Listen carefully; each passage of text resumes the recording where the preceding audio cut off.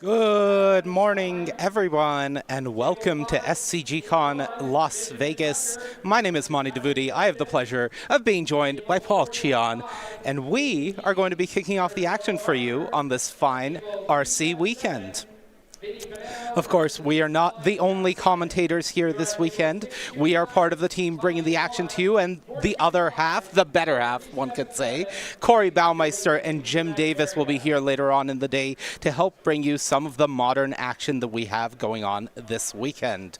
And of course, as I said, Modern is the name of the game this weekend. So just to give you a bit of a refresher, if you're not familiar, Modern, one of the 60-card constructed formats with up to a 15-card sideboard.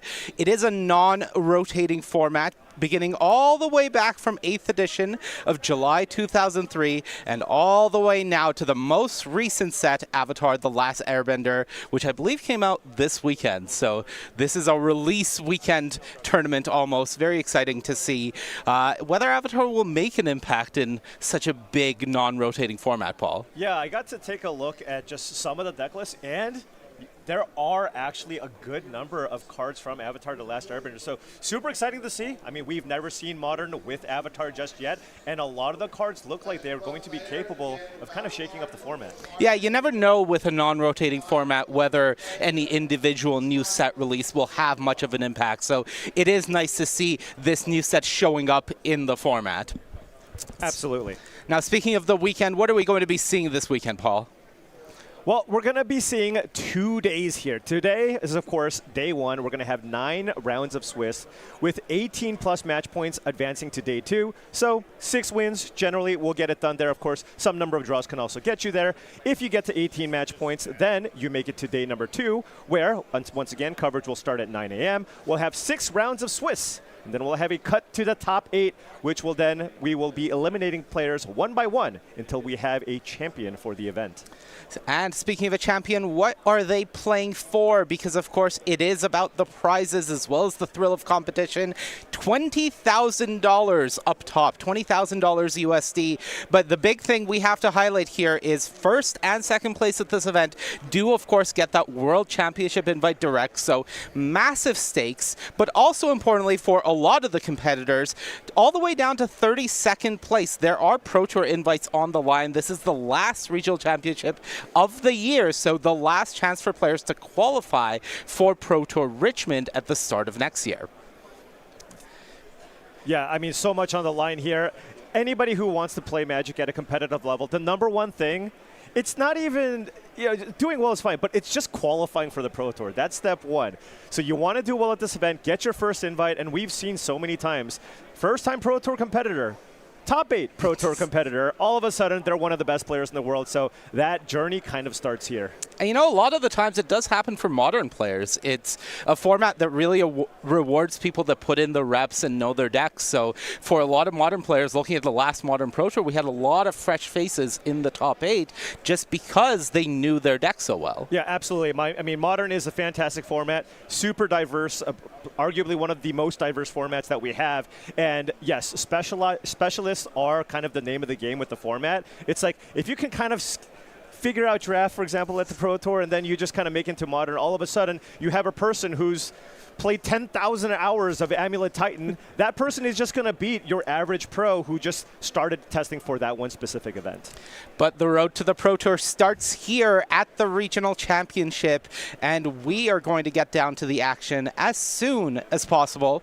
What are you excited to see this weekend? We haven't really seen Modern on this scale since the Pro Tour for you and I. What do you have your eyes on?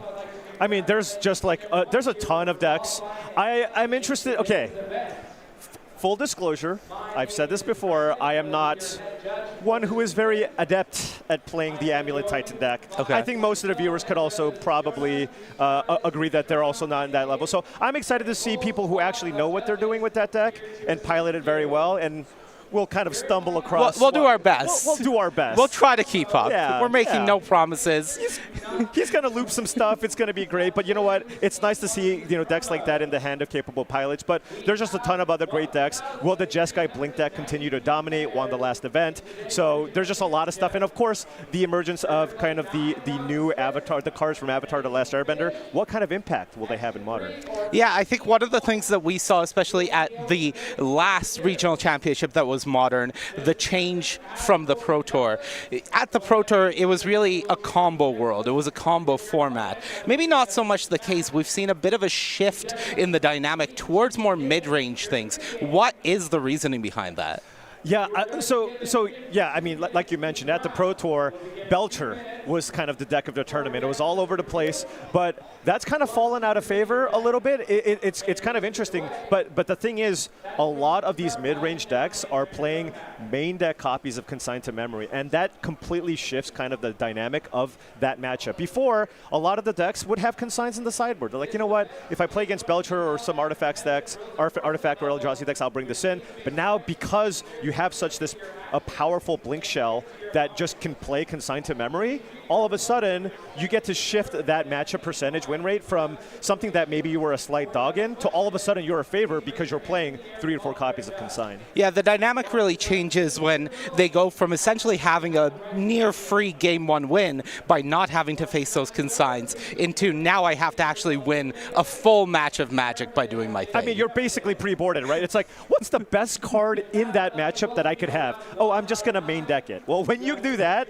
I mean, that's going to change the matchup, of course, on its head.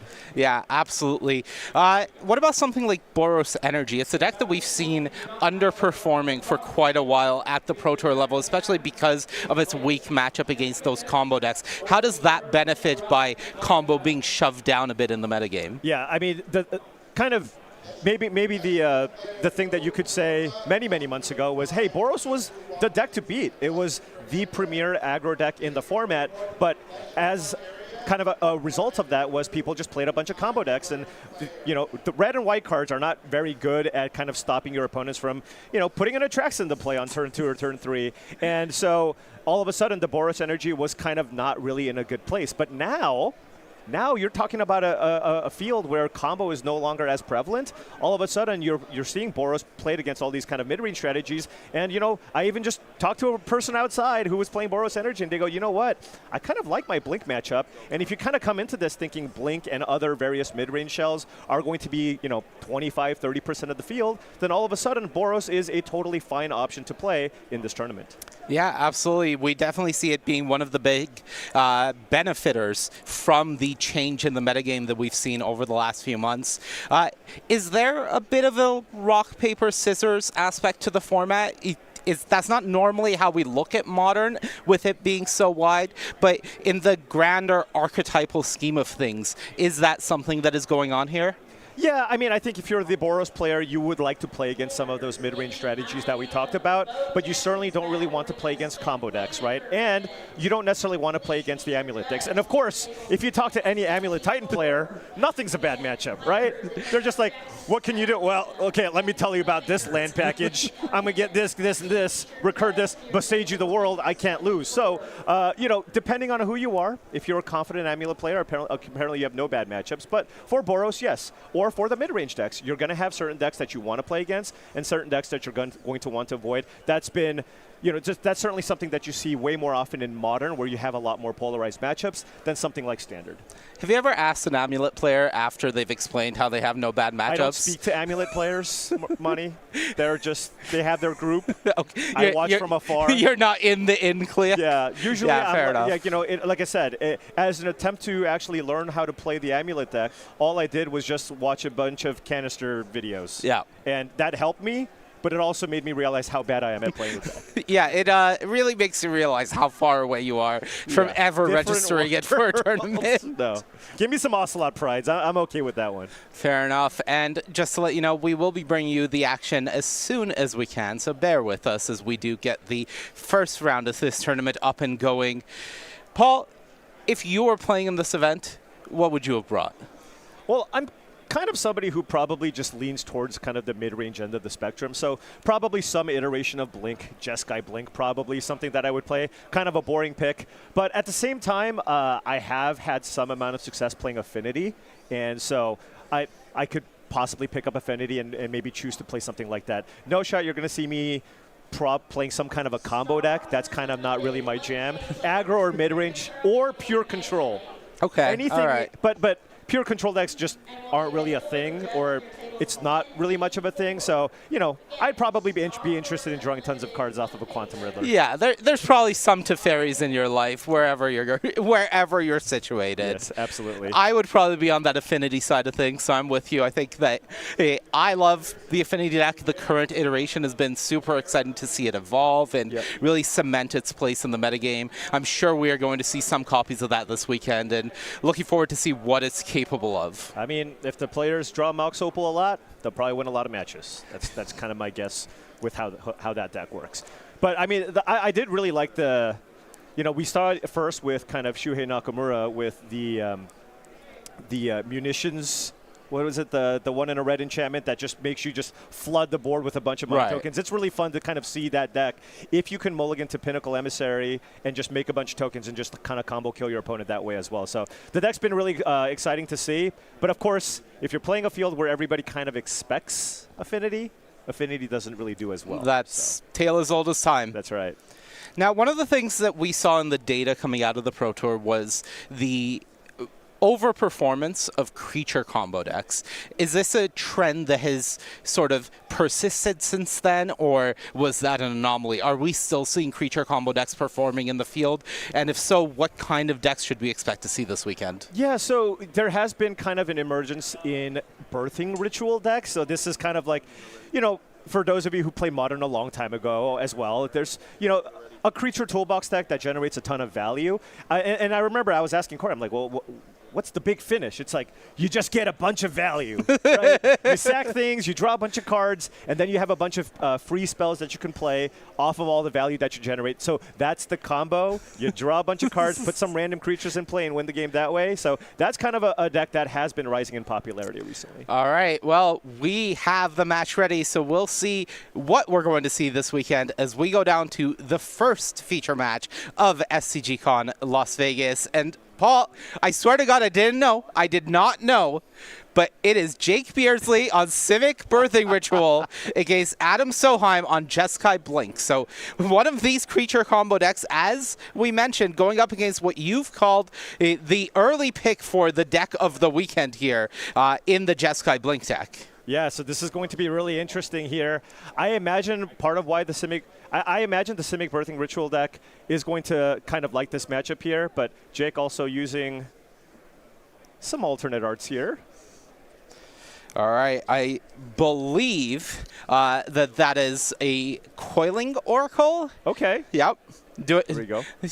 Being put to the test early, first thing in the morning. Full disclosure, I have not had coffee this morning, so it's going to be a fun ride.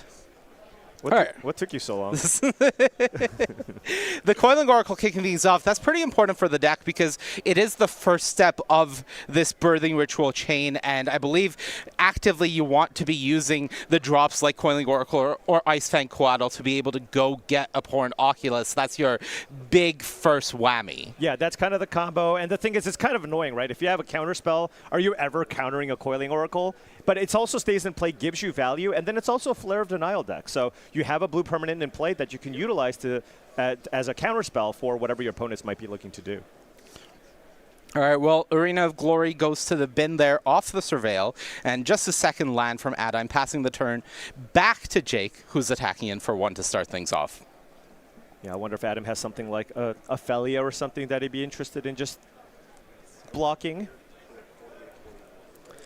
Yeah, it is interesting for Jake to be running things in here, though, of course, with copies of Dismember as well as other forms of interaction in the deck. It's not the riskiest to just go for it here. Right. So Birthing Ritual. Namesake card is out. On the battlefield here. So now we're going to see Adam with some responses. He does have access to 2 copies of Strix Serenade here, but that's not going to help you out against the Birthing Ritual. So is there really anything other than Consigned to Memory or something like Solitude here to try to answer from Adam's side? Yeah, there's a March of Otherworldly Light that you can use maybe. Okay, all right. But you would have to pitch something to be able to cast that and get the Birthing Ritual. Right. Adam's still deciding on the fetch here. All right. Oh, that is full text planes. Fancy planes. Love to see it. Whoever decided that was an okay planes. Oof. That's it was a choice. It is a choice. And look, speaking of modern players that went on to win their first Pro Tour, we really didn't script this, but there's Jake Beardsley. Yes. Won his first Pro Tour in the modern format. Really the poster child of the dream. That pipeline, that dream of going from the RC level to the Pro Tour to champion. All right, so it looks like Ritual has resolved, and okay. It is going to be the consign on the trigger at the end step. But the Birthing Ritual is still in play, right? So that's just kind of stalling it out for one activation. What can Adam do on his turn now to be able to deal with the Ritual? And just the Fable of the Mirror Breaker here, so that's going to give Jake the ability to kind of do the thing that his deck was kind of designed to do here.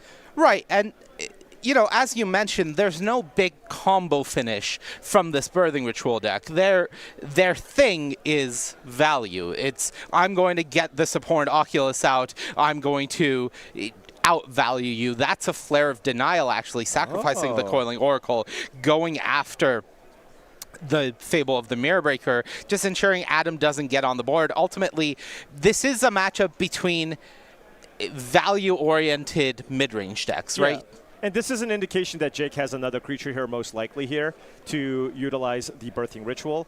Playing a Sink into Stupor here as a land, taking 3 damage. And not quite enough for an Oculus, but looks like Shardless Agent? Yeah, for a 3-mana play here, that would be incredible. Oh, okay. All right. Not the best Harbinger position, you could say. Yeah, but you're just cashing it in for something else, right? So just playing anything, right, to be able to just get something smaller. You get a Coiling Oracle here that gets you some value, and then now you can maybe use that to get something better. Okay. All right. Yep. Birthing Ritual, number 2. But it does really feel like Jake right now is spinning his wheels, as we like to say, not really doing much. But at the same time, Adam isn't really progressing his game plan in any way, so it does look like Jake is just happy getting a little bit of value and eventually taking over here with an Abhorrent Oculus if you can get one in play. Oh, another Flare. Yep. Okay. Fable number 2 meets Flare number 2. So far, Jake has had the answers asked of him. That is one of the goals of this deck. It plays a full 4 copies of Flare of Denial, just trying to make sure that while he's playing a pseudo-fair game plan with cards like Coiling Oracle and Icefang Coatl, you are also able to interact with your opponent in an unfair way as required of you from Modern. Right. Now Jake actually just passing here with a bunch of mana up. Does have the ability to cast either Subtlety or Endurance at instant speed. And of course you can just hard cast Flare of Denial, right? We don't see it that often, right? But it is a legal play. Right. We do know that he has access to that second Birthing Ritual in hand, I believe. Right. So the fact that he didn't cast it from Adam's position here, maybe he just doesn't have a creature, so there's no reason to commit the mana. Right. But it does feel like Jake is at least saying, I have need for more than the 3 mana I would have had I cast this Birthing Ritual. Yes. All right, back we go towards Adam's way, but there is a Surveil coming at the end step here from Thundering Falls. Thinking about that for a moment. Yeah. Who do you think is favored in this matchup?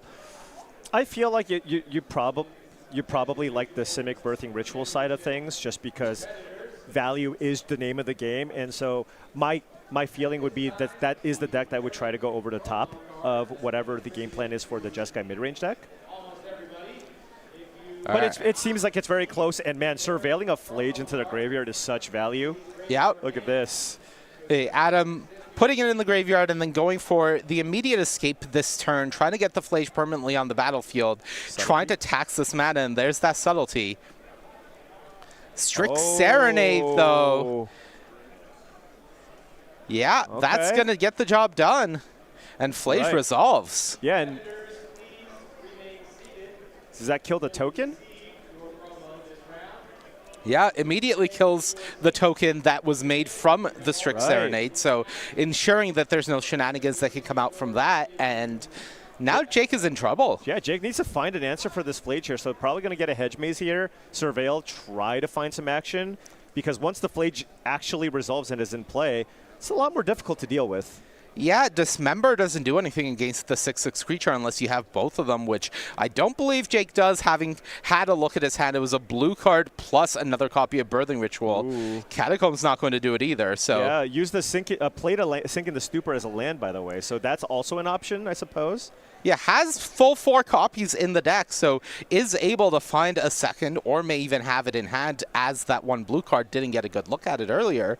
But as things stand, it is very much a fast clock being presented by Flage, so Jake has to find an answer, and he has to find one fast. Okay, Subtlety. Probably going to be looking to use that with the Birthing Ritual. Yeah. What do we find? I don't think I saw an Oculus. I saw an Icefang Coatl, but that Fibblethip the Lost. Okay, that's a little value there. All right. But this is still during the beginning of the end step here. And remember, if Fibblethip entered from the library, yeah, that's why you got it in there. You draw two cards. Yep. So that is step one, but that's all Jake has for his turn. So Flage can attack, remove the Fibblethip. Right. It won't shuffle back into the library, of course. It would become the target of an ability. And then still pushing 6 damage across. So the clock is very fast here from from Adam Soheim, excuse me. I mean, Flage just closes out games so fast. That is not how Fibblethip works. Just Jake double checking. Yep. And Fibblethip to the yard. 6 damage across. Jake Beardsley falls down to 10, I believe. As the life totals are reversed here, we will get that fixed. But it should be Adam at 19 and Jake down to 10. Yeah, Adam. Comfortable life total here with the active Flage, and Jake, it's one of those things, right, where you kind of just, you need to counter the Flage. If you don't counter the Flage, it's so hard to kind of deal with it, at least pre-boarded games. Yeah, the game really up to this point has been about the cheap interaction that both players have had access to, the subtleties and the flare of denials from Jake versus that strict Serenade that came in so clutch here from Adam. Yeah, huge, huge. That's a Warped Quantum Riddler coming out from Adam there as well. So we'll see what the follow-up is. It is a Sacred Foundry taking 2.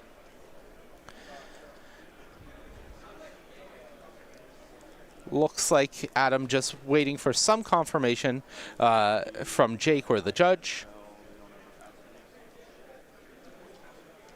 Okay. The Riddler's been warped in a 3-mana play here. Teferi? No, another Flage. Another Flage to just get Jake low here, it seems. Yeah, it puts Jake on a 1-turn clock. Right. And Adam only needs one more card in the graveyard in order to be able to escape the second Flage if necessary to finish off with the Lightning Helix. Yeah, just for the last 3 points of damage here. All right, the Riddler has been exiled here. Yep, goes to the Warp Zone. In a real tough spot here for Jake. Yeah, this is not the type of spot that the Birthing Ritual deck can typically come back from. They are working on amassing a lead and snowballing it using resources. That's not the game plan that Jake has had so far. This game wasn't able to piece things together, and just one of the haymakers from Adam landing meant that the pressure was just amplified by that much. Yeah, this is a great preventative deck, but once something actually hits the battlefield that's bigger than, that has more than 5 toughness, then you're going to have a tough time. All right, Shardless Agent, the cast from Jake. Adam taking a moment to think about it, it looks like. Yeah, could have a consign here, it seems. Consigning the Cascade trigger. Yeah, saying that I'm going to put you on essentially just this Birthing Ritual trigger. And the nice thing about this is it also just puts the 5th card in Adam's graveyard to escape the Flage, to get in for a final few points of damage if needed, because now, with the Shardless Agent in play, you attack with the Flage, kill the agent, get Jake down to 1, escape, and that should get it done. All right, we have a warp token to signify where the Riddler is, so that is nice. Now, does Jake deploy the second Birthing Ritual here? Yeah, it depends if he's looking to maybe represent something, or if you sack the agent and you find a way to draw cards and then you draw counter spells, maybe you want to be able to use that as well.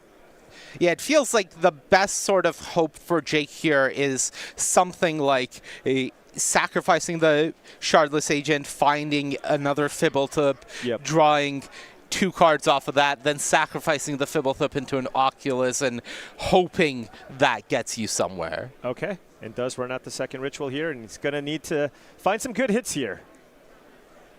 7 cards. Coiling Oracle. There is an... or a Coatl. There is also, yeah, you can choose.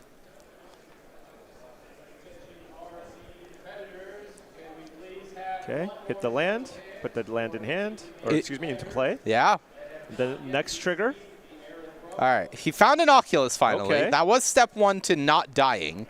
Yeah, but you just have to chump block with the Oculus, right? At these life totals, because you're going to lose your creature. You get an Oculus and a 2/2. Now, there's also an Endurance. He could go Endurance, get rid of the graveyard, take the Flage option off the table. That would at least do something. But then you would, okay. So you do that, but then the endurance has to chump block. You're still here. chumping. You're still chumping. Look, yeah. not a great spot to be in. We are scrambling here. Yeah. Bare minimum movements are the name of the game here for Jake Beardsley at the moment. Dead to any sort of breeze. Dead to many things. Solitude, Prismatic Ending, March of Otherworldly Light, Teferi. They're all good. Yeah, and keep in mind, Adam can just cast the Quantum Riddler too. Yeah. Right? Just to get some additional value. And that's what he will do. And that is an evoked subtlety. Yep. And I imagine this is going on top. Yep. Yep. All right. Force the chump block. Yeah, I mean, Jake, that was a 2-for-1 on yourself, and now you have to chump here. Jake going down to 4. Yep. Just the planes in Adam's hand. Just the planes in Adam's hand. Put the Quantum Riddler on top, and we're going to probably fetch for another Hedge Maze here. I think there's 2 in the deck. I don't know if you can afford to at 4 life. Yeah, that is a great point, Monty. That puts you dead to Flage. Is there any life gain that Jake can present here? God. I guess you just try to just top deck something here. Great call out. Going to 3. There's not that many answers in that deck. Yeah, okay. All right. That's what you need to start things off. But like you mentioned, this does feel like you're just kind of... Ooh. Okay, wow. All right. Okay. Third Birthing Ritual. Okay. That's a lot of triggers. Okay. All right. Okay. This is still a rough position, but I think it's the start of something. Yeah, I mean, you're still getting some amount of value here, for sure. Wow. All right. Oculus. Yep. That's ritual number 1. 2 triggers still remaining. Right. And now you might be able to actually just block the Flage. That's a second Oculus. Did he hit a second Oculus? Yeah. Oh, my. Still has a trigger left, but I don't think you're risking anything here in Jake's spot. Right. Oh, my goodness. What a turnaround here for Jake. Okay, so not at 3, looking pretty good for Jake here. I don't think he's going to want to sack an Oculus here, right? You don't have to. Yeah, okay. That's just look at the top 7. Yeah, you have to resolve the trigger, but you do not have to sacrifice anything. So double Oculus means double Manifest Dread here on Adam's upkeep, and now there's a blocking force for this Flage. Look at this army that's been created out of nowhere. Yep. Coatl into Shardless Agent? Are you kidding me? Look, this is the power of this deck. If this deck wasn't capable of doing things like this, would it really be a contender in the modern format? You're absolutely correct. It needs to have some sort of power, right? And now we're seeing what the deck is capable of. Yeah, and you know, the play that you called out, absolutely huge. Jake choosing not to go down to 3 life because that would have just straight up killed him. Now he's in a position where he could possibly come back here, right? Because, you know, if Adam attacks, what do? You kill a token? Right. You just take Jake down to 1 and hope you just can escape the Flage. That could be a secondary strategy as well.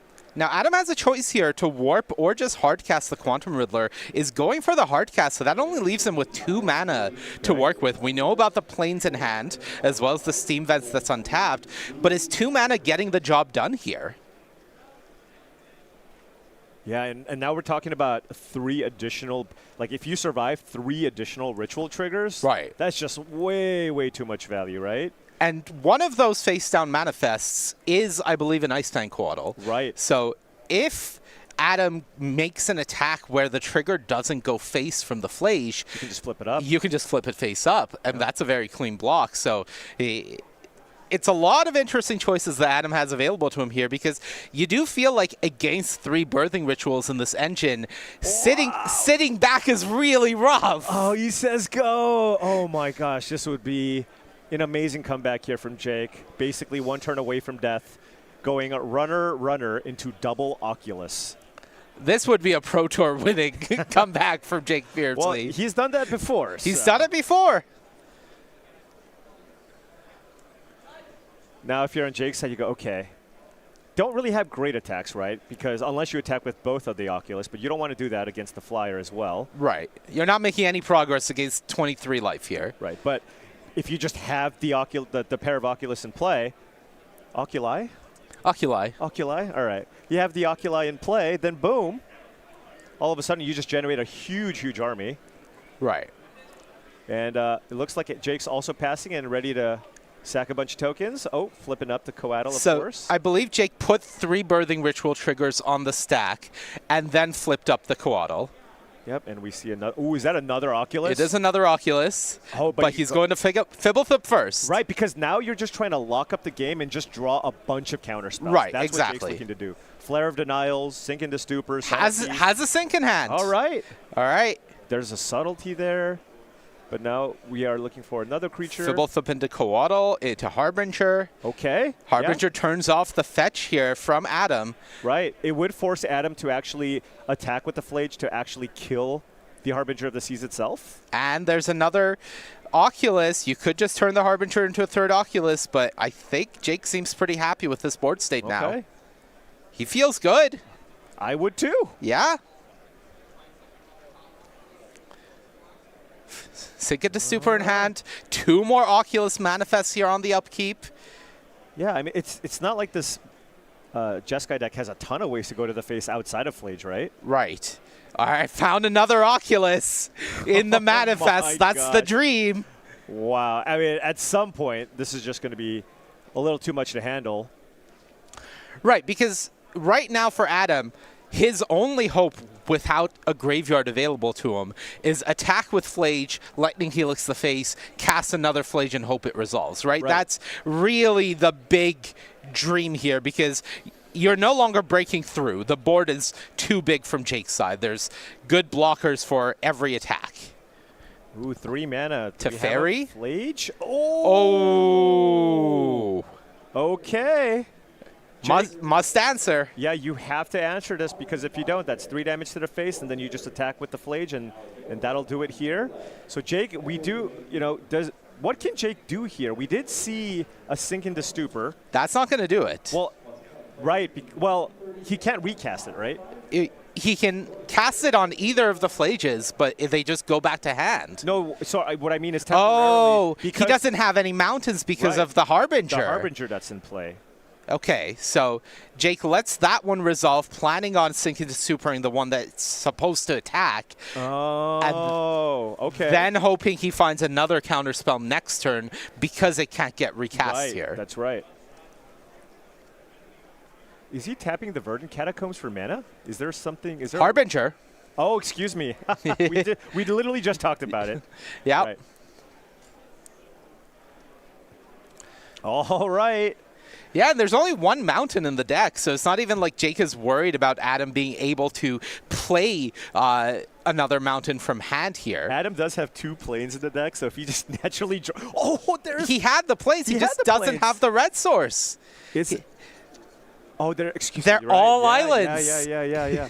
He has 2 white, 1 red, and all blue to work with, and that means only 1 mountain. Flage can't be escaped either at this point. Right. There's no configuration in the deck that would allow Flage to be escaped as long as Harbinger's on the battlefield. So if Jake has a counter here, yeah, okay. But he can still cast the one that he has in hand, right? So he can. Yeah. But if that one gets countered, things get interesting. So does Jake have another natural counter here? He has access to potentially a lot of cards. Right. 3 more Birthing Ritual triggers. And there is a Sink into Stupor. That'll do it. He can only cast it once. Right. Now the question is, will Jake run out of counters at some point for the Flage to actually resolve, and will he be able to close the game in time? Yeah, I think... Because Adam has a pretty comfortable life total, but has to be careful with what he chooses to attack with if he can't get that Riddler off the battlefield. Yeah, it does feel like we are either at the turn or a turn away from Jake having to start attacking. Right. Notably, there is an abhorrent Oculus face down. However, 3 of his mana, which is more than what he has to flip the Oculus face up and leave up Sink into Stupor, are accounted for right now. Yeah. Also, just, I don't know quite yet, but at some point you have to be wondering, how many cards will Jake have left? Right. Right, especially if he chooses to flip the 3rd Abhorrent Oculus. Yeah. The good thing is these rituals are taking 2 cards out at a time. Subtlety is a huge draw. Big draw. That's massive. Now he's got Subtlety and a Sink into Stupor. I mean, it feels like Jake more or less will have this locked up here. Yeah, he's going to count the deck. So what you mentioned, now in consideration, because each card that you take out of the deck here is potentially representing a win condition for your opponent.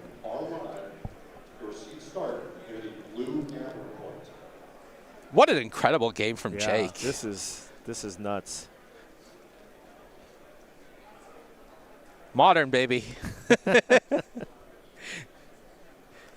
All right. Well, so what else will Adam have here as amazing draws, right? There's a March of Otherworldly Light. It has to be Teferi. It has to be Teferi using one of your white sources plus 2 blue lands. I And don't think, does he play Teferi? I don't know that there is. they're all in the sideboard? There's 2 in the sideboard. There's 0 main. He's actually going with the Strict Serenade. So March of Otherworldly Light's the other card I can think of to deal with the Harbinger. Yeah. But now there's the subtlety.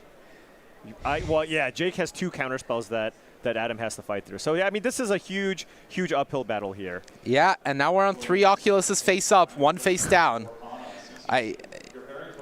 This is very much do or die now. Yeah. All right, now we're seeing some Oculus triggers here, number 3. And he endurance his own graveyard back into the deck to make sure that he had the fuel here for this, as well as all of those counters used earlier, the Flare of Denials, they're now back in the pool. Yeah, at some point you can just start chump attacking, at least with all the ground creatures. Maybe keep a flyer or 2 back just for the Quantum Riddler. But yeah, you can get in for a good amount of damage now. Double endurance from this deck, just ensuring that you can more or less never deck. Oh, this deck is sweet, Paul. Yeah, yeah.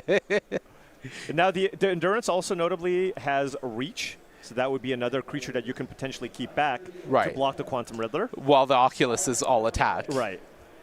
At least you can even get in with 2, right? You're not really concerned too much. So attack with 2, sneak in for 5 more points of damage. You still have 2 creatures that can block the flyer. I think number 4? Did Adam just pass? That is Oculus number 4. Yeah. All right. That was what I was going to say, is if Adam doesn't tax Jake's mana here, then Jake has the freedom to just flip up that Oculus and have 4 Oculuses available to start attacking for what is definitely lethal. Ooh, but there's a Solitude now, and you can probably use this to, if you don't think you're going to die, you could just target the Harbinger. Right, so Jake, this is on end step. So Jake is doing the math now because he could just subtlety this and say, that goes on top. You need another Solitude, or bottom. Right. You need another Solitude, which you don't have.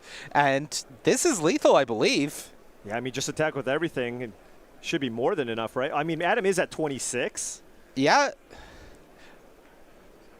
20, 22, 24, 26, 20, 30. This is 30 damage coming in. Oh, yeah. All right. And there's just 1 red mana up, so no March. Nothing to worry about there. Yeah. Wow. Wow. What a comeback. Jake Beardsley. My goodness. That was nice. That's a masterful game of Magic right there. Yeah, yeah. All right. Looking at the sideboards, Paul. Talk me through this.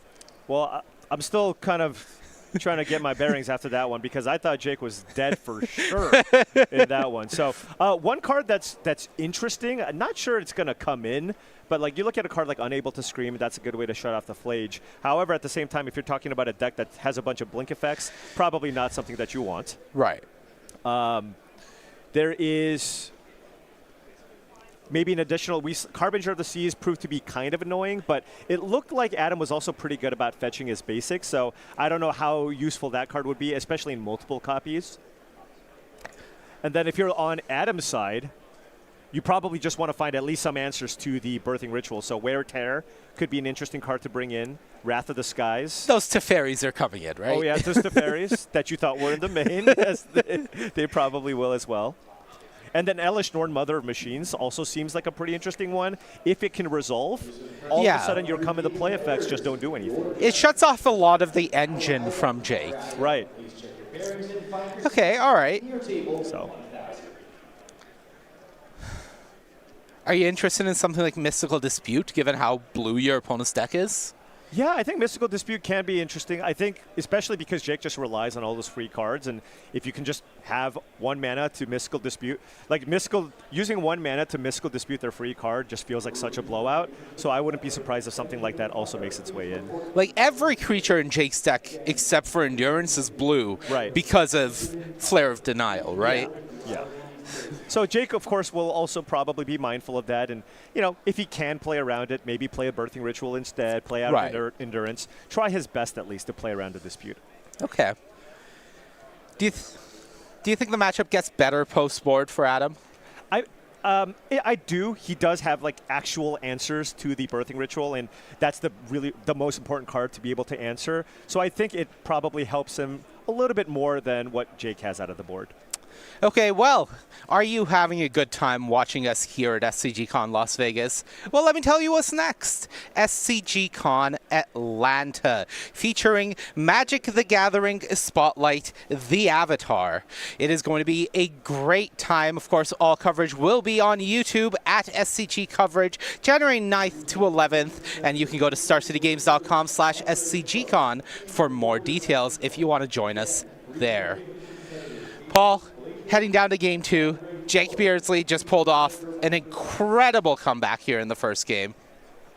How do you feel after a game like that if you're in Jake's seat? I mean, you're just, you kind of everything's kind of going your way, right? Like you're back against the wall. You played extremely well there as well. Just being mindful of every little thing that Adam's deck is capable of. Of course, Jeskai Blink, probably one of the big decks coming into this tournament. So everybody's played a ton of matches against it. So there's no surprises. You just know exactly what they can do, and you know exactly how you should play. And Jake played that game beautifully. Yeah, for all we know, Jake wasn't sweating at all that whole time. And he was just like, yeah, I've been in this spot before. Yeah. He's like, what are these casters talking about? 4 life, down to 1, no problem. Not a big deal. Yeah, not a big deal. 1 life is all you need. That's right. We're in Las Vegas. Chip and a chair. Chip and a chair. All right, so we are going here into Game 2. But while we do, we're taking a look at another table where we have Jason Yee, Pro Tour All-Star, down a game on 4-color control with Kahira against Noah Barber on Is It Affinity, Paul? And I see an Orim's Chant being cast here.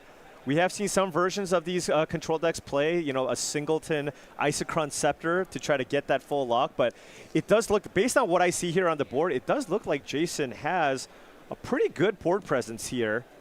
Yeah, I would guess that this is probably a variation of the control deck that they brought some of the Sanctum players to the Pro Tour with Chant combo specifically in the control shell. Although I will note, I did not look at the life totals, Monty. Jason was at 1. Yeah. Look, maybe next time we'll take a look in, and they'll be on Game 3. Maybe. And things will be marching on. Yes. But right now we are back to our main match, and it was a fetch land from Adam. To kick things off, Jake played a Sink Into Stupor as a land, and we are back here with a Surveil land coming out on the end step. Yeah, kind of slower start. Neither deck really does a ton turn 1.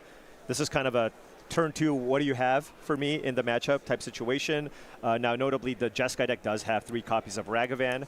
Unclear if Adam chooses to keep that in this particular matchup. I mean, on the play, probably you always keep it in, but I could see arguments to taking it out, on the draw. Yeah.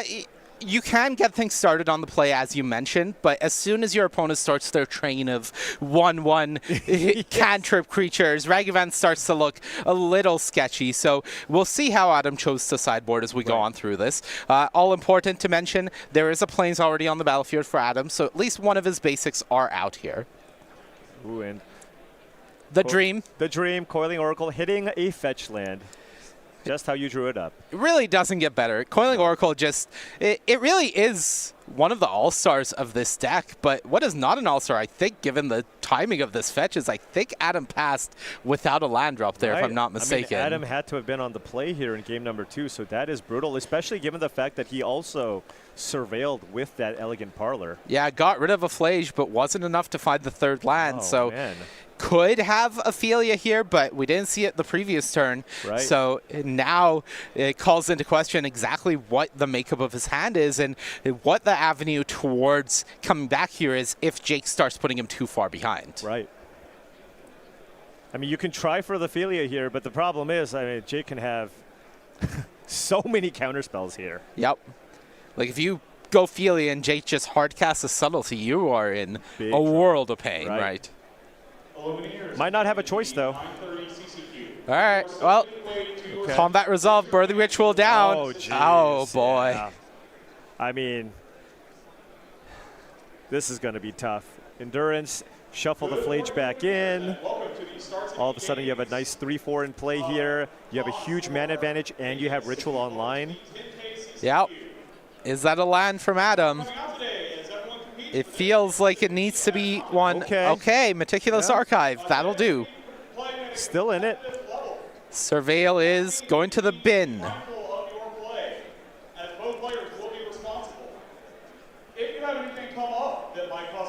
Do you know what that card is? Is it a Ragavan? I believe it is a white spell. Okay. That shows how much my eyes can see. Ephemerate, probably? I would guess so, yes. All right, I'm going to go on Ephemerate. 58 of you competing for this invitation. All right, Coatl. At the conclusion of that 9th round, we will be doing Yeah, I mean, Jake is now just doing exactly what this deck was meant to do, and Adam just has zero pressure here, and it's going to be... I mean, at this point, I just don't even... Like, how does Adam even come back? It has to be something like Wrath of the Skies out of the sideboard, right? Yeah, that's the only thing that I can think of, yeah. So without Wrath of the Skies available, and, you know, Wrath of the Skies currently is very much start for mana, so that is the other big issue. Yeah. But it feels like Wrath of the Sky resolving is a big ask against Jake's specific deck in the first place. Right, right. I mean, at this point, there's also just got to be a really good shot. Jake just has a counterspell in his hand, right? If he has a Flare of Denial here to go with this value engine off of the Ritual, it's going to be super tough. All right. That's a Fibblethip. I see a Fibblethip. I like 2 cards. Yeah. Jake agrees. This deck is sweet. It draws cards, free counters. As a former Birthing Pod player, I am accepting what Jake has cooked here. Look, if you haven't played Modern for a while and you were a Birthing Pod enjoyer, this deck is for you. It might be the time. Yeah. It might be the time to come back. All right, so I believe we have gone back Adam's way, drawn for the turn. I think all good comebacks start with a land here. I don't know if this one's gonna do it here. Going for the subtlety because he doesn't want Adam to ephemerate this Riddler here, and this is still brutal here. Jake's adding to the board, putting more pressure on Adam, who's already sitting at 14 life. Right. And what are you going to do with a red or white mana? Right. You see Adam in pain here because this is just a tough spot. Riddler has to go permanently. You can't put that on top if you're looking for lands. Right. Did find a land. Okay. So that is the start. It is a start, but this is a 2-turn clock here from Jake. And I'm just assuming, I have no idea what he had. I'm just assuming there's more counters in his hand. Absolutely. And he probably just feels like he's got this one locked up. Yeah, he just drew 2 cards off Fibblethip. How can you not have a counter? At least, yeah. 100% to have a counter. Yeah, it's basically a lock. I mean, how many counters are we even looking at in this deck? There's so many. There are 4 flares, 4 sink into stupors, 4 subnegation, and a bunch of subtleties. Yeah, there's still 3 subtleties, 3 sink, and 4 flares available. Right. Oh, a rare whiff. Yeah, it is possible. Jake also still has 2 Icefang Coatls in hand, I believe, if I saw correctly. So even if Adam doesn't tax all of Jake's mana, that's going to be more pressure added to the board, more cards being drawn, more pain being brought. Yeah, I wonder if Adam's just on the Wrath of the Skies maybe resolves?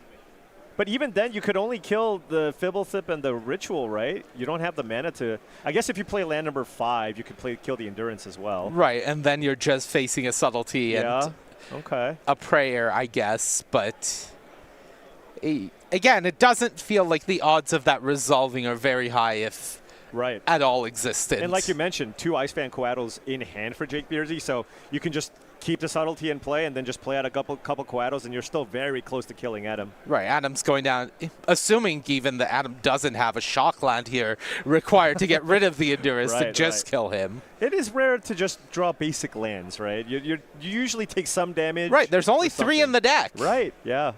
We saw Hallowed Fountain come down tapped last turn. There's not that many lands. A lot of them are fetches. That's going to cost you some life. Flage maybe, gain some life.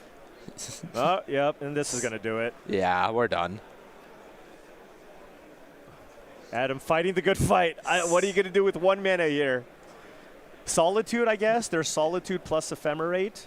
Yeah, Solitude Ephemerate is capable of things.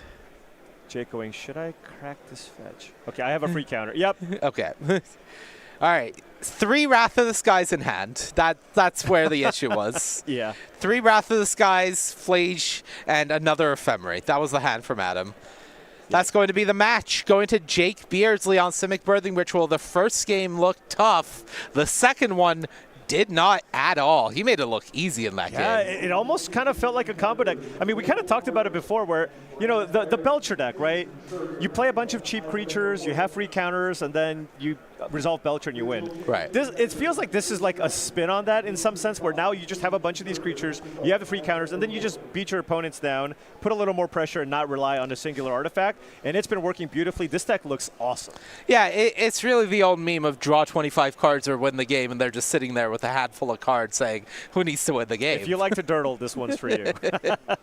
It looked really good. Yes. You do have to add it to the deck. It looked like it was dynamic. It had multiple game plans. It had ways to come back into the game from what looked like a completely unwinnable position. And it just felt like it had game at all points, like the sheer number of cards that it was drawing. Yeah, I will say, when I look at this deck, like I mentioned before, it kind of starts on turn 2. So I feel like when you do play against a bunch of these other mid-range decks, various Blink decks or what have you, this deck's going to perform pretty well because it's just not going to be under a whole lot of pressure. Curious to see what happens when this type of deck goes up against some of the more explosive decks in the format, Boros Energy or perhaps Affinity. Then how will it perform? Well, we have a whole weekend to find out, but right now we are going to go into our other feature match. So we're going to take you down into the action, and it is going to be Benjamin Tucker on Azorius Blink at the top of your screen against Patrick Tilson on Boros Energy on the bottom here. Oh. Classic matchup here. Please return to the main stage. And play draw, extremely important, especially on the Boros side. And turn 1, Ragavan. Been a while since we saw it, but still just as good here, at least potentially. I mean, I see it all the time. I've been cube drafting a lot, Monty, just to let you know. Okay. I've drafted my fair share of Ragavans. Oh, okay. Yeah. I've been sticking to like Reanimator colors and, you know, trying to have some fun, but I understand you need to keep that win rate up. Boring Boros. Boring Boros. Try to hit rank 1. Couldn't do it. But you know what? It was fun. It was a good effort. The 4 was too powerful.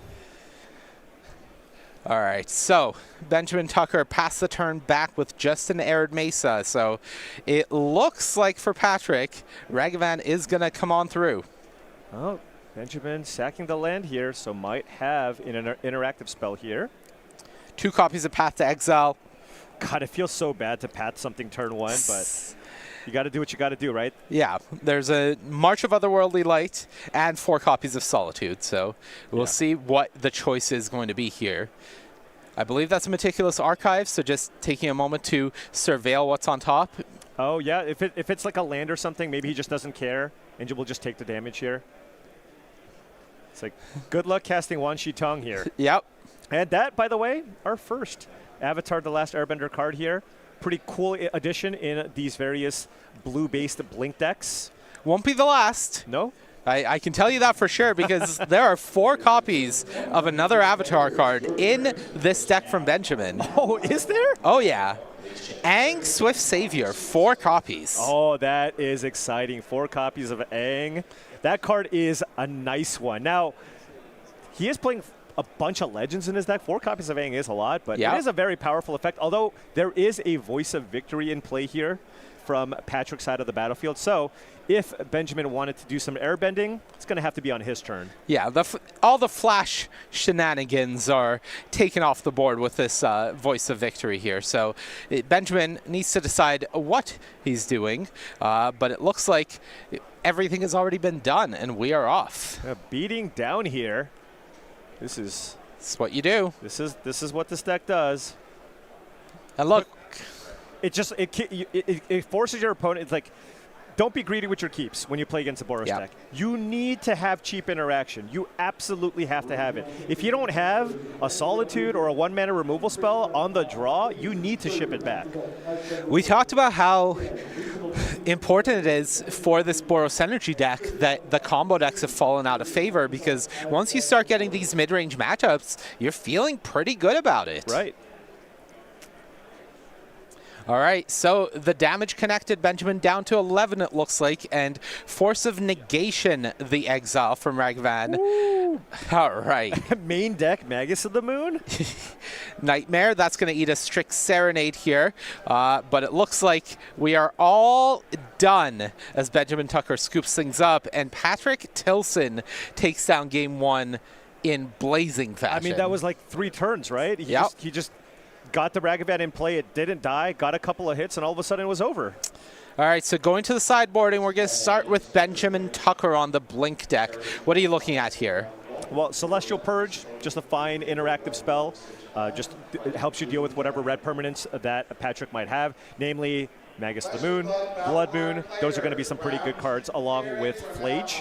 And then probably just bring in the Wrath of the Skies. That's probably one of the absolute best cards to have in this type of matchup. It makes it so that your opponents can't snowball the game off of their Ocelot Prides and their Ragavans. So I imagine we're going to see Sweepers, Prismatic Endings, and possibly that Celestial Purge coming in. Okay, what about the other side for Patrick Tilson?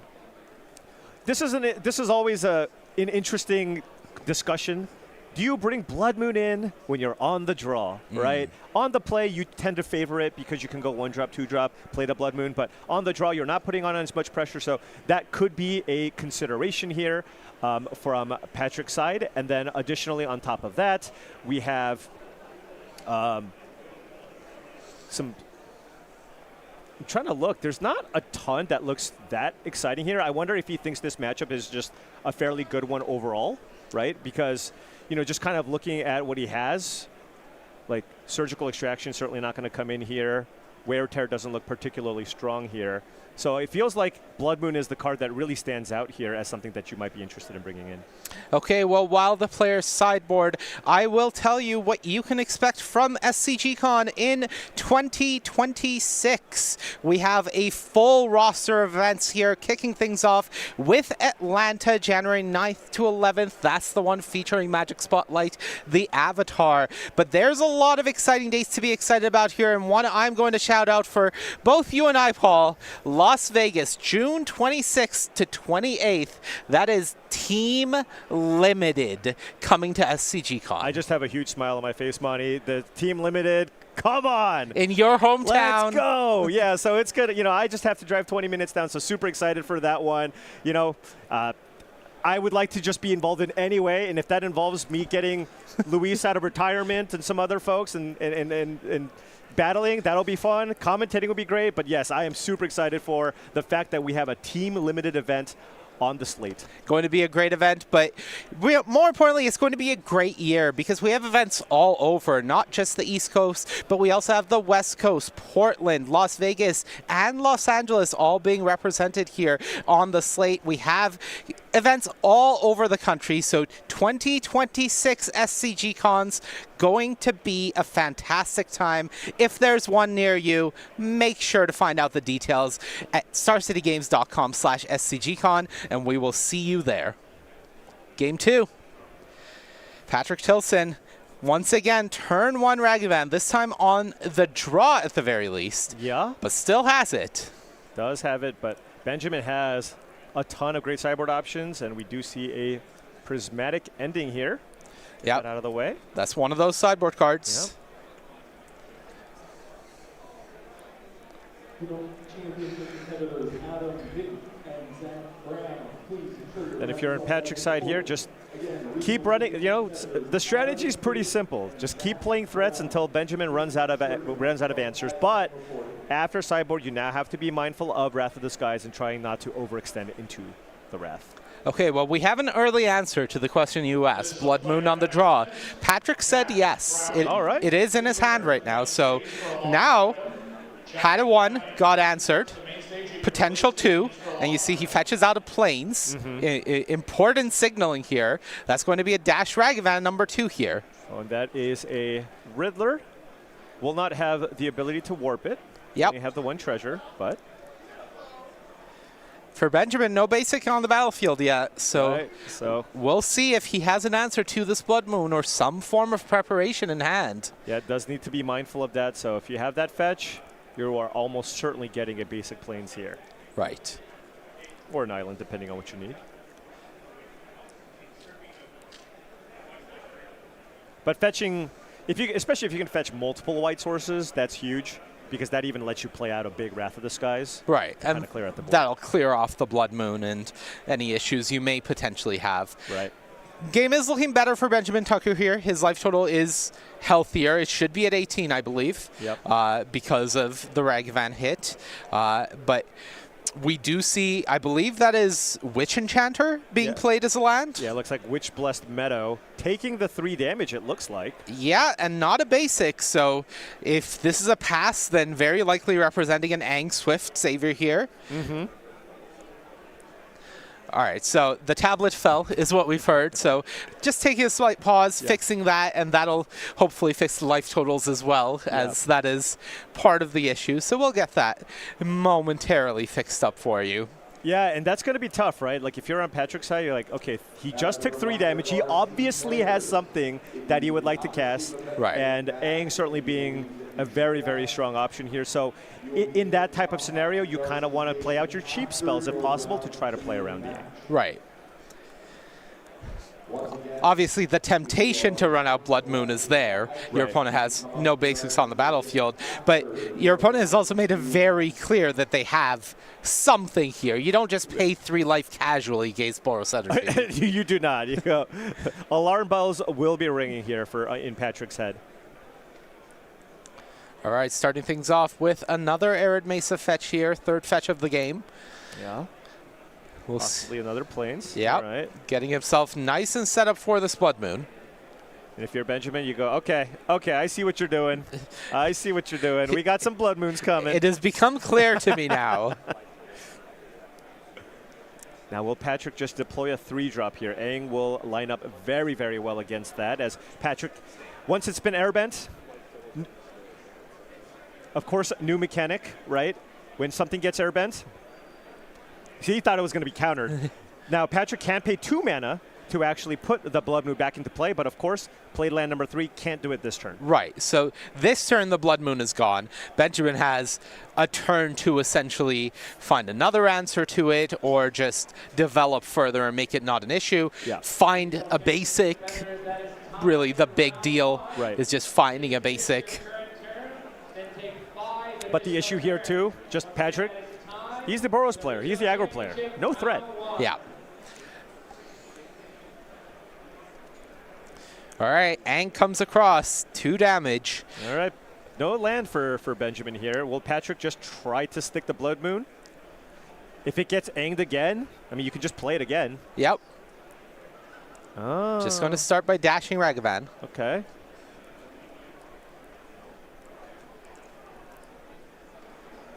Solitude. Okay. All right. Now, I will note our life totals are going to be broken for this game, so it's going to be a bit of a fun memory exercise for you and I. I think this puts Patrick actually... At 19? I think back up to 17. Oh, okay. I think he was at 15 there, Right. but I'm not certain. Benjamin should be, I believe, at 15 currently. Well, Patrick's got his little life pad there. Maybe we'll we'll take a little gander over there if it's being updated here. Yeah, you can see 15 for Benjamin on that life pad, but Patrick's life total has already gone too far down. Right. All right, it looks like just a pass back, not choosing to deploy the Blood Moon, and the Librarian. Wan Shi Tong makes an appearance. This is a new addition, another new card here from Avatar: The Last Airbender. Blue X for a flyer, as you can see there. It draws you cards, but more importantly in Modern, there's always a trinket line of text that kind of hosts people, and this is why it's in here. Whenever an opponent searches their library, put a +1/+1 counter on Wan Shi Tong and draw a card. You want to fetch lands there, buddy? Well, guess what? I'm going to put this one in play and draw cards as well. It's a beautiful line of text, really. Yes, it sure is, especially in the older Magic formats. All right, I believe that is a Static Prison coming out here from Patrick. So that's going to answer Wan Shi Tong. Yeah. But still an Ang on the battlefield, still some pressure coming across. Not much, of course, but some. And now Patrick can fetch. If Benjamin had another copy of Wan Shi Tong, there are 4 in the deck, could respond with that, but leaving his mana up as he did the previous turn. Right. I believe he had that line available to him the previous turn as well, when Patrick went for a fetch and did not choose to deploy Wan Shi Tong. So saying that he wanted to represent something else there. Yeah. Getting a Sacred Foundry here. Untapped, it seems, so double red card. Maybe we might be seeing a Seasoned Pyromancer entering the battlefield here, possibly. Yeah, that was a Flooded Strand, so the only way for it to get a red source without Blood Moon on the battlefield was getting that Sacred Foundry or a Elegant Parlor, but it looks like Patrick wants the mana this turn. Oh, and there's only 2 planes, so the only land you can actually get is that. Another Dash Ragavan, third one of the game. Okay. Benjamin had to use a Solitude previously, so that was probably kind of the last line of defense there. Bunch of treasures being generated here for Patrick, but still not a ton of pressure. It's manageable here if you're on Benjamin's side. Right. The question is, do you just fire off Blood Moon post-combat here? I would assume so if you have nothing else to do, just at the cost of 1 treasure. And is it resolving? It's only 2 mana. Yep. We're all learning what airbending does. Right. It's round 1 of the weekend. Yeah. It is release weekend. Avatar cards are new. Right.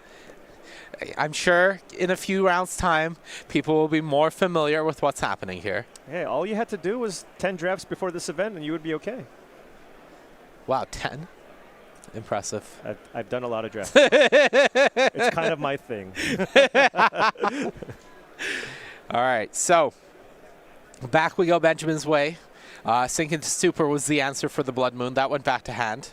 And Ang is coming across once more. And noting, I mean, that's how much Ben cares about that Blood Moon, right? Because he didn't play land number 4. He's been holding that Sink into Stupor in hand. Oh, okay. Wrath of the Skies here for 1. Trying to get the Static Prison in, but there's a Galvanic Discharge to kill the Ang, it looks like. Okay. All right. But the Wrath should still resolve here. Wan Shi Tong comes back as a 1/1. Enough to block a Ragavan. Right. Noting that Wan Shi Tong is not at its best in this matchup, right? We're talking about the Boros deck. I mean, it's got some fetches, but... Hey, there's been 4 fetches played this game. That's fair. That is fair. Patrick's deck very much relies on fetches. Okay. So it's still strong, of course, but... Oh, subtlety here on Magus of the Moon. So this is we're just fighting over all these various Blood Moon effects. And yeah, Patrick just keeping it on top here. Yeah, Ragavan gets hard cast now. And for Benjamin, really this is buying time, trying to find a fetch land, trying to find a basic land, right? Because at the moment, Blood Moon or Magus of the Moon coming down is more or less spelling lights out. Yeah. The issue is these are just all kind of not great exchanges, right? You're just using a bunch of subtleties and solitudes. Like, Benjamin needs to find Quantum Riddler to kind of get back into that game. Wow.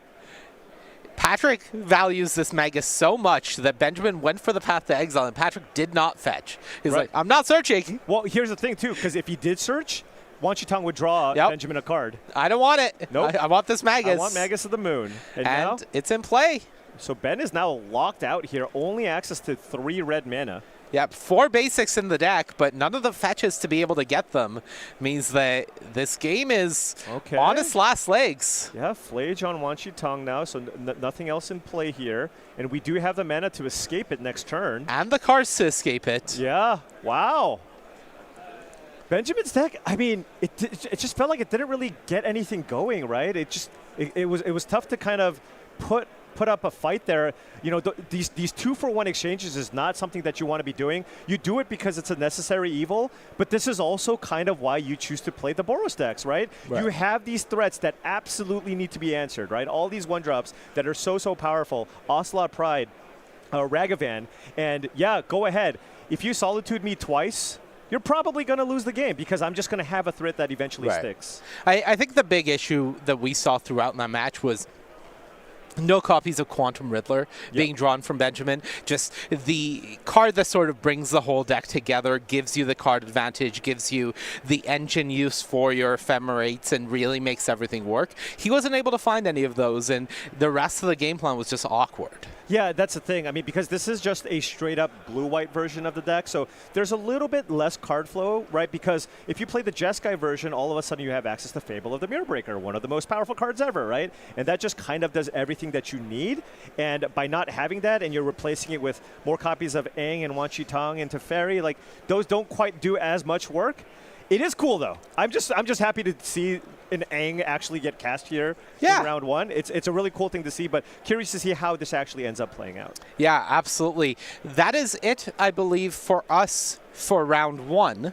All right, so while we take some time here wrapping up the round, early impressions of what we've seen so far. We've seen, as we mentioned, Boros Energy taking advantage of a more mid-range field, but we also saw the creature combo decks continue to be powerful. So we're seeing some of the early building blocks of what we think this format looks like right now. Yeah, and yeah, this is, of course, very small sample size, right? We've only seen 2 matches. We've only seen 2 matches, but in both instances, we got to see a deck that theoretically, you want to play against these Blink decks coming out on top against the Blink decks both times. So maybe it could, you know, we saw the Jeskai Blink deck win kind of the last major event, but, you know, perhaps everybody's made the necessary adjustments, and perhaps Blink was not the best choice for an event like this because it feels like everybody's ready for it. Yeah, it's always been a question in Modern of, will one deck dominate? How much do you rely on a deck being reliably strong? How much do you think the field is going to be at most 15% something at the top versus Blink will be everywhere and we need to prepare for it? But at least knowing that there is a target on Blink's back, we have seen the theory being put into action here in this first round. Yeah, we have. And, I mean, it's just fun to see. Like, and that's the kind of the beauty of Modern, right? You can never just have, it's very rare to just have like one deck sit at the top forever because the card pool is so vast. There's so many powerful cards where if you want to beat something, you usually can. Yeah. All right, well, we will see more Modern action after this break.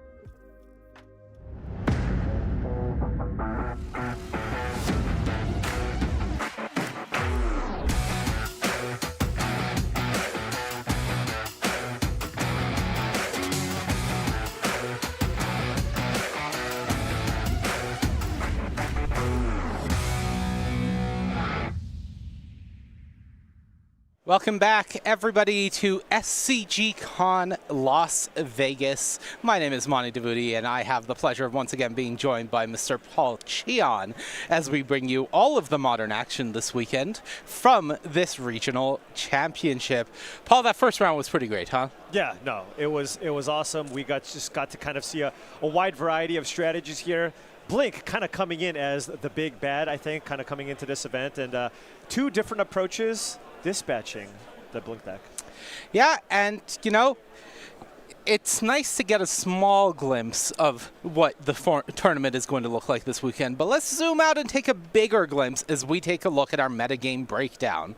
So, I would say no real surprises here. Jeskai Blink sitting at the top as we expected, a very healthy 14% of the field.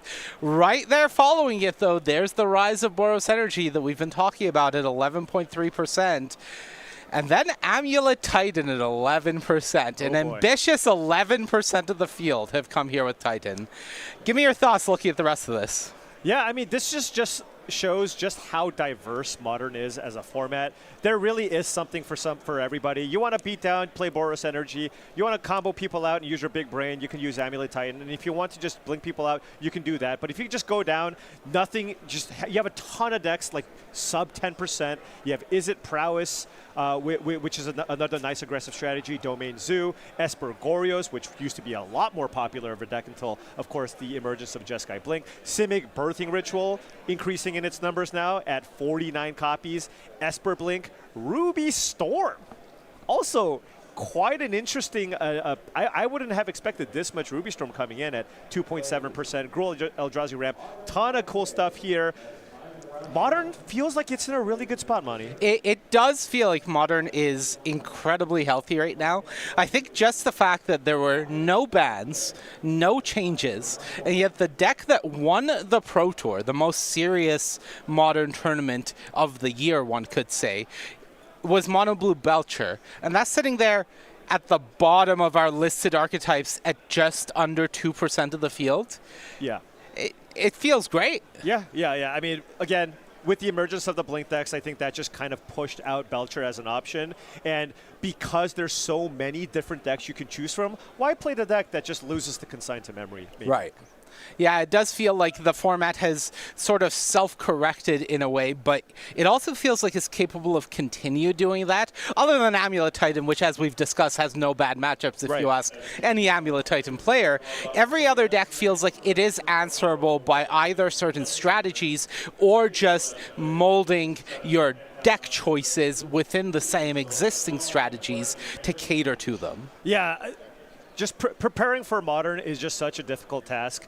You kind of just pick a deck that you think will do okay against kind of your predicted metagame, which is really hard to predict, by the way, but you just also need to master that deck, and that's what we've seen. Time and time again, you see these people come out of nowhere. We've never heard of them, but they've got 1,000 hours with Boros Energy even, and all of a sudden they just end up showing up here, just destroying the field and winning the tournament. Well, metagames are great, but they are just theory, Paul, and I want to put that theory to the test. I want to go down to the match, and I want to start by taking a look at some of our deck lists for our feature match this round, as we are going to be watching Brian Boss going up against Jose Godoy here. So we talked about the metagame and how wide open it is. I don't know how many people are playing this version of this deck, but Brian Boss on Jund Aggro here. This deck looks wild. I mean, it's basically non-infect infect? Right. Infect 2.0. As you can see here, what it's looking to do is just play a bunch of these 1-mana creatures, Slickshot Shohuffs, or even Tifa Lockhart, get it big enough, and then just kind of combo kill your opponent out of nowhere by giving it double strike with Assault Probe, trample with Monstrous Rage, or just, you know, getting it to 10 power, hitting them for 10, and then all of a sudden sacrificing the creature to Callous Sellsword. Yeah, I'm just imagining Tifa Lockhart, turn 2, turn 3, you start up by scale-upping it, then you play a fetch land, and 18? No, 24. 24. And if your opponent has anything, you just Blossoming Defense it. Yeah. So this deck looks sweet. It looks sweet. I would say this is probably a deck that's just looking to punish any deck that's just not trying to interact with you very much. For example, I bet this deck is very good against Amulet. Yep. Right? It's just not going to disrupt you in any way, but it might struggle against decks that have lots of interaction because you are a creature combo kill deck. So if your opponent plays a lot of spot removal, I can see this being difficult. But if your opponents don't, they're going to be in trouble. Right, and, you know, one thing that I'm looking at in this deck is there isn't really anything that gets overly punished by Consign. If a lot of the format has shifted towards people playing Consign main deck as one of the interaction pieces of choice, and you're like, okay, you're going to counter my Tifa double, I guess? I mean, can you imagine if you're a Jeskai Blink player on the draw?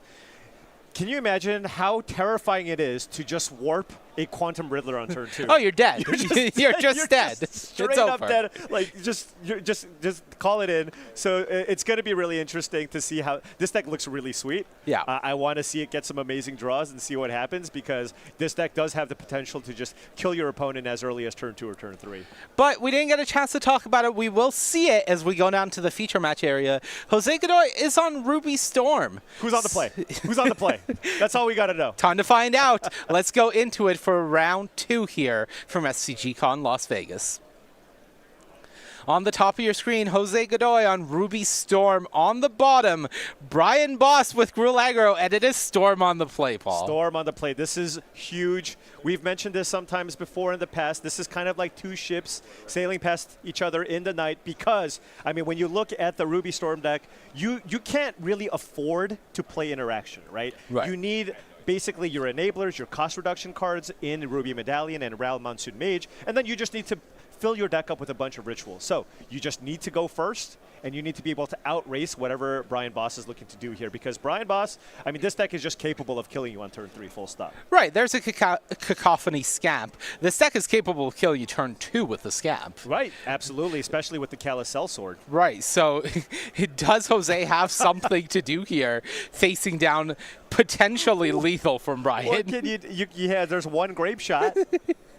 Grape Shot the Scamp. I mean, if you got to do what you got to do. Look, if Godoy Grape Shots the Scamp here rather than playing something like a Ral, that'll be awesome. Can you imagine if Jose just goes turn 2 Ruby Medallion on the play and then Brian just kills you? It is in play right now. I'm in awe of this deck. Right. I cannot wait to see what happens here. Okay, so there's a Ral here. What do you have, Brian?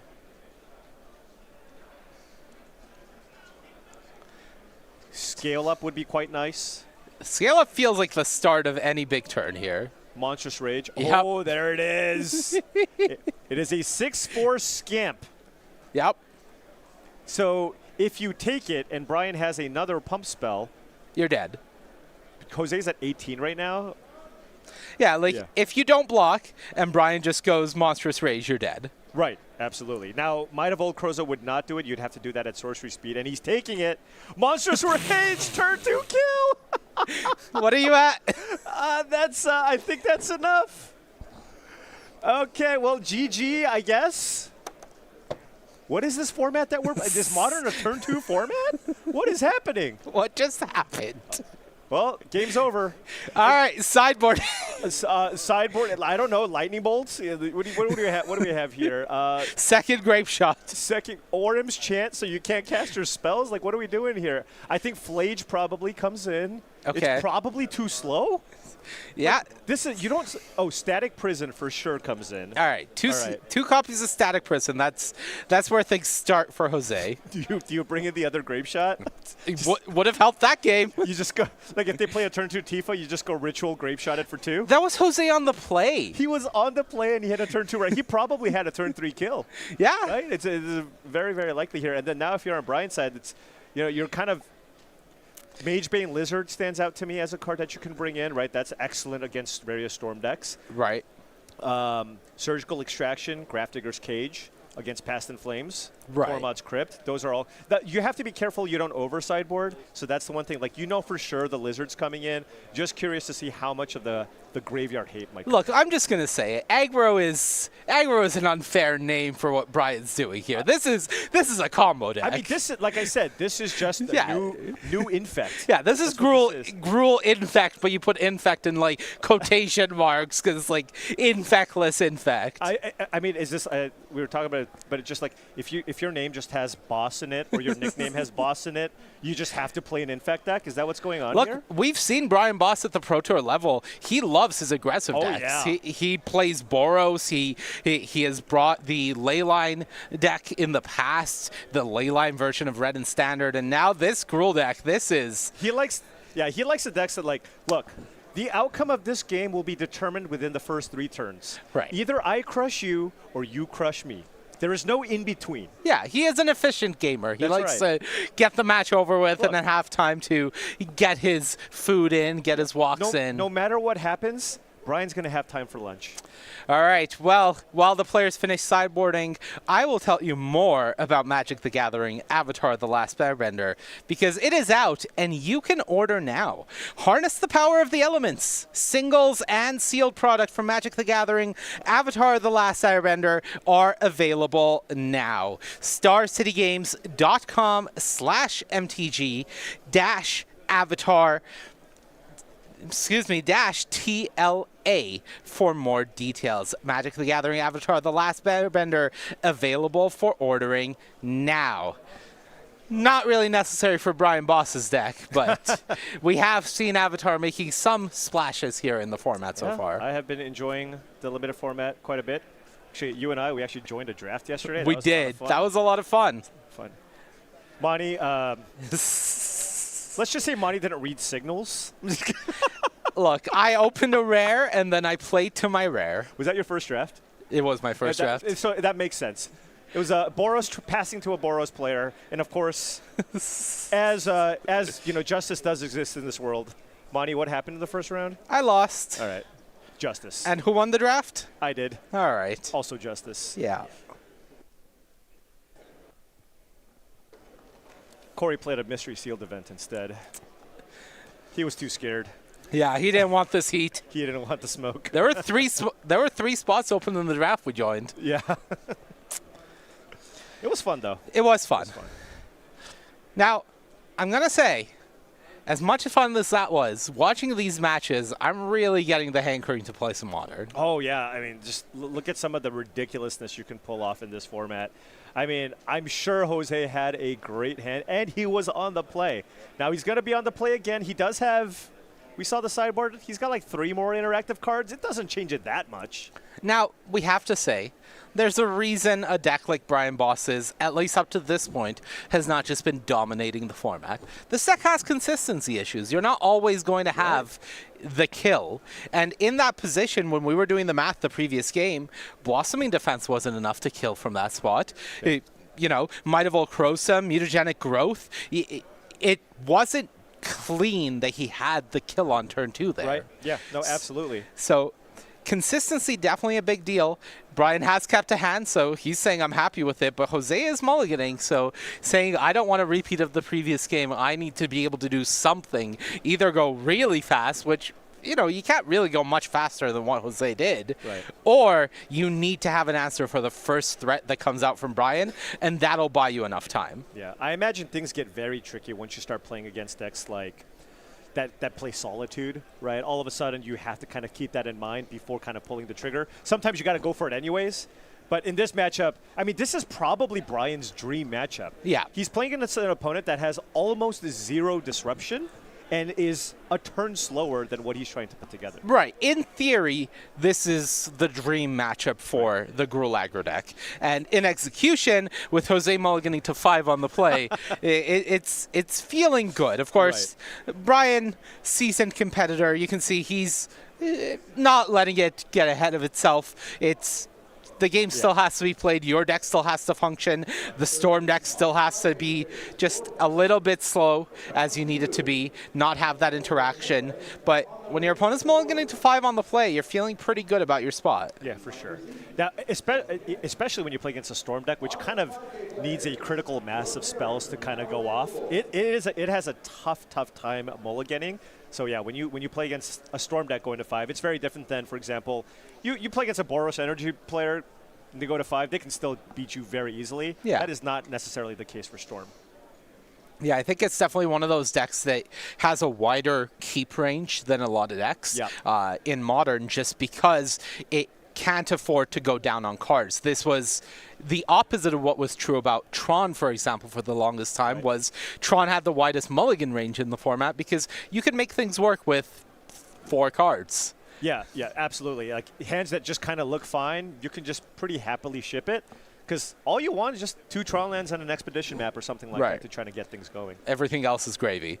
All right, so turn 1 Arid Mesa from Jose, pass to Brian. Brian, of course, has the turn 1 creature. It's going to be the Heartfire Hero. Okay. Now, Hero is not as scary as Cacophony Scamp. It doesn't have the built-in sacrifice that the Scamp does. So, realistically, with a turn 1 Hero, Jose can assume that he's not dying on turn 2. It's still possible. There's, of course, scale up into a couple of mutagenic growths, or just even 1 mutagenic growth, into Assault Strobe or the Callous Sellsword. So there are ways for a turn 2 kill, but it's not as clean as it is with a Cacophony Scamp. Absolutely. End of turn Surveil from the Elegant Parlor. Card goes to the graveyard, and we are back Jose's way. This is the all-important turn 2 where you really want to do more than you're capable of, but usually it's going to be a Medallion or a Ral and pass. Right. It's like, did you draw your Static Prison? Like, is that something that you have? But given the fact that Jose is just starting things off by fetching the Mountain, you have to think he's very likely to play a 2-mana spell here, or perhaps a Grape Shot for 1. Right. Oh, I see a Ral and a Medallion. Yep. All right. Ultimately, you want to play the blocker. Yeah. Now, do you block? I think if my opponent starts with Scale Up, I'm blocking. That's fair. If I see a Scale Up, I'm good. I'm not going to risk that one again. No. What about a Might of Old Kroza? This is a 6/6 right now, as we get the +1/+1 counter there as well. And now you're concerned about... So does the Callous Sellsword get it done? Hit them for 6 and then deal 12 damage, right? Yeah, Callous Sellsword gets it done. Exactly, because Jose is at 18 right now. Oh, my God. All right, he's got a block. And this is still kind of rough, right? Your creature still lives, and you still deal a ton of damage. Yeah, you're losing your Ral. Like, Jose, to start off the turn, needs land. So 7 damage coming in, right? What is that? That was a 6/6 and +3. Yeah, so 9. Yeah. 2. So Jose should be at 11, maybe? Ral is a 1/3, so 6 damage coming across. Excuse me, I thought it was a 2/2. Yeah, okay. All right. So you need a 2-mana ritual, a land, and the Medallion that we know he has to start things off in an exciting way. Yeah, if you can go... this is not where you This is not an exciting way. Reckless Impulse into no lands and a pass. I mean, Brian is so likely to win from this spot. That's already a 3/3 Heartfire Hero. Yeah, I think I saw a mutagenic growth in his hand the previous turn. Okay, so that would be 3 extra points of damage. He really only needs either Assault Strobe or Sellsword to finish the game here. That's coming in play tapped. Okay, is Brian out of pump spells here? Assault Strobe would certainly get it done. Okay, so 3 damage coming in. All right. All right. 6 damage. Because one of the Monster World tokens would fall off. Yep. Okay. Jose down to 6. And have the Sellsword. I assume it's a pass. Okay. All right. Jose has another turn here, but can't find land number 3 here. Right. And which is rough. Does he have a ritual? He would need double ritual or single ritual, play the Storm. He could hit Plains Static Prison, maybe? Yeah. No, that's not going to get it done. All right. Ends the turn. Oh, yeah. This is brutal. Rough draw, and Brian, now any pump spell will end the game here. Assuming I saw that mutagenic growth properly, it is lethal. This is 4 coming in. Nope. Oh, Alright. it's must not be a mutagenic growth. Yeah. Land pass. Okay, Jose's got another turn. That's a land, but What kind of land is it? is it a parlor? It kind of looks like a parlor. Parlor would not be ideal. I can't get a good look at it. Right. He's at 2 life. What is? Is Sacred Found? No, No. Sunbait Canyon. Sunbait Canyon. Okay. Okay. All right. All right. All right. So now you can go He's at 2. He can go to medallion. 1. Down to 1. Play. All right. Okay. Here we go. The ritual is as desperate as it gets, it's a but Force Force of of Vigor. Vigor. Okay, that's what it was. That's the card I saw. Okay. Got it. 2 Force of Vigors, actually, it looks Yeah. like. So So- one being exiled to the other. So Jose is now on 3 mana with no medallion in play. Yep. No medallion or rel in hand either. Dead on board, very much so. Oh, man. Storm count is 3. There's a grape shot in hand, but you can't kill this Heartfire hero. No, you need to find, if he brought in the prismatic endings out of the sideboard, he could use that, but would also need to find a way to get white mana. I think that's going to be it then. That's it. Yep. Yeah. Okay. That's Not a turn 2 kill. No, but you saw the problem for the deck was Jose was forced, because of the scary clock that Brian was presenting, to essentially chump block with Rel, right? Right. You're assuming your opponent has something when you make that block, so you're always losing your Rel, and then that just slows down your clock enough that you're not able to establish anything. Yeah, I mean, you have to, that was probably the most important turn of that game, where do you just go, well, I am mulled to 5, I'm probably going to lose anyways. Do I just go, hey, I'm going to force you to have it? Right. Or do you just go, you know what, I have the backup medallion, and then I'm going to try to lean on that? Because who knows what would have happened? Because I don't know that Brian had an answer to the actual Ral, because he had the Force of Vigors, right? Right. So you just take that damage, all of a sudden you get to tap with Ral, and maybe you can make something happen. Yeah, I think the question of do I just lose if I don't block is also the other side of the question. Do I lose if I do block, right? Because I need this Ral to win the game with the limited resources that I have. Right. And that was a balance that Jose had to weigh in that spot. Well, congratulations to Brian Boss, and we have another feature match for you. So we are going to go back down here. And it is going to be Raja Suleiman on the top of your screen with Jeskai Control against Andrew Calderon on the bottom with Azorius Control Kahira. Ooh. I'm excited. That excites me, Monty. All right. Azorius Control, Brave Soul. And immediately surveils a Scepter into the graveyard. So this deck does have the Scepter Chant combo available to it. It does. It just wants to control the game. Set up Ice Crown Scepter to lock out the opponent, of course, with Teferi Time Raveler in play. All right, so between these two decks, how many Isochron Scepters do they have? Let's find out. How long is this match going to take? All right, 0 Scepters for the Jeskai Control deck. Okay. We're playing clean Magic over there. They are just, the Jeskai deck is just straight up counter spells, removal spells, some card draw, just kind of textbook what you would expect. Yeah. And the Azorius deck is looking to have that Ice Crown Scepter. 2 copies. Two copies Scepter, of Yeah. course, with Orim's Chant, which the Jeskai deck does not play. Right, and another combo that the Azorius deck has access to is 4 copies of Narset, and then there's a Gaia Reach Sanitarium in the land area, so has access to that potential quote-unquote lock. Yeah, historically speaking, I mean, these 3-mana Planeswalkers do so much work in the control mirrors, and oftentimes they can kind of swing how these games play out. All right, well, settle in, folks. It might be a long one between Raja and Andrew here, as so far it's been an exchange of lands and passes. Who do you favor in a matchup like this?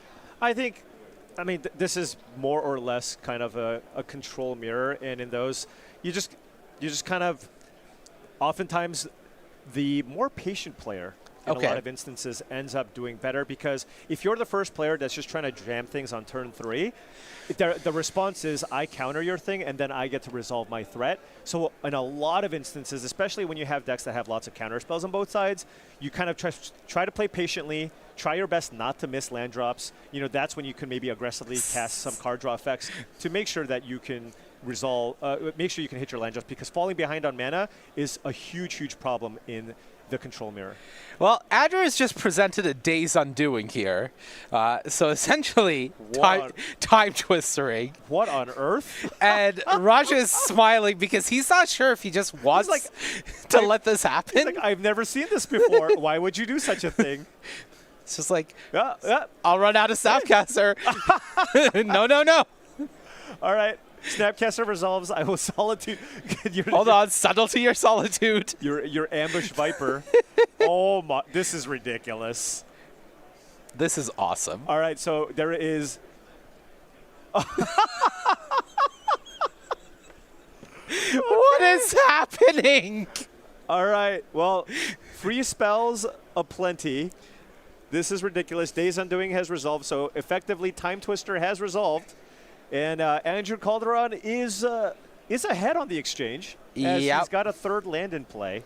Yep. But of course, the coast is clear for Raja to play a 3-mana play. Like if he draws a Teferi or something, he can just run it out. They both just emptied their hands and then draw 7. They sure did. This is a far more action-packed turn. I literally spent 2 minutes talking about how it's important to be patient, and these guys just cast all the spells in their hand on turn 3. But we're in the exact same spot we were before casting. Oh, well, you know what? Maybe he fires off another one. Yeah.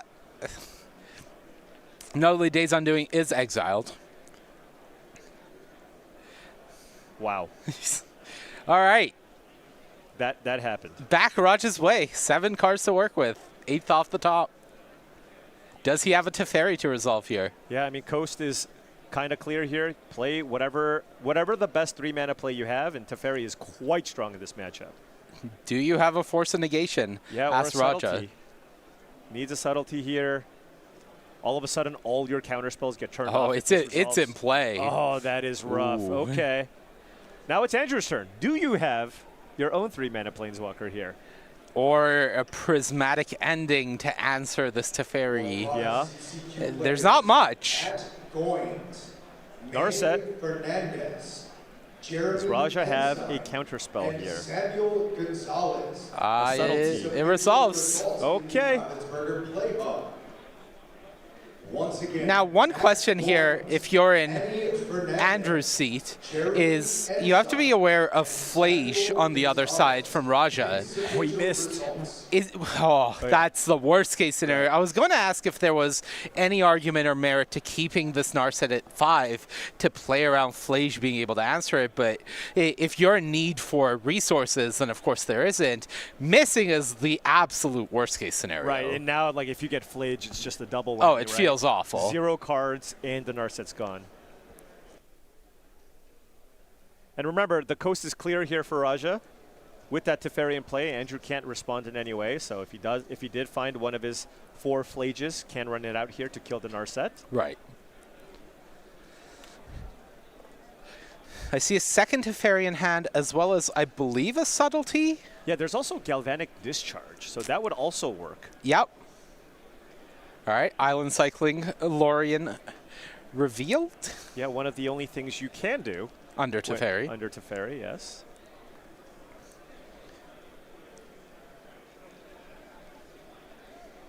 And now that Narset's on 3, fairly straightforward. Just get it down to 1 now. Yeah. Right? Once you're at 3, there's no difference. Yeah. And you do need to find an answer to this Teferi at some point. Yeah, and I believe Raja might have had a discharge, but actually just choosing to keep up subtlety here if Andrew tries to run something out. Yeah, I'm not certain if that's Otawara or Subtlety in Raja's hand. I can't Okay. get a good look. It might be Otawara then.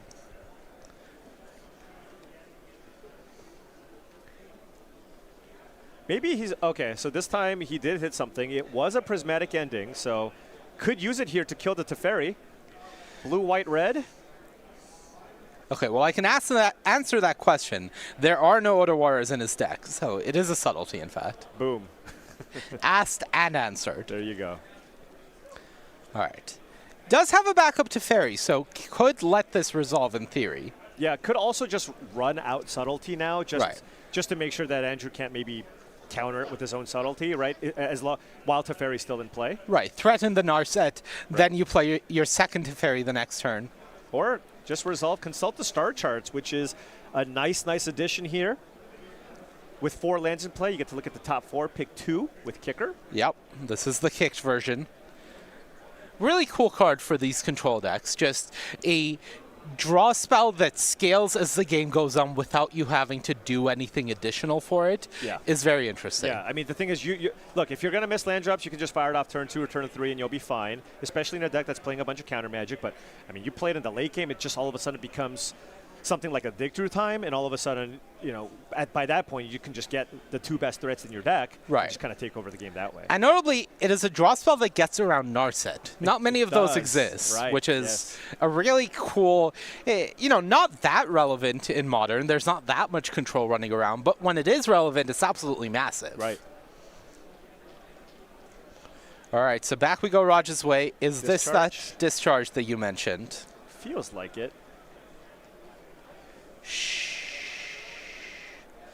All right, taking a moment. Could choose to play out the Teferi first to make sure the discharge resolves, I suppose. Right. Unless his plan is to still keep up subtlety. Unsure if Raja also has a second blue card. I think there is also a Solitude in hand now. Okay. And actually choosing not to do anything here. Narset's not really super threatening at 1, right? You're not getting the value. As long as you're not planning on drawing cards, which it looks like Raja currently is not, it does make sense that you... Okay, now you got it. Now you got to do something. Now you got to do something. Yeah, because of course Days Undoing is a combo with Narset Parter Veils. If this resolves, Andrew will probably win the game. Correct. Right? Because what happens is Andrew will shuffle, draw 7 cards, but of course with Narset's static ability in play, Raja would only be able to draw 1 card off the Days Undoing, not 7. And notably, this is the last copy of Days Undoing available here for Andrew. Counterspell. The OG. Uh-oh. And now Raja's thinking, should I have fired this off on my turn?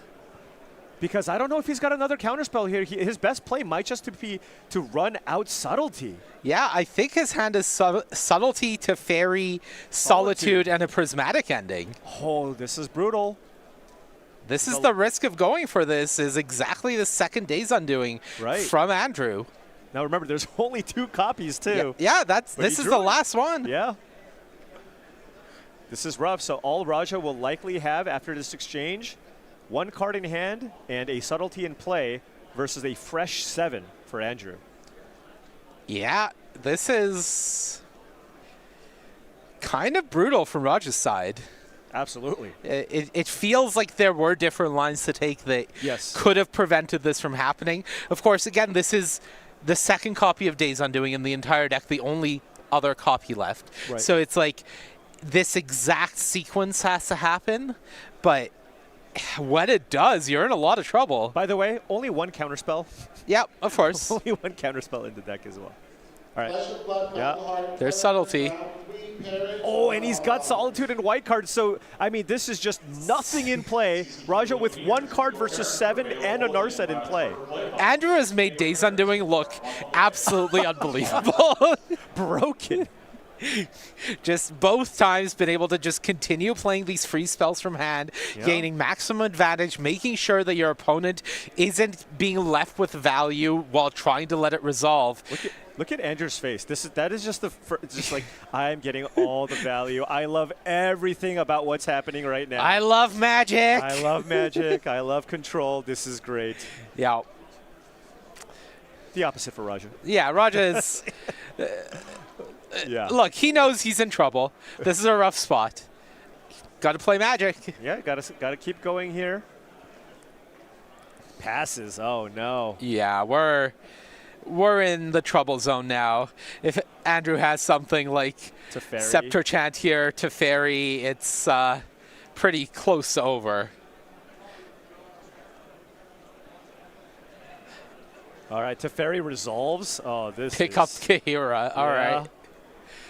Teferi. Can't Yeah. play a creature here. Can't run out Subtlety or Solitude. Yep.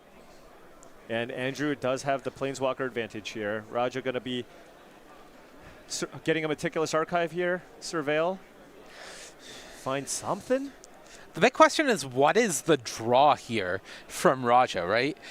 Wrath of the Skies doesn't deal with Planeswalkers. No. Planeswalkers are hard to answer. I mean, there's Flage. Oh, that's it. That's a All right, scoop. the answer is Scoop. And you see Roger shaking his head a bit there. I think he knows that he had different lines they could have taken and maybe played the game a little too cautiously. Because look, you can still fire off that discharge on your turn when your opponent only has 1 mana up, and he still had 4 mana to cast the Subtlety, right? So didn't really necessarily...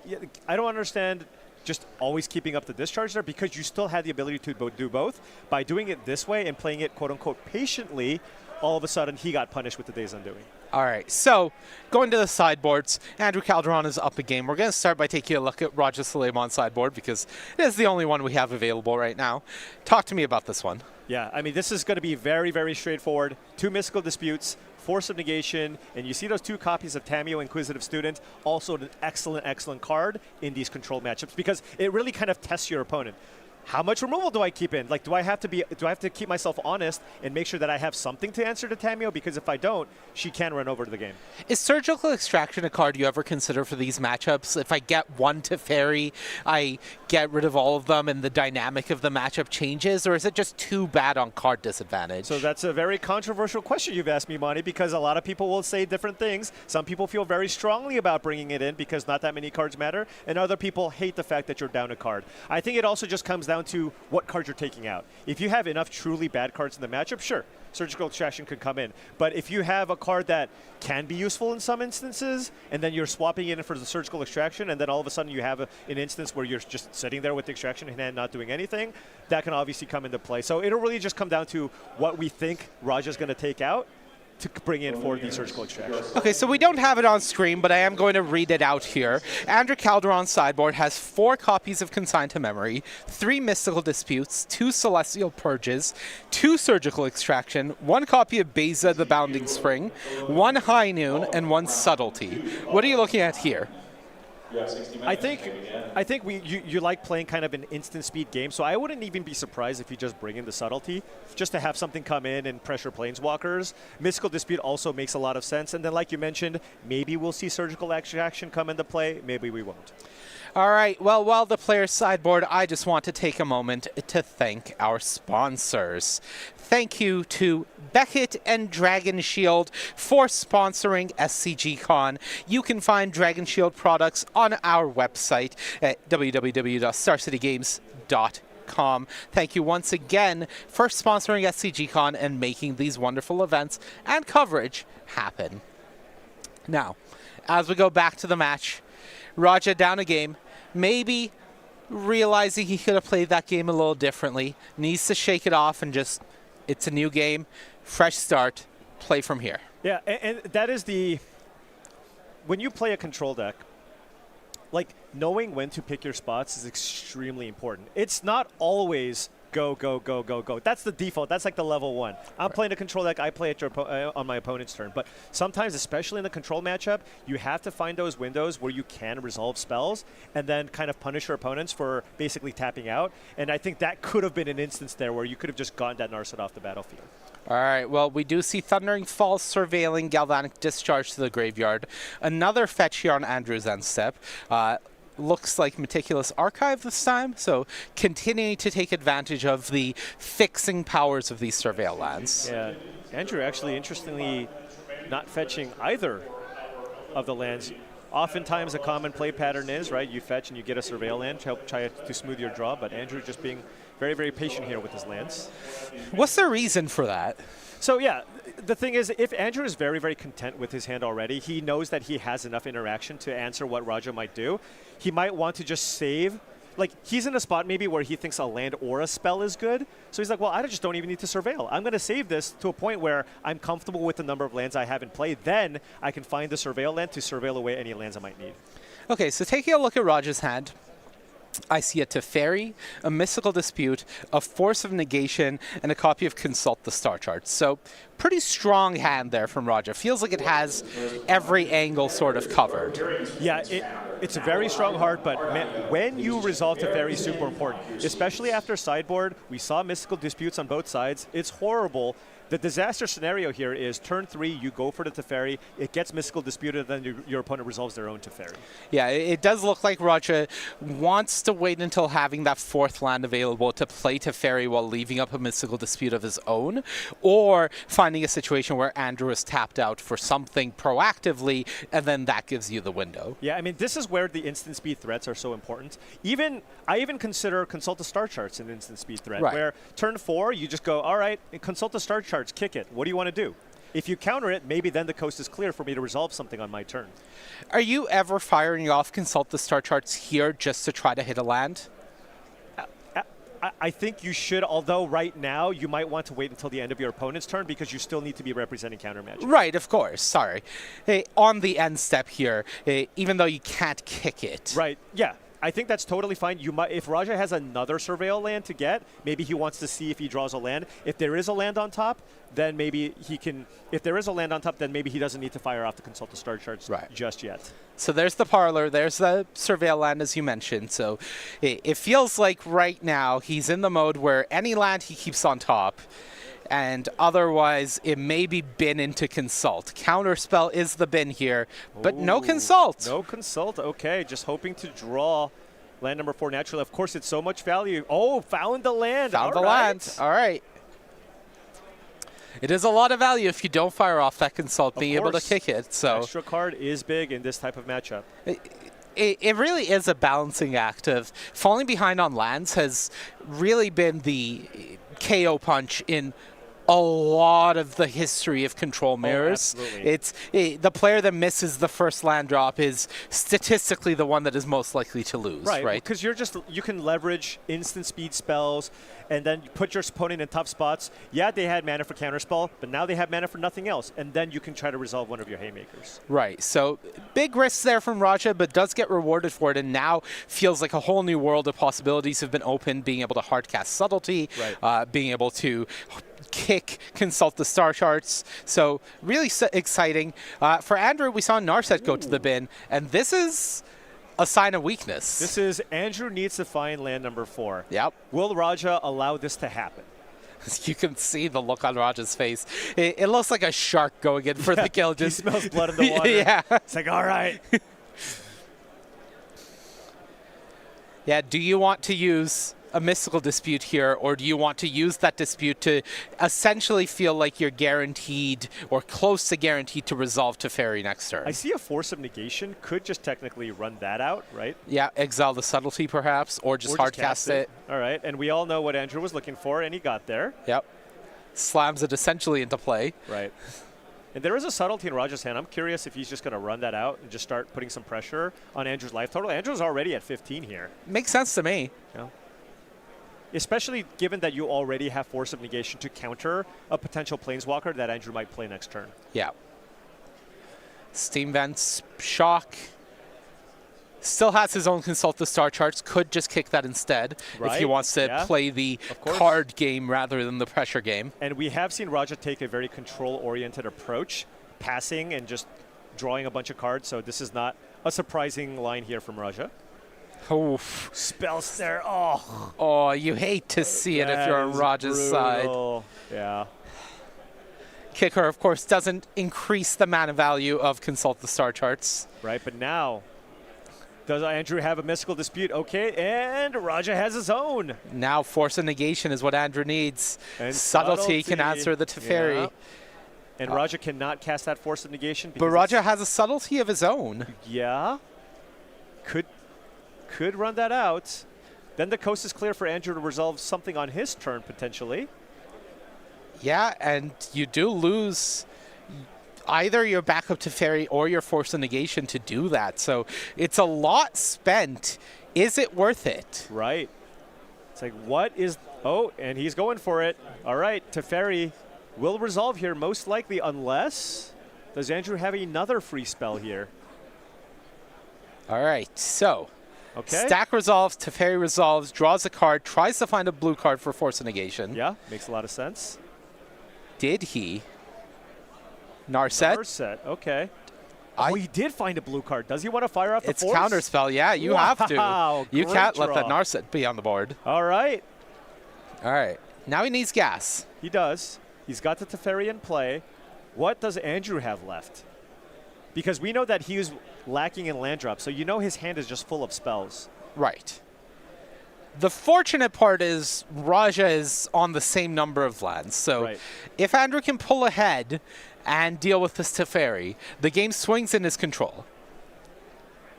It's a big if, Right. but it is possible. What is Raja tanking about here? Yeah, that is a good question. I don't know what he has. All right, back we go Andrew's way. Draws for the turn. One card in hand for Raja. A few for Andrew. Gyri Sanitarium. Okay. That's with Raja being so low on cards. If Andrew was to find another Narset, Flage was the draw. Okay. Yeah, so main phase Solitude. Now we can just Flage the Solitude away. And Yep. so this is going to be tough because now we're going to be able to escape the Flage next turn as well. So Teferi on 3, Flage in the graveyard. Andrew having to just run out creatures at sorcery speed here to pressure the Teferi in some way. Tough spot here for Andrew. Yeah, this was what Raja was thinking about the previous turn was Flage. Do I just run it out on a blank board trying to be able to escape it the next turn, or do I save it? Ended Right. up saving it, and now is a turn behind on the escape, which is good for Andrew potentially. But if there's an answer here, all right, Value Town. That's big, and Raja basically just has the Flage. So Andrew can find an answer here. That's a Lorien revealed. That is a Lorien revealed. It's Do you have to just draw 3 cards here? possibly just to try to find an answer for the Scepter. Right, you're just losing Okay. on card disparity otherwise. All right. One of those was the These land, are- I believe. I feel like both players didn't have much. These are some good draws. Yeah, and you know, we don't know how many cards are in Andrew's hand. We haven't gotten true, a good look, right. but we knew that he was having a bit of a slower start by missing land drops. But it does feel like we are just seeing Oh, jeez. unconventional value lines getting rewarded here and having to go for it in the face of your opponent's value. Right, and now it's just, I mean, you resolve this a couple of times and the game is basically over. Right. I mean, we're looking at the top 5, getting the best 2. That helps you find more land drops. You get to look at more cards here. Right, 2 more lands and it's become Dick True time Right. on a stick. Yeah. It's pretty good.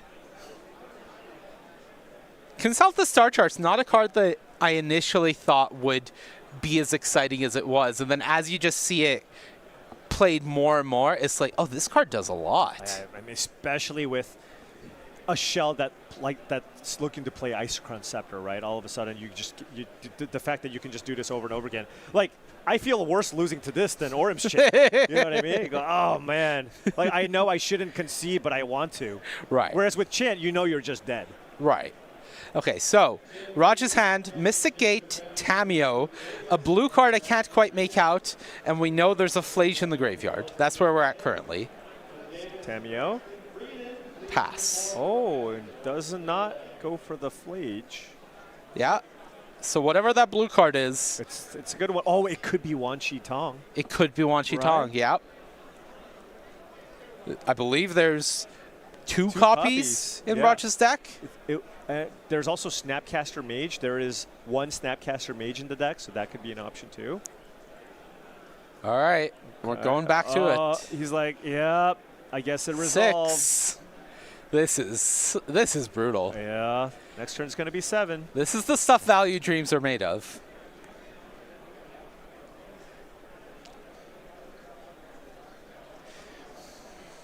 I mean, and you know, because Raja's also playing control. Like he's a little jealous right now. A little bit. He's just like, yeah, this is what you're doing is pretty sweet right now. Yeah. I must say.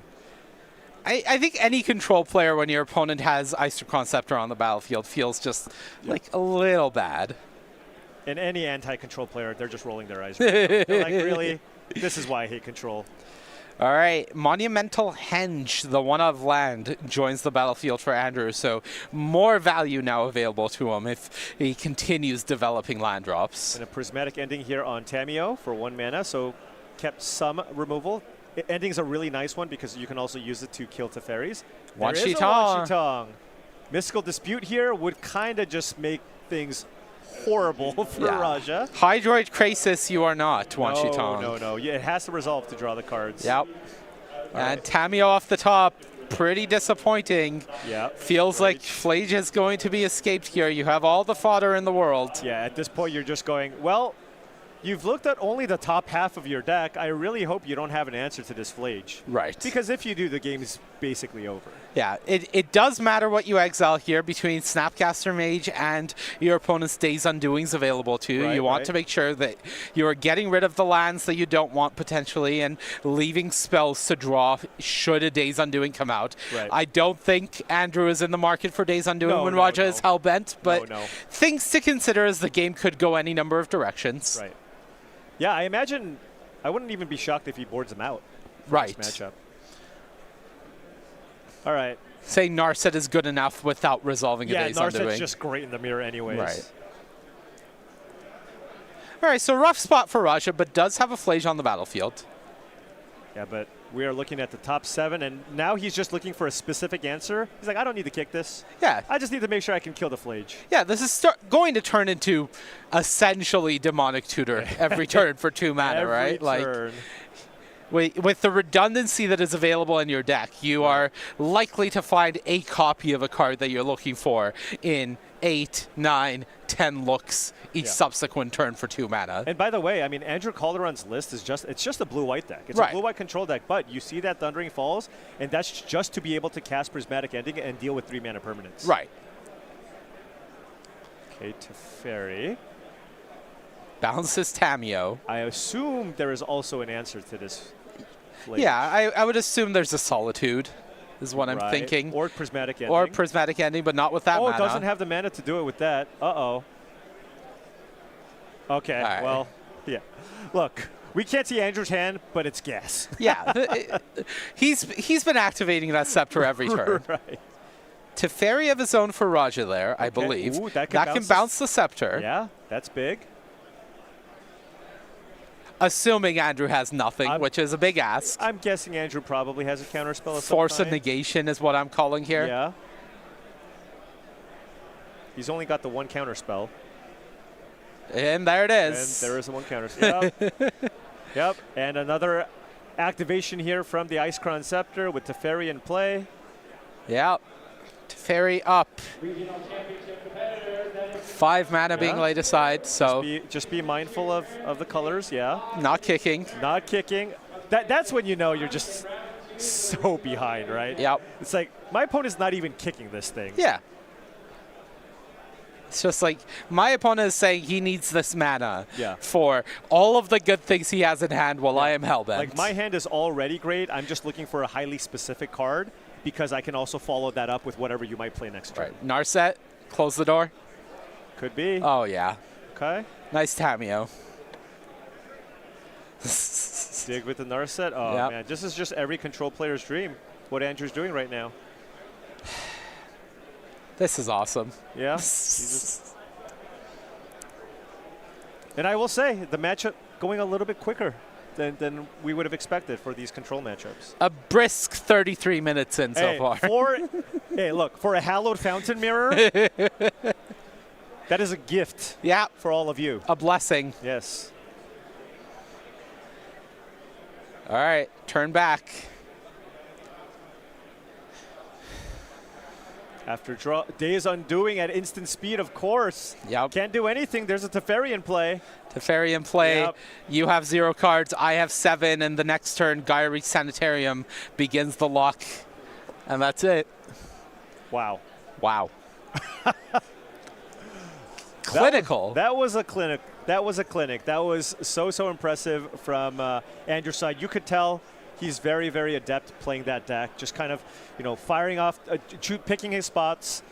Even when you looked at game one, where he just goes with the turn 3 Dane's Undoing, that's a really unconventional line. That's not something that you would really expect a control player to do, but he is very familiar with everything that his opponent can do in response. He's like, okay, if I play this Dane's Undoing, what is my opponent going to do? Oh, maybe they just play out a creature. Well, I have the removal spell for that. Right. And I have the subtleties. I have everything I need, so it's going to give me a little edge. And just when you see stuff like that, you know, okay, this guy knows what he's doing with this kind of deck. Yeah, I think that it takes some amount of confidence and reps in order to be able to run out that Days Undoing. Turn 3. Like, I don't think if I'm picking up that deck and I'm looking at a hand, there's any world I'm running out of Days Undoing on turn 3 without, like, fully knowing exactly what's happening.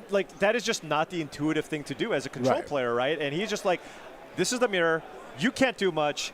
And by resolving this, I will have a slight edge because I have the third land in play, and it ended up working out for him. Yeah, really impressive stuff. Great stuff from Andrew.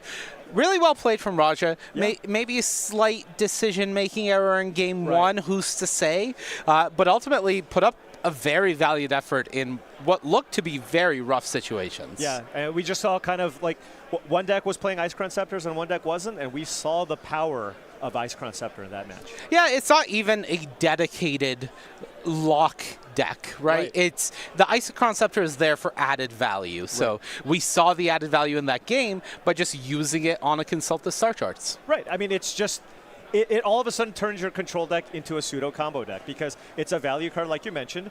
But if you ever find Teferi and Ice Crown Scepter Chant, that's just game over. Right. Well, we have more Magic for you. So we are going to go down into game 2 here of another match in our feature match area.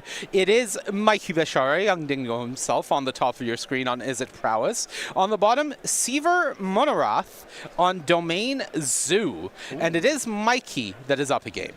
It is Mikey that's up a game. We don't see any ley line of the guild packs or anything like that here from Seaver, but turn 1 Ragavan. Never hurts. Never hurts.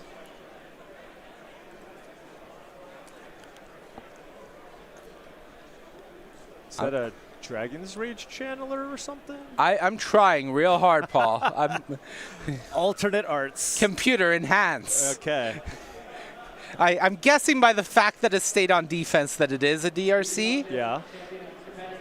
Seaver without what seems to be a removal spell here, maybe a second Ragavan. All right. Okay.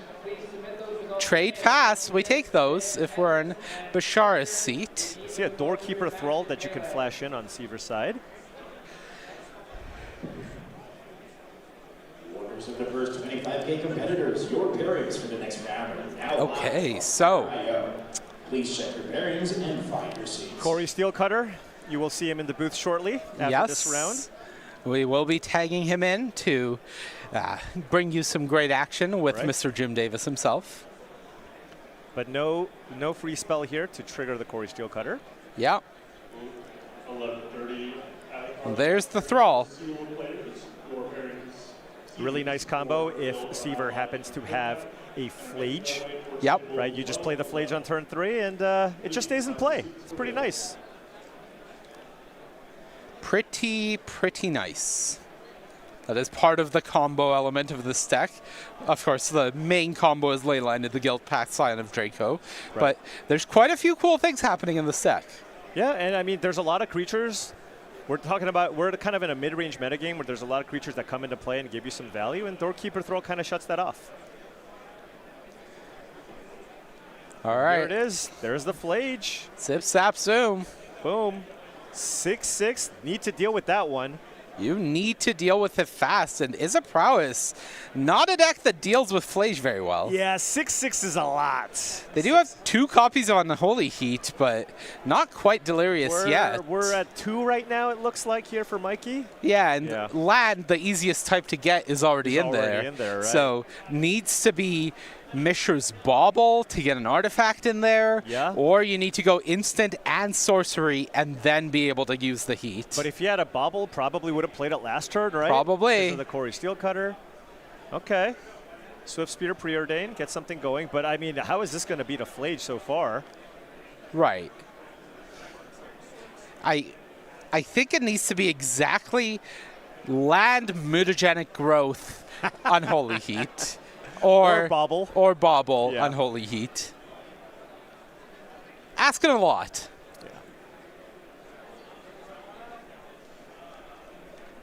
All right. Top, I think. Okay.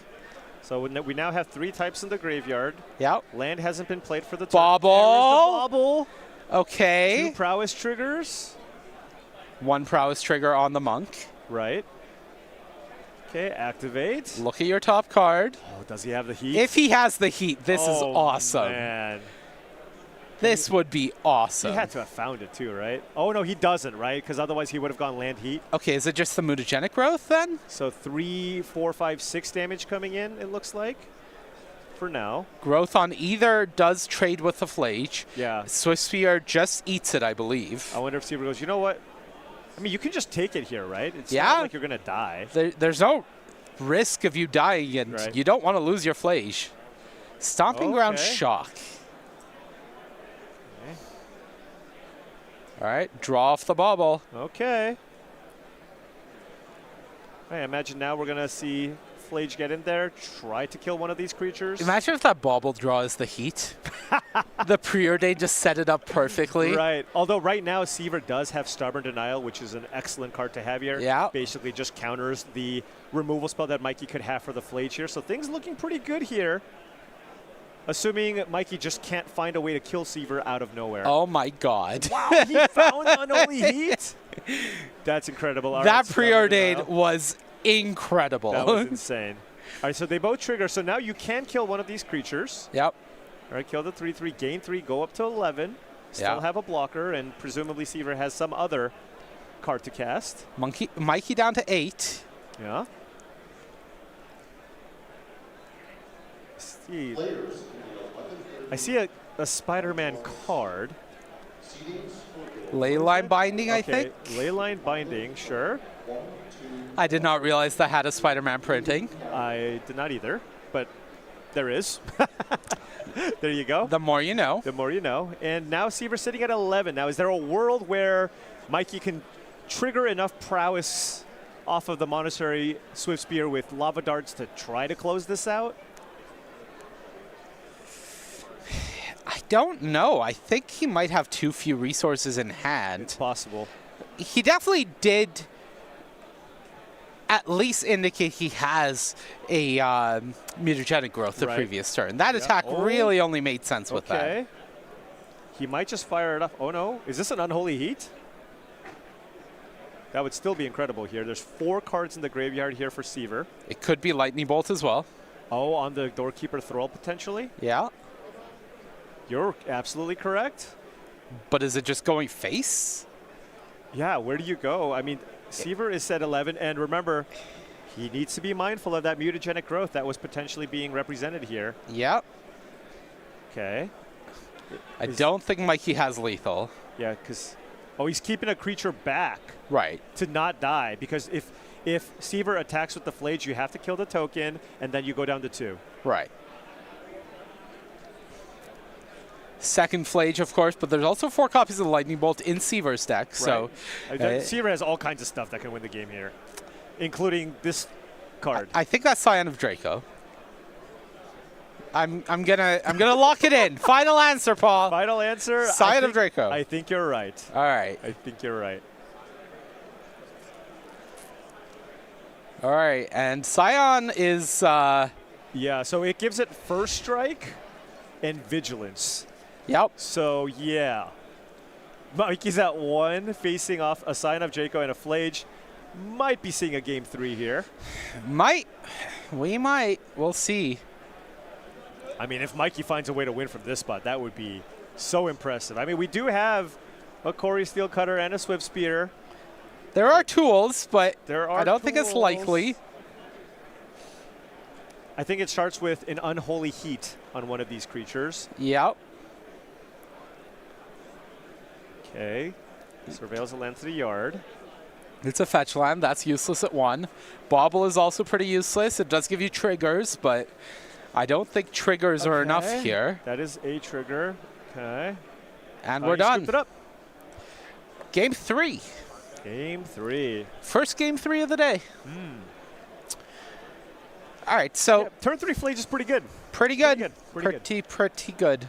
All right, looking at the sideboarding, starting with Mikey, what are you looking at? Taking a look at Mikey's side here, there's Pick Your Poison, which can be interesting as a way to deal with Scion of Draco, right? It's just like a nice cheap answer for that. The Unholy Heats, of course, make a whole lot of sense because that does give you the answer to Doorkeeper Thrall / Flage. So those are probably the cards that I'd be looking at from there. And then taking a look at Seaver's side here, just want stuff that's good against, of course, aggressive strategy. So could see Path to Exile coming in, possibly Wear and Tear if you're really concerned about Corey Steelcutter, and then possibly also the Wrath of the Skies out of the board. Okay. Is there any consideration for something like a Murktide Regent if you're on the Prowess side? Yeah. I mean, you can certainly potentially bring that card in. Now, given that Mikey's on the play, he might also try to keep his deck as aggressive as possible. Maybe just try to not to get the game to go to the late game. But a giant Murktide Regent is very, very problematic. But at the same time, Seaver does have access to Leyline Binding, which is a pretty efficient answer if you're trying to play a giant creature in Delve. Okay, well, while they finish getting ready for Game 3, I'm going to ask you, do you want to sell your cards? If so, sell them to us. We want to buy your cards, turn your cards into cash just in time for the holidays. Get paid for your bulk commons and uncommons, cash in, and get back to enjoying the game. Of course, there is a 30% bonus for trading in cards for credit. Usable on items included in our holiday gift guide. Most store credit means more gifts to give. Sell your cards .starcitygames.com to do that nice and easily. Please sell us your cards. All right, Game 3. Here we go. Mikey's on the play. Play a big advantage here. Oh, absolutely. No Leyline. Leyline, a big advantage here. Yeah, it certainly would be, but this deck is also very, very capable of just winning games without the Leyline. It's just the Leyline kind of turbocharges your deck. Dragon's Rage Chandler from Mikey, just a pass from Seaver. Pass, a big advantage here. Yes, I like Mikey's side so far. Turn 1 something versus turn 1 nothing. All right. Off to the races. Look at that Wear and Tear sitting in Seaver's hand. So Yep. using that as an answer to the Corey Steelcutter. Right. But it's just a Swift Spear and a Swift Spear, so just a million creatures. Going wide, this is the scariest type of start from the Prowess deck, is 3 creatures and just having nothing potentially from the other side. Yeah, and Seaver did board in at least 1 copy of Wrath of the Sky, so that would be one of the best cards, although you're going to need it turn 3. Can't play it out turn 2 here, so it needs to play something here relevant to kind of stem the aggression here on Mikey's side. Because if Mikey's just got a handful of spells, I mean, could just have lethal next turn. Yeah, I believe there's a couple of copies of Territorial Kavu here. They're going to be the blockers. And yes, that is 5. That is a 5/5. That wow. is the full-size Kavu there. A 2-mana 5/5. Pretty good. Pretty good on this board. Pretty good. Looks like a Corey Steelcutter here, maybe. Yeah. All right. Two Prowess triggers and a DRC trigger. Air Mesa to the yard. Okay. Is there a big follow-up here? And by big, I mean any spell. It's hard to attack into this Kavu here, right? And Unholy Heat doesn't quite get it done. Could you Lightning Bolt the Kavu and attack with everything? It's only hard to attack if you mind sacrificing a creature. What did he do here? Pick your poison. Oh, purely just to get the trigger. Right, because it doesn't do anything on this board. Is that an artifact? Yeah, that's a Mishra's Bauble. Okay, is that... Oh, he's almost delirious. He's almost delirious, but not quite delirious. Right. The question is, I think you do have to put that in the bin. So that's and 3. Send in everyone. Okay, and then now you're just blocking and you're taking 3, 4, 5, 6 damage? Yeah, down to 8. Oh, but Mikey has no resources. Nope. Now, with the Monastery Swiftspear dying, he is now delirious. So DRC is in the air. So it is now a 3/3 there is flyer. that. Yes. And that could close out the game. I mean, you could even move the Corey Steelcutter onto DRC, and that's a 2-turn clock. Right. For Mikey. However, there is a second Kavu available here for Seaver. Now remember, Territorial Kavu can act as a graveyard hate card, so you have to attack with it, but you can remove Delirium from Mikey's side of the battlefield. Attack, not rummaging, hitting in for 5, and then just playing another creature here to block. Gets rid of the artifact. I'm a little curious. I think maybe getting rid of creature in this spot would have made it less likely for Mikey to get Delirium back online. Oh, expressive iteration. That's now the draw. That is the draw you wanted here. Yep. That is the draw. So we have 3 types in yard. Now iteration still a sorcery, so it doesn't quite have Delirium just yet. But if Mikey can find an instant that would put the Dragon's Rage Channeler into the air. Bauble does it. Bauble gets it done as well. Wow, this is a lot of damage potentially coming in. I'm just saying. Yeah. Bauble, second trigger. Corey Steelcutter trigger as well. Prowess trigger as well. I'm just saying, if you'd exile that Swift Spear. Okay, is that a lightning bolt? It is a removal spell that may or may not be lightning bolt. Okay, fair enough. No, that was really big though, right? Because that's the flying threat that was potentially a lethal threat here, and we still have a 5/5 blocker to block one of these creatures. But does Mikey still have enough here with that iteration? What does he have in his hand? Would something like a Lava Dart just close out the game here? Would. Unholy Heat. Oh my gosh, is that That's lethal? lethal. Wow. Wow. Seaver's hand was fantastic too. Yeah, no, Seaver's had removal, had cheap threats that were oversized, really was able to combat the board, but Mikey just no hesitation to throw resources away in order to push damage through, recognizing that with time this matchup just gets worse and worse for me. Yeah, no, that was such a heads-up attack. Not only do you get to push 3 damage through, but you put card-type creature into your graveyard that also helps you get to the Delirium. So really, really heads-up play there. I mean, you were talking about that the Domain Zoo deck literally went turn 2, 5/5, turn 3, 5/5, kill your thing, and it still wasn't enough. Yeah, that was really impressive stuff. Of course, it did take an expressive iteration. One of the best draws from the deck. Yes. But as things stand, great stuff from Mikey. Able to get the win there, moving on to 2-0. And that means that's it for round 2. That's it for me and Paul from this morning.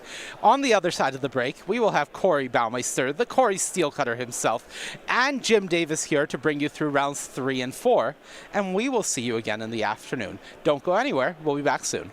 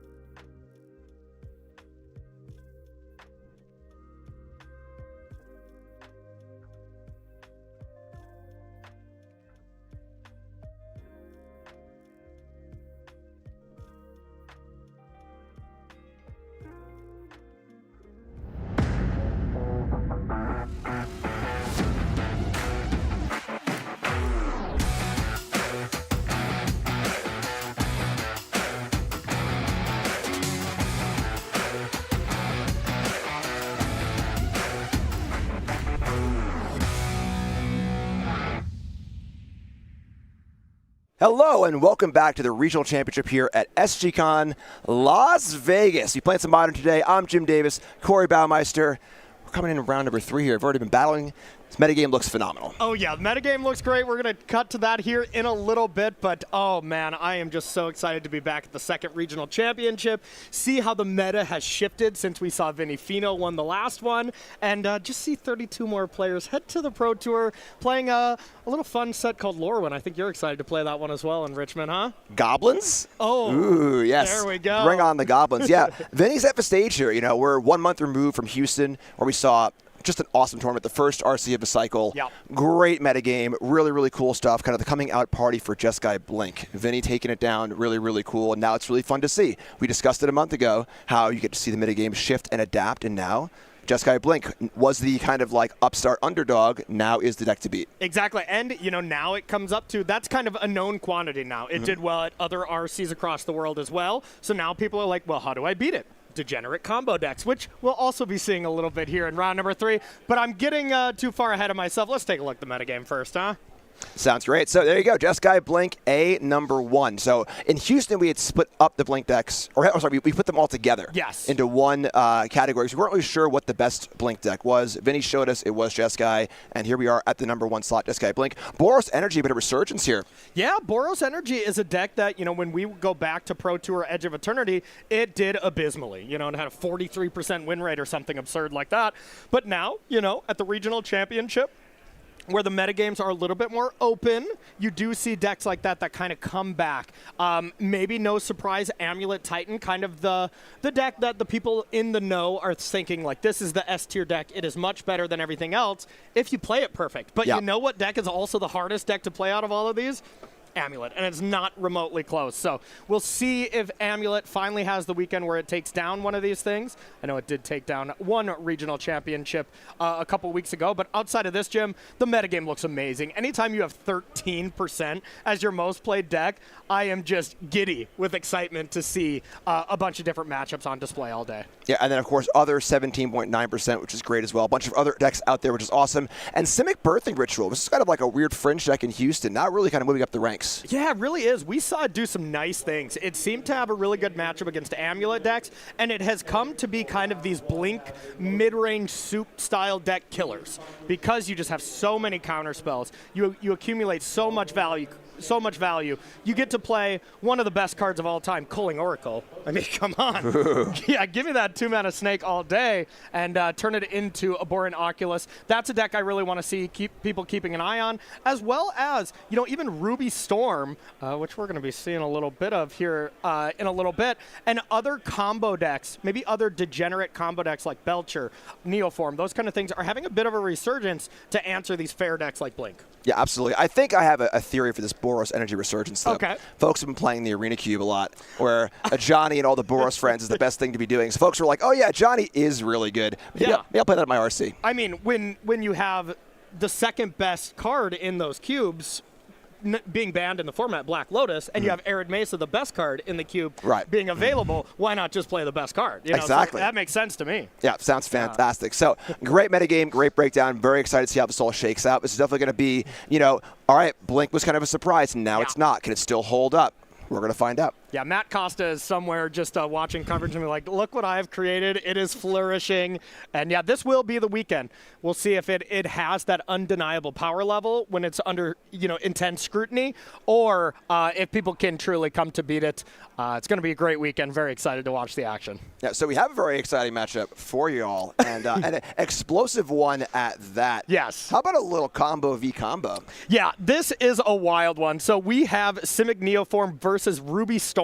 Simic Neoform we saw, you know, do quite well at the Pro Tour, at Pro Tour Edge of Eternity, but Ruby Storm is a deck that has kind of fallen off. You know, we don't see very much of it. All these force and negation style decks are really bad for Ruby Storm, so we shall see. But yeah, this is an absolute amazing player in Tristan Wild LaRue as well.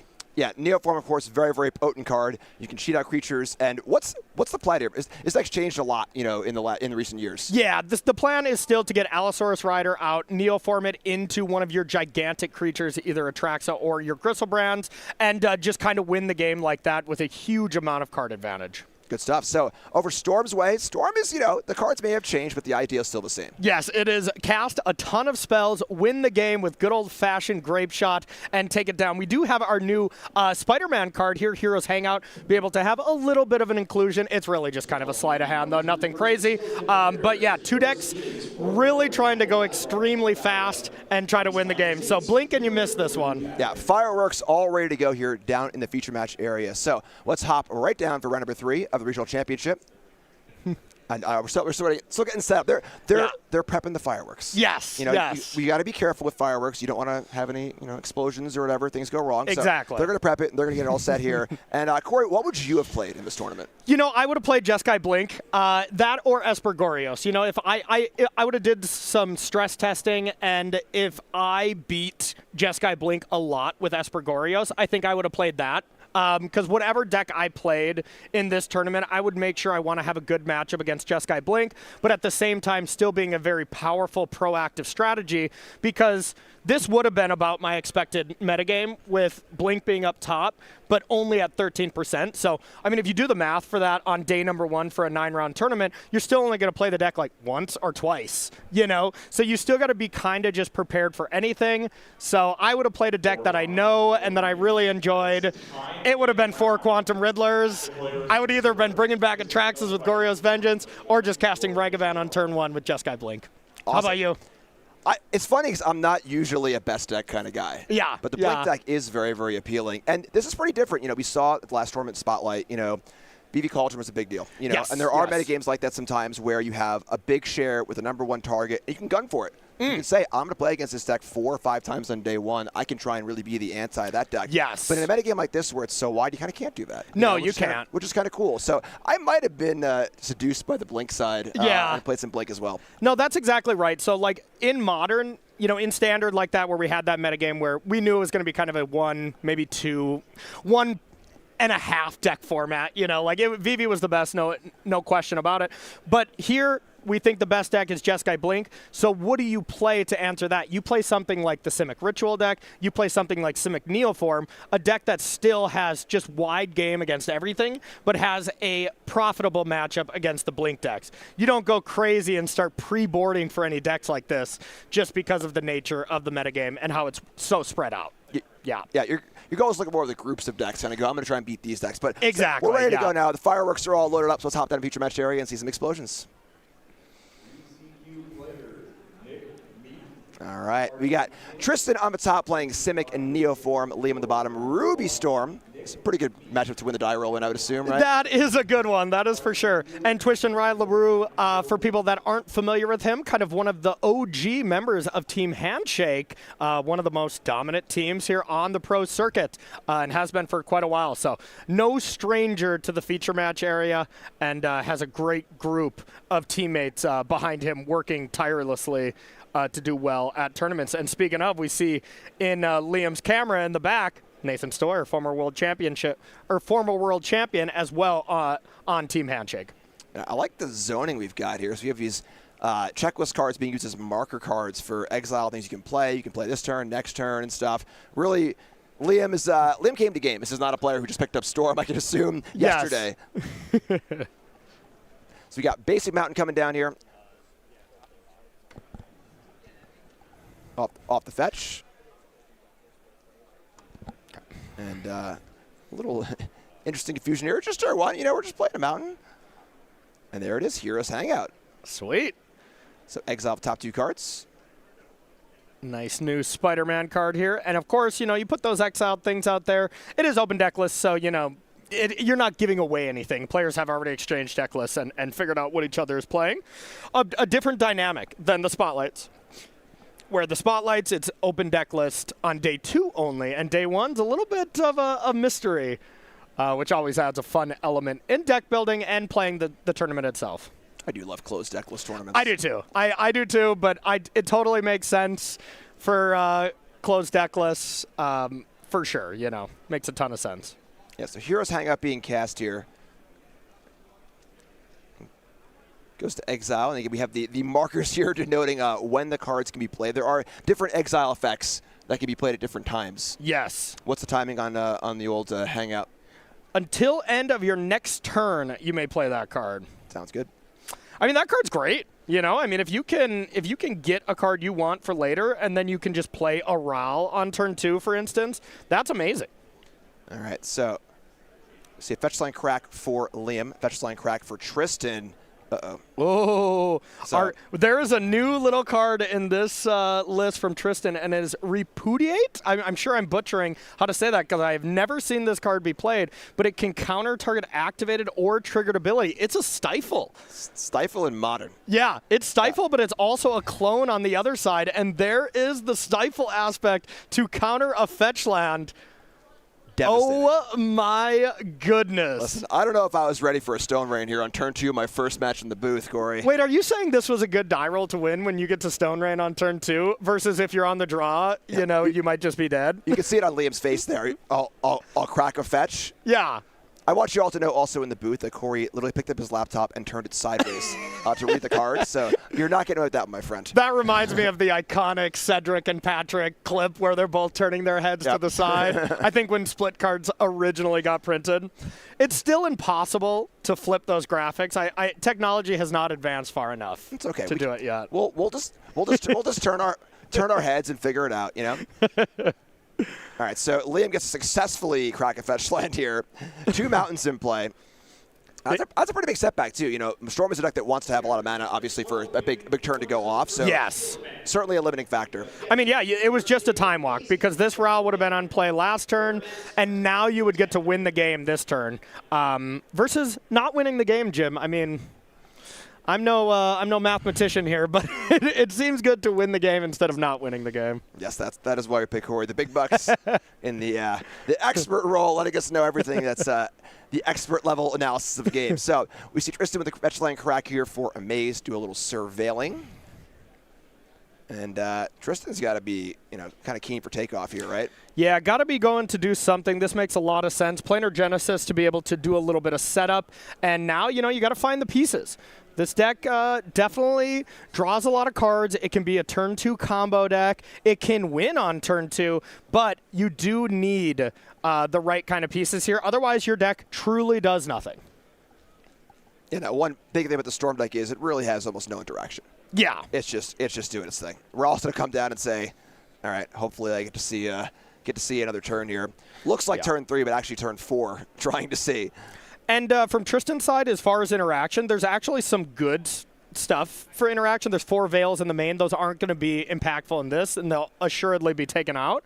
But that is coming prepared for what Tristan expects. A lot of blue decks, a lot of Quantum Riddlers, and being able to veil your stuff through is going to be very, very important. Now, we do have consigns for the Storm deck, but this is kind of the classic thing, at least the most common thing that I hear brought up on my stream when I'm playing Modern. Like, bring in Consign, counter the Storm trigger, right? That seems to make sense. But it just doesn't play out that way in testing, as most of the time they'll just flash back, Rite of Flame, and do it again on you. So Consign is a very medium piece of interaction. I think its best job is countering the amulet effect, the Ruby Medallion itself. All right, so Metamorphose, time to get those dice going. Bigger dice than that. Let's go, come on. Oh, man, this is my least favorite part of Raw, the fact that you got to roll a dice every time. Yep, all right. I mean, we are in Vegas. That's true. That is true. When in Rome. Do you think that affected Liam's deck choice? Yes. Be like, I'm ready to roll some dices both on and off the battlefield. My only complaint is it's not a, casino, craps dice. You know? Yeah. All right, so here's Reckless Impulse, some mana made, some dice being rolled. There we go. Okay, thank you. Everything's bigger in Vegas. No, everything's bigger in Texas. That was last month. We were in Texas, yes. That's right. I know we lose track sometimes. There's definitely an amount of where are we right now, but all right, Metamorphose number 2 coming in. Another Heroes Hangout in the Exile Zone. And I believe this is no mana floating, so Metamorphose is going to put this to 2 red. And Tristan looks, just ready for his fate here. If Liam has it, probably all ready to go. Yeah, you got to get some mana counters out here, too. I think that's what Tristan is doing some help. There we go. It's early in the morning. These players are still getting ready. Very early in Vegas time, that's for sure. Yes. All right, it's 2 red in the pool.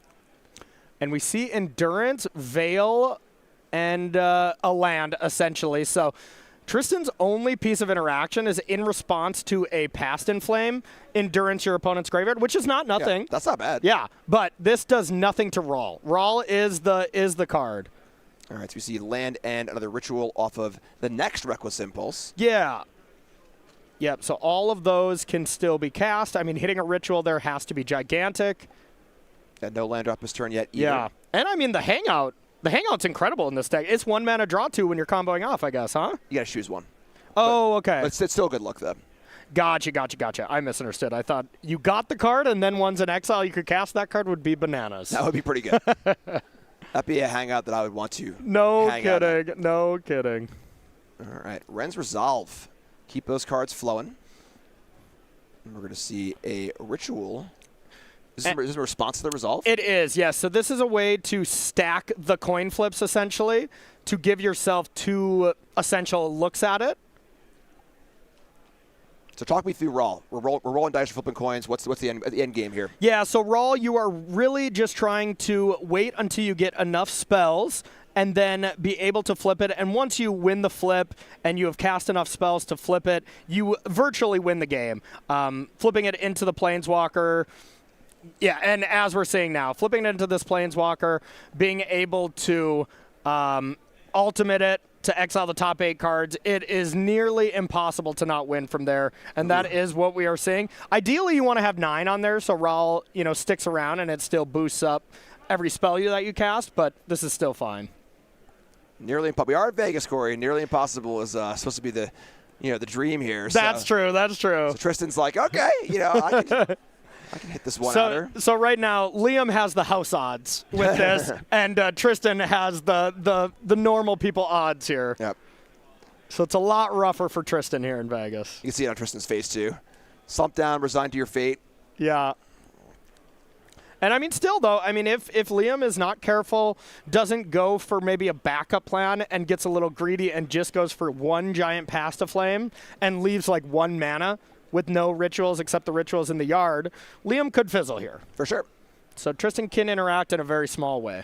That's a big part, too, where, it's on Tristan to say, all right, you do it. And it's like almost trying to look dejected. Like, I had a PTQ 10,000 years ago in a similar spot where I was playing at Storm, and I had a certain answer that kind of like Tristan has, where it's like a sort of an answer, but not really. Oh, yeah. And you just slump back, you say, all right, do it. Yeah. Act like you're, just annoyed at the Storm deck and not really, holding that ace in the hole. Yeah. Jim's just over here acting annoyed in games of Magic here. I mean, it worked. That's fair. I won the game. They got loosey-goosey with it. We're in Vegas, not Hollywood, Jim. I just try and earn my stripes, All right, so Rawl back again. Oh, this one's got 12 counters, and this, I think, closes the door. I think Tristan can really, especially with a Wish there, I think the Wish for Grape Shot fully and well and truly locks it up here. And I think if this wasn't, the most 2 ships passing in the night's matchup, Tristan would concede, but they're not going to go to time in a matchup like this. So I think this is a spot where Tristan's like, I want to see how good you are with the deck. I want to see what lines you favor and you go for, and you get some knowledge based on that. And looks like Tristan has had enough. Yeah, easy spot to just be like, why aren't they conceding? It's just definitely going to win, know. But there's, again, the very small percent. And then that, too. I think just seeing how your opponent handles their cards. Yes. Handles, are they crisp with it? Are they clearly looking for a certain line? Are they kind of just like fishing around for what's going to happen? Yeah. Very important. And especially in closed deck lists like Spotlights, you just get to see more cards. Yep. So at that point, you'd never concede. Open deck list, especially, maybe someone like me who has a bad memory, I'll be like, maybe I forgot their deck list already. Let's see it flipped over right now. I have bad memory too, actually. So sideboard time. Tristan got some work to do here. We see one Abhorrent Oculus, 1 Hooting Mandrills, 4 Ice Fang Coddle, 4 Mystical Dispute, 1 Natural State, and 4 Nature's Claim. Ooh, okay. So not a ton here, actually. I guess you can think about the Nature's Claims and the Natural State for the Ruby Medallions, but I do not love that. What this screams to me is 2 things. Number 1, probably not prepared for Ruby Storm. It's not a matchup that you're really prepared for. And number 2, with Tristan being on the play and Storm not really interacting in any way whatsoever, I wouldn't be shocked if Tristan clicks back. It's probably posturing, bringing in a couple cards, taking out those same cards. If I was Tristan, I wouldn't bring in any of those cards, and I would submit my same 60, and I would try to just be extremely fast on the play. What about those Veil of Summers, though? You got to get those out. God, that is a good point. Shuffle something in, yeah. Those Veil of Summers are horrendous. You're right. You got to get those out. Nature's Claims are coming in, or maybe you just bring in Ice Fang Coatl on the play, Nature's Claims on the draw, and try to just give yourself that turn 3 combo win. Because just like Ruby Storm, when you combo off with Simic Neoform, you get Zendegos and you get a gigantic creature like the Galta, the 12/12 Galta, and you win on the same turn. It's not gain a bunch of value and hold back. All right, and then on Liam's side, we got a Blood Moon, 2 Brotherhood's End, 1 Empty the Warrens, 1 Grape Shot, 1 Past in Flames. Those are probably wish targets. 2 Prismatic Ending, 4 Veil of Summer, and 3 Wear Tear. Well, both of these players were not prepared for each other's decks because I also do not like a single card in this except maybe a Blood Moon. Blood Moon can get them, and you could sneak out a cheeky turn 2 Blood Moon with a Ritual into Moon, which can truly get Tristan because most of the time, these Simic Neoform decks, they play blue lands, but they don't play green. So if you can ever get a Blood Moon, they can never do the Neoform / your other 3 mana, your Eldritch Evolution play at all. So I'd bring in the Blood Moon, and that's it. Love it. Yes. One Miser's Blood Moon. So they're going to shuffle up, get ready for game number 2 here, and we're going to remind you all about our wonderful newsletter. Folks, you want to stay updated on everything happening in Magic, whether it's new sets, sales, events like these wonderful SCG cons. The Star City Games newsletter is where it is at. Go to starcitygames.com/newsletter and sign up. I've been on this thing for over a decade. Yeah. And I'm not a big newsletter guy. Yeah. Full disclosure, my wife always signs up for stuff. I'm like, you can't sign up for all this stuff. What are you doing? You're crazy. That's why her email box has 10,000 emails and mine has 0. Yeah, you keep it clean and tidy. Right. Same. I can't see that many email notifications. Yeah, it drives me insane. So I'm very picky and choosy. I've been on Star City's newsletter for over a decade. So get on there and don't miss anything. Yeah, this is the time especially. You can shop for Avatar The Last Airbender, and we see Atlanta there like we were talking about a little bit earlier. I believe that has the wrong dates, but, whatever. Regardless, getting some access to that really cool set, being on top of what the next standard event that you're going to be able to play in. And I got to say, Jim, Avatar The Last Airbender looks like an awesome set. I've been having a blast playing it. Yeah, I have not seen the show. But it's kind of like Final Fantasy where I know a good Magic set when I see it. Yes. Just playing Limited with it, playing Constructed with it. The set, a lot of care went into the set, and it's been really, really fun. Yeah, some of the, you can just tell, some of the cards and some of the crossover in the cards that, apply to the show. I didn't watch the show either, but I started watching it when the set came out. And I started watching it with my 2-year-old daughter, who was literally knee-slap laughing at certain parts in the show. And she, can't even sit still. So, that is really telling of how entertaining it is. But, there are some really awesome moments within the cards and the show. There's one Cabbage Merchant where it is a 2/2. Whenever you sack a food, it shuffles back into your deck, okay? And in the show, the gang keeps running into this Cabbage Merchant stand, and it keeps breaking, and then he sits on the ground, cries, moves to a different city, sets it up. They come in and crash into it again. It's the coolest flavor I have ever seen. It's incredible. All right, so let's take a little look over here at one of our other matches while they just to get a mulligan going here. And we got a look in at Blaine and Percy. Ooh. Boros Energy versus Is It Prowess? Ori Steelcutter. You're that card, right? I'm a fan, yeah. I want to see what's written on this Vexing Bauble. I thought I would get you. I thought I got you banned. Okay. Cool. Percy Fang, as you remember, took down one of our spotlights. Well, he also won the Arena Championships. So he was one of the very few players to qualify for this World Championship twice. That's impressive. Yeah, exactly. So he was a mono-red expert when it came to Monstrous Rage deck and Standard, trying to do it again with the go-to aggressive deck of the format here. Yeah, Discharge. This matchup is interesting, right? I think it's Boros favored, right? I would think Boros is favored. It is pretty close, and anytime Is It Prowess is on the play, you kind of have game, you know? But yeah, that looks really fun. Gotta love seeing Corey Steelcutter coming around again, and it's actually in a lot more decks. Vinny Fino, for instance, is playing an Is It Artifact Corey Steelcutter deck, a Mox Opal Corey Steelcutter style deck that looks really, really cool. So I hope he's doing well with it. Lucky Man's Paradise coming down. Oh my goodness. Liam's got a turn 0 Gemstone Caverns with a little luck counter on it. We are Vegas after all. Oh yeah, feeling lucky. Tristan, Pluto Delta, go. Tristan not happy to be on the draw here in this game too, where he's down a game. But yeah. such is the case. Can't stifle that fetch land when you already start with the land in play, huh? Exactly. Wow. Okay, so Liam looking good here. Stole the play.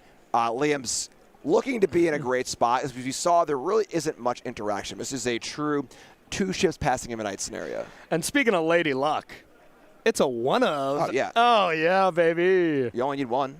It's legendary. Incredible. All right, so Stomping Ground is fetched up here. What's the green card count in Liam's deck looking like? You know, it is not many at all. It is just the Veils. It's just the Veil of Summers, but hey, those could easily come in this matchup. There's Mystical Disputes on the other side from Tristan Wilderoo. I wouldn't be that shocked if he brought in 3-mana Mana Leak over Ice Fang Coatl, for instance. And looking at Tristan's hand, it has a lot of the things you don't necessarily want. Only one land. I didn't get okay, so there is Neoform with multiple green cards plus the Zendagos. So actually, if we have Hedge Maze here into land number 2, I think the game is over. As you can Neoform for the Ghalta, the 12/12 Ghalta, Ghalta Stampede Tyrant, and then put Zendagos into play. And ask your opponent, are you at 25 by chance? Oh, you're not? Okay, you're dead. Hasty, yeah. And then unfortunately, Liam, Gemstone Cavern's great. Casting Ren's Resolve on turn 1. Not exactly what you want to be doing. I mean, it's better than casting it on turn 2. I mean, sure, but looking for a Medallion, looking for a Ral. And now Tristan here looking for a land with his Hedge Maze. Yeah. Big Surveil for Tristan. Yeah, because, I mean, Liam could easily win. Big draw step. Is the game over? Or is Tristan going to be sad? Oh, God. Right. It's a middle ground. Yeah, so it sounded like a binary decision. It's actually somewhere in the middle. It really was. We have a maze here to have land, so all set up for next turn. And honestly, Liam is not looking too poised to go off on turn 2 here. Yeah, especially with the Gemstone. I mean, there had to have been a card exiled somewhere off cam, you know, to put the Gemstone into play. But, yeah, I mean, it is possible for Liam to win on turn 2 here. Remember, turn 2 with the Cavern, play Ral, then Ritual, then start going off. But it doesn't look like he is ready to do that here. Right. Most of the cards that would lead to that probably would have been cast last turn. Yes. So we need to come off the top. Yeah, when you cast Ren's Resolve, it's like, dang it, I do not have the draw. Yep. So Talon here, another setup card that is going to get things going if things have time to get going. But it looks like Tristan might have things rolled up here in an explosive round 3 feature match. And I am scouring the deck list here from Liam, and I don't see a single card that can stop what Tristan is going to do at all. Nope. Just cannot. All right, so Commercial District says, okay, if you got me, you got me. Surveil Land comes in, get a little Surveil going, and then a little prayer and a pass of the turn. This is where if you and I were playing this game, I would be like, save the Surveil, Jim. Here's my hand. You are dead. Let's go to the next game. I'd be slow rolling into next Sunday. I know you would. Yeah. I know you would. Yeah, draw my card, hem and haw for a long time. Probably too long. Like, you know, someone's got to step in and say something. Gotcha. And then kill you. Yeah, you're going to get disqualified from our casual testing matches, I think. Oh, yeah? Yep. Bring it on. Boom. There you go. Oh, it's all of it. So Alistair's Rider comes in on the pitch. We see Neoform sack the Rider. Goes to get Ghalta. There's Xenagos, Hasty Dinosaur. And that's it for game number 2. Tristan takes it down in spite of the Gemstone Caverns. This is just some good, clean magic here. Yep. And it's kind of fun, you know. They say when you want to pick a combo deck in Modern, you want the one that no one's prepared for. They are not prepared for each other at all. Yes. I would say people are a little bit more prepared for Neoform. I mean, it did just top 8 the last Pro Tour, you know, and it was only one copy. Neoform had a medium weekend, nothing crazy, but then really did kind of lose a lot, I would think, with all the disputes.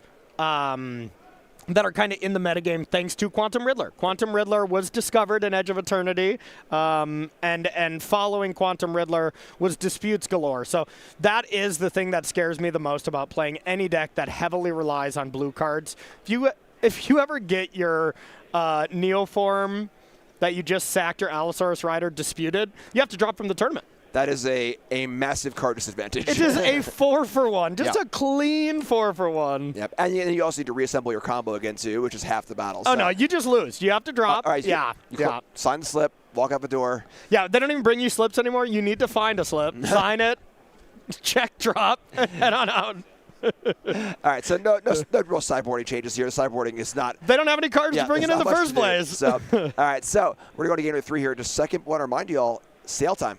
Ooh, what do we got? We got a 10% off all Magic Commander set singles. And I know from experience, I'm not really a Commander player. Yeah. But whenever I see a Commander card, whether it's in a mystery booster product or in a cube draft, they're always pretty insane. Yes. So get these cards to your Commander decks for your cube, whatever else you need them for, at 10% off while supplies last. I think this is actual pictures of their inventory because I just sold SCG. That Yuna on the far right, same foil, same everything, so I could get more store credit to buy more cards, of course. Of course. Yeah, we'll be talking more about that later, but I think that is my actual card. So you can go buy Corey Baumeister's personal foil Yuna from the beautiful game of Final Fantasy X.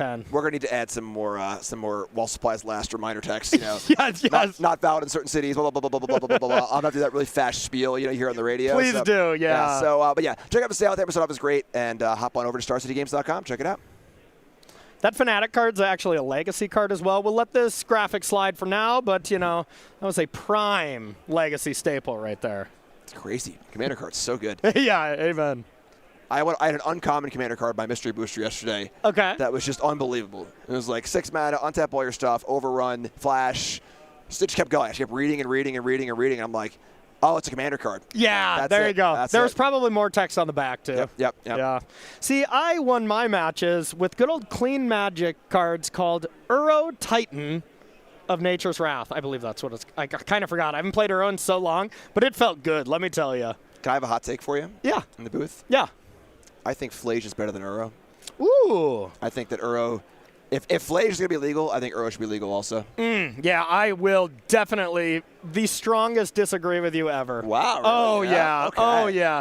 Think about all these blue-based Flare of Denial, Force of Negation decks that you could play. Like, you could be flashing out Uro with free counterspell backup. You could play Culling Oracle and Uro in the same deck. All right, now you sold me. Okay. On Coiling Oracle. So. All right, so we're into the game number 3 here. Liam, just a fetch land and saying go. Got to be wary of those stifle effects. And fetch land from Tristan back Liam's way. We're going to crack and get a Surveil land almost assuredly. Okay, that is a lot of lands, but I do see Allosaurus Rider and the Neoform, but I think only 3 total green cards. So I think what Tristan has to do here is hedge maze into a green card just to do the thing. And the thing is not winning the game. The thing is attracting to get more cards. So I don't think Tristan has a turn 2 available. Liam almost never has a turn 2 available. It's a very consistent turn 3 deck. But it looks to me like Tristan is going to put an Atraxa into play on turn 2, if he's lucky, refuel some cards, and have the great joy of dying. Yeah, the problem is Atraxa in Tristan's deck is not as exciting as some other decks. No. Goros that can find Force Negation and all these free interactive spells and stuff, but not so much here. And that's, of course, with Liam having the draw. A Ral or a Ruby Medallion on 2, pop off on 3, but that's what it looks like off the quick glance from Tristan's side. All right, so end step District, get the Surveil on. Definitely a matchup where you really want to have it and do everything you can to sequence towards it. It's just do your thing. Yes. Usually you're kind of pacing yourself and trying to find the right spots. Not here. No. So. We're doing the same thing that a lot of people are doing here in Vegas with the F1 races going on. We are going fast. We might be going even faster. Rev up those engines, Whoa, folks. Vroom. Turn 2 Pyretic Ritual, which only usually means one thing, that Liam is going for it. It could be Blood Moon, though, too. Ooh. It could be that cheeky Blood Moon. No, we're going for it. I kind of wanted it to be the cheeky Blood Moon. I don't even know what I wanted to see. I like both outcomes. Yeah. Okay, is that... Oh, so that is Nature's Claim or Natural State, whatever, the 1-mana way to deal an artifact. So Tristan was like, Ruby Medallion, Ruby Medallion, Ruby Medallion, and oop, I'm dead. Oh, it was black, not red. Sorry. Yep, exactly. All right, so here's Ral. He's Manamorphose. The mana train starts going. 2 in the pool.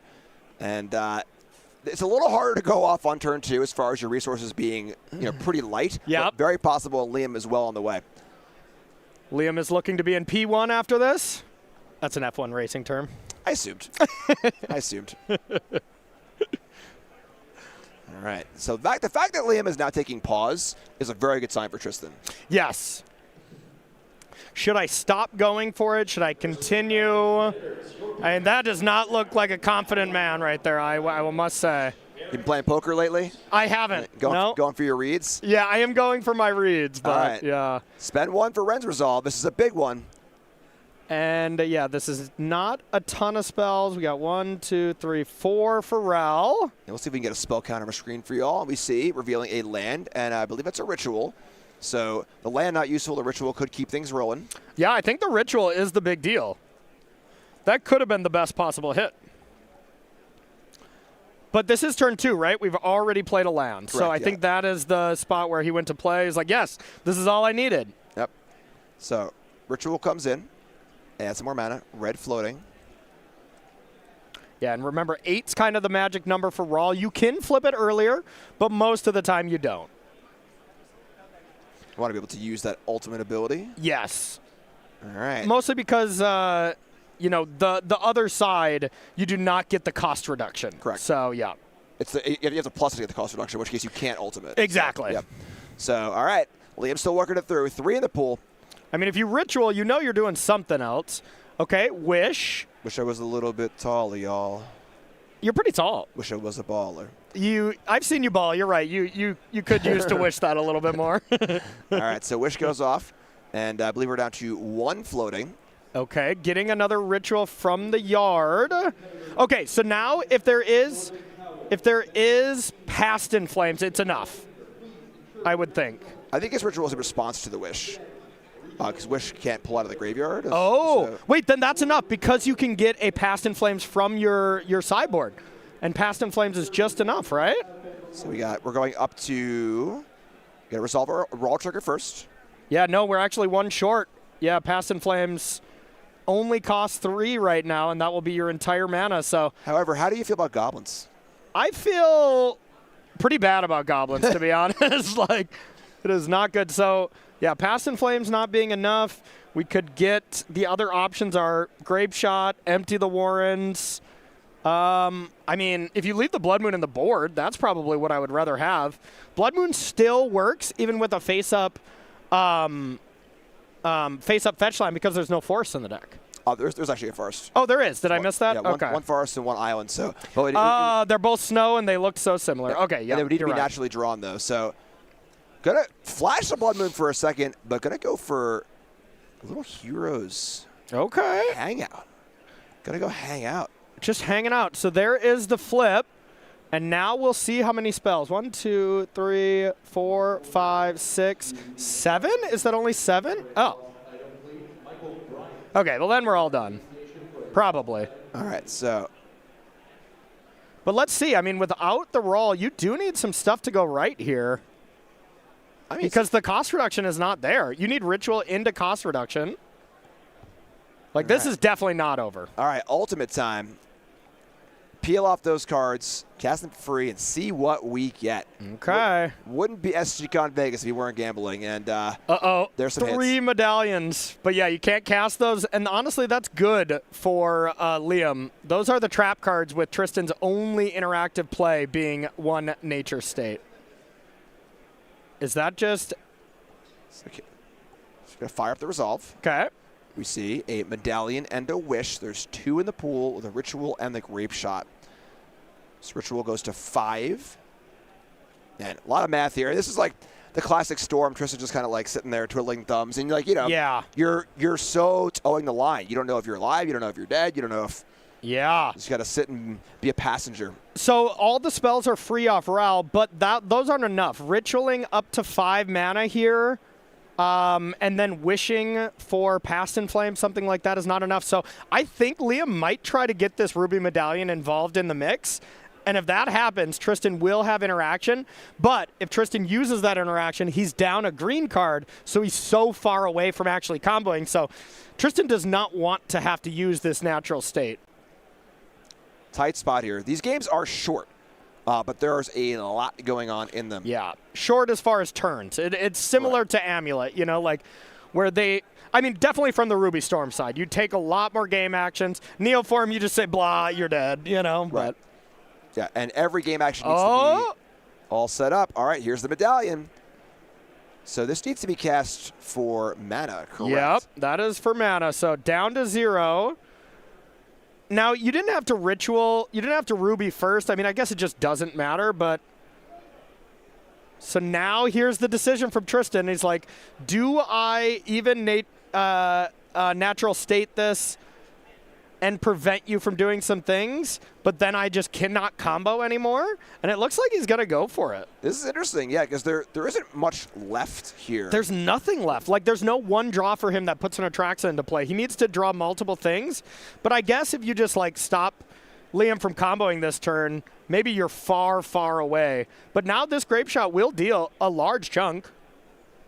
Yeah, because it looks like Liam's only got one card left, so when all is said and done here, a flipped Ral on 1 and 1 card in hand is a lot to kind of build out of. Yeah. So there's a claim. I mean, it does look like, you know, this Grape Shot's going to sure put Tristan down to 4 or something. And yeah, I guess you can Wish first. You can Valakut's Awakening first to get an additional Storm counter. But then that's it. Then that's it. So we are done here. There's all the mana. So unless we have 19 spells on the stack, which I just do not think we do, we'll get another turn from Tristan. And Liam more than likely will need a setup turn as well. He won't be able to just combo again. Yeah, I like when combo games get messy. Yeah, me too. You start attacking with Rals to get in the last points. Oh, yeah. Or for you, I mean, I know what you love out of it is empty the Warrens games. Yeah, I mean, could have emptied there for 10, you know? Yeah. And that's a 2-turn clock, but realizing that might just not be fast enough. I mean, that's the thing. If he empties for 10, the Nature's Claim still in Tristan's hand. Tristan gets to surveil for a green card, and then you have an Atraxa versus 10 Goblins. I know which side I want to be on. I mean, I know what side I want to be on. I know which side you are on, yeah, but... it's not necessarily a good one, but we're ready to roll. Oh, I think this is just a vanilla rider. Pass to you. This is what I'm talking about. You got to love when combo decks get scrappy here. So we have just a 3/3 Allosaurus rider coming down, being played as Richard Garfield intended, as a creature. Yes. That just attacks and blocks. Well, as he intended, you'd pay 7 for it, I believe, right? I mean... Yeah, okay, I'll give you that one. Listen, I'll give you that one. Cold Snap was the lost set in Ice Age block, all right? That's about when Richard Garfield was still having a heavy hand in the game. I'm sure Richard Garfield probably designed this card, right? Okay, sure. You know a lot more about the lore. Yep. Well, I mean, the one thing that this does say is, hey, we're going to play land 3, and then we are going to have a 4-power creature that's going to attack Raw. That's good. Yep. And then the rider's also just in play for a future Neoform, you know, so... Yeah. So it looks like we ticked up, so until your next turn, instants and sorceries you cast cost 1 less to play, so this Wish does only cost 2. But, you know, even if the Grape Shot's still in the sideboard, I'm not sure if we have 1 main, 1 board. We usually do, yes. Even then, it's 2 damage. And this Allosaurus Rider has 3 toughness. Love it. Amazing. The fact that we can go from potential turn 2 kill to this game state is just art. Yeah, to thinking about, all right, I need to deal with this Allosaurus Rider. Right, but I can't Grape Shot big enough. It's just a little too big. I only have a 2-mana shock. All right, so going to start things off. Going to cast that Wish. Okay. Going to pop in the sideboard and pull out some sort of trick. What's it going to be? All right, how about another Hangout? Yeah, sure. Feels not great, but, I mean, you are at the stage now, like, Past in Flames and you win. Like, so I'm curious, maybe Past in Flames isn't in your sideboard anymore? Maybe you sided it in? Because you would think maybe you just get Past in Flames here. I mean, that being said, you need a lot of mana for that, so yeah, this makes sense. Yeah. to have the Passive Flames go off, be able to cast it and play everything else in the Wish turn. So Rider's ready to ride on here. We see a land, 4/4 Rider. 4/4 Rider is floating. Oh, what a draw! And draws the Neoform. He says, you know what? All right, let's stop this shenanigans of being a fair game of Magic. Neoform comes down with the sack. Let's go. Let's see what Tristan's deck can do. Tristan's last 2 draw steps were the natural disciple there. That green card needed to put Allosaurus Rider into play because remember, he cast the Nature's Claim to be able to stay alive and then drew Neoform. He had 7 outs to hit Neoform or Eldritch. And now Great Grand Gristlefather is here, and we've seen what this powerful card can do. It's still not over, though. Yeah, you can't activate it yet. Right, so Tristan's at 5, and some short combination of cards could find a grape shot in this game. It's a long shot. It's not that long of a shot. I mean, 1 Ral into this ritual. I mean, the thing is we saw all those medallions go away. Oh, and it's passed. Now it might be all toast. Yeah, if Grizzle Daddy gets to get a hit in here, gain 8 life, that's going to make things quite difficult. But to be fair, you're going to gain 8, and you're probably just going to draw right away. But maybe not. Maybe not. It is pretty funny with Liam at 17. Yeah. That is not 2 swings. Because the one thing that Tristan can interact with now that he's going to have a lot of cards, is you can draw 8 cards during Liam's turn if he goes for the combo, right? You can wait, and then you can Pact of Negation Liam's things, and then consign your own Pact trigger during your upkeep. That's kind of the play that Tristan can actually have interaction with now. All right, so here's comes Old Grizzlebrand for not the usual 7. It's for 8 this time. So 8 damage dealt, 8 life gained, and now Tristan has to decide, do I want to draw 7 cards? It's the Old Grizzlebrand in play, and it's the new one in our graphics. I like the Old Grizzlebrand. Me too. Yeah. Well, we'll see if our producers can get that fixed for Jim. For me. Jeremy said absolutely not. Too bad for you. Oh, yeah. I'm heartbroken. All right, Tristan, so what's it going to be? It's going to be a pass. I love it. I love this because there's no reason to do this yet. And you can start drawing your cards next turn for Tristan to try to find the combo. Azenda goes to finish the game. And if Liam goes for the combo, then you have 8 looks at a Pact of Negation and a Consign. You need to find both.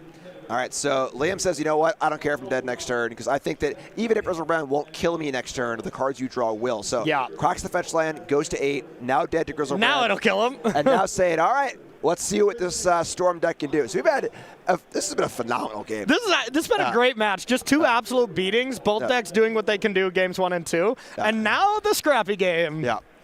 And it looked like it was going to be, oh, wow, okay, the actual Stone Cold turn 2 kill, but nope.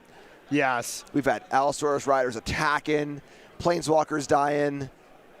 Okay, so Tristan did find an actual piece of interaction here already. Found a Summoner's Pact where he can get the 1 of Endurance, so he counters Past in Flames. All right, so Tristan, and can pay for that naturally and win.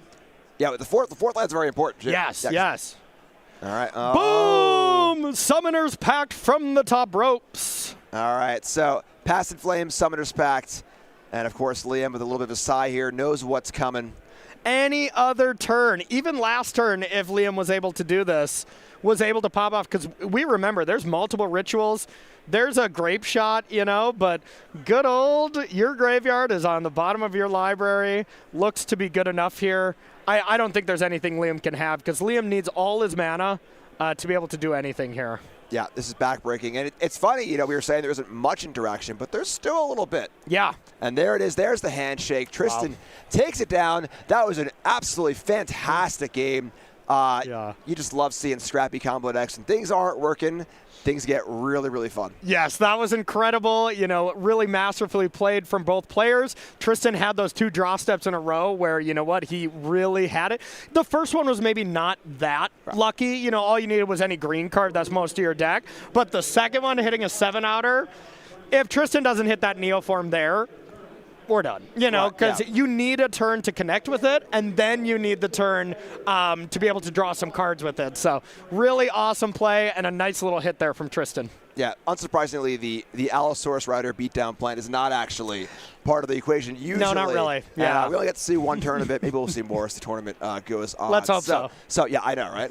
So let's check out our backup feature match and see what we got for you, and we'll get into that in just a second.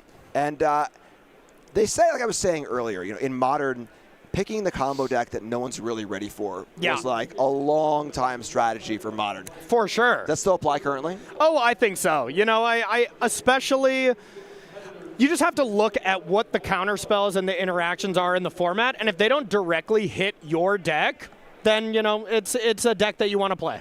Yeah. All right, sounds good. All right, so let's pop up down to our backup match and watch some more magic. Going into game number 2.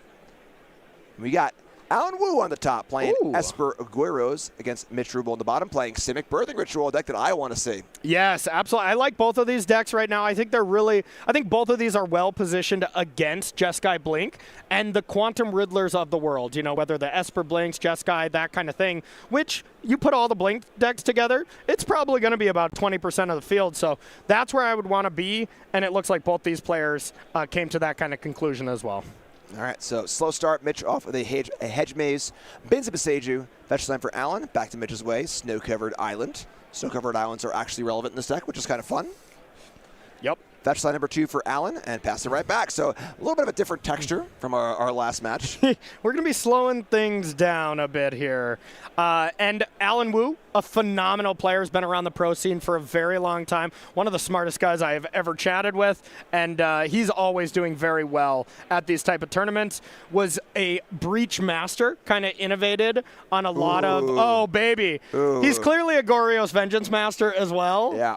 But he innovated on a lot of the general, heuristics of Breach, like started cutting some Urza Sagas, started doing things that people just weren't doing, and ended up getting to the Pro Tour based on that RC, and I believe Portland.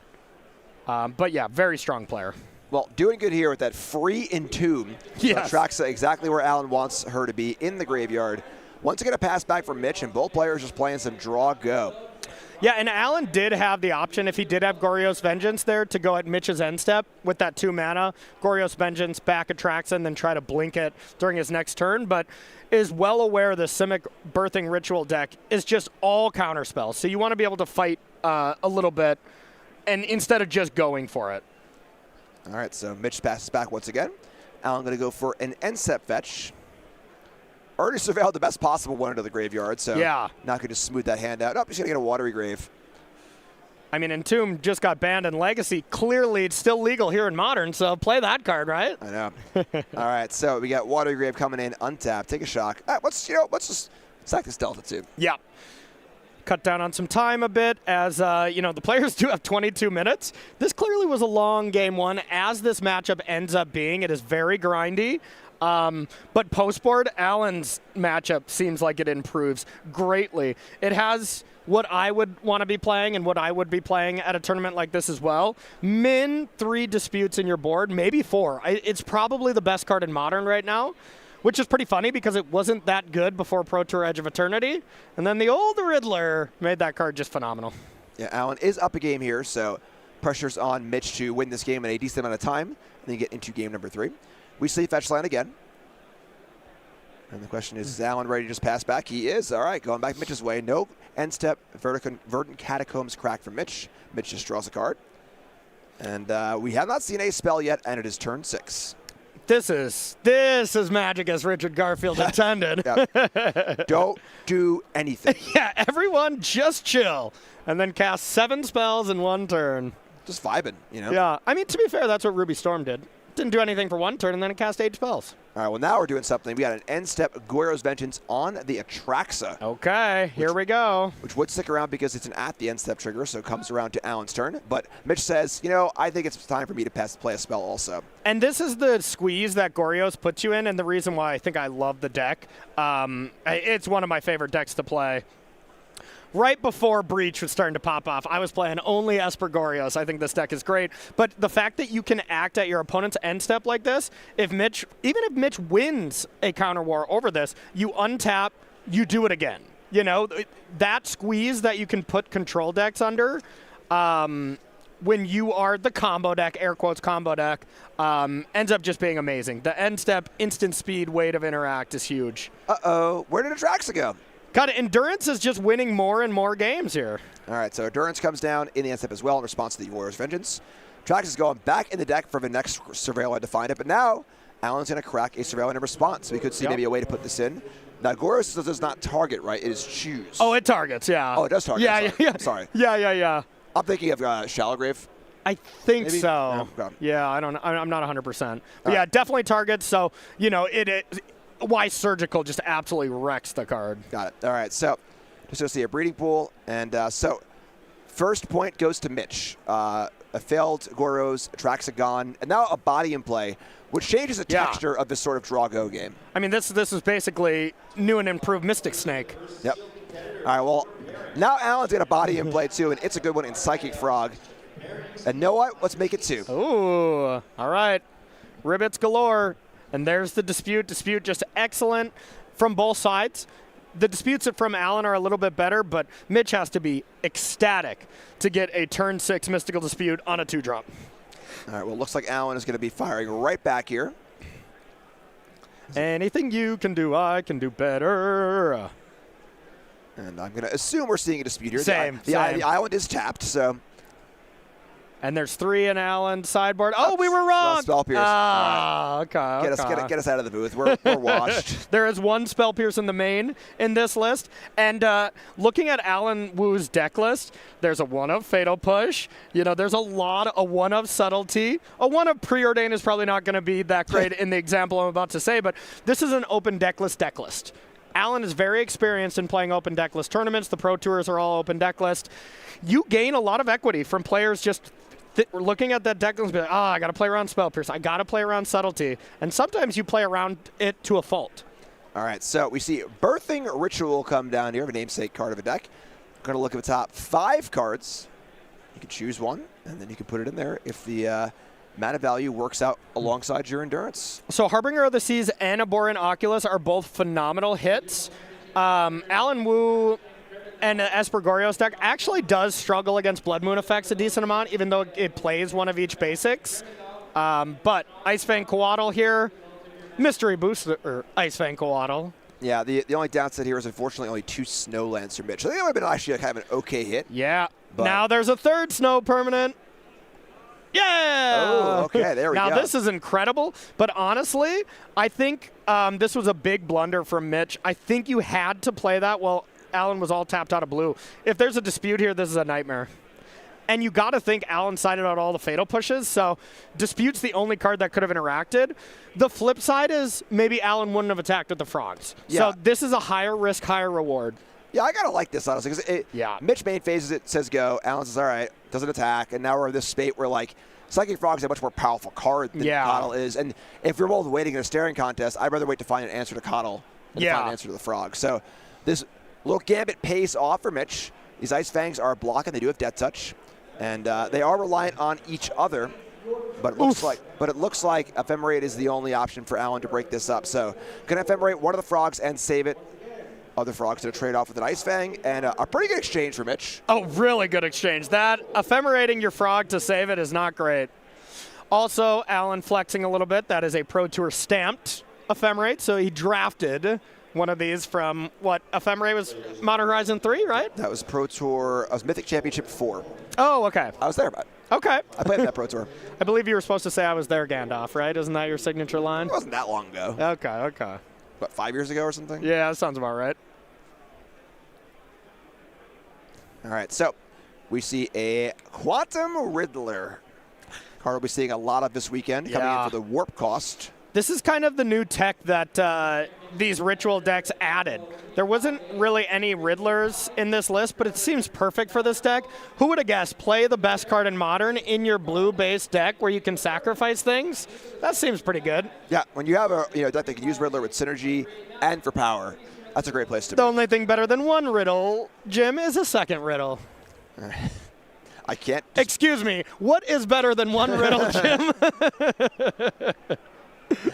I did that totally wrong. Yeah, that would have been great if you nailed it. All right, we can cut that part out, right? Yeah, let's edit that. We do it in post, right? Yeah, so we can edit that. Oh, we're live. Our director's telling us. Riddle me this, Corey. Yeah? What's better than one Riddler? 3.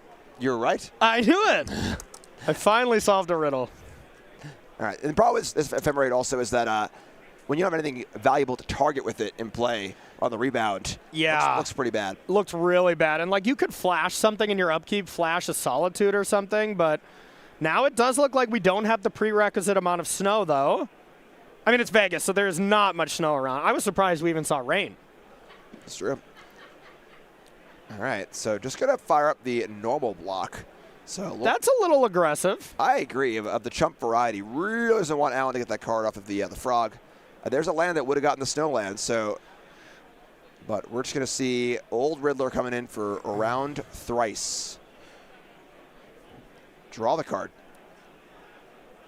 And it's time to ritual. So I am actually a little shocked about this because I believe we had Ice Fang Coatl that sacked to put an Ice Fang Coatl into play. That happened off the Birdsing ritual, but you could just sack one of those Warp Riddlers to have 2 Coatls in play. Maybe I'm missing something on how that happened, but it seemed to me that Mitch could have had 2 Coatls in play and just 1 Riddler less in Warp. So maybe valuing the long game stuff. We got a big change here. Maybe, yeah. Teferi, force. Force is everywhere. Stack clears, though. Well, I mean, whatever Mitch did, it's working. Yeah. Because now, I mean, here's the thing why Riddler is even better in this. Excuse me. Jim, why is Riddler even better? Riddler is even better when you're casting a bunch of forces. You're getting rid of a bunch of cards. Now that other one in Warp is almost assuredly drawing 2 cards. Oh, and the Fatal Push, too. Oh. Wow. Simic no more, I guess. This is a Sultai birthing ritual list. Really nice. All right. Yeah, so I had figured from the name Simic, obviously, they was not be able to exile or not be able to deal with that the frog. But here comes Endurance again. Yeah. Goodbye cards. And now we see a pretty big board building for Mitch. And Alan is running out of resources. Yeah, we're starting to see a lot of these ritual decks starting to find ways to deal with cards like Boros, or deal with decks like Boros Energy, because that's like their one bad matchup is the aggressive decks. But matchups like this, Simic Ritual should be favored. Any kind of deck where your opponent plays Quantum Riddler, you should be favored is kind of the general heuristic here for the ritual decks. But any, Guide of Souls, like, you are dead. So a lot of players are, we're seeing the pivots like this with Fatal Push, Dismember. I've seen other versions that play that sideboard 3 Gemstone Caverns to just be able to buy the playback because it's that brutal of a matchup, All right, so really awesome game for Mitch, and we're going to get into a game 3 here. Not much time left, only about 9 minutes. I got to sideboard up real fast. But while we're sideboarding, we're going to remind you about our next event. Magic Spotlight, the Avatar. We're going to start the year off. I love these beginning of the year events. Me too. Yeah, we had Atlanta last year, too. We did. I'm sorry, this year. But I don't know what year it is. But yes. This current year, but a year ago, that was a great time. This will be as well January 9th to the 11th. We're going to be playing some standard SCG Con Atlanta.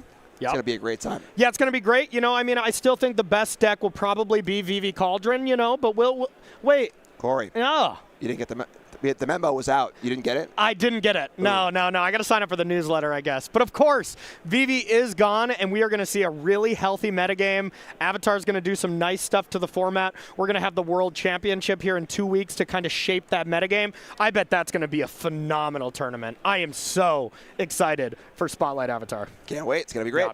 All right, so get into game 3 here. The players got about 7-ish minutes left. We see Oculus to the graveyard off a Surveil. And a Surveil for Allen. And no tracks of his time, it looks like. All right, so Allen plays tap land, passes the turn. Mitch plays a tap land, passes the turn. All right, so back Allen's way. And once again, we're in that sort of draw-go.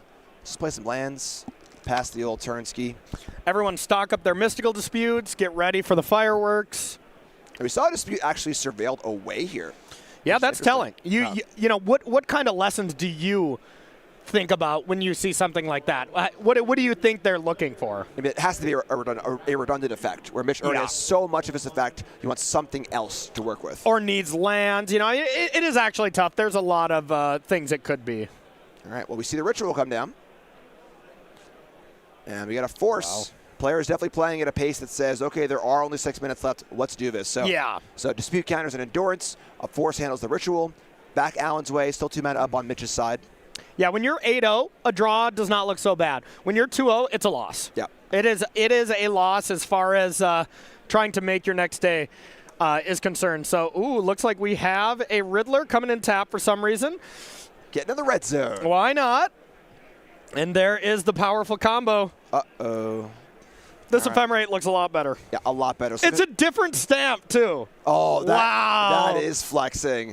So the scam has been complete. Riddler's in play. Now Mitch is under the gun. They're going to try another ritual. No force this time. How about an endurance? Okay. I mean, an Oculus here looks great. Allen could easily subtlety this, though. This is a juicy subtlety counter here because it just prevents the ritual. And, there it is. Oh, wow. Especially if Allen can get down to 1 card in his upkeep to Ephemerate and draw 2. Oh, I'm going to need a fan in the booth to fan me down. Corey's levitating again. All right, so there's Ephemerate. Draw some more cards. Valuing the card draw over the attack. But definitely, Allen's navigated this game to a spot where he's got to be pretty happy. You know, has a threat in play, has answered a few threats, drawing the interaction, looking pretty good. Yeah, this is almost a combo matchup or a combo deck from Allen where, like, this chip shot damage, you'll do it and you're fine with it. But really, you want card advantage, you want counter spells, you want cards like March to deal with the ritual and run your opponent out of value, and then eventually you'll stumble into an Atraxa. All right, land 6. The Coiling Oracle. You know it is. Oh, yeah. And a Harbinger here is pretty strong. All right, so there's a Swamp in play for Allen. So has 1 of the 2 bases covered as far as basic lands go. And when Allen was shuffling, I think I saw 3 blue cards. He didn't do us any favors. Keeps his cards close to his chest there, but one of them's bound to be Dispute, right? We're going to find out. So fetch up a basic. And I imagine we're going to see this Harbinger come down. Yeah. And try and turn all these non-basics into islands. Blood Moon effects are very good against Esper. Now, actual Blood Moon is better because this can get solituded if you leave them in. But, I mean, now we're in a different world. It's a Dimir deck up top from Allen. All right, the thing is, the Riddler's already in play. So Allen has done a lot of the work so far, has a threat in play, is doing stuff. Can still cast that Frog, too. That's a good Dimir card. Yep.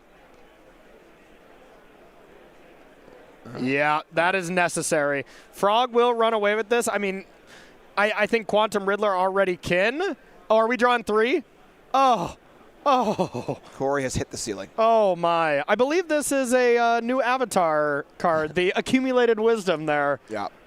All right, so Riddler's galore. And now Mitch down to just a Harbinger. Flare of Denial, sacrificing the Oracle, attacking in for 2. 2 is certainly less than 4. And is that a riddle? No, it's just a fact. Just math. Okay. Okay. Kind of boring math too. Here's the ritual. Look at 5. What's Mitch looking for here? I guess an Oculus. But honestly, probably the better hit is just Ice Fang Quaddle and get started. I don't even think that's better than a Harbinger, but it's looking very bad for Mitch here. All right, the draw 3 out the Riddler, I think, was the door shutter. Yeah, and that second Riddler still, of course, there. So Mitch abandoning the All Islands plan to go for Endurance. Yeah. Thoughtseize from Allen. And the hand is Flare, and that is it. So Mitch now empty-handed, 3-4 reach in play against an army of Riddlers. So now Mitch's best draw is, of course, a Riddler. Whenever you get to these attrition-out battles, Riddlers are the best from both sides. You know, it's kind of like these mid-range battles, who drew more Fables kind of things at this stage of the game. Really comes down to that. But Allen's already done the Riddler thing and is ahead on the battlefield. Ooh. And just has it all. Just hammering right now. So Fatal Push takes out Endurance, which honestly isn't even super necessary. The Endurance, not that relevant on offense or defense, but wants to empty the hand. How about some more cards? Oh. Corey is in the stratosphere. I'm here alone in the booth calling the match here at SGCon Vegas, your regional championship. Allen Wu looking fantastic. There it is, takes it down. The Riddler.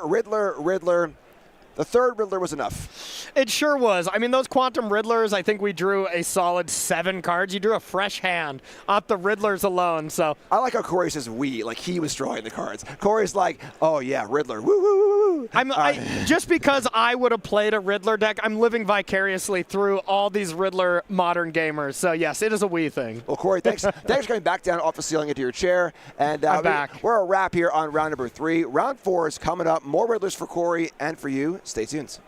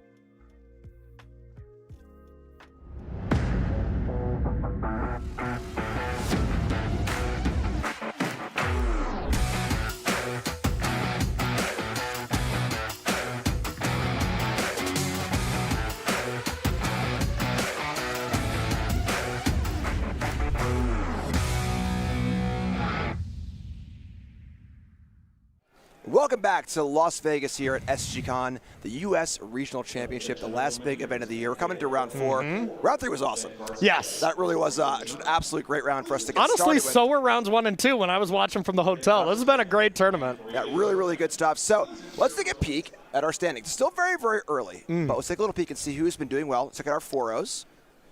Yeah. And what do we see? Oh, nope. Oh. We got There we go. 3-0s. Sorry, I'm getting ahead of myself. Yes. So 3-0s. We see a lot of 3-0s, of course, are still very, very early. What do you see here that jumps out at you? You know, nothing too crazy that jumps out. I'm seeing a lot of the word is it. You know, there's is it prowess, there's is it affinity, but really no big story to tell from this page so far. Like you said, it's so early. What about Necro Dominance? So, like, Necro Dominance, that yeah. was a big deal at Pro Tour Modern Horizons. Yeah. And is not really, kind of just faded away. I've been seeing a little bit of it popping up. It's still not my favorite deck because, as you know, a deck is when it's the namesake card or the main card in your title. You need that card. You need Necro Dominance, otherwise the deck looks quite bad. But still, one of the most powerful cards, and a playoff, very much one of the most powerful cards ever printed. A deck that lost a lot when the ring was banned, right? The ring was kind of like Necro Dominance 2.0 or your extra copies. So absolutely. Check out page number 2 here.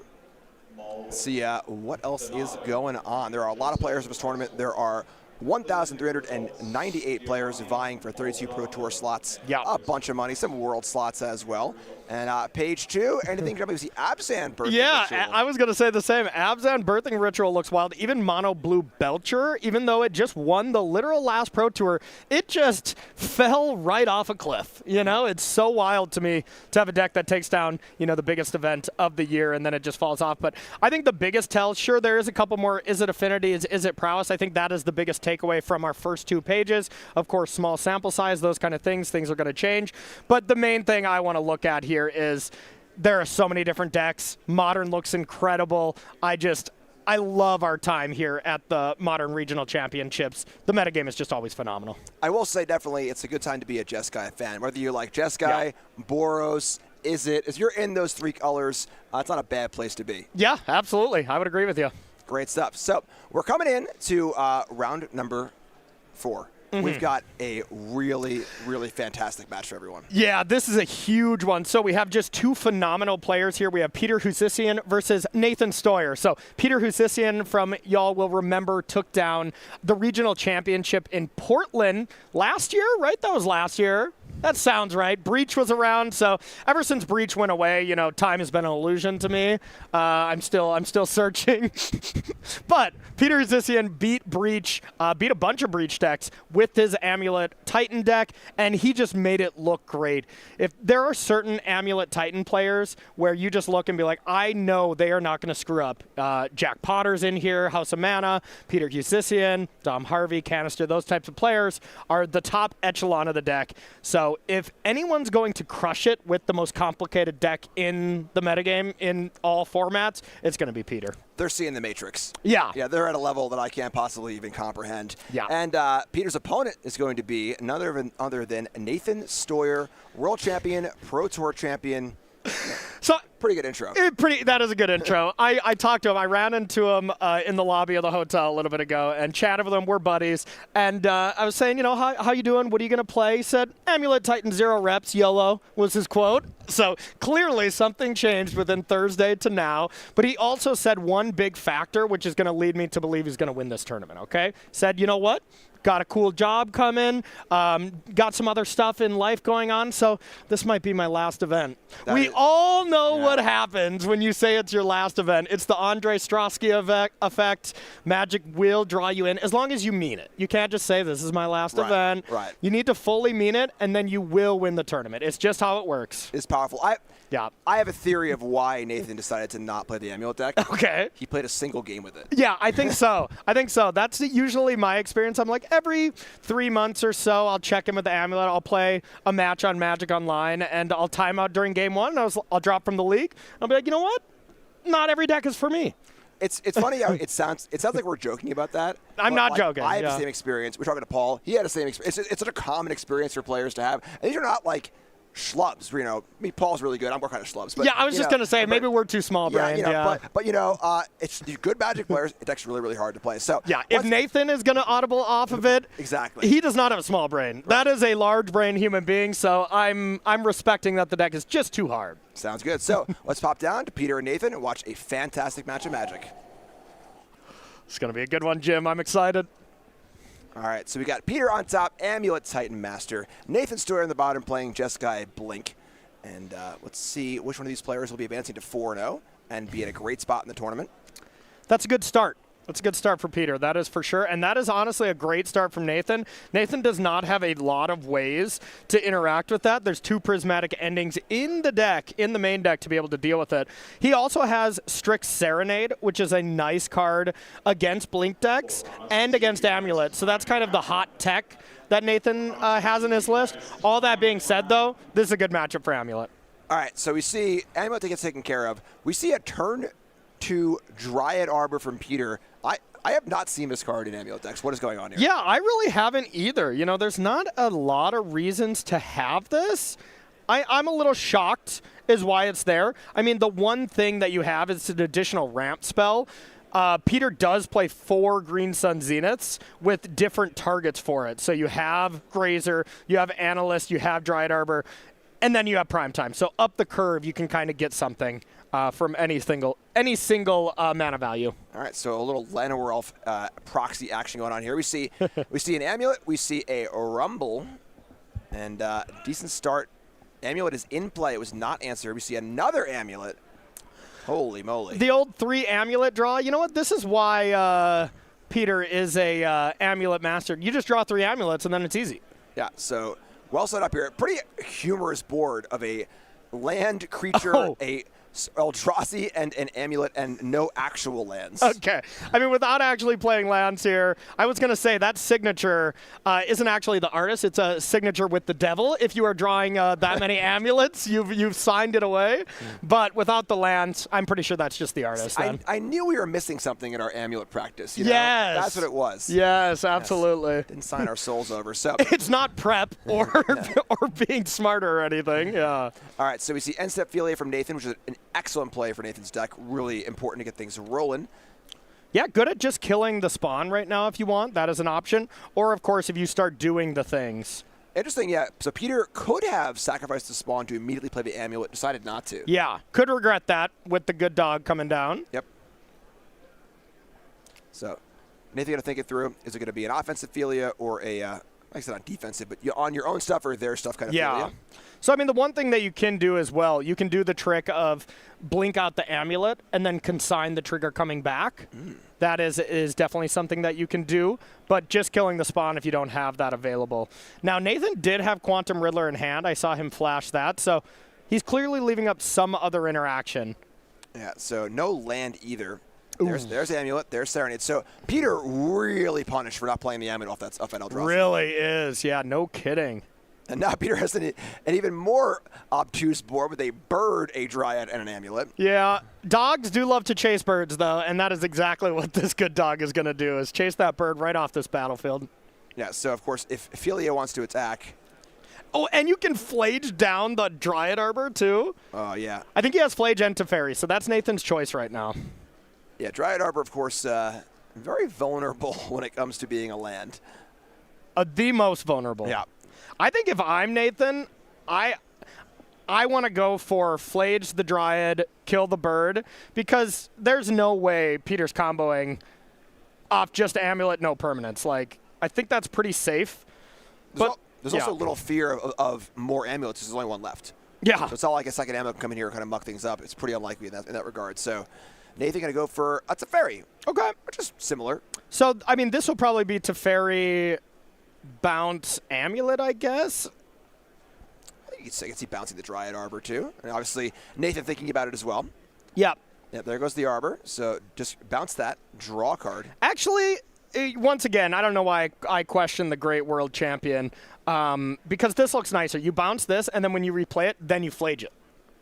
Yeah, there you go. Yes, of course, Dryad Arbor has Summoning Sickness. It is a creature land, and that does not override, this being a land. So coming back, Dryad Arbor certainly has its downsides, and we're seeing them here. Yeah, Nathan Storer went on one of the most incredible runs I've ever seen in my entire life. As my first event I commentated was first his World Championship where he won, beating Eli Cassis in the finals. Then the next one, I believe, was right to the Pro Tour that Reed won, where he top 8'd or top 4'd. Yep. And then he won the next one in Minneapolis, and I think he top 8'd a 4th. I can't remember if it was 4 in a row or 3.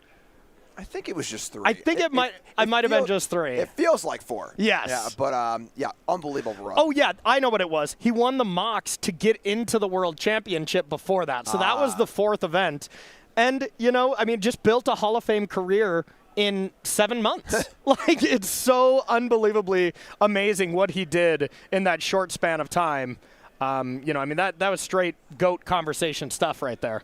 All right, well, things are looking pretty good for Nathan here as well. We see a Warped Riddler doing the Philia thing, blanking it out, another Riddler, and firing on all cylinders against just this lowly Dryad Arbor and this Amulet. Now, that being said, Nathan has tapped out and passed the turn. Yes. And Peter does have an Amulet in play. So if we start with another Amulet, Peter truly could still win the game this turn. Yeah, so does it feel like the fact that 2 Amulets are already gone, maybe like playing into Nathan's choice here? Probably, but hey, that's why you play 4. You know, Peter does have it. But so far, it looks like Peter was all wrapped up with the perfect draw, except maybe no bounce land, or had the bounce land, but just didn't have anything to do with it at the proper moment. So searching for that case Amulet, not finding it here at SGCon Las Vegas. Back Nathan's way, land 5. And just a gigantic tournament here in Vegas. Around, you know, a solid $13.99 as far as players come. Oh. People love Las Vegas. People love Modern, and we're glad they do. It's a great turnout here in Las Vegas. And that's enough. We got Flage, we got Consign, and the Doggo and the Riddler getting it all done here. So very interesting game from Peter. Definitely potentially a misstep on the Messiah for the Amulet, exposing you to the Hex Drinker, the Drink Staring. Where did I get Hex Drinker from? I don't know. Yeah. Maybe you've been playing a lot of Cube? Hex something? I don't know. But anyway, so we got to pop on over here to Peter in the sideboard and figure out what Peter's going to do for game number 2. We got 1 Bajuka Bog, 1 Collector Oof. Yeah, keep going. You're going to figure it out. There's a Hex Drinker. There you go. Am I psychic? I think you are. Okay. Yeah, I knew it. Maybe I am seeing the Matrix. You should have won a lot more tournaments if you were psychic, though. I'll tell you that. I know, right? So 1 Bajuka Bog, 1 Collector Oof, 2 Calling Ritual, 3 Dismember, 1 Elvish Reclaimer, 2 Force of Vigor, 1 Grist the Hunger Tide, 1 Hex Drinker, 1 Ice Toe Explorer, and 2 Vexing Bauble. You know, not a ton of cards I love here. I think I like the Ice Till Explorer. It's a bit of a difficult card to kill since it has 4 toughness. It can't be flaged down.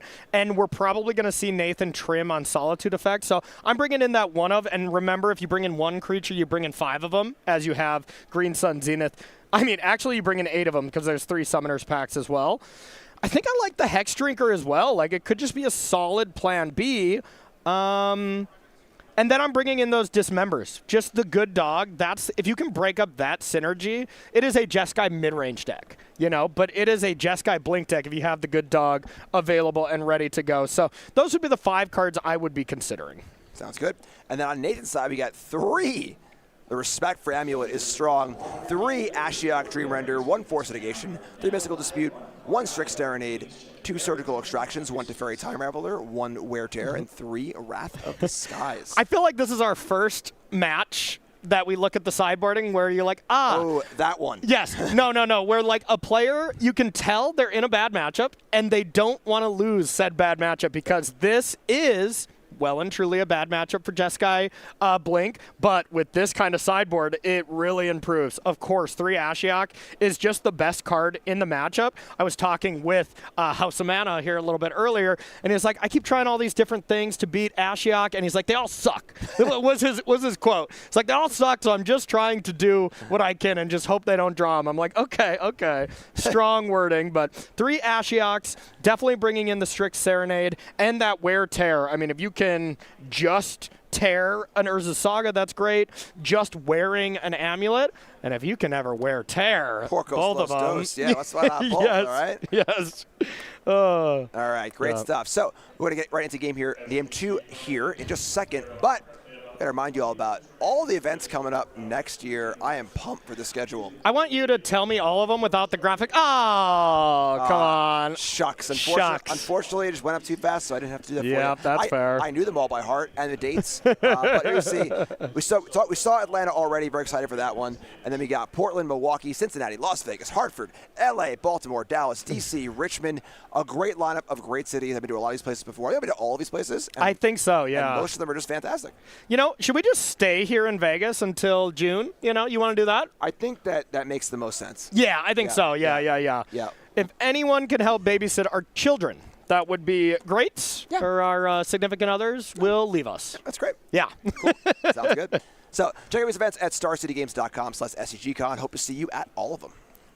Those are going to be great tournaments, though. I'm really excited. I think Portland is the one I'm most excited for. It's going to be right before the World Championship. I know you're probably going to skip that one, or it's going to be right before the Pro Tour for Lorwyn, and I think you probably are skipping that one since you're going to be playing it, right? Yeah, I hate skipping an event. I love traveling with you. I love being in the booth, but it is the week before the Pro Tour. Yeah. And usually our testing house starts that weekend. Yeah. So if I were to do the event, I'd be arriving at the testing house at Monday, and trust me, I need the testing house. Yes. I don't have a natural talent of Reed and Seth and all them, so I'll be there and I'll be taking in everything I possibly can, and get back on the Pro Tour and see what I can do. And if you bomb that Pro Tour though, and you skip the event, we just can't forgive you though. Why would you put that out in the universe? Okay, all right. When you top 8 that tournament, I'm gonna buy you dinner. How about that? How about this? I think this is gonna be my last Pro Tour ever. I think I'm gonna hang him up after this. He's not gonna play anymore. I think it's time to retire. I'm gonna retire. Yeah. It's gonna be my last tournament ever, right, Nathan? Right? Every other player, Strosky, who said that. I don't know. You just put up air quotes, Jim. I think that negates the effectiveness of it. Yeah, you're actually going to bomb now. I'm even playing that one wrong. Yeah. Yeah. So of course, for me, my last tournament was the Players' Championship that I won. Where I was like, I'm gonna take to step back from Magic, That's actually true, right? You were done. Yeah, absolutely. Yeah, that was, and then I won that one. What was yours? I just don't win tournaments because I'm never going to quit, and I know it. Oh, I'm going to play this game forever, so I've just... See, that's why you got to work in that... Oh, yeah, That's why I've never done well at Pro Tours. It's not my horrific draft records, I promise. Yeah, definitely not. You was 6-0 for sure if it was just going to be your last tournament. Exactly. Exactly. So these players taking a real look here. We see... Nathan has the old sideboard guide up, it looks like. Taking a peek. So let's see if we can get a look at a different match here. And we see Seth on top playing Golgari Yawgmoth. Whoa! Speaking of decks we haven't seen in a while, against Caleb on Is It Prowess. Golgari Yawgmoth, it got some new tools recently, right? It got a cute little cub to play with, I believe. The Badger Mole Cub. Yep. I would assume it's in the list. Yawgmoth has been so removed from being a Tier 1 strategy for quite a while. And I just can't imagine it's a good deck to play into these Jeskai Blink decks. But who knows? The Cub really could change a lot. That card is phenomenal. Got to be the best card here from the Avatar, The Last Airbender. Yeah, that card is very, very exciting. I've played it a good amount, put it against it a good amount. The things it does in Standard they feel like modern level power things sometimes. Absolutely. Yeah. I see Dredge's Insight here, Vexing Bobble. And the Yawgmoth deck it's quite powerful. It does some pretty powerful things. Being your kind of typical creature combo deck that can kind of play a fair game, can play a combo game. I played it at Pro Tour Lord of the Rings.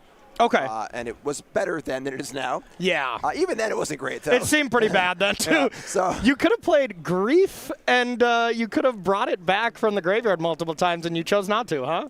Look, I was on a team at Reed Duke. Say less. Reed played playing Yawgmoth, and I was like, I'm coming with you, Reed. Let's do this. Yeah, there's so many times. I was lucky enough to be on a testing team with Reed Duke for maybe like 4 years or whatever. And every time he played a Golgari strategy, I had to wince my eyes, be like, all right, is it really good, Reed, or are you Reed Duking? For sure. Yeah. I mean, the fact that it wasn't just a straight mid-range deck was a big selling point. For the Worlds he top-8'd with the Domain deck, he tested a lot of Golgari before that one in the testing house. Yes. Ultimately decided it wasn't the right choice, which is a very good choice for Reed to make. And then he lost to Golgari in the top 8, right? Did he? I believe he lost to... I think you're right. Wow. Yeah. Wow, I might have blocked that one out. He started 2-0, and then he lost. It was the reverse sweep. I do remember that. Yeah. I felt so bad for him. I blocked that one out. But, that's fair. Yeah, a little steel cutter action here. And we're going to hop right back down to our main match. Looks like Nathan's all ready to go with that Pick one, pack one over Lotus, Arid Mesa in the window for Nathan. And then Peter, again, turn one Amulet saying, do you got the answer? Nathan this time not snapping the prismatic ending up, ending onto the table, so. We shall see, though, being on the draw, all you got to do is answer that. You have a decent amount of ways to interact. But, hey, Ragavan's not so bad. As long as it doesn't find its natural predator in the wild, our Boreal Grazer. Love it. Unbeatable Grazer, as I like to call it when I play a Ragavan. It's true. Ragavan's got a lot of treasure in that hoard right there, but it don't mean much when the Sloth comes down. And Peter moving a little bit faster now and doing game actions, which is pretty good. That is the most metal Grist I've ever seen in my entire life. All right, so Grist coming in, the Planeswalker. Rumble off the Vestige, which was coming in untapped, making a green, and then tapping. A little shortcut, little Eldrazi. Eldrazi does not block the Ragavan as well as a Boreal Grazer does. No, not really. But there are a lot of dismembers in Peter's list, Peter's sideboard, so maybe we see that. All right, so it's a big question. Here comes Ragavan. Is Peter going to block with the Eldrazi or going to just take it? Oh, wow. Okay. I thought that was, do I want to dismember this or dismember Philia type thing? But, yeah, just Nathan just representing, hey, I do not want you to have 3 mana. That could be brutal. All right. So Nathan now needs to develop. Ragavan's a good start. But what is the next step for Nathan Stoyer, World Champion, Pro Tour Champion, Arid Mesa, pass turn. So possible Philia, possible interaction. Back Peter's way. Has the amulet. Yep. It's reasonably well set up, but now a lot to navigate through. And I will say, Nathan Stoyer with 3 Fable the Mirror Breakers in his hand is scary, because when he went on all these runs, guess which card was there in, well, most of them. He did play a Lotus Field deck for one of the tournaments where Reed won his Pro Tour. But otherwise, 4 Fables when nobody was playing Fable at the World Championship, which is still crazy to me. And then when he won Pro Tour Minneapolis, had that nice Rakdos Fable deck that was just a work of art. So we see Philia there for Nathan. And this is where Peter has to struggle a bit, because it's hard to play around interaction when you're under the pressure of Ragavan. Yes. You know, Philia is a threat, a possible threat. Ragavan is the threat. It's in play. You know, 1 or 2 more hits, and then Nathan will be able to have a lot of mana available to have the ability to play things and interact. But it's Grist time. Okay. And with the Philia in play, that's not amazing. Yeah, so this plays very well against Ragavan, very poorly against Philia, who can eat the token. And are there any other insects in No, list Grist is a one-of, so we will not be adding multiple insects. So the good dog is able to clean up that insect. And then Grist, I want to say, just has 4 loyalty right now. Correct, yes. Could be... It goes to 4. Yeah, Grist the Hunger Tide, of course, does go to 4. Bad number. Bad number, but Ragavan wouldn't get the treasure if you do go to deal with it. And the nightmare scenario of if Husisian does have one of those dismembers. But if you didn't have it last turn, if you didn't dismember last turn, I doubt he has it. Yeah, and I could see dismembering the doggo before Nathan untaps. True, very true. You're going to know once you go to combat. Right, so Nathan draws, and now has things lined up pretty well. Philia can exile the insect. Ragavan can get in. They can kill the Planeswalker, or they can, or Ragavan can go face, get the treasure, and potentially a card. Not a lot of cards in Peter's deck that are particularly exciting for Ragavan to steal. No, yeah, it's a notoriously terrible deck to hit off Ragavan. It's just the mana advantage that's so nice. Yep. So Nathan working it through. Yep, and Peter representing a Princeton sweatshirt there. Do you know what he went to study there? Magic the Gathering. It was actually Amulet. Yeah, yeah, it was a full 4 years in Amulet Titan. And, yeah, you know, some said, hey, that's not a good degree to follow, but he won the regional championship, so. Worked out. All right, exactly. Well, interesting play here from Nathan. We're going to see a main phase surgical extraction on Crumbling Vestige. Wow. Is Nathan just looking for a peek here? Yeah, I think he's just looking for information, and that was the best card to have. You know, Crumbling Vestige, being able to take those is slightly important. And we can look through with Nathan. So what Nathan's doing right now is he is seeing, how did you sideboard? He's looking at, how did you sideboard? What's in your hand? And what do I do to interact with it? We do see that Ice Till Explorer, which could have been cast last turn. made the choice between Gris and the Ice Till. Yeah, interesting. So Yeah. using Gris more as a speed bump here, perhaps. Obviously didn't know about Philia, so took a calculated risk there. But Nathan's going to look through here, and it's going to pick through, like you're saying, see what's in, what's out. Definitely, this feels like a surgical that's more just peak. Let me see how you sideboarded. It did hit, though. It did hit Vestige because Vestige got brought back with the bounce land. So it was a 0 mana it was in hand. hand disruption that Nathan knew about. So cool. That's kind of cute. It was cute, yeah. So, finding a way to kind of find all the pieces of the buffalo here. This is not a backbreaking surgical extraction, but has a lot of little benefits here and there. Now, granted, if Primeval Titan was in the graveyard, we're probably still hitting that one. Yeah, that's fair. All right, so Nathan doesn't have too much time to look through the deck here. You can, if you were the fastest, writer and looker of all time, and you could write out the entire deck list in the minute and a half you're giving it a look at the deck, you could do that, but you are not allowed to do that if you were taking too long. So, gonna thumb through here. This is where having a photographic memory would come in handy. That sounds sweet. That does sound sweet. I think I have the opposite, whatever that is. I think I also have the opposite. Yeah. I have a dial-up internet memory. Stuff just disappears. Exactly, yep.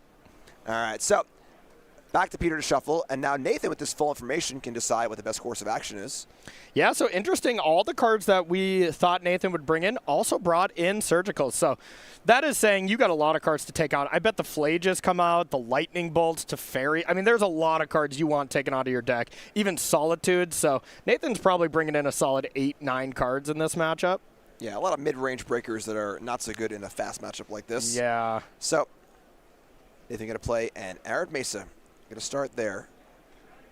And I'm going to survey the board. That Grist is a little challenging to look at times. Is that a Metal Band album? Nope. It's a Magic card. That is a Magic card, yep. Yep. Can be disorienting. It can and is. I do have the the first Metal Band Secret Lair framed on my wall. That is pretty cool. Because the art's really cool. So I mean, you were in a Metal Band, right? Yeah, kind of. Okay. Heavy-ish. So, So we see Philia take care of the insect as planned, attacking the Grist. We're going to see a march onto the Amulet and a pass back to Peter, who's got a lot of work to do. Nathan went with the I'll take everything from you strategy here. That seems bold. Yeah, it's not too shabby. So here comes the Ice Till Explorer. Powerful card from Edge of Eternities. 2/4 Exploration and Crucible of Worlds. Yep, so we have the ability to bring back either Vesuva or a Forest for freezies. The bounce line in play right now is a Golgari Rot Farm. Golgari Rot Farm, I believe. That is the Golgari, the green-black. Okay. Saga to the Yard is big, but it's going to be coming to the point, like, how much time do you have? This Ice Till Explorer really needs to stay alive for Nathan to be able to, or for Peter to have enough time to kind of play a little defense here. I mean, Nathan still has the ability of attack with Philia, blink out the Explorer, but, if the Explorer dies and Nathan's able to do something like Quantum Riddler, like, it's just too much. Yeah, absolutely. I mean, as it stands right now, Peter's still at 20. We have seen some blocks. We've seen some Planeswalkers attack. So, healthy life total. In theory, this 2/4 blocks the board well, but like you're saying, Philia can take it out. If Philia is doing that, though, not doing other things, which is pretty nice. So, we're going to see, it looks like a march off of Surveil going to the graveyard. Going back Nathan's way. Going to draw for turn. And once again, get a survey and figure out how to apply the most pressure possible, not to give Peter time to get things going. Yeah, because that's all you really need here. Peter has those 2 cards we see face up, and then 1 face down card. Even just a Titan here. Titan gets some good value, would be strong. It would be strong enough right now. So Nathan is definitely not out of the woods, even though he had a phenomenal turn last turn. Yes, it's funny. Nathan tapped too quickly, and I was like, that's got to be a Riddler. Yeah. But then taking a second to have a little pause here, So fire up the Riddler. Now we have the ability. The problem is now Philia wants to attack him like the Riddler. Yep. Now the 2/4 is still there to block. So looking for an answer of a 2/4. And there's like no answers to the 2/4 unless Nathan left in Solitudes, which I just don't think you should do, even in the face of something like this.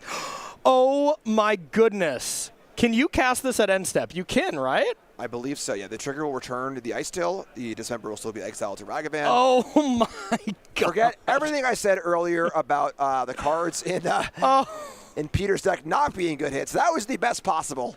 That's a world champion for you, folks. Oh my goodness. They draw good cards off their deck. They draw good cards off the opponent's deck.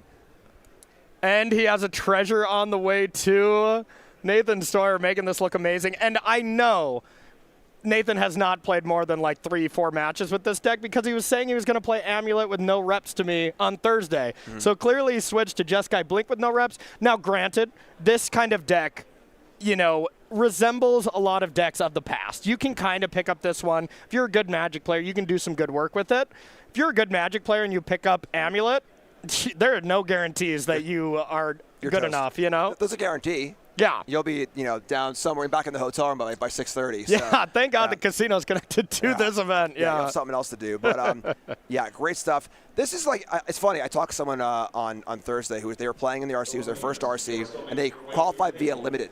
Okay. And they said they were playing Jeskai Blink, and I was like, that's a great choice. Yeah. It's a deck that just plays Magic. If you're a Limited player, you're just playing creatures, playing removal spells. They're better than draft cards. But that is it. Prowess, Boros Energy. Those are all kind of good choices like that. So coming in for a huge attack here. This time Ragavan does miss, hits a Saga, but with this much power in play, Peter's got a lot to do this turn or bust. Yeah, no kidding. All right, here's the draw. It's got to be a good one. And I mean, Nathan's already high rolling on that Dismember here, so he's ready for everything that Vegas has to offer. That is for sure. That was just so incredible. I'm still blown away by that Dismember. Yeah, really good stuff. All Peter needed was to draw a Dismember, and he finally found one. It was just not in the way he wanted. Yeah.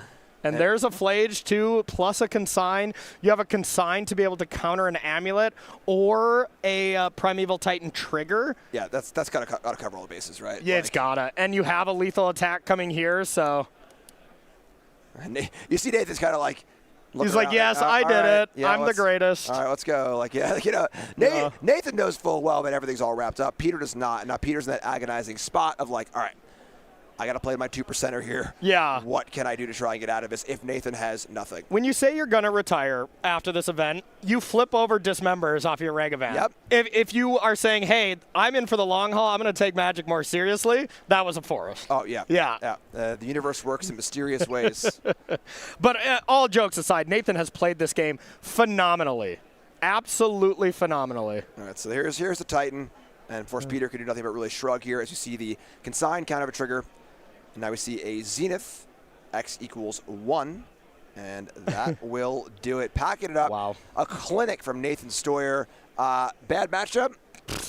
I'm a world champion. Who cares? Yeah, no problem. Have some good luck in the hands of the Ragavan. Play absolutely masterfully, and have 11 cards you bring into the sideboard, and you can change any matchup here in Modern because, well, these sideboard cards in the Modern format are very, very much high impact, and that is the one thing I love about Modern. If you have a hole in whatever deck you're playing, you can solve it, but with enough sideboard cards. Yeah, it's a lot of the power of the Blink deck, too, where it is fundamentally a mid-range deck that is, you know, just playing good cards, whatever, but it has these really powerful things to do as well, where you are, you know, blinking a Riddler on turn 3 is just really, really good. Really good, you know, yeah. Turn 1 Ragavan, you know, always kind of really powerful plays on top of that great fair plan. It's a great place to be. Yeah, it's a phenomenal deck, and, you know, one of either that or Gorios is what I would have played. It looks like an absolute blast to play as well, so really, really cool stuff, and I'm sure we'll see more of Peter Husissian. Didn't really get to play much Magic here, but that's because Nathan played extremely well, and when your opponent shuts down the things you do, you know, you do a lot less, believe it or not. Still had his Dismember there. He's going to take that one home. Take it home, sign it, put it on the wall. Yeah. And good stuff. So, Ashiok, not even needed. Yeah, not even needed. Yeah, this is de-sideboard, not just saying, oh yeah, still had all these. You know, we're just de-sideboarding. I'm sure the players are chatting like, okay, are you prepared for this matchup? And Nathan's about to show. Here are the 14 cards I brought in against you. Is that good? Yeah. Impressive stuff. And the Jeskai deck is a deck that definitely, I think, that high-level players like a lot because it has so much flexibility, like you're saying. Yeah. You can really tailor it to the metagame you think is going to be there in your main deck and sideboard choices, and has a lot of flexibility in gameplay where maybe it isn't the best matchup, but you're still interacting in a lot of meaningful ways. It's still a game. You're never truly down and out like some, polarizing matchups can be. It's one of those decks where you just kind of have a 55 to 60% against a lot of decks, and your bad matchups are like, okay, you have a 45%er. Right. Just something where you can play and have a chance in every matchup, and that's exactly what I would want to do coming into a large tournament like the Regional Championship. Yeah, good players love decks like that. Love Agency. Love that agency, exactly. Took the word out of my mouth. So let's have some agency right here. Pop down to our backup match and watch some more Magic here at SGCon Vegas. We got Sam on top. There we go. Wow, that's some more Amulet Titan. I love it. Yeah. I love it. All right, so Sam with Amulet Titan on the top. We got Joseph on the bottom. Is it Metal Crab? Okay, so this is the new hotness that we've been seeing throughout the weekend. This is what Vinny Fino, our reigning champion from our last one, ended up playing. And this deck is cool. I mean, it is if you squint hard enough, you can kind of see the remnants of a Breach deck. It's all those hits. I guess this one is a little different. Vinny Fino had the Emeries, had those kind of things as well. This is just a Corey Steelcutter deck that plays Mox Opal. It has Urza's Saga with one of my favorite cards to go with Saga, the Lava Spur Boots. It's a great deck because, look at this kind of draw. Look what you can do. These decks notoriously, though, have also had a very bad Amulet matchup. Yeah, I would say playing 2 Moxen on turn 1 is pretty good. It is pretty good. It is very good. Some more Vintage Cube action, Yes. So just a casual 4 mana on turn 2 for Joseph. Tamio comes in, makes a clue. Haywire Might's hanging out to make sure any amulets don't mess around too much. As the Spell Bomb there also. Yes. And you know what's not as bad against an Arboreal Grazer? Huh. A Tamio. A Tamio, yeah. You unfortunately can't get in any damage with the Tamio because they can block, but other than that, it's still pretty solid. Yeah, definitely. So let's crack that Scalding Tarn. I like that you didn't even acknowledge that bad joke. I'm Thanks. Just gonna let it fly. Let it fly on by and get blocked by a reach creature. So we got Clue Crack here. We got a Steam Vents and Joseph firing on all cylinders. Just gonna fire a Spell Bomb off too for a draw and flip that Tamio. Okay. Get that Planeswalker into play. And that's nice. Sometimes you very much do want to keep Tamio around, but whenever you have a second Tamio, you're windmill slamming this kind of play, and that makes a lot of sense. Now, the shields are down. The Haywire Might shields are down, so if we can go Amulet, or, God forbid, Amulet, and then go off, this is the turn to do it for Sam. I like that you said it like a real warning. Like, shields are down. Shields are down. And there's the Amulet. Yeah. All right. Shields are down and swords are up. And is it a second Amulet?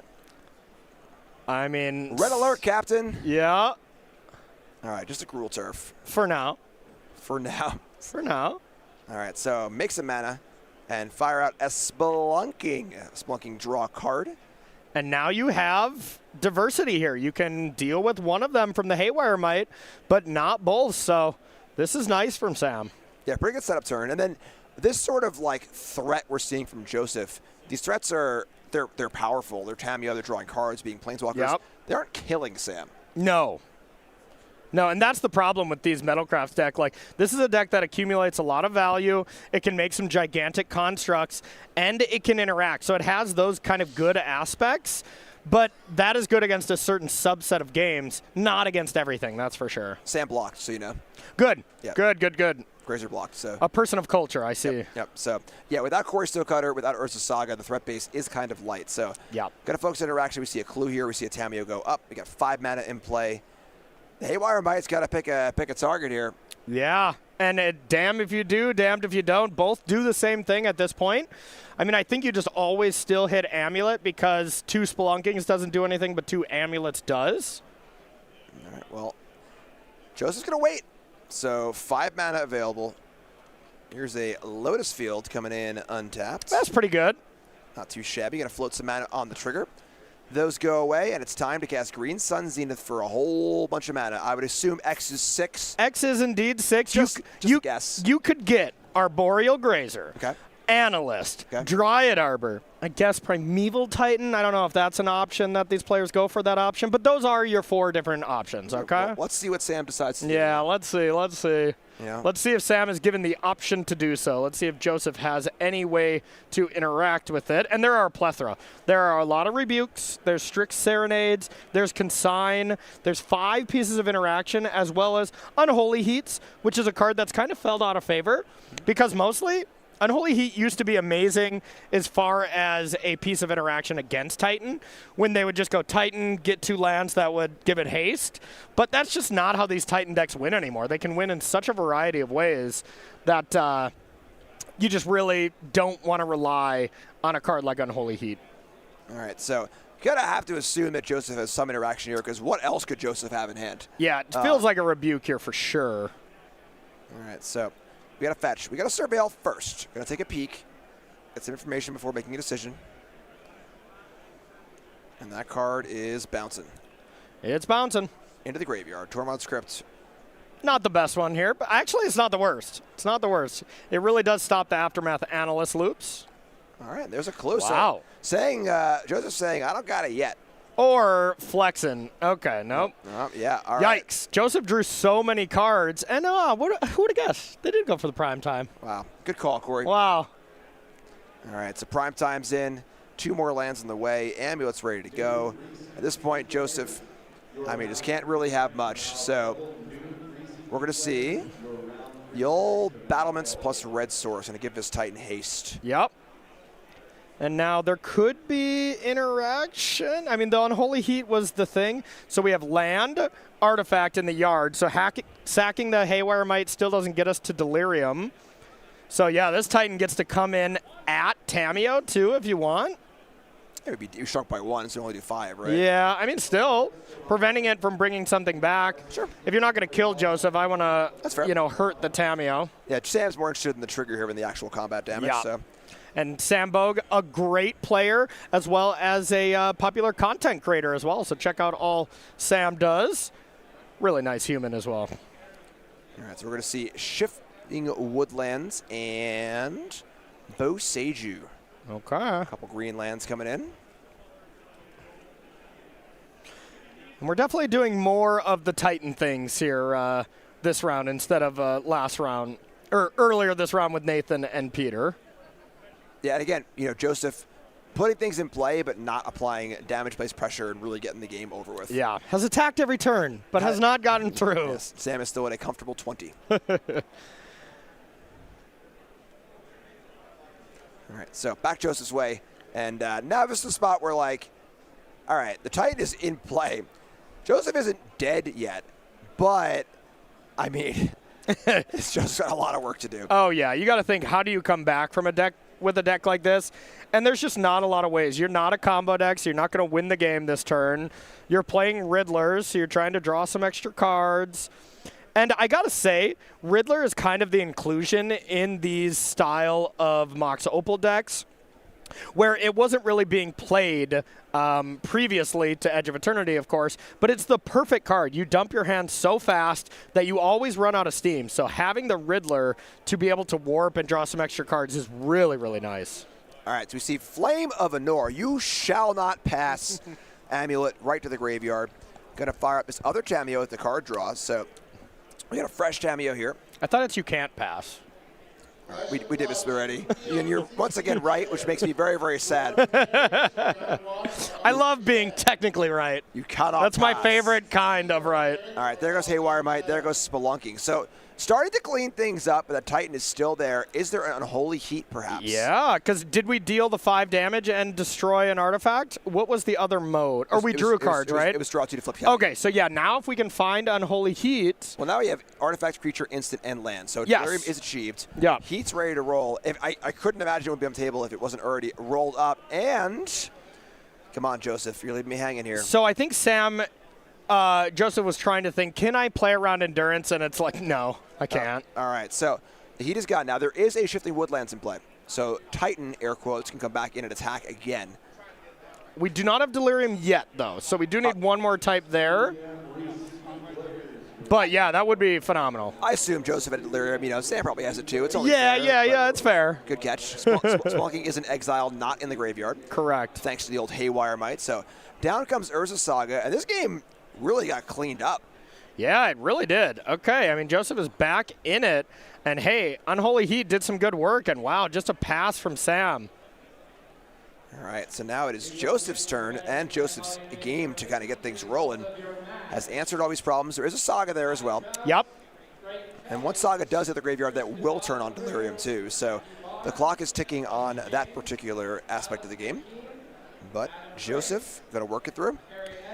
Man, this is such a deck that I want to just be busted. You know, this is it. We're calling it Is It Metalcraft? It could be Is It Corey Steelcutter?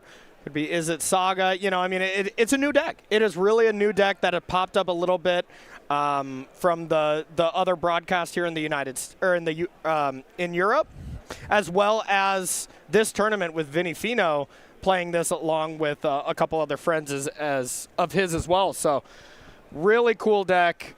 I'm excited to see how it does. Yeah, a lot of parts of other decks, you know, you're saying Breach, Affinity, you know, there's a lot of like these elements here coming together in a pretty fun, unique way. So here's the cutter, and then it's just a pass for Joseph. You usually want to play a second spell with the old me steel cutter here. Yeah, I've heard that before. Yeah. Actually, you know, I wasn't sure if that's really how it worked out most of the time. Yeah, that was in standard at least. Maybe it's different for modern. I mean, you might just want to equip. It's a solid equipment. All right, so we see Urza Saga number 2, which is not a bad pickup. That's going to be a lot of card constructs coming in. And we're going to see a token made immediately. Got to fire up with haste with the Hamwar Battlements, make a red. And token is coming in to say hi to Tamio and say, how do you do? But it's an 0-1, right? There is, that is the only artifact in play, actually. No, Battlements gives +1, right? Oh, yes. Yeah, I almost had me for a second there. No, Battlement does not. It is just haste. What card am I thinking You're thinking of the other one. It would give you +2/+0. That was the old amulet. The Slayer Stronghold. That was that was years ago. All right, so in theory, this is an 0-1 attacking, right? Oh, I'm sorry. No, Tamia brought back the Unholy Heat. Oh, that is so correct. Right. Okay. All right. We're all caught up here. We're all caught up here, y'all. See, these amulet lines are so complicated. That's not on us. I know. Society's to blame. All right, so back Joseph's way. Tamio has survived to live another day. Steelcutter number 2. Now, is there going to be a spell? There is going to be another spell. We have liftoff. Okay. Corey Steelcutter to the moon. 2 tokens. Tamio. Got the boots here also. If Tamio wants to get frisky too. I mean, when I play a Tamio and I have boots, I'm putting those boots on my Tamio, Jim. These boots are made for walking. Yeah. And there they go. Boom. 3 hasters out of nowhere in the red zone.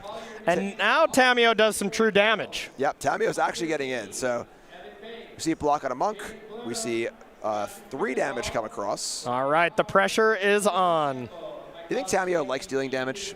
Loves it. Yeah. The student becomes the teacher. Yeah. Take this lesson. All right, get a clue, say go. Sagas go up. We got 2, we got 3. We got a trigger on the chapter 3 of a saga. Would that be throwing the book at you?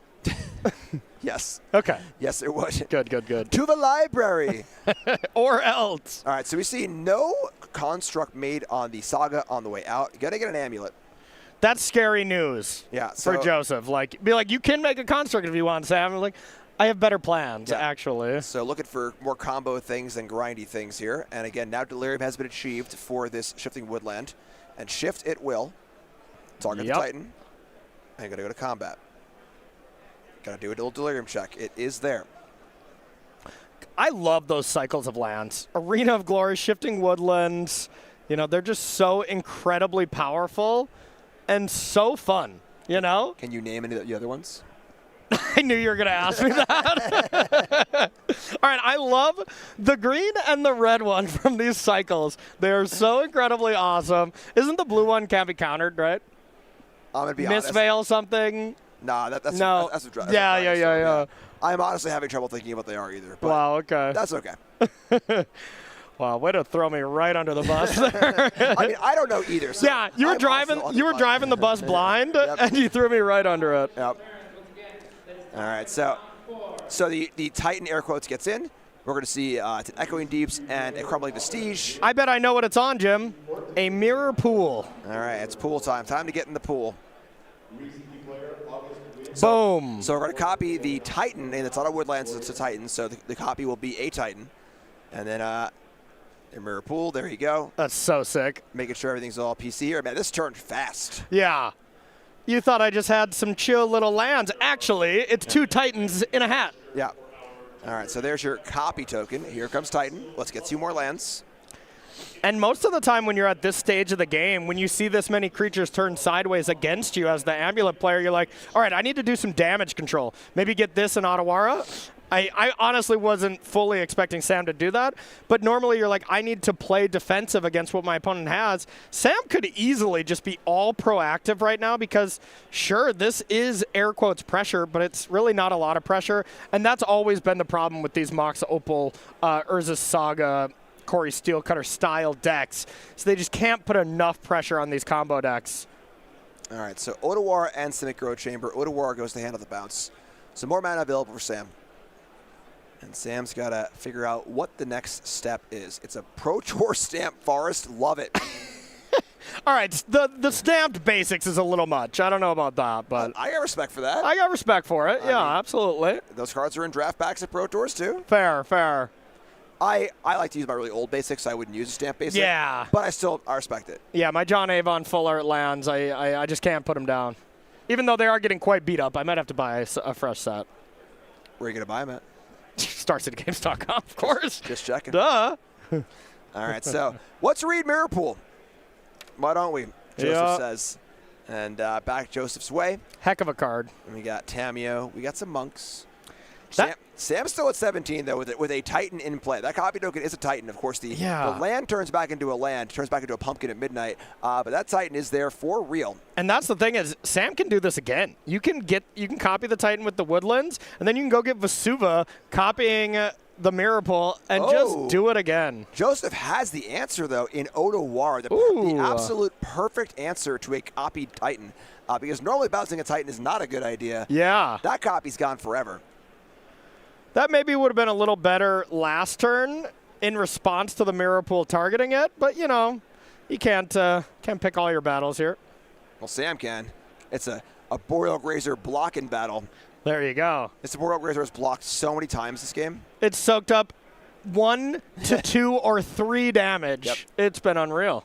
All right, so block Tameo. We see looks like the Urza Saga token blocked one of the monks. Okay. And players are speeding up here. We are in game 1. So, there's still a lot of time left, but all right. Saga goes to chapter number 3. Are we going to see a card instructing response, or are we going to see just a search? He got so much mana this time, and Sam can do that trick that they did last time by getting the Woodlands to attack and do the same thing. Get a Vesuva, copying, get another Titan, get it going, but guess you do need another Echoing Deep. So maybe we can actually do the same thing from the yard, depending on if we have another one. So what is Sam looking for here? So Sam has active Titans, has Mirror Pool available. What would get Sam into a loop? I think Scape Shift. Scape Shift is what you really want to be able to get the Aftermath Analyst loop going and just try to make infinite Titans. But I think he's perfect. Sam's perfectly fine just doing this. Attack with the Titan every turn, get some more lands, and consigns it anyways, but still takes 6. I mean, this is still Sambo's game to lose here, as Colossal Dreadmaw still hits. Is there no way to go get a Chalaria West and then go get a Pact, go get an Aftermath Analyst and kind of like start going that way? Yeah, you definitely can, but with that consign countering the trigger, has to delay it every turn. But yeah, could have assuredly done that this turn from Sam. Either get another Prime Time or get an Aftermath Analyst, whatever you think is better. All right, well, going back Joseph's way, a little delaying tactic here on the consign. But put that land back with the lands. It's no longer a Titan. Exactly. Let's keep things PC here. Exactly. Now, we did get Vexing Bauble from the Saga. That is notoriously good against 0-drop artifacts, Jim, believe it or not. I hate playing against Vexing Bauble because I always play decks like Joseph's playing. And that card wrecks me all the time. Yep, Bauble countering spells you didn't pay any mana for. Stupid Bauble. Which is good. I think you got to pay for your stuff. All yeah. Right? We live in a society. Okay. Okay? Okay. Calm down here, Jim. Maybe you don't live in a society, Mr. Breach. Roanoke, Virginia is a society. Is it? I've been there.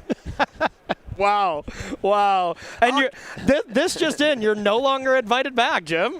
I'm kidding. I love Roanoke. I've had many wonderful times in Roanoke, both playing in tournaments, then hanging out at your house. Yeah. Hanging out with the crew. Good times. It's too late. Everyone's clipping that comment. It's getting blown out of proportion. I'm fired. The mayor has contacted us. Star City feuds with StarCityGames.com and commentator Jim Davis. Here's an Emery. Yes, this is huge. Okay, Emery was in this list. I don't know why I missed it when I was looking over the graphic, but being able to strap the boots to Emery and start getting back Haywire Mites to start blowing up. I mean, you got a lot of things you got to blow up at this point, but or you get Tormod's Crypt and you take away Delirium. Or you say no boots. These boots are not made for walking, but Sager says those boots are actually just the land. So huge play from Sam. Giving haste to the Emery that would have been fantastic, as you were saying. So Emery was trying on those beautiful boots here deep in the lock, but just didn't get to the checkout window yet. Yep. Yeah, unfortunate. Usually you break it, you buy it, but yeah, no kidding. Not this time. So also, if you're putting those boots on in the lock, is how you technically say it. Whoa. Yeah. Easy there. That's got to be like some muddy shoes, but whatever. Return policy not valid here. All right, so. We got, looks to be another monk token, I would assume. And in these monks, you just can't get through the freaking 1-3 or the 0-3 and the construct. Just can't do it. The monks have been studying for years, but they haven't ran into a powerful creature like that beast on the other side. How is this sloth still alive? All right, so Amulet number 2. We got a proper monk token in here. This game's going deep. Yeah. This sloth is slowing things down. Flash, 100-yard dash. All right, so tap some mana. Let's do the woodland thing again. What do you think it hit? Titan. Okay. Yeah, I think it's a Titan. Yeah, it could be. Could be a Beseju. I mean, it really could be Saga. It's always a cool line that you have available during your upkeep. You copy a Saga, you go to your draw step, you get a counter on it, and if you do that again, you get a second counter. So the land forever has the ability to make constructs, but it's so slow. I've done it like once, and I've played so many Woodland Saga decks. That's really, really cool. It is All right, sweet. so here's Teleria West and a, looks like an Urza's cave. Urza's Yeah. Cave. Mm-hmm. Gonna go search for a land. We got a Simic Growth Chamber, which I imagine will bounce to Teleria West. If your head's not spinning yet, you must be an Amulet player. Yeah. You've been doing this for years. Yeah. We got Paul Cheon off camera here just taking notes on all these Amulet lines. Lots of notes, I hope. All right, so Sam's going to search, put the Teleria in hand. We see there's a combat phase happening here with the trigger, so one monk's going to block the Karnstruck, which is getting to be reasonably large. Note here, Joseph is at 3. Yeah, and Joseph hasn't dealt any damage in the last 15 turns, it seems. Yeah. So everything has been in Sam's court, and Joseph needs some turns off where he can start gaining some card advantage, can maybe start to flip a Tamiyo, and Sam is just like, you know what, I will give you 0 turns off, but wait a minute. We have a pact with a Bobble. Let's see. Let's see if we sack that first. Oh, players are playing fast. All right, okay. Oh, okay. All right, good. That's fair. That would have been disastrous. That would have been. All right, so land bounce. Packed perhaps for an Aftermath Analyst. And with 2 Amulets and Titans, this is enough. This Scape Shift and 4 lands with an Amulet or 2 Amulets and a Titan will just end the game through a variety of ways that every Titan player chooses a different one. So I'm not even going to say, hey, this is what they're going to do. But Aftermath Analyst loops. Here comes the explaining. Infinite Titans are on the way. And can you do anything about it, Joseph? So explain the long and short of it. Give me the one-sentence abridged version of what is happening right now. Bring back all your lands. Bring back Mirror Pool. Bring back Shifting Woodlands. Mirror Pool will target the Titan. Aftermath Analyst will be copied with the Shifting Woodlands. You'll sack the Shifting Woodlands. That will return the Shifting Woodlands and the Mirror Pool. Infinite Titans. Can't give him haste since we already attacked, but a board of Infinite Titans here was going to be enough where Joseph wasn't going to be able to do anything about it. And would that beat 2/2/2 monk tokens? It would indeed beat 2/2/2 monks, but you can also pair it with Otawara, every single one of your permanents, and Boseiju, every one of your lands. Because every time you bring back Aftermath Analyst, you're getting a bounce land, which returns both Otawara, brings back Boseiju, blow up 2 things, and keep that going. Sounds good. All right, so real fast on the sideboard, we got Sam on top. Bajukabog, 2 Dismember, 1 Fire Spout, 3 Force of Vigor, 1 Keen-Eyed Curator, 2 Barrage, 1 Otawara, 1 Power Closet, 1 6, and 2 Stock Up. Stock Up. Stock Up, yeah, that's a nice one. I'm bringing in the Force of Vigors, notoriously amazing against the Urza Saga decks. I like the Boseiju, or the Dismembers as well, as they're very good against Tamiyo and Emery's. Bajukabog looks good as well. And then from the other side, looking at Joseph's sideboard, I really like the Blood Moons. I like the Consigns. Outside of that, the Strict Serenade also looked pretty good. So both players relatively prepared for this matchup. Yeah, a lot of interaction coming in, which will slow the game down. Yes. With 22 minutes left, that might be an issue. But definitely. It's not an issue. Huh, tell me. Getting your hands on Magic's hot new set, Avatar of the Last Airbender, and this set's awesome. Having played incredible. A lot of limited, a lot of constructed in the set, and I'm not a fan of the IP. I don't know Avatar that well. It's on my watch list. I've heard really good things. Yeah. But the sets have played incredible for me. Really great designs, really evocative, really good stuff. What I've been really noticing is it's really, really cool. Like the lesson mechanic is great because Aang learns a lot of lessons throughout his journeys going to become, I won't give any spoilers for anyone seeing it, but he learns a lot of lessons as he goes throughout his journey. So that's incredible. There's a lot of cards that you see a lot of care put into them. The drafting format is amazing. 10 out of 10 so far, and I'm only 5 episodes deep in Avatar The Last Airbender, but I'm going to finish this series. It has been awesome. It's been a very fun watch and an even more fun set to draft and play some Standard with as well. It's on my watch list, starcitygames.com/MTG-TLA. We'll get you there. Let's get back to our match and see game number 2 if Joseph can try and convert here and deal some actual combat damage to Sam. Yes, yes. That game might hold the record for most attacks and least damage dealt. A record you don't want to be the holder of. Yeah, so we do see a good start for Joseph here. We see a Consign on a Amulet. We see the turn 2 Cutter into Bobble, so an immediately attack for 2. Much better start for Joseph. Yes. And players know, especially Joseph, I need to kill you very fast because I got to do it again. All right, so no follow-up for Sam. We're going to see a Woodland tapped. Back Joseph's way, crack a fetch. We're going to see, I could only assume another monk coming in here. I would assume as well, and we are speeding this up just a little bit. Round number 5 here is almost about to be paired, so we want to show you as much magic as we can while also keep you live and current to the tournament, so big props to all the producers for making that happen. That looks like a Blood Moon to me, and it doesn't have any words, I'll tell you that. That does look like a Blood Moon? Yeah. Oh, was a Blood Moon. Yeah, what? I'll say a Blood Moon. What are you talking about? So, goodbye Cutter, goodbye Blood Moon, hello Force. Force of Vigor, fantastic in this matchup. Yeah. And now that's going to take a lot of the wind out of Joseph's sails, and Sam's kind of off at the races here with just a natural, fair Lotus Field. Minor misstep there from Joseph. Should have attacked first. Unless you had a Bobble, you were going to play as well, but whatever. Super minor. All right, so I guess it did get prowess, so no, that was probably fine. All right, so field is down. We see just a Flame of Anor. That's divination. Draw 2 cards. That's actually quick study. It's an instant. Ah, okay. Sorry. You are right. You are right. Speaking of lessons. And attack for 2. Pass it back. Stock up off Lotus Field. What is going on? This game has shifted to a Standard game. Yeah. And stock up has become relatively stock-ish in these lists, just a way to regain some cards. I've been seeing it pop up a decent amount. It's a potent card. It is very good. So, a little stock up. We see a follow-up. I'll probably don't play a Bounce Land here. That would be not so good. Yeah, see not the best. Crumbling Vestige into that Forest once again.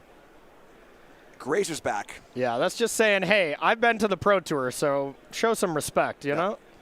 Oh, Hardcast Emery. This game is a lot messier than the last one. I don't think any artifacts were hit there either. Didn't even get in there with the Monk, too. All right. I mean, Grazer's got too many blocks. There's been too many non-damage attacks this game, Corey. We can't do that again. Here's Titan. Okay, that was needed. Strict Serenade is the answer, and Joseph lives to fight another day. God, the more we watch this, the more this matchup just feels horrendous for Joseph. And that's always been my experience with Mox Opal decks. I hate this matchup. It's always been rough. But hey, if Joseph has a good matchup, which I don't know it's necessarily true, against the Blink variants, then you're still in a pretty good spot, I would think. Yep. So we're going to see a Bobble go off the Emery. We're going to see Corey still Cutter. And then the Bobble's like, wait, yeah, it's Cutter, then Bobble. Okay. Yes. So Cutter, then Bobble, and a token. But now there's a 2-2 in play, and there's an 0-3 in play. Sam's at 14. Can we finally push through one Arboreal Grazer? Can Joseph do it? That's a 3-3 coming in. We have liftoff. We've done it. 3 damage. Grazer saying, I want no part of that action. My goodness, Joseph has done it. Back Sam's way. Sam's got a bunch of mana in play. Going to go for... I thought that was the old scape shift. No, Green Sun Zenith X equals 4. Perhaps an Ice Tail Explorer. Yeah. Explorer will come down. And Explorer looks really good in a game like this where the game's being played at a very slow, sloth-like pace. Yes. I mean, just honestly an incredible card. Yeah. I have lost to that card a large percentage of times when my opponent casts it, especially if the board's at reasonable parity, you know? Absolutely. So we do see a Heat, so still some value gained. Woodlands comes back out. There is a Titan in the graveyard as well. And then another Titan just for good measure off the mill trigger on the Ice Tail. Going back Joseph's way. Joseph really needs a Tormod's Crypt because, I mean, we can just see exactly what we saw last game. Primetime coming back. What do we got? Artifact, instant, land, sorcery, creature. We got 5 to Delirium, so we can just do the same thing. Shifting Woodland, just carry this matchup on Sam's shoulders. All right, so second Cutter, some more Monks. Here's a Mox Opal. Mana's available. Some attacks will get in here. Those are some great monks, I must say. They're pretty cool. Both of them are pretty cool, but I like the ones on the left. All right, so we see Force of Vigor once again. Goodbye Cutters this time. No, my steal. Here comes 2 3/3 Monks rumbling in. And Arboreal Grazer. Nope, Arboreal Grazer stays around. All right, goodbye 2/2. Grazer sticks around. Draw for Sam. You got to keep the better creature. That one makes sense. Right, and it's prime time. Woodland turns into a Titan, moves into the combat step. Ooh, there is a consign. So trigger of a stack gets countered. All right.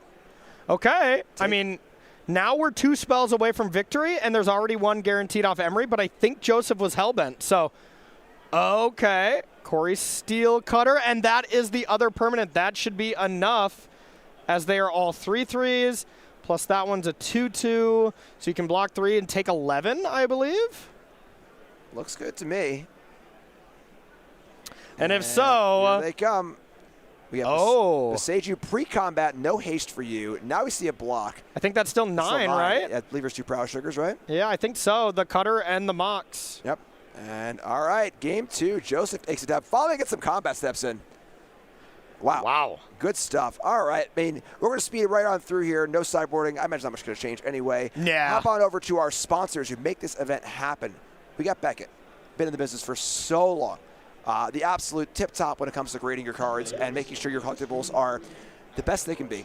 Yeah. And we got Dragon Shield, which keeps your cards in the base shape they can be so they can be graded by Beckett and be the best they can be. It's like these 2 sponsors are working together here. This is some big brain stuff from these 2 amazing companies. We call this synergy. Synergy. Okay, gotcha. Like us in the booth. Exactly. Okay, I knew it. So big thanks to them for sponsoring Live Magic. Let's get right back to it. Sam, turn 1 Amulet on the play. Ooh, but an even better start. I'm biased 100%. Yeah. But anytime I can get a turn 1 Emery, I'm here for it. You can't pay me to mulligan that hand. I don't care what my other 3 cards are. I'm keeping it. There could be 3 more Emerys. Well, here's the second Amulet. So. All right, well, he's dead, but it was still really cool. So the blue is up, which is really powerful. So amazing. We see blue for Consign on an Amulet. So has the turn 1 play with interaction, which is the huge part. Yeah. Odoar for Sam. No green sources on that side just yet. Joseph going to fire up a Steel Cutter here. Nope, just kidding. Nope. Yep, there it is, Steel Cutter. Get back that Bobble. Give me a Monk. Let's peek your card. Let's draw a card. There we go. Let's get in the red zone, and no slots here to slow this game down. Oh, baby. This game's going to go fast then. I mean, regardless, both players have a phenomenal draw. So this is the big turn from Sam. Does Sam have a great follow-up? Maybe does Sam have Force of Vigor to do some interacting? We'll see. All right, going back Sam's way. Just an Urza's Cave and an Odoar in play. There's Beseiju. There's a green source. Not ideal as far as your first land. You really want, like, Lotus. But, hey, now next turn, Lotus Field's online for prime time. All right, so real fast over Joseph's way. We're going to try and skip up here a little bit. We have our round getting started. These players trying to finish this match at record speed. Yeah. We got bobbles. We're going to see if we're going to wrap this one up fast forward a little bit to tell you what happened. All right. All right. All right. So I think we're going to have to pull this one out. Unfortunately, our pairings are up for the next round. This one goes on for a little while longer. We're going to get some information on who took this one down. Crazy match, long games. Yeah. Unfortunately, we got pairings coming up. Players are sitting down here for round number 5, so we have no choice. We're going to figure out exactly who won this one. But if I had to call it right now, I would say Joseph takes this down. And indeed, Joseph does go on to win this one. But of course, we got to dump out. But when Blood Moon come into play, I could kind of see how he's going to take that down. Pressure plus Blood Moon looks pretty good. Equals handshake. Very exciting rounds, great stuff. For me and Corey, it's lunchtime. We're going to hop on a little break here, take out our phones to watch Rory, Monty, Paul and Monty take us through the next few rounds. Don't go nowhere. It's a double negative.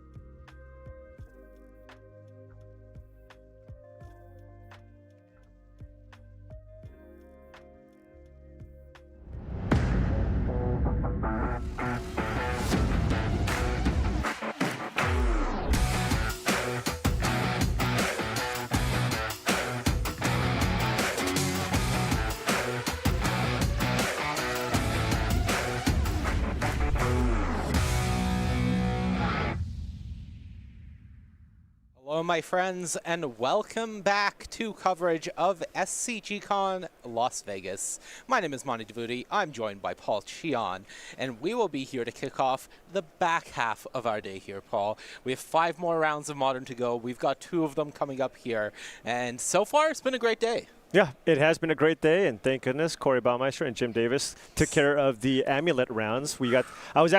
Corey wasn't lying. I was actually taking notes in my head, trying to figure out what was going to happen on Sam's side of the battlefield, but that one's behind us. We have a different matchup coming up. Right, and we're going to kick things off by taking a look at our standings. We have standings after 4 rounds into the day. Of course, as I mentioned, 9 rounds of Swiss today, so still a lot of Magic to be played, but 6 wins is the magic number to guarantee day 2. So for all of these players here sitting at 4-0, eyeing that 6, they're very near now. Yeah, absolutely. And you're just kind of taking a look here at the top 16. I mean, you see a ton of Boros energy. We see lots of different flavors of Izzet as well. Mountains performing quite well, but of course you kind of see some of the other decks you would expect. We see an Amulet Titan doing quite well in here as well, and it's a little surprising, little Mono Blue Belcher sitting at 4-0 as well. Not dead yet. Yeah, I think just looking at this 16, just a snapshot of our standings, the big thing that stands out to me is it's somewhat indicative of our metagame breakdown, which is the top decks, Boros Energy, Jeskai, Blink, they're there, but there's a smattering of other archetypes performing well as we take a look at our next 16 here. Yeah, and here, again, these are all undefeated players, and it's a lot of the same thing, right? We do see a bunch of the energy decks. It is the most represented deck in the tournament, but also a bunch of Amulet Titan decks. People, if you know how to play that deck, it's likely going to be one of the best options out there, but a bunch of different Izzet decks, all different flavors. You got Affinity, Prowess, and yeah, all of them seem to be doing quite well today. Yeah, every deck is really just showing up here. Yeah. So as we set up for our feature match, we're going to start by taking a look at Christopher Salyers, and he is our first player in the feature match area, and he's brought Izzet Affinity, so a deck that you and I both highlighted as one that we would have considered playing for this weekend, yep. Our style of deck, but for people that haven't seen Affinity in a while, this is a very different flavor of Affinity than the ones that you may have been used to 6-8 years ago. Yeah, this deck is extremely explosive, and one thing with this deck is it does need to mulligan quite aggressively. Some of the most important cards in this deck are the Mox Opal or Pinnacle Emissary. Anytime you have an opening hand with either of those 2 cards, that kind of turbocharges your deck, and the idea is to just kind of get a Kappa Cannoneer in play as quickly as possible to really close out the window, and then at the same time try to find some amount of disruption in the form of Metallic Rebuke, and then of course you have Thoughtcast as a way to kind of fill up on cards as well. So this deck is capable of just putting 5 or 6 permanents in play on turn 1, and depending on the draws and what have you, I mean, this deck can just kill people super quickly and just put too much pressure on the board for anybody to handle. Yeah, I think one of the main things that you highlighted was just the ability to mulligan. In the past, Affinity was very reliant on a mass number of relevant artifacts and permanents for your Cranial Blading or your Arcbound Ravager, but when you can just land a Kappa Cannoneer as a singular threat and have it take over the game, that means you can be more selective with the hands you're keeping and really cater for explosiveness. Yeah, I mean, Cannoneer, Emissary, and Urza Saga, all of a sudden you have 3 cards that can all kind of win the game on their own, so there's a lot more redundancy built into this Izzet Affinity list. Okay, so taking a look at the opponent's deck list, it's going to be Seth Doddridge. This is Golgari Yawgmoth. Now, I mentioned coming into the weekend that we thought creature combo decks were on the rise. They were showing good win numbers in terms of the metagame, but Yawgmoth isn't exactly what we had in mind. This is sort of a past flavor. Yeah, and you know, there's a nice new addition to this deck in Badgermole Cub, which kind of makes this deck generate tons of mana basically out of nowhere. And if you look at the Badgermole Cub, 2 mana for 2/2, you get to Earthbend 1, and basically any creature that gets tapped for mana, of course the land counting, but you also have 4 copies of the Delighted Halfling, which all of a sudden taps for 2 mana as well. So the idea is you want to turbo out Yawgmoth, get that in play as quickly as possible, put a bunch of creatures in play, and then generate a ton of card advantage through Yawgmoth. There's also, of course, combos that are present in this deck. If you can find a couple of copies of Young Wolf, all of a sudden you can draw a ton of cards. And with Dredger's Insight going as well, then all of a sudden you can basically draw your entire deck. Right. And you have access to Walking Ballista, the Spymaster's Vault that we see as a 3 of, is able to connive, making use of all of those creatures that you sacrifice. And one card I just want to shout out, Agatha's Soul Cauldron in this deck really brings the whole package together, especially with the new addition of the Cub, having that bit of a combo where you automatically have the Earthbended land, having a +1/+1 counter on it to go along with the Soul Cauldron. Yeah, just a ton of utility here. And, you know, if you're playing this deck against somebody who's just playing a ton of spot removal, there's, you know, just a lot of the creatures are kind of annoying by itself. So 1-for-1 removal isn't even really at its best, right? I mean, we're talking about, what, Young Wolves, Badger Mole Cubs, they both kind of come into play. You kill it, there's still something left over. So maybe that's what they're trying to target. It's like, hey, you're trying to play a fair game with me, but guess what? All my stuff is also super resilient. Yeah, when we enter the mid-range meta, as we currently see in Modern, being able to have those sticky threats and having access to all of these creatures that overvalue your opponent, really nice position. Yeah. And now the match is ready, so we're going to go right into it. We have round 5 here at the Regional Championship coming up between Izzet Affinity and Golgari Yawgmoth. Top of your screen, that's Christopher Salyers on Izzet Affinity. On the bottom, Seth on the draw with Yawgmoth. And for Salyers, starting things off with an Emissary. Oh, here we go. We got the Emissary and the Opal here on the play. We already have Metalcraft. Second Opal, second token. All right, still has the mana floating. There's Thoughtcast. This is ridiculous. This is the Affinity Dream right here. Tap the mana. No, that's off the mana from the Mox Opal. Yeah, so still has some mana available as well. Just going to be a pass. Okay. I was expecting a little more, but still not a bad start. Well, it could be a Metallic Rebuke left up Absolutely. Here. A little more might just be an interaction spell because that's something this deck has access to. Yeah, could possibly counter this Delighted Halfling if he did have the Rebuke. Chooses to let it resolve. All right, so it is Halfling pass here from Seth. We go back Christopher's way, and Urza Saga turn 2, the Dream follow-up here. So really nice position and start here for Christopher so far. Yeah, Christopher does have the ability to just play out the Pinnacle Emissary. That's kind of a worst-case scenario here. Starting things off with 2 damage coming across, it seems.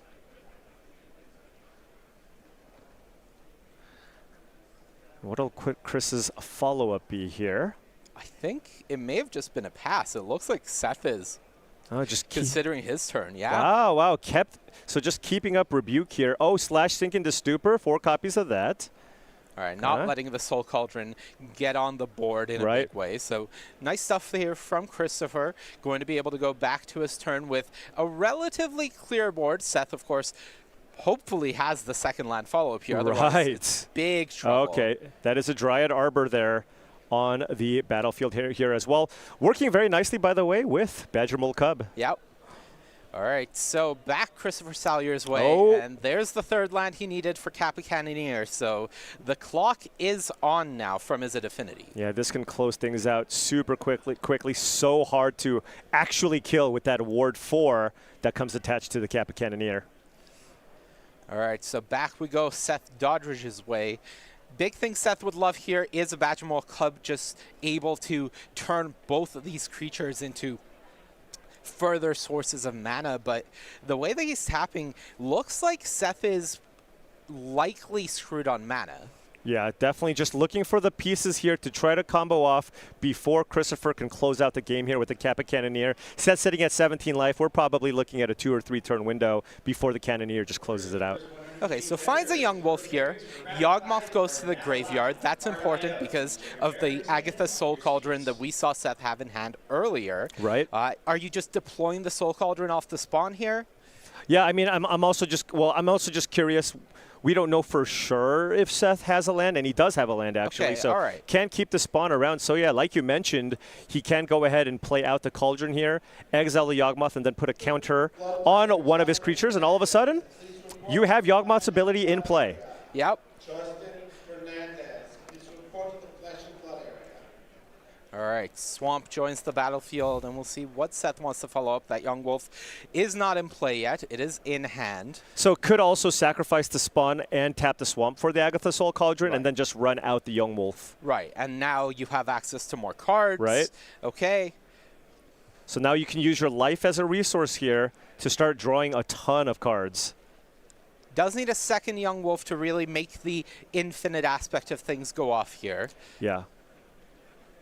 But can start sacrificing creatures potentially to reset the Young Wolf if you want to draw some cards. Yeah. That is limited. Currently a counter on the Halfling. All right. Dealing with some of the Thopters here.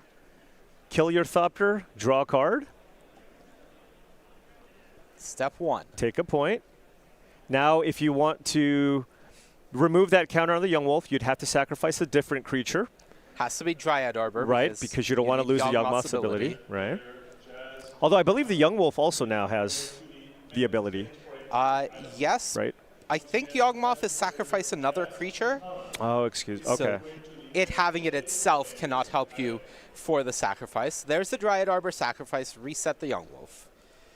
Sack Young Wolf again. So that's drawing 2 cards. Draw 2 cards, kill the other token. Okay. So I don't believe Seth is going to have enough here to try to find his combo, but drew a ton of cards, and unlikely for Christopher to close out the game this turn. Now, Urza Saga will be going off here. A common thing to search out would be something like a Shadow Spear, right? Because that would just let you trample over, gain a ton of life. It looks like we're making a construct with the trigger on the stack there. Then now fetching for a cheap card here. Could also maybe get a Tormod's Crypt or something along those lines.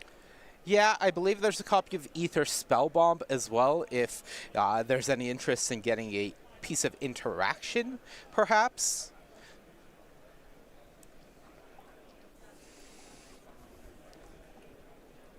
There's also Pithing Needle, so you could search for that as well. But I guess you can't really name Yawgmoth. You would, and there's 2 creatures with tokens on them, so it's kind of annoying. Right. Yeah. All right, Lava Spur Boots. All right, going for the haste aspect of things. Yeah, so the construct itself would be a 5-power creature with Ward 1 here. Yeah, that's a 2-turn clock, essentially. Right. You still have the Mox Opal to equip. Okay, and there's a land here as well. Okay, Bobble. Cannoneer. Yep. Okay. Here we go. Young Wolf can block. Young Wolf can block. You really don't want to. You don't want to, but I'm just wondering, what are we attacking for here? There's 8 from the Kappa Cannoneer, and the construct is currently a 5/5 with the Lava Spur Boots. That's 6. It has to block. This is an attack for 14. Now, I believe Seth has the ability to block and then use Young Wolf's Yawgmoth ability to sacrifice the Halfling to put a counter on the Young Wolf itself. And then if the Young Wolf dies, it would come back into play as with so an extra counter. you would get to keep a Young Wolf on the battlefield, which might be more valuable than a Delighted Halfling. It looks like, yeah, because Cannoneer currently can't be blocked with the trigger, so you certainly do have to put the Young Wolf in front of the construct. Right. And Seth just letting it die. All right, Halfling, the choice to keep. So we have a Halfling that can act as basically a Yawgmoth. We can just kind of assume that's in play. Seth has access to just 2 lands and whatever he drew off of those Yawgmoth triggers earlier. Right. 4 life to work with. Not a lot. This is tough. And Seth has been holding his cards pretty close to the chest, so we don't have a good idea of what he's working with here. But with that Kappa Cannoneer, and we know that Christopher can make it unblockable thanks to the Pinnacle Emissary sitting in the warp zone there. So the Cannoneer is a lethal threat. Right. I'm wondering, it's like, do we have some, like, both Young Wolves and a Dredger's inside to draw a ton of cards? It's not a ton of resources here to work with. No, Seth does need quite a lot here. Yeah, I mean, just no way to actually kill the Cannoneer with the limited amount of mana that Seth has access to. Right. You can't kill it, and you can't block it. So you either need to... So you got to do your thing. You have to do your thing and hope that you can disassemble all of it, because you're not dealing 20 to Christopher this turn unless you've comboed off. Right. But we're... Okay. Kick things off with a rumble. I don't see what that picked up. All right, there's a Dredger's Insight. Okay, That's step one. Needs a green mana, though. Yeah, doesn't have that. Yeah.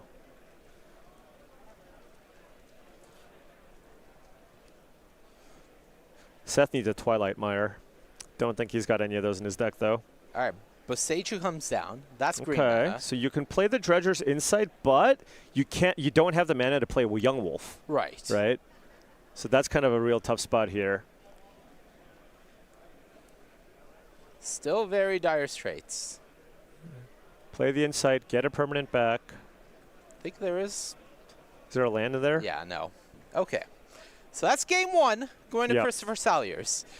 Kappa Cannoneer does what Kappa Cannoneer does, and you just see the sheer power of the singular threat from the Izzet Affinity deck. Yeah, Affinity on the play with a reasonable draw, most decks are going to kind of struggle with.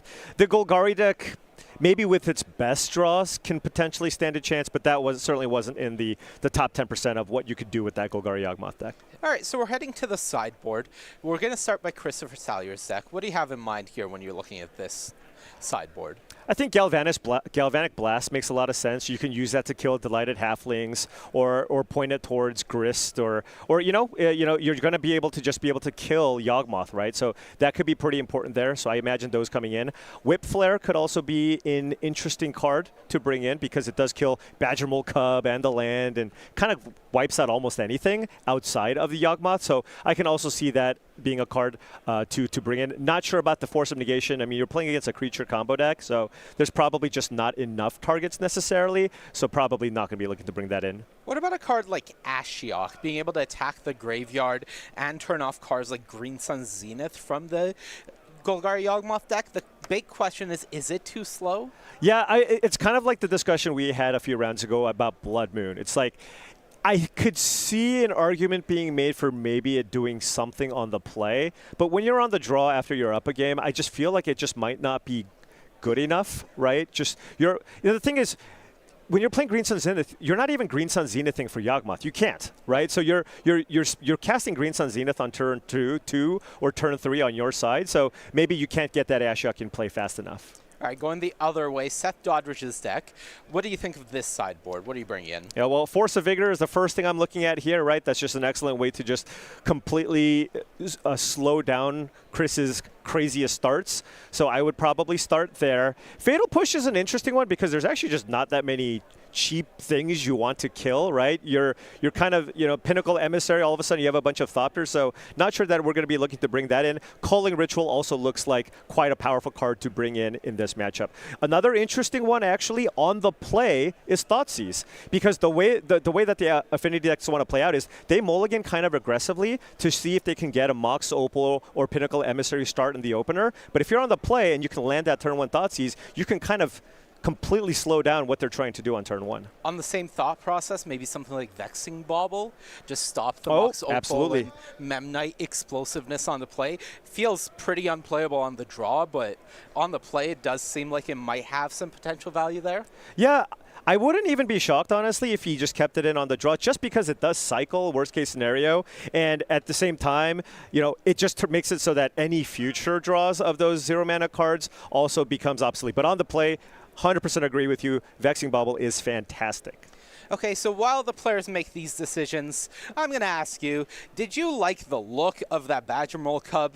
Do you want to pick up some Avatar singles? Well, Magic the Gathering Avatar The Last Airbender is available now to order, and there you see the Cub right there. Harness the power of the elements. Singles and sealed product for Magic the Gathering Avatar The Last Airbender are available now. You can go to starcitygames.com/MTG-TLA to pick up your Avatar The Last Airbender product today.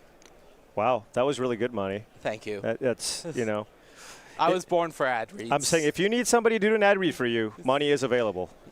Absolutely. I want to buy some cards now. All right, so as we head back to the match, Christopher Salyers up a game as we mentioned. How does Golgari Yawgmoth do with mulligans? I think it can do okay. I think just the important part, especially in this matchup, is either one, find one of your sideboard cards, which are very, very impactful, or number 2, try to get a quick start with all that acceleration. So if you don't have either, I think you're going to have to ship it back. All right, well, we'll see if Seth Doddridge has access to one of those keepable hands, as you mentioned, as the players shuffle up for Game 2. And I don't think it's surprising to see Affinity take a Game 1. That's, you know, been historically one of the hallmarks of the deck. Is it's an incredible Game 1 deck. It's hard for a lot of opponents to answer what it's doing, especially when it has draws like that, which it doesn't always. Yep. So Seth very easily can write that off as okay, Affinity did what it does in Game 1, and now I have access to tools. So looks like a keep from Seth, but a mulligan for Christopher. Yeah. Already feeling a decent bit better when you see that coming out from the Affinity deck. Yeah, the Affinity deck, this is, at least when I used to play Affinity, I know that the list looks way, way different now. This was the game plan. Win Game 1, hope they don't draw their sideboard cards in Game 2 or Game 3 and win one of those games. That's kind of, you know, Game 3, obviously. If you lose a Game 2 because you're a little bit slower and you're on the draw, but try to get one of those crazy draws to allow you to kind of steal a game, likely Game 3.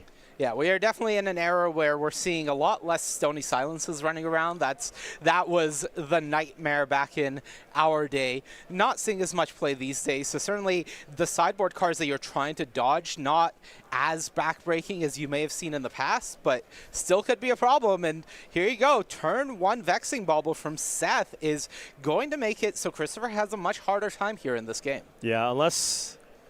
I mean, I don't even think he has an answer for that, right? So once you see that bauble get played turn 1, all of a sudden, what, 15% of Chris's deck is just turned off? Right. None of the shenanigans that we saw in the previous game are now available. So that means Chris has to play a fair game plan. And his deck in a fair game doesn't look very good. It doesn't do much. Yeah, the only hope for Chris's side now is just, of course, just draw a bunch of artifacts that don't cost 0 mana, be able to put as many of that onto the board as possible, and then just try to win the game with a Kappa Cannoneer. All right, so Seth on turn 2. What is going to be the follow-up? Malevolent Rumble, one of the MVPs of this deck, I would say, just finding permanence, but also fueling your graveyard for your Soul Cauldron and creating some additional mana to have access to. Very, very clutch. Yeah, it's an extremely powerful card that you kind of see in several of the creature combo decks in the field. You know, the Gruul Eldrazi combo deck as well, also really leaning heavily on that spell. Yeah, I think just the perfect package for what these decks are looking for. And it's no surprise that it's made such a big impact in Modern. Oh, Outland Liberator killing the Urza Saga, as of course the land is an enchantment. Yeah, Christopher knew this could have come. Yeah. He saw the Liberator in hand from the Malevolent Rumble, but you really have no choice but to force the hand here. Yeah, if you have multiple Sagas and those are your only lands, you just have to play them out.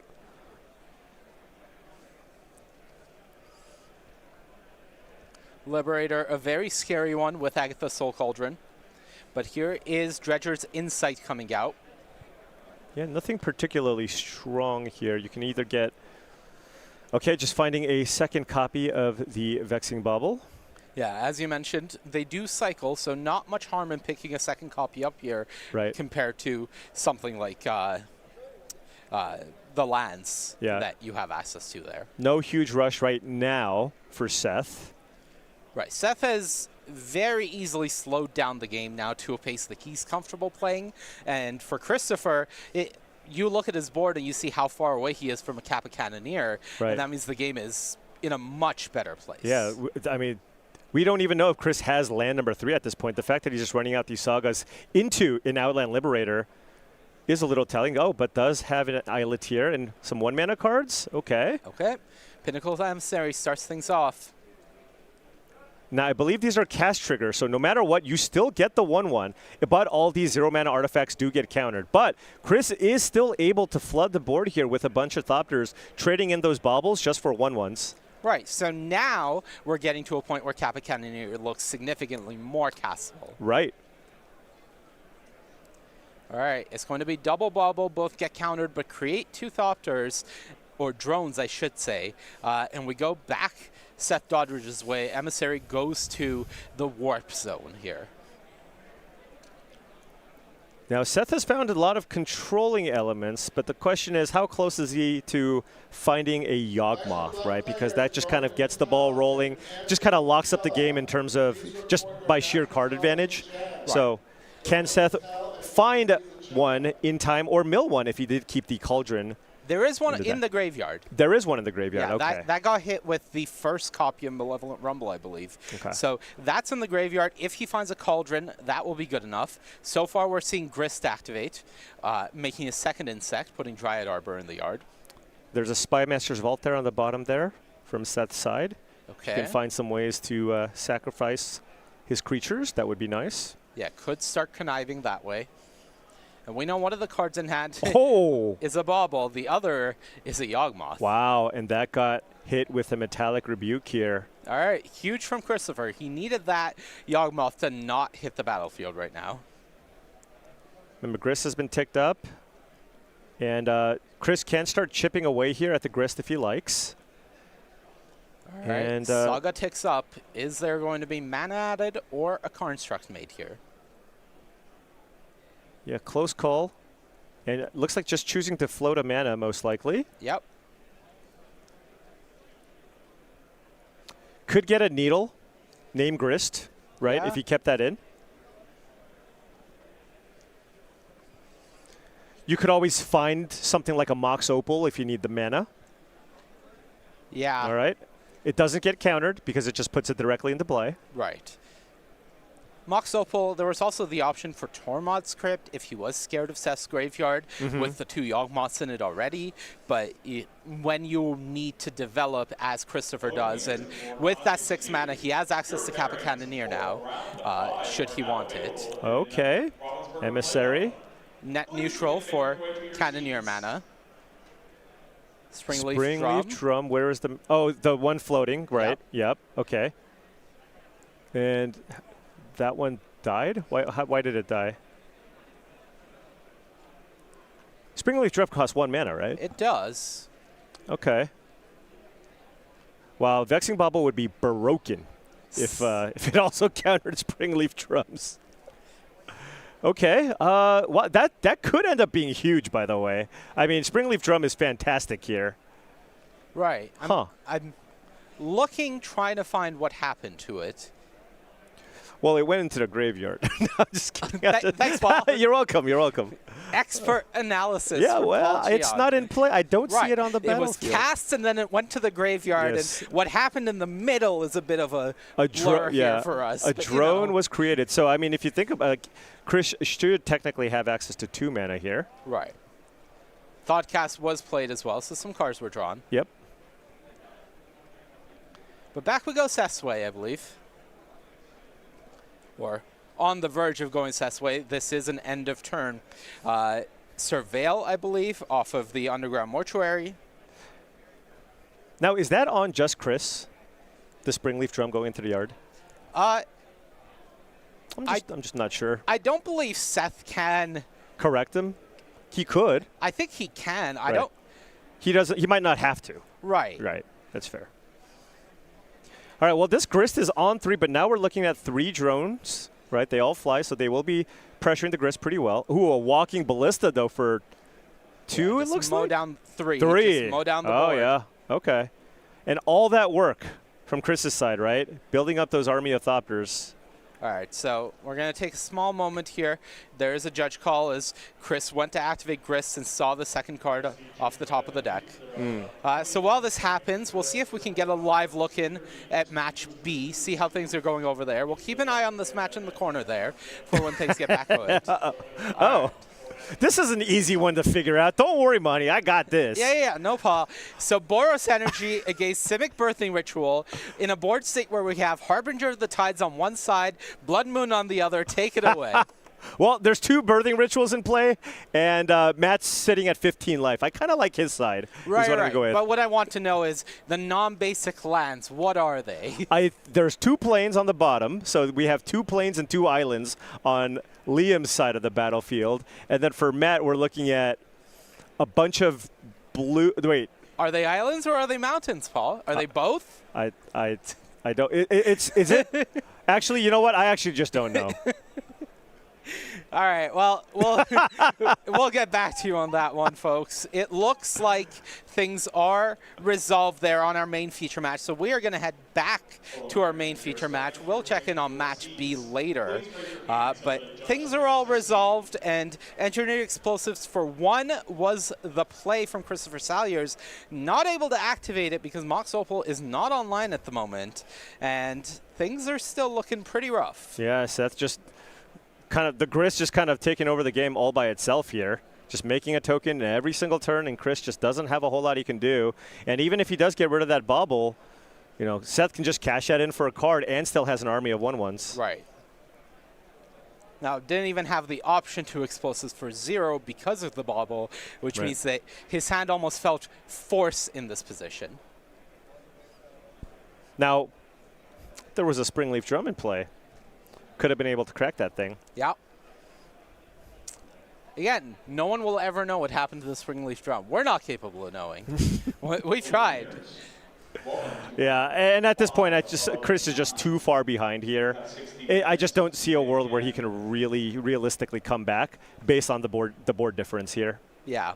If both of those baubles were in the opening hand from Christopher, the Mishra's baubles, I should say, then 2 more baubles as well. Yeah. Essentially, that turn 1 Vexing bauble from Seth just double Thoughtseize Christopher out of 2 cards. Yeah. There were 2 cards in hand that just had no text. Yeah, I mean, it was a classic thing. You've seen this in the past, too, where you've seen variations of Eldrazi-tron play Chalice of the Void back in the day, and they're like, all right, well, against Affinity, if I'm on the play, I love this card. If I'm on the draw, I think it's unplayable. We'll see what Seth's approach will be in this matchup with a card like the Bauble. Yeah, it really is a question of, do you keep it in on the draw here when your opponent has had a chance to play out their hand? The existence of it after that game means that Christopher may feel forced to go for a subpar turn 1 in order to just play out those 0 mana permanents, and maybe just based on that you board out the bauble in a sort of mind game where, ooh, you're going to do this anyway, so I may board it out to have more impactful cards. But it is a matter of what is the composition of the deck. Do you even have more impactful cards, right? Yeah. Fortunately for the Affinity deck in general, it is kind of in your best interest to just play everything on turn 1. So Chris will do that. But like you mentioned, if you could come up with an excuse or a reason to not play a 0-drop for some other reason later, in this matchup, now that you've lost the Vexing Bauble, you'd probably just play everything on turn 1. Yeah, a lot of cases, it is also a matter of, do you have Pinnacle Emissary in hand? That is the big payoff for playing those 0 mana cards. And we'll see how Christopher mulligans, whether it's going to be aggressive in this 3rd game, trying to have a hand that can be more explosive on turn 1 because of the existence of Vexing Bauble. So while the players shuffle up for Game 3, I'm going to take a moment to thank our sponsors. The Star City Games Tour and Star City Games is sponsored by Beckett and Dragon Shield. Thank you to both of them for sponsoring the SCG Con. And for Dragon Shield, you can find Dragon Shield products on our website at starcitygames.com. Thank you again to both Beckett and Dragon Shield for making SCG Con continue to happen. All right, Game 3, Affinity on the play, Yawgmoth on the draw. How are you feeling if you're in the Affinity player seat? I mean, anytime I'm on the play, I'm always feeling good. I always feel like whatever my opponents can have, I can still have a chance here. So Chris just wants to find the right collection of cards here. I think the most important card in the matchup is the Kappa Cannoneer because it's just so hard to deal with. So if you can find a hand that lets you get that in play maybe on turn 2, that's kind of what Christopher's going to be looking for. Yeah, I think the big thing that game was Christopher was able to get to a position where the Cannoneer was castable and then ultimately just didn't have it, likely because of the 4 Mishra's Bauble he'd drawn that game without being able to cycle a single one. Absolutely. All right, so here we go. Game 3, Affinity on the play, Golgari Yawgmoth on the draw, playing for 5-0, putting you just 1 match win away from locking up day 2 and breathing the first sigh of relief of the day. Oh, yeah. That'll be an excellent start. You have essentially 3 win-ins into day 2. Yeah, of course, your record carries over, so your job's not done. Oh, of course. I mean, look. But there is a, it's a start. When you're locked in, It's always nice, right? There is, like I said, the first sigh of relief. It's like, all Exactly. right, I'll be playing tomorrow. Now I'm just padding my stats. Right. All right. Absolutely. So mulligan from Christopher. Not certain if Seth is kept. He does look to still be thinking. Hasn't put the hand down in sort of the relaxed, all right, I'm going to keep and let you figure out your mulligans. And All right. It looks like both players on a mulligan here. okay. I think it's safe to say Affinity Mulligan's better than Yawgmoth. Yeah, I would say it's kind of close, but it just kind of depends. The thing is, like we talked about before, cards like Malevolent Rumble add a lot more consistency to this type of deck, where previously you'd have to rely on clunkier cards like Court of Calling, right? Malevolent Rumble is just so much more efficient. Right. So as the players mulligan here, this is the first mulligan for both players, so still a lot of tools to work with. Let's see if we can find keepable hands. Yeah. Chris looking for a bunch of 0 mana cards and a Kappa Cannoneer. Seth hoping to find one of the 2 Force of Vigors. That would certainly go a long way here. Perhaps a Delighted Halfling to start things off with. I see a Walking Ballista in Seth's hand. I think that's not one of the cards that you want in your opening hand if you're the Yawgmoth player. Yeah, it's a card that's we saw it be awesome turn 5. Right. But early on, it doesn't really do that much. All right, so keep from Christopher, but Seth looks to still be agonizing. This might be a mull to 5. Could be. If you don't have enough interaction, you have to think about the range of keeps that an Affinity deck could have, and what could you do to at least try to slow that down? And if you have nothing, you might have to ship it back.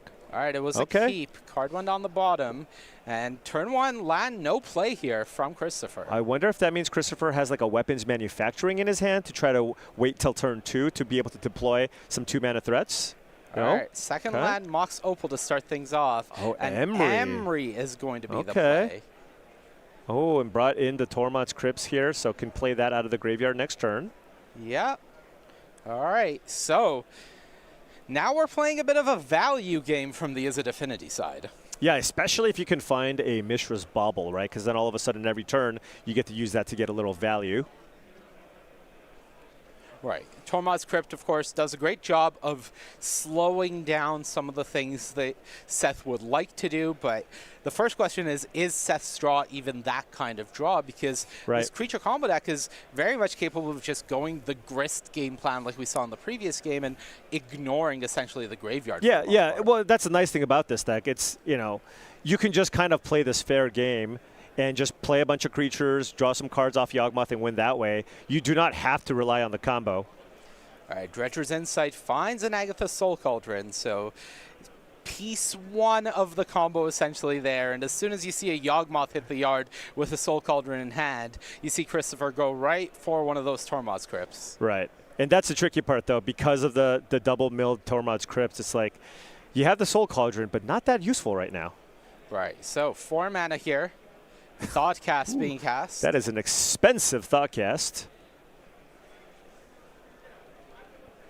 Do we have Metalcraft? Were we able to tap the Mox Opal there? No. Right? Okay. So I believe that's why he tapped all 3 mana. lands. Correct. It just looked like he tapped the Mox Opal. Right. All right, so a lot of permanents, but Chris actually with a very far slower hand here. Second Dredger's Insight hits the board. Okay. All right, Outland Liberator picked up. 2 lands and a Walking Ballista going to the yard. 2 life gained. Liberator not able to come down this turn, so at the moment Seth still decently behind. Fueling up a graveyard that is non-existent thanks to Tormod's Crypt. Yeah, I mean, you have no board here, and Chris is casting Thoughtcast and getting value here with the Emry, so Seth needs to get something going here. Boseiju enters the battlefield. Young Wolf played. Yep. All right, Mishra's Bubble activated for a little bit of value. Yep, take a look, draw a card, draw a second. We are back Christopher's way. Now he has that bauble plus Emery, as you mentioned, right. So is able to start getting some card draw value. Oh. Here comes Pithing Needle. Yeah, likely going to name Yawgmoth here, although he doesn't know about the Cauldron in hand. Could name that, but you have a Tormod's Crypt, so it's kind of interesting. If you think you have the bases covered with graveyard stuff, do you just name Yawgmoth? Yeah, I think it's pretty safe to just name Yawgmoth here, but we'll try to get confirmation. That bauble was the cast from the graveyard, as well as Lavaspur Boots being cast here. Yeah, but still no giant creature. But the crazy thing now is you already have 5 artifacts in play. The Urza Saga by itself is an army in a can. With the Lavaspur Boots in play, all of a sudden next turn you can just start crunching in for 6 or 7 damage. Yeah, the other question is, well, I would assume we wouldn't be seeing it getting slammed here if the Needle was naming that, but I think that was a valid name for the Pithing Needle as well if you didn't have that Metallic Rebuke there, I guess. Yes. All right, we have gotten confirmation the Pithing Needle is on Agatha's Soul Cauldron. Right, because that is known information. Right. Seth does have it in hand here. So Chris playing some, is it Affinity Control right now? Playing the role of the control player and doing it pretty well. Yeah, I think this version of Affinity, especially with Emery and the sheer amount of card draw that it has access to, very much capable of being the controlling deck. All right, so Pinnacle Emissary into weapons manufacturing. Emery, we'll see if it's going after the second Tormod's Crypt or if it's just going to get the Mishra's Bauble back again. But now this is when the deck really goes wide and over the top. Right. Weapons Another Crypt. Okay. Whenever a non-token artifact you control enters, create a colorless artifact token's named Munition, with when this token leaves the battlefield, deals 2 damage to any target. Yeah. It can be an amazing combo if you get a bunch of Mind Tokens in play with a card like Engineered Explosives, where all of a sudden you just blow up the world and your opponent. Right. Okay, so you get the munitions, you get the drone. Pinnacle Emissary leaves the battlefield on the end step, but got some damage through with the Lavaspur Boots. Ooh. And there's the Yawgmoth. This was the big danger by naming Soul Cauldron rather than Yawgmoth, is now you are vulnerable to your opponent drawing some cards. The Young Wolf shenanigans can be stopped by Tormod's Crypt, so we won't see Young Wolf continuing to come back endlessly.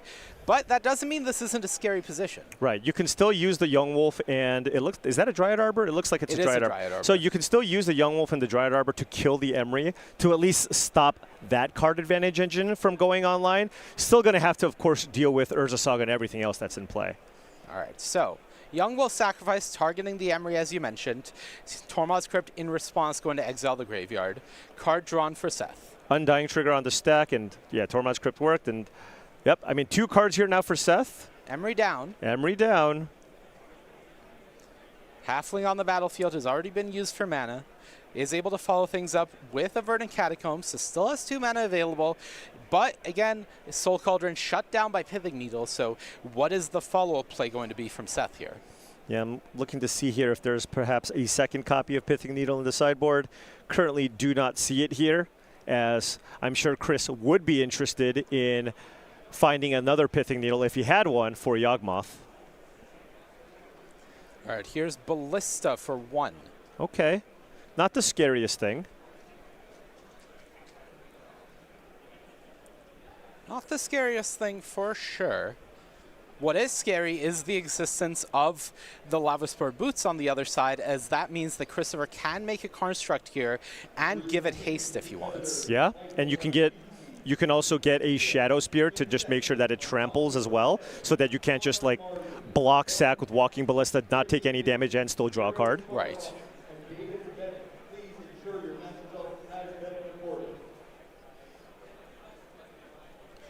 Does need 1 more mana, I believe, to be able to equip both Lavaspur and Shadow Spear, but that's not. I think that is a Shadow Spear. Okay, that is Shadow Spear. It's just the Lord of the Rings. Right, art. it's an alternate. Okay. Yeah. Alternate art, alternate name, the same effect. I mean, this construct is huge, and there is the extra mana source here Now 3 munitions tokens in play. We're looking at 3, 4, 5, 6, 7, 8, 10 artifacts in play right now. So it's a 10-10. Yeah, Lava Spur Boots. 11-10. Shadow Spear. 12-11, Trampling Lifelinker getting in here. That's a 2-turn clock. Pretty good. Flyers player Edward Green is making her way to the main event stage. Once again, 5. Oh, perhaps Seth is representing a Force of Vigor here or something? Or maybe trying to draw one off of a Yawgmoth? Yeah, before the Lava Spur Ward Boots 1 gets on, Right, perhaps. yeah. We are in desperate times for Seth, after all. Yeah, you can certainly fire off one of your creatures and target the drone token, draw a card. Right. We also don't know how many cards are available in Seth's hand. So might have the Force of Vigor, but not the green card, for example. We know one of the cards in hand is a Soul Cauldron. Actually shrinking the construct and not actually going for the drone there. Right. Okay. I mean, this is still a ton of damage coming in, and Seth doesn't really have a block here, so he's going to be taking all of this. Yeah, and a lot of the unfair things that are going to come out from Seth would still involve the graveyard. So the second copy of Tormod's Crypt on the battlefield is doing a nice job of making Seth have to jump through multiple hoops in order to really start popping off. And he doesn't have the time to do it. He doesn't have the life to start drawing that many cards from Yawgmoth. So it does feel like Christopher sort of put Seth in check here. And the big ask is, can Seth come out of it? Yeah, the card that I'm really thinking about here is Force of Vigor plus green card. Use that as a way to get rid of the Tormod's Crypt and also perhaps the Needle, and then try to get things going afterwards. But I don't know how many resources Seth is currently working with. Right. There is the singleton copy of Culling Ritual that would be pretty good here if Seth has access to Wouldn't it. the munitions blow up and... Oh, it would just kill him. It would just kill him. There's 6 munitions. Never mind. We've got that covered. Not going to walk into that minefield. Literally. Yeah. I mean, you could try. It's not going to go well. Yeah, maybe he misses his triggers. You don't know. That's Look, sometimes you have to play your routes. Anything's possible. All right, starting things off with a fetch from the Verdant Catacombs, down to 2. But Seth looks like he doesn't have a concrete plan. It does seem like he's figuring it out as he goes here. Green Sun Zenith for 3 allows you to get a Grist potentially. Yeah. And then you can pay the ward, sacrifice your Walking Ballista to kill the Construct. And then Seth would still have the ability to suit up the flying token and attack for lethal. So you might have to sacrifice the Yawgmoth, actually. Right. I think you sacrifice the Yawgmoth to pay kill the that. ward and then pay the kill the token. Exactly. All right. Yeah, but additionally, right now, any creature, right? If Chris plays anything, doesn't he? Can he just play Pinnacle Emissary, right? Yeah. So he just plays the Pinnacle Emissary, gives it haste, and that should close it out unless Seth has something for free. Right. That Emissary will do it, a Memnite would do it, a Swift Breeze would do it, and that is all she wrote as Christopher Salyers had the Force of Vigor, but not the green card until, I suppose, that Green Sun Zenith. Yeah. I mean, I guess you could have cast it. He had to have it in his hand, right? Plus the Green Sun Zenith. Unless, right. I don't think he drew another card. I don't think he drew another card either. But I guess if he did that, he just didn't have enough resources probably to go off. So, yeah, kind of tough. I mean, if you look at the Golgari Yawgmoth deck, it's a really nice streamlined deck. It plays a fair game very well, but it is a little bit light on interaction, right? And if you don't draw those right pieces, then you're going to have a tough time. Yeah, it is a combo deck, but it's a combo deck that requires multiple pieces to get going, and it's not the most resilient in terms of it still uses the graveyard for a lot of things. So when you're faced with a position like that with double Tormod's Crypt on the battlefield, things can get pretty rough for you to amass the resources you need. Yeah, at first glance, when we saw the 2 Tormod's Crypt get milled, I go, oh, that's kind of redundant, but actually he needed both copies. Right, exactly. Being able to use one sort of aggressively while having the other one up was just the right amount of insurance. So great match there. Going to Izzet Affinity, but we are going to have more Magic coming up here, and we're going to try to get that for you as soon as possible. Any closing thoughts on that match, sort of seeing how the Yawgmoth deck performed? Well, I will say, more on the other side, I was just really impressed with how the Affinity deck was kind of able to play a long game. Oftentimes, when you think about that deck, it's like, all right, what can I do turn one, right? Is it Kappa time? Is it time to make a bunch of tokens? But he was actually able to play a longer game and still just take over because, you know, this deck doesn't rely on a million creatures. All it takes is one Urza Saga, and that can single-handedly win you the match. And in that match, it maybe did. All right, that's a wrap on our main feature match, but we have more Magic for you, so let's go take a look at what our next match is going to be. On the top of your screen, Steve Gahn on Jeskai Blink, down a game to, on the bottom, Ivan Espinoza on Espergorios. So Espergorios taking game 1 against Jeskai Blink, and here in game 2, we saw Steve kick things off with a Ragavan, but for Ivan, had the turn 1 Prismatic Ending to answer it. Yeah, that's rough. You kind of you're always playing the crossing your fingers, hope they don't have the answer for it. But the Jeskai Blink deck, of course, capable of many other powerful follow-ups here. All right, Espergorios, the most popular deck at the Pro Tour, has fallen somewhat out of favor, still being decently represented, but not leading the field any longer. That title has gone to Jeskai Blink. It has. And the Jeskai Blink deck it's just a lot more consistent if you think about it, because you're not playing a card like Atraxa and Goryo's Vengeance, where you can just play all of your creatures on curve and just have a more powerful, fair game plan. But of course, this deck can go over the top if it gets its combo going. Okay, so turn 2 land pass from Steve, met with a land pass from Ivan back, so slowed things down a bit after that turn 1 Ragavan. And this is Fable of the Mirror Breaker, I believe, coming down here from Steve Gahn. Yeah, the Jeskai Blink deck is just, all right, what is just the actual best card I can play in all of the Jeskai players? And I'm just going to put it all in one deck. Right. That's basically what this deck's trying to do. Play on curve, play big threats, or small threats that are big threats, as they were, and just continue outvaluing your opponent. That's one thing this Blink deck does really well, is between Quantum Riddler and Ragavan and Fable and Teferi and Philia and Wan Shi Tong, just so much value in this deck. Right. Yeah, and meanwhile, on the other side of things, you can just get some super clunky hands when you have the Espergorio's Vengeance deck. When you have the good hands, your deck feels unbeatable, right? You just play out the turn 2 Frog. If they don't kill it, you die to the Frog. If they kill it, you discard an Atraxa and you win the game that way. But other times, you're just holding all those cards in your hand, and your opponent's resolving Fables, getting attacks in, and then you're kind of on the back foot. All right, so Steve does discard a Quantum Riddler and I believe a Prismatic Ending to the Fable, then gets an attack in with the Goblin Shaman, and post-combat it is going to be a second Fable of the Mirror Breaker being deployed. Wow. Now, if you're on Ivan's side, you have to be thinking, all right, does he have something like a Faithful Mending here to cast end of turn? Try to get a copy of Atraxa into the graveyard, because he is quickly falling behind here.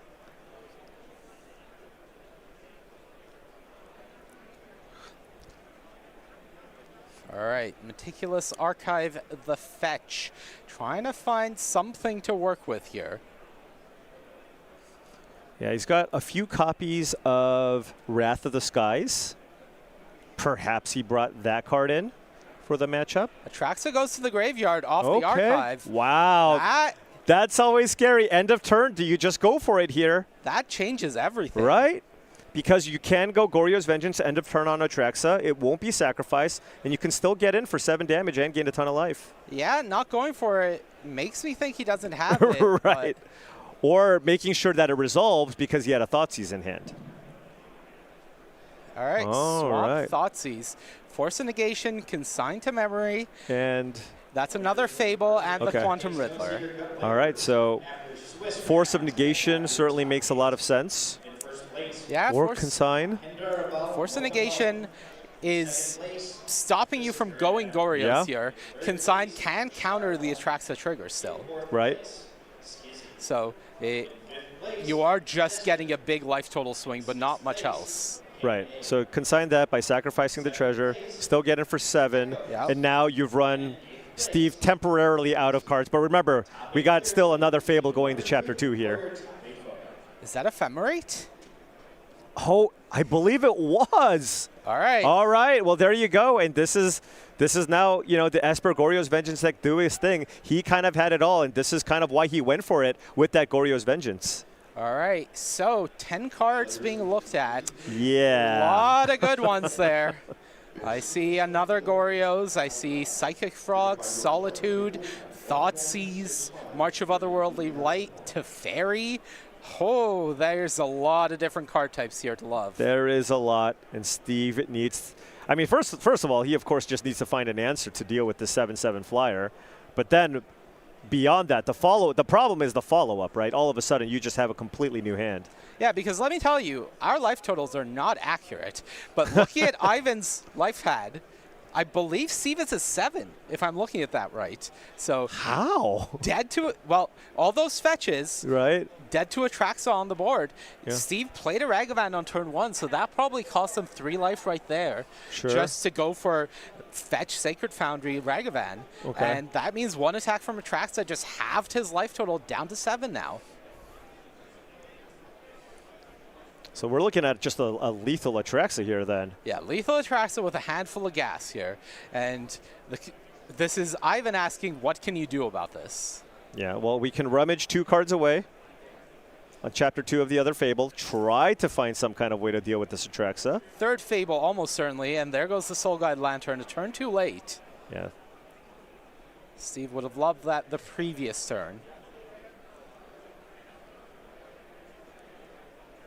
Solitude would be a really, really good find here. Solitude would be a really, really good find, and Steve is being asked a lot here. Yeah. You can attack with both, make the treasures, use the treasure to cast Solitude. Here comes Riddler. And is this with 1 card in hand? I believe so. Okay, so still 2 cards digging. drawn. Now you don't have the ability to hard cast Solitude, right? Right. So now you would need to find Solitude plus white card if you wanted to actually kill this Atraxa. Right.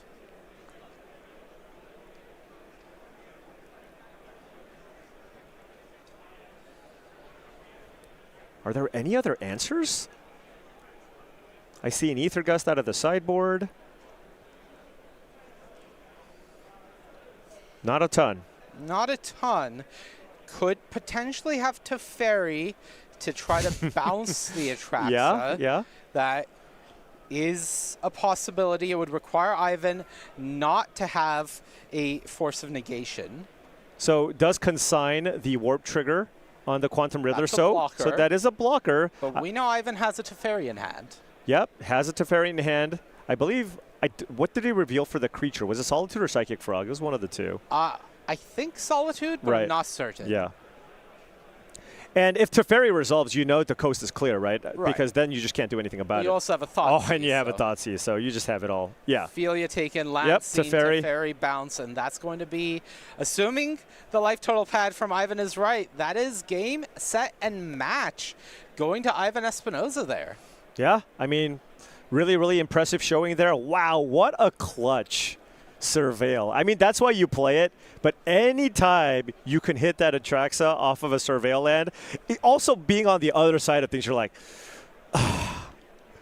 yeah, it completely just changes the dynamic. It did, right? Yeah, it was huge. I mean, imagine you just get a shock land, you just draw the Atraxa. Right. He probably just doesn't have a chance to win that game. So that was so important because I think 1 or 2 more turns later, he was just going to be too far on the back foot. I think we just continue to see how much Surveil lands have changed the grand scope of Modern, just allowing decks to be a little more ambitious on their mana or having outs for these graveyard shenanigans, fueling their graveyard. It feels like they do so much for so many different strategies. Yeah, no, I completely agree with you because I think a lot of people would probably think, at least before we saw the existence of the surveillance, they go, why on earth would I ever play a tap land in my deck? Right. Modern is fast. I want to make sure all the lands I search for come into play untapped. That just makes a lot of sense. But we've just seen these surveil lands be so crucial, and most of these mid-range decks playing 3 copies of them to be able to fetch for all the different color combinations. Yeah, just having access to the smoothing ability that these lands give you means that overall decks feel more consistent consistent, even if they are being slightly slowed down, but that consistency proves to be king in the format. Yeah, and it just makes up for it so much, especially right now where we're talking about kind of a format or a field that has access to a ton of mid-range mirrors, and that's really where this card shines. Right, so I think as we look at that previous match, we definitely see that Goryo still has the legs to put up a fight. But up until that Meticulous Archive put the Attrax in the graveyard, Ivan looked very far behind. Yeah, I just think there's a very wide range of draws you can get for that deck, which is probably why it hasn't been absolutely crushing, because like I mentioned before, when you have the good draws, you feel unstoppable. If you have, I mean, and that happens sometimes even in testing, right? You have a good set, right? That's usually you play a 10-game series with your opponent, and you go 8-2. Because you just Goryo's Vengeance your opponent every single time. You feel unstoppable. On the flip side of things, imagine that Meticulous Archive missed. Right. All of a sudden, Ivan just has absolutely nothing, and he was just going to be dead. Yeah, we could have just very easily gone to a game 3 there if that had missed.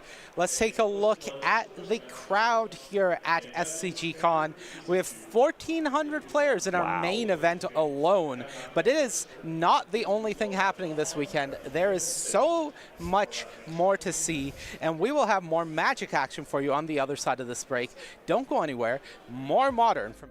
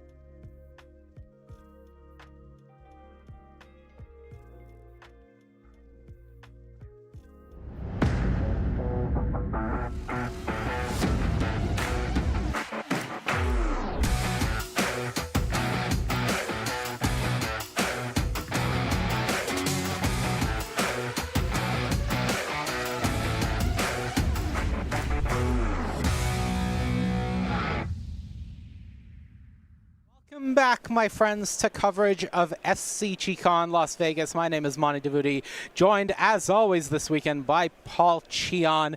And we're in round 6, Paul. This is the first big round of the weekend because this is the round where players start locking up their position for day 2. 6-0, that's the magic number to lock up day 2, breathe a sigh of relief, and say, whatever happens for the rest of the day, I'm coming back tomorrow. Yeah, and that's always a good feeling. Anytime you kind of hit milestones in any tournament, like you mentioned, this is kind of the first one, right? You hit number 6. Of course, you want to continue winning out the rest of your rounds because everybody wants to win top 8.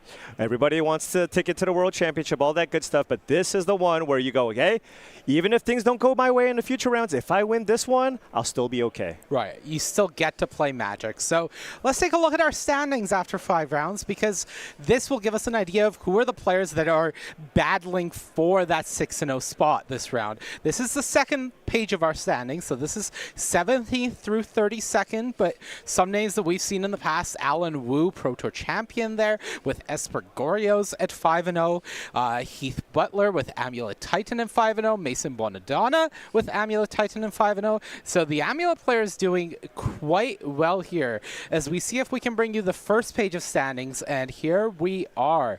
So a lot of names at 5-0. What stands out to you, Paul? Well, one of the more interesting decks is kind of the Is It Metalcraft deck that we see from Joseph Puglisi. It's not quite Is It Prowess, it's not quite Is It Artifacts, it's kind of somewhere in between. But I just think it's like a really interesting deck that we don't see too many people bring. And he's also just been having a ton of success recently, and it's good to see him at 5-0. Right, and we do see 3 copies of Simic Birthing Ritual here in the top 16 so far as well. So pretty good start for those players. But it is exciting to just see, again, everything's doing well. Right. There's not just one deck that's kind of running away with this thing. We see some amount of blink, some amount of energy. Basically, that whole day 1 metagame spreadsheet that we saw, you can just pick some of those decks at random, and they're all sitting here at 5-0 today. Yeah, I think I wouldn't be shocked to see tomorrow's metagame representation for day 2 be pretty similar to day 1, reflected in appropriate numbers. Just based on this cursory glance, it looks like maybe Jeskai Blink is underperforming a little compared to its metagame share, but everything else is sort of putting up numbers as you would expect. Yeah, the interesting thing here is just the fact that we see 4 copies of Boros Energy on this page. That's kind of a deck that's kind of risen. It was like one of the decks to beat 6 months ago, then was basically unplayable 3, 4, 5 months ago, and then all of a sudden it looks like it's, again, one of the top contenders here. Yeah, I think one of the things that will give longevity to the health of the current modern format is just the idea that on any given weekend, a different deck could be the right call just based on how the format adapts to any weekend's results, etc. So a weekend pass here where Boros Energy is the deck to beat, again, maybe we see a combo meta rise up where we see more Belcher and more Gorios, and then Boros Energy goes down and the mid-range decks rise up to beat all of the combo decks, and then Boros Energy rises up and things go in a cyclical manner as the format goes forward. Yeah, I mean, I feel like Modern's probably the healthiest it's ever been. It's just, you can play anything, and like you said, anything can win on any given weekend depending on the metagame for that event. So that's really beautiful to see. We just see so many different decks doing well, and that's kind of what you want for Modern, right? Because it is very easy to print a few cards and all of a sudden that single deck just becomes the most oppressive thing to do.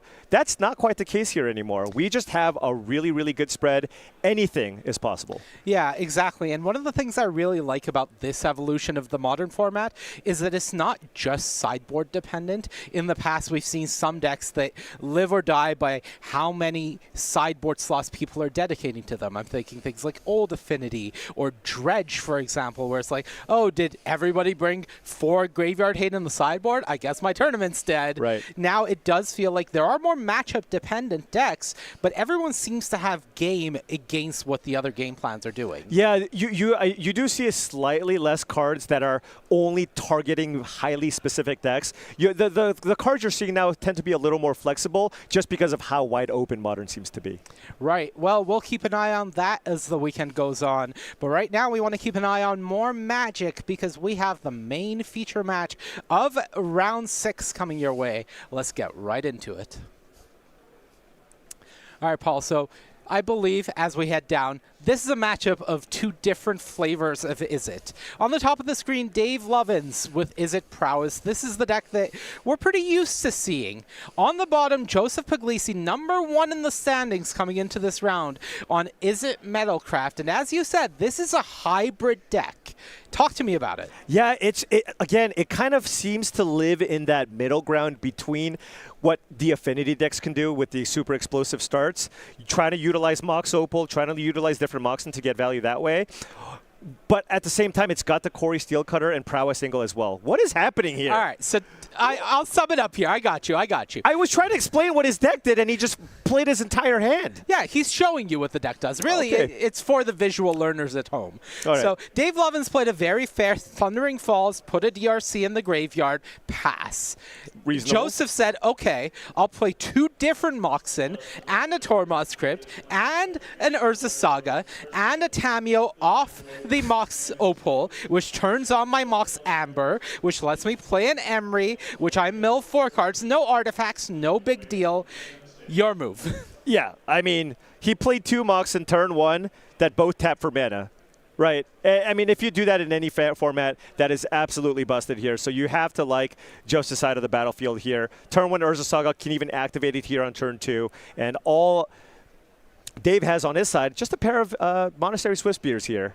Yeah, and no attack, not even representing the mutagenic growth here, which is a bit interesting to me as I don't... It was a free attack, right? Yeah, I don't think Joseph would be sacrificing these creatures for, not chump blocks, but essentially just, okay, we bounce damage off, but if you have mutagenic growth, I lose my key pieces. So right. A bit cautious there from Dave, but we go back Joseph's way now. Tameo getting in, creating a clue. Looks like Joseph also played a backup Mox Amber. It is legendary. Right. So tap that one for mana. Can crack the clue here if he wants. Hasn't used the Emery here either yet. It looks like he wants to just maybe rebuy the Tormod's Crypt here. Just get a creature out of the graveyard. Right. He did have access to the Mox Amber if he wanted to use the mana for something, but doesn't deem it necessary. Instead goes for the Tormod's Crypt instead. We did also see the mana from the first Amber being used to make a construct, which has overpowered the board entirely. Yeah, I mean, it's a 4/4. This is turn 2. You got a 4/4, an 0/3 that draws you cards, and a 1/2 that also draws you cards, and you have 4 mana in play. Yeah. This is the power of this Metalcraft hybrid deck is you're expanding on the burst capabilities of the Izzet Affinity deck by adding Mox Amber to your deck. We were talking about this when we were looking at the deck list. Maybe a bit of inconsistency in the deck. Your only legends are Tameo and Emery. Right. But when you're able to do things like this, the explosiveness of your deck is almost unmatched. Yeah, I mean, this deck is capable of just the most disgusting starts, kind of like what we've seen here so far. Now, Dave did get an attack in here. I don't think anything was blocked. So it looks like we are currently sitting at 8 damage coming in, potentially. 3rd Swiftspear into a mutagenic growth. That is a lot of burst. Not blocking is a little surprising for me. But, of course, there is always the possibility of make another construct, find Lava Spur Boots, suit it up, and just present way too much pressure here. Yeah, curious to see what he goes for here. Lava Spur Boots certainly makes a lot of sense. No Shadow Spear in this version of the deck. All right, step 1, make the construct. Yeah, makes a lot of sense. Step 2, valid fetches, feels like Ether Spellbomb, Lava Spur Boots. Just doing the math here. Doing a little artifact count. 6, 7 from the Investigate from Tameo attacking. So yeah, that's 15. And also just, I mean, taking a look at what Dave has, does Dave even have an instant speed away to kill these constructs, right? Where he's not close to having Delirium for Unholy Heat, so Lava Dart's just certainly not going to be enough. I suppose you could have double removal spell, but if he had double removal spell, would he have potentially just gone to the face here? Would that have been close to enough to kill Joseph? Yeah, I think if you have a Lightning Bolt for the Tameo, that would do a good job of stopping the +2 stats growth, because right now it requires the Investigate from the Tameo, but I see Monstrous Rage. Monstrous Rage and Okay. one card I can't make out, but I don't think that's going to do it. So if Joseph just goes for it, this is just going to be lethal. Clue made. Clue, yep, and that is. Wow. I mean, look, if your opponent plays a deck with 2 different Moxen, draws them both, utilizes them both, guess what? You're probably not going to win that game. Yeah, I'm not going to begin to do the math. I don't know what the last card in Dave's hand was, but, you know, I think in a position like that one, missing an attack with 2 Swift Spears is a bit costly. It could have mattered, Who definitely. knows how much things change with that Monstrous Rage going down the turn. I mean, like you mentioned, it was a completely free attack there. Right. So, as we head to sideboarding, Joseph Puglisi is going to be up a game on Is It Metalcraft. Let's take a look at the sideboard, starting from Dave Lovins. What do you have your eyes on? We got the 1 copy of Meltdown, which will 100% be coming in this matchup. Tons of 0-mana artifacts to take. Could also see, you'll also probably see the Prismatic Endings because, of course, Joe's list relies on lots of cheap artifacts to resolve, wear and tear out of the sideboard, and also potentially the 2 copies of the Unholy Heat coming in as well. So lots of interaction coming in from Dave's side. I do love that both players are taking a moment to read the other player's sideboard sweepers. Joseph was like, hey, can I read your Rough Tumble? Yeah. Dave says, sure. He's like, can I read your Fire Magic? Yeah. Joseph says, sure. Right. So just taking some time. So speaking of Fire Magic, let's go over to Joseph's sideboard. Fire Magic, probably something you might be interested in. It does do a good job of answering the Swift Spears and the Dragon's Rage Channelers, but is it too slow? Yeah, the thing is, if you want to kill Monastery Swiftspear or a 2/2 Corey Steelcutter, you're going to have to pay 3 mana, right, to utilize this effect. And then if Dave just has any 1-mana spell, you can just kind of counteract that. So I don't even know if that's necessarily the best way to attack this deck. Are you bringing in the Shadow Spear? I think I would, because Yeah. this is a matchup where being able to just put a Shadow Spear on one of your constructs just completely swings the matchup in your favor. With 4 Urza Sagas, I feel like that's a card that comes in. Yeah, Prowess is just trying to burst you down, right? Any Right. sort of big instances of life gain like that will do a good job with the matchup. So while the players wrap up, I'm going to ask you, do you need some extra cash with the holidays coming up? Well, we want to buy your cards. You should sell them to us. Get paid for your bulk commons and uncommons. Declutter, cash in, and get back to enjoying the game. Or just give yourself some extra spending money for the holidays and the gifts that you need to purchase. With a 30% trade-in bonus and plenty to do with your store credit, this is the best time to sell us your cards. If you want to do that, go to sellyourcards.starcitygames.com and turn those cards into extra spending money. So, Game 2 on the horizon.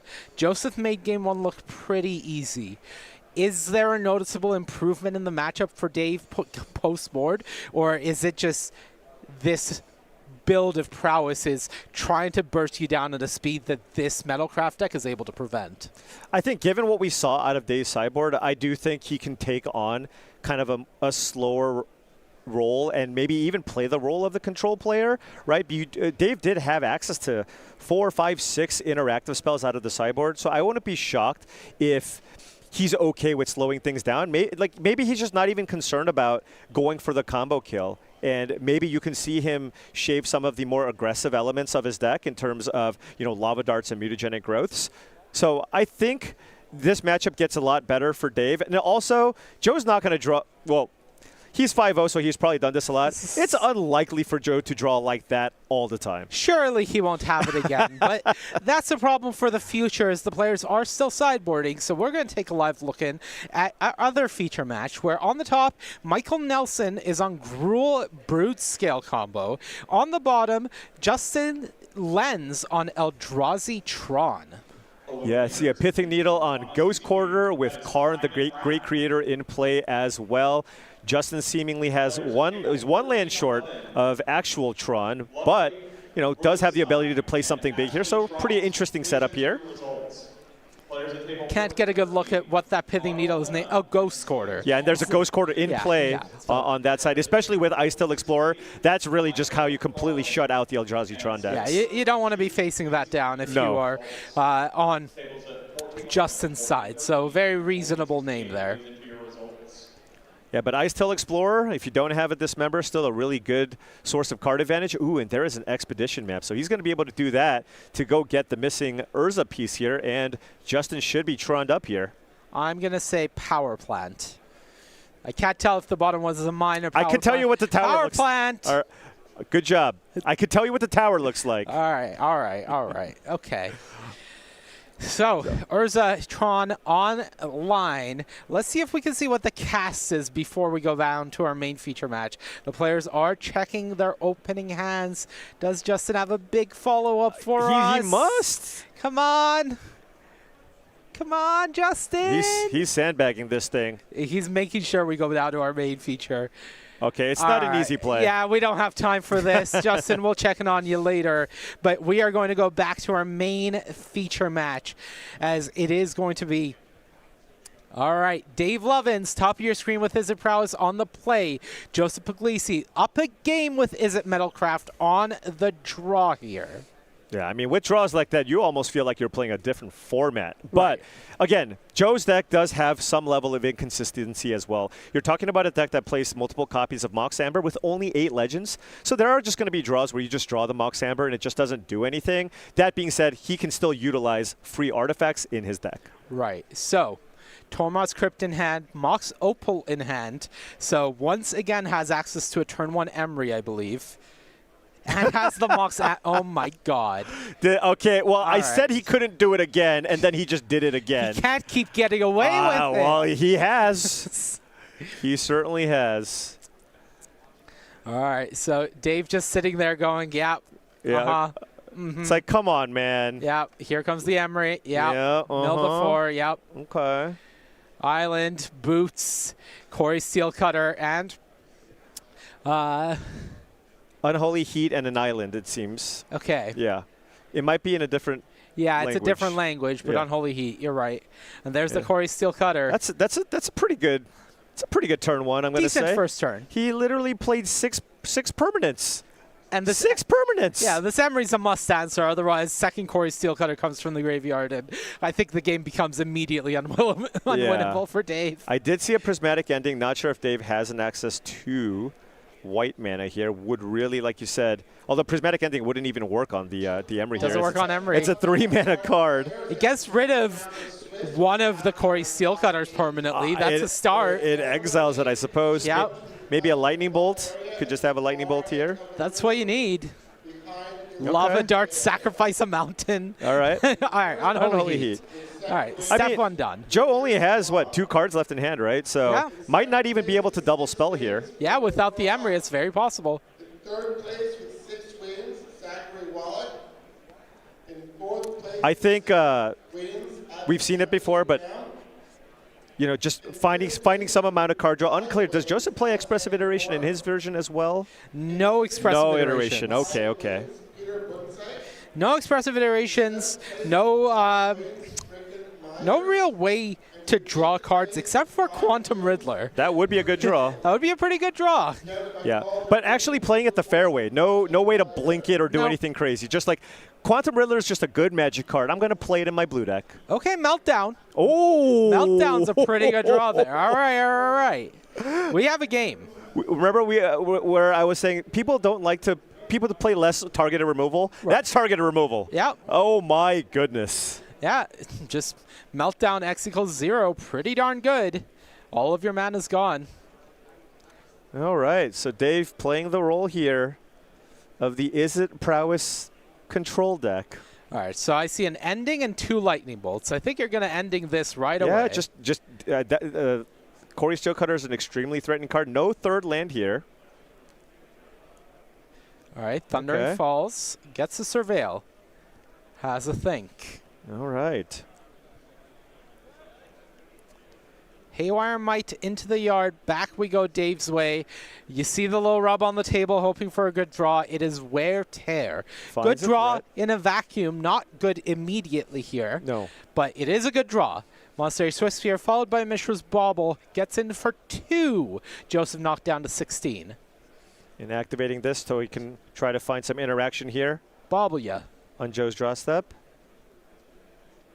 Joe says, I'm going to, I believe, Lightning Bolt. That is a Hadouken Lightning Bolt. Ah, perfect. Beautiful. There you go. Does Dave have... Oh, Lightning Bolt your face. Yep. And this is the problem with target with burn spells against the Prowess deck. Okay. All right, it's Unholy Heat, the draw. That should deal with this. I imagine he's gonna want to... Oh, I suppose he's got to be Delirious here at this point, right? Yeah, I see artifact, creature, land. Artifact, instant, land. Okay. Yeah, that should be enough. Okay, so we have access to Unholy Heat. Yeah, the question is this deck even capable? Like, it has these absolutely ridiculous starts. Is it capable of coming back while you're behind, right? Yeah, it does feel like any sort of comeback from this position would start with either an unchecked Tameo or, more realistically, a Quantum Riddler. Right. Yeah, completely agree. And here is Expressive Iteration here. Dave really would like to find land number 3 here. I see Mutagenic Growth. I see a Dragon's Rage Chandler and one card that has been put face down. Yeah, and the Mutagenic Growth would be able to turn this into a 5/6 after the iteration resolves. Still not quite enough to save it from the Unholy Heat. Right. But if you don't have a land, Mutagenic Growth has to be the exile. Yeah, he already chose a card. I believe that's the land most likely. Exile. Okay. Yeah. All right. So Dragon's Rage Chandler went to hand, and we see the Fiery Islet was put face down as the exile. So that's the land played for the turn. He's like, that's the easy one. Yeah. I need the land. I'm going to exile this one. Yeah. All right, just 2 damage.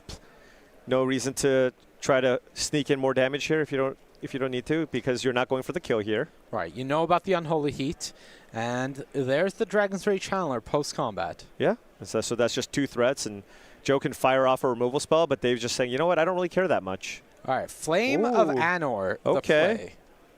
Trying to piece together some action here, not actually using it to kill one of the creatures, and using to draw cards here instead, even despite the fact that he's at 11 life here. Right, no wizard on the battlefield means that you aren't able to choose 2 modes, so just going for draw 2. All right, double spell here. Mox Amber, Mishra's Bauble. Quantum Riddler for 2. Okay, this would always be the start. And remember, that Amber does not tap for any mana, and Joe only has access to the Thundering Falls here. We do know about the Unholy Heat. All right, one unfair way he could keep this Riddler in play is Consigned to Memory. I don't know why he would have kept it in here, but if he has it... He has 1 Consigned to Memory in his main. In the main deck. Yeah, I imagine that probably was sideboarded out. There's Tameo. Oh, that's a legend. This was very good. Okay. All yeah, right. So that does turn on the Amber now. Wow.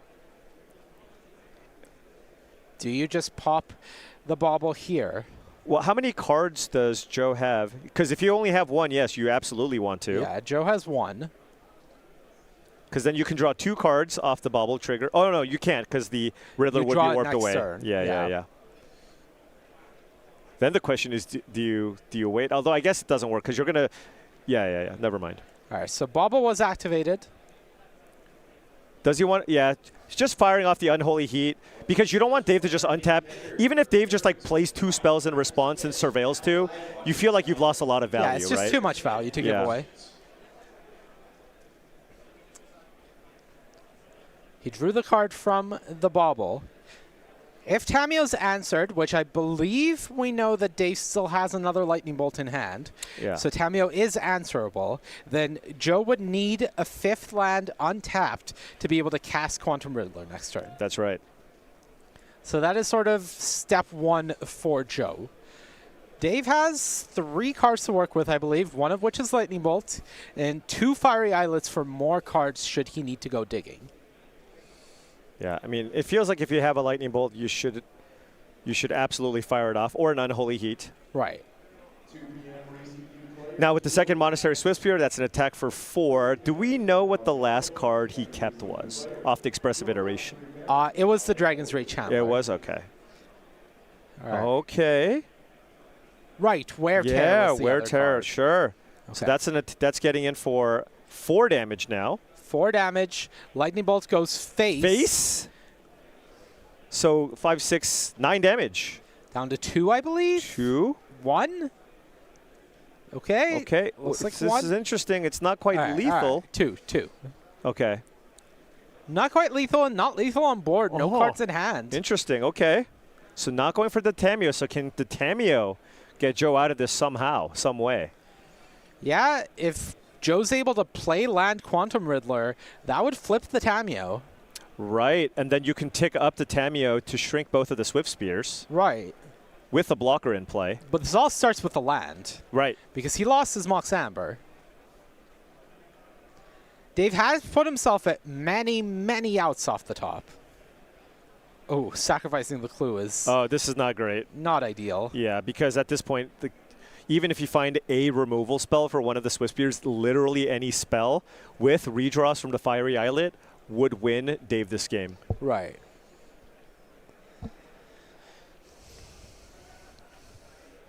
Tap land. Preordain? It would still flip the Tamiyo. Yeah. And then if you had... Second Tamiyo. Oh, just as a blocker. Ooh. Okay, any spell here from Dave, unless Joe... I mean, Joe could easily have another 1-mana removal spell here. Yeah, but draw 1. Doesn't look like, is preventing Dave, so he's going to go for Surveil Land probably into activate Fiery Islet. Yeah, or just basic land here. Okay. Just that way you get 2 draws at a potential Lightning Bolt for the win too. Right, okay. That makes sense. Lightning Bolt, Unholy Heat, Mutagenic Growth, all things you can cast for 1 Here mana. we go. First draw. 1. Lightning Bolt. Looks red. He's not slamming it, so probably Lightning not. Bolt or Unholy Heat, right? Yep. Or Lava Dart. Yep. Attack with Okay. both. Block 1. Block 1. What you got? Lightning Bolt. Oh, it was Lightning Bolt. All right. All right. Okay. All right. All right. All right. All right. So that is Dave Lovins taking game 2, evening us up at 1 game apiece for Is It Prowess. And that meltdown out of the sideboard, absolutely massive. Completely changed that game. That one of it's just like, why do you have it in here? Well, I just don't want to lose to Affinity. Yeah, you see if games I like draw that, it, I win. Sometimes you just win. Right. Absolutely. And I mean, that was just literally the one card in his deck, right? That just completely turns it all around here. So, yeah, I mean, Dave's going to be hoping to draw it again, but we saw that he doesn't need to play the role of the aggressive deck in this matchup. This game, he didn't play his creature until turn 5. Right? He just needs to kind of control the board, and we know that Joe's deck is capable of playing a ton of 0-mana things turn 1. How can you answer that? Right. So after seeing how that game played out, is there anything you're changing if you're in either player's seat? Joe, on the play, are you more interested in Fire Magic, less interested? Is it still too slow? Yeah, I just don't know that Joe wants to play that role, right? I just think with your deck, when you're playing a deck that's just looking to play a bunch of Mox in turn 1, I just feel like Fire Magic's just not the direction that you want to go. I would probably just look to kind of keep something similar. You're on the play. Hope they don't draw the 1 copy of Meltdown and win the game that way. Right. Well, with that said, as we wait for the players to finish sideboarding, I want to ask you, were you unaware that this event was happening? Were you unaware that Magic the Avatar The Last Airbender was out?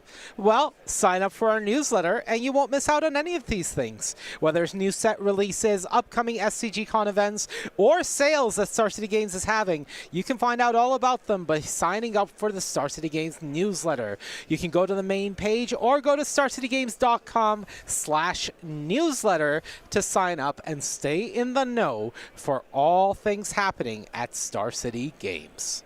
I think people choose to intentionally not sign up for that kind of stuff so that when they tune into this broadcast, they go, I didn't know this nobody was told me this was happening. What the hell?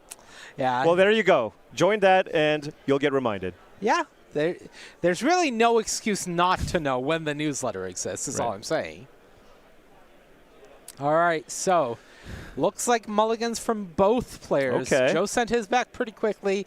Dave followed not too long behind. We'll see if we can get a live look in at one of our other matches while the players are shuffling up for further sideboarding here. We'll see if we can bring you some picture-in-picture action, perhaps. Yeah. This is a very interesting matchup, though, right? Just, you know, this isn't Metalcraft. I do think if you're on Dave's side, you more or less just kind of sideboard as if you're playing against Affinity. It just kind of plays out similarly. It's got a little bit more ability to kind of grind into the late game, but it's still trying to do very similar things. Yeah, it's still asking you to remove the same types of permanents, and there is similar emphasis on, okay, my single target removal is aimed at Emery or aimed at Tamiyo, and that keeps things in check, and et cetera, et cetera. Yeah. All right, 6s for both players. Keep from Joseph, 1 to the bottom. What about Dave? Oh. Back down to 5. That is rough. Well, if one of those 5 cards is a meltdown, yeah, changes the can game. Still be okay. Yep. All right, so as Dave is shuffling up, Joseph did keep his 6, but we haven't gotten a good look, so we don't know exactly what's coming up here.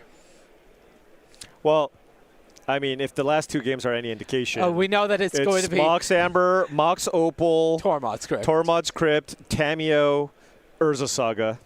Emery. Sure, Emery. Nailed it. There we go. Perfect hand. Yeah. I hope he plays all of those cards. I hope he just flips his hand face up and just fans it out as like your move. Yeah. Wow, Paul, did you see my hand? Yeah. Don't think I see a red spell here in Dave's hand, so I'm not sure if Meltdown. Yeah, I see Prismatic Ending, Mutagenic Growth, Mishra's Bauble. Iteration, maybe? I see 1 land minimum. I think that might be a Dragon's Ray Chandler. Yeah, there's the Mutagenic Growth gone. Yeah, makes sense. And you're on 5. Okay. Okay. Off we go. Whoa! What is this? Did he sideboard to a different deck? Is this allowed? What is happening here? That's 1 permanent. That is 1 permanent. If you're in Dave's seat and you've just mulliganed to 5, that's got to be the biggest sigh of relief. Your opponent goes Steam Vents pass. Yeah, but at the same time, you're wondering, what do you have? Right? It could be a Corey Steel Cutter, right? Yeah. Corey Steel Cutter into cheap card here. Makes a lot of sense, given the fact that Joseph didn't play anything here on turn 1. Right. This is a 6-card hand capped, so it may be a little awkward, but he's still keeping a pretty decent hand most of the time. All right. Bauble first. Emery. Okay, Emery. Tamiyo, Saga, Bauble, and a Mox Amber to the yard. Yeah, pretty good hit here with the Emery. Yeah, it was Bloodstained Mire hitting the yard from the other side, thanks to the Surveil from Thundering Falls. And back we go Dave Lovins' way. So as far as games go, this is a nice slow one coming out from Joseph. And with Dave on the mulligan to 5, this is the type of hand that you want to see from your opponent. Yeah, absolutely. And Joe just now has the ability to just kind of get a ton of card advantage here with the Emery as well. So Dave has just a lot of things that he needs to fight through. The Emery's attacking you, right? Because every single turn, that's an extra card here for Joe. At the same time, there's an Urza Saga on the battlefield that also puts extra pressure. So going down to 5, seeing all of this, kind of tough. You almost, you know, if your opponent played a bunch of stuff, at least you have the out of finding a sweeper or something. But here, I mean, a Meltdown wouldn't even do anything. Right. So here's the big question, is what is in that hand? We know about a Mishra's Bauble, we know about a Prismatic Ending, but what exactly are you doing with those cards, Dave? What else do you have access to? Yeah, Prismatic Ending, again, would not deal with the Emery. Yep. Need to wait till turn 3 to pull that off. Also doesn't deal with Urza Saga, non-land, so not going to help you there. Doesn't work on the bubble, so doesn't do anything. Look, when you put it that way, it sounds just bad. I mean, it's decent. It's just not great. It'll be good next turn. Yeah. It'll be good next turn. Might be too late at that point, but it'll be good next turn. Yeah. All right, so step 1, Dragon's Ray Chandler. Okay. Step 2, Mishra's Bauble. Trigger. Sure. Surveil. Okay, Violent Urge. To the bin. To the bin. 2 types, and then with the Bauble, that would be 3. Yep. Delirium is on the horizon. Bobble you. See what you're working with. Oh, and just passes. All right. Okay, so this is a big turn. Wait, the bubble never got sacrificed. Yeah. Not yet. I guess you kind of want that in play, maybe? Yeah, I think assuming that there's cards coming that require your mana. Right, Mox Opal, for example. Right. Just something that you want to play it a bit more safe with. Right, and by doing it this way and putting the bauble in play, now if you make a construct, it doesn't get lightning bolted. Right. So that's very big.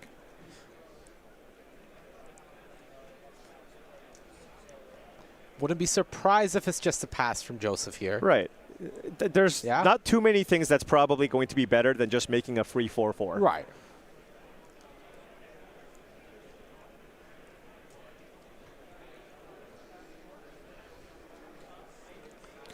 Yeah, Dave's got so much that he needs to tackle here.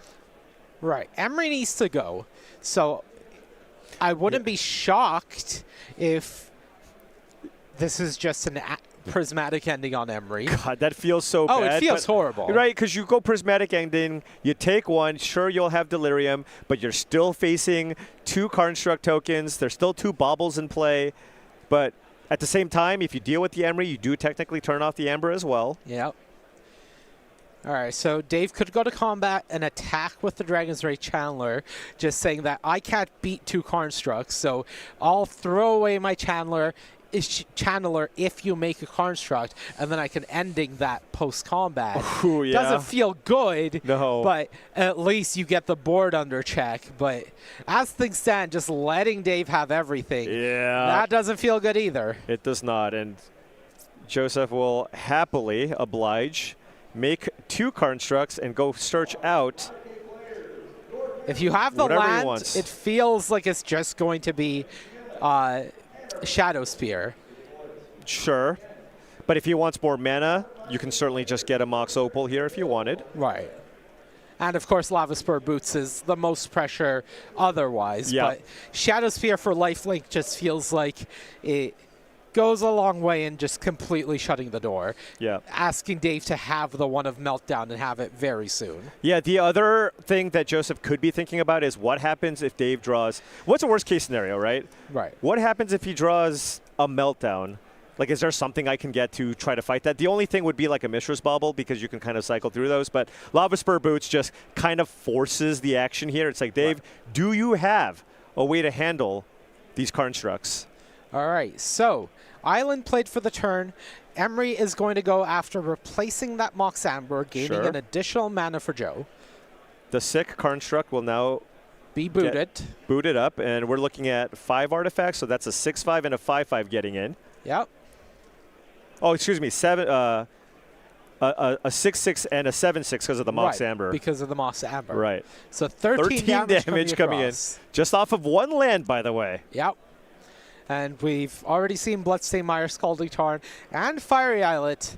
So Dave has not been helping keeping his life total up. So this is a rough spot. It's a big attack.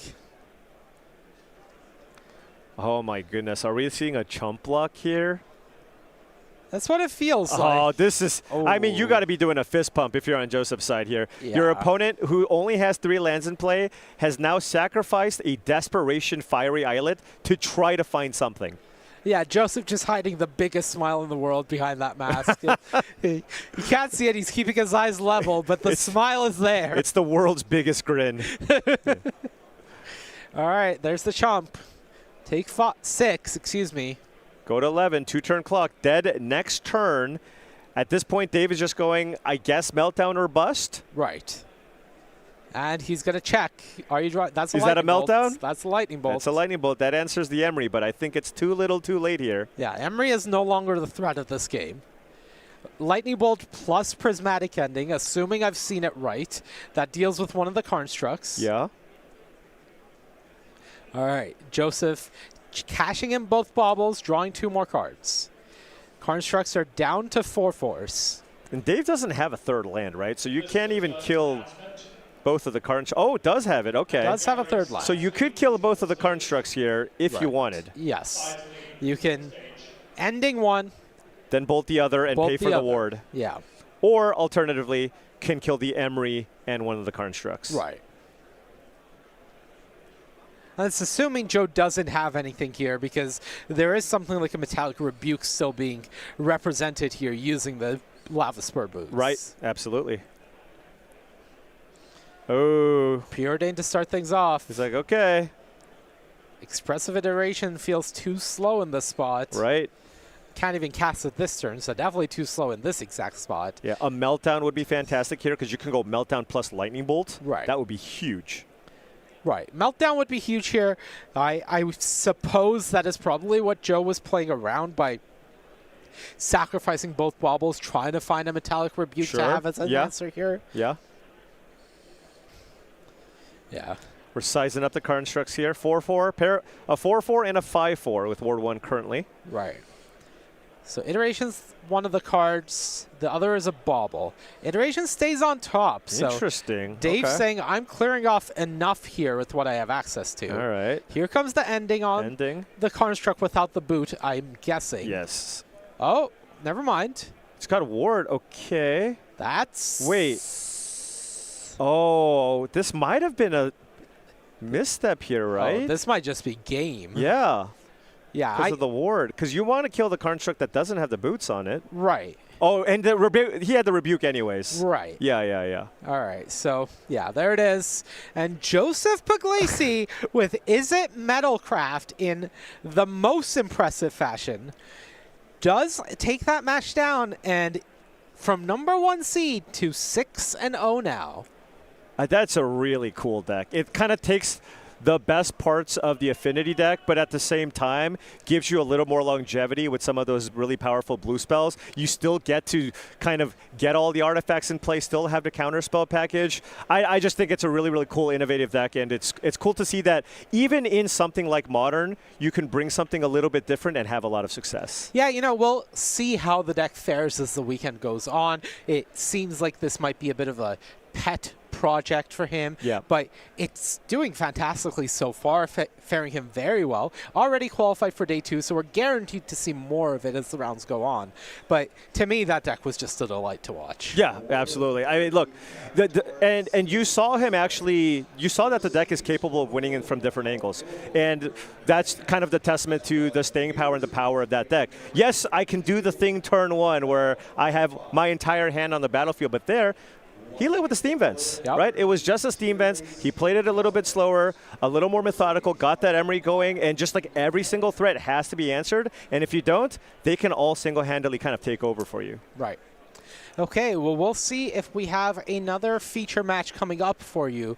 But while we do, Is It decks doing kind of well here, just in general. We've seen Affinity doing pretty well. We've seen some Prowess decks putting up pretty nice numbers, and now this Is It Metalcraft deck. So the Is It strategies just looking kind of impressive. Yeah, I would almost call them just colorless decks. Any decks that can basically play Mishra's Bauble, they usually lean towards the Is It color combination, right? And that's the kind of the standout thing. You know, when you take the Prowess approach, you can kind of play the Corey Steelcutter shell, and then all of a sudden you have all these zero-mana artifacts that just kind of all replace themselves. It works really well with Delirium as well, so that's really, really strong. So the more free spells you get to play, the better you're off, and Joe is kind of maximizing on that by also playing cards like the Mox Amber that we saw. Yeah, and just putting that alongside Corey Steelcutter to continue having these different dynamic draws for how your game plan proceeds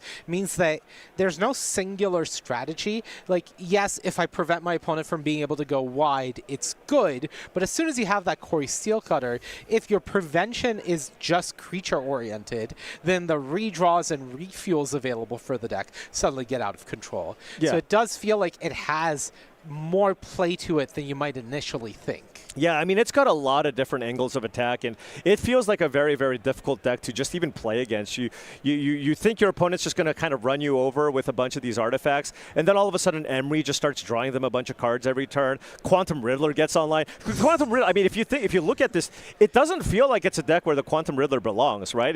You can't like you have the one consigned to memory, but just saying, you know what, this deck is awesome. And keep in mind, we saw this deck is capable of just emptying out your hand. Right. Quantum Riddler just draws you 2 cards in most instances. Yeah, just having access to Quantum Riddler as both a finisher and a way to refuel your hand, because your deck is so synergy driven, all of the cards mesh together and they're improved by having access to multiple tools. Just for example, Quantum Riddler with a low hand immediately flipping Tameo, that's a really cool interaction to have access to in your deck. Yeah, I imagine, I can even believe that the initial shells of this deck could have possibly even just played Thoughtcast, and after playing a while, you're like, Quantum Riddler is just Thoughtcast, it's just better. But I just play it later and I just win the game with it, so I'm just going to do that instead. Yeah, why not?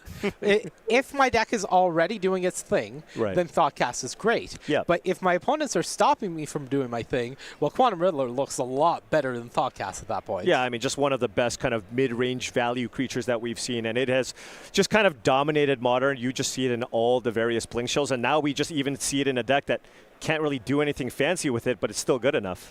Right. I think seeing how people continue to iterate on this sort of archetype and just see whether the ultimate growth, maybe this is going to replace Affinity in general in this metagame share, or maybe it's going to be this is some form of that, right?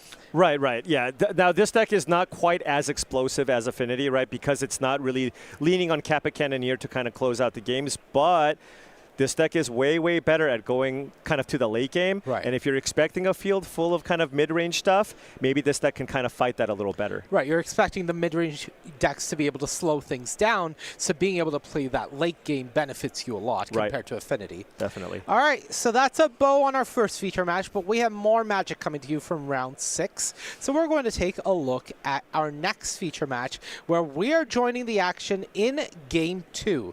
Now, this was that match between Michael Nelson and Justin Lenz that we took a peek at earlier on, and it was ultimately Michael Nelson. Despite Justin being able to get Tron online, it was Michael Nelson that took down the first game, which means we are going into it with Eldrazi Tron on the play, and that is a mine being played. That is an Urza land. I said it confidently. I'm not confident. All right, well, there you go. There's a tower follow-up, but the first combo piece from Michael, the Blade of the Blood Chief, is already out. And Malevolent Rumble, going to be looking here for a Basking Brute Scale if possible. Get that infinite combo going, kill your opponent in one turn. That would be the dream. That would be the dream. But this deck can also just kind of play just a regular game of Magic as well. Do you think Justin has the natural? I think he might. I believe. Well, he had it last. Well, he had Tron last time and still couldn't find a way to win. Right. So, but nope, does not. That is a temple, I believe. Eldrazi Temple plus the Talisman means Karn comes down and Blade of the Blood Chief gets turned off. Oh, yep. And you cannot equip a creature anymore with Blade of the Blood Chief, so that is big. A good start here from Justin, just landing Karn on the battlefield. Yeah, curious to see what he's now going to choose to get here off of the Karn. Tormod's Crypt, all right. Removing the graveyard as a resource here. One copy of Kozilek's Command in the yard there. And I think those may be 2 copies of Urza's Saga that also hit the bin. The Full Art Saga, beautiful card. So back we go Michael's way, and your immediate combo chances have been shut down. So now you have to play a bit of a longer game, try to start by answering this Karn if you can, and then go from there. Yeah, but not a whole lot of pressure that you can kind of utilize on the Karn. All there is just an Eldrazi spawn in play, and it looks like that's also an Eldrazi Temple here. Yeah, Ancient Stirrings for Michael, finds an Eldrazi Temple of his own. That comes down. Now has access to something like the Glaring Fleshraker, I believe. Nope, just a There's basking. the Brood Scale. There is a Brood Scale, and just passes. Yeah, and this is tough here if you're on Michael's side, because this is now another activation from Karn the Great Creator. Justin having access to 4 mana at the minimum. If he finds a Tron, it's going to be much, much more. Right. And his entire sideboard to work with.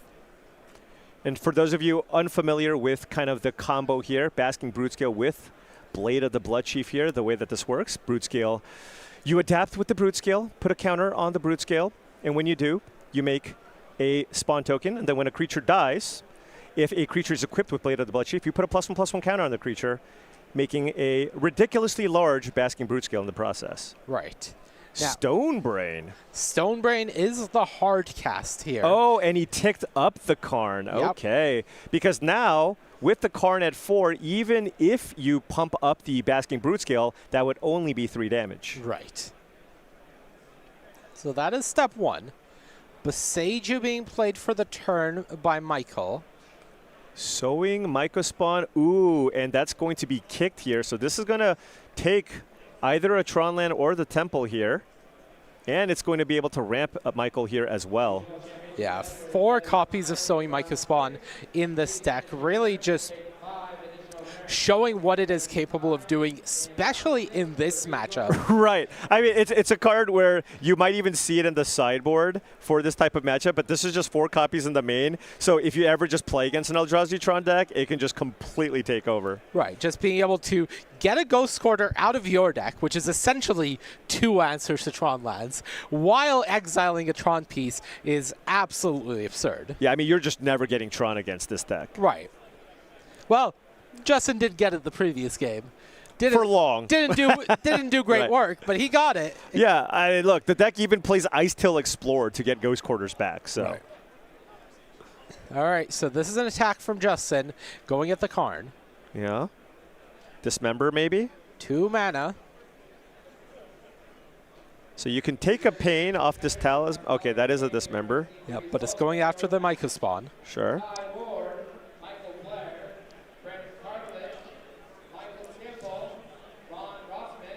Oh, I see. I believe Justin had animated his Talisman into a creature with Karn the Great Creator. Got it, got it. Then used that to block. So he's down to 2 lands? Right. He's down to 2 lands, but cleared off the board, which means Karn still gets to remain. Okay, sure. I believe. Yes. So, okay.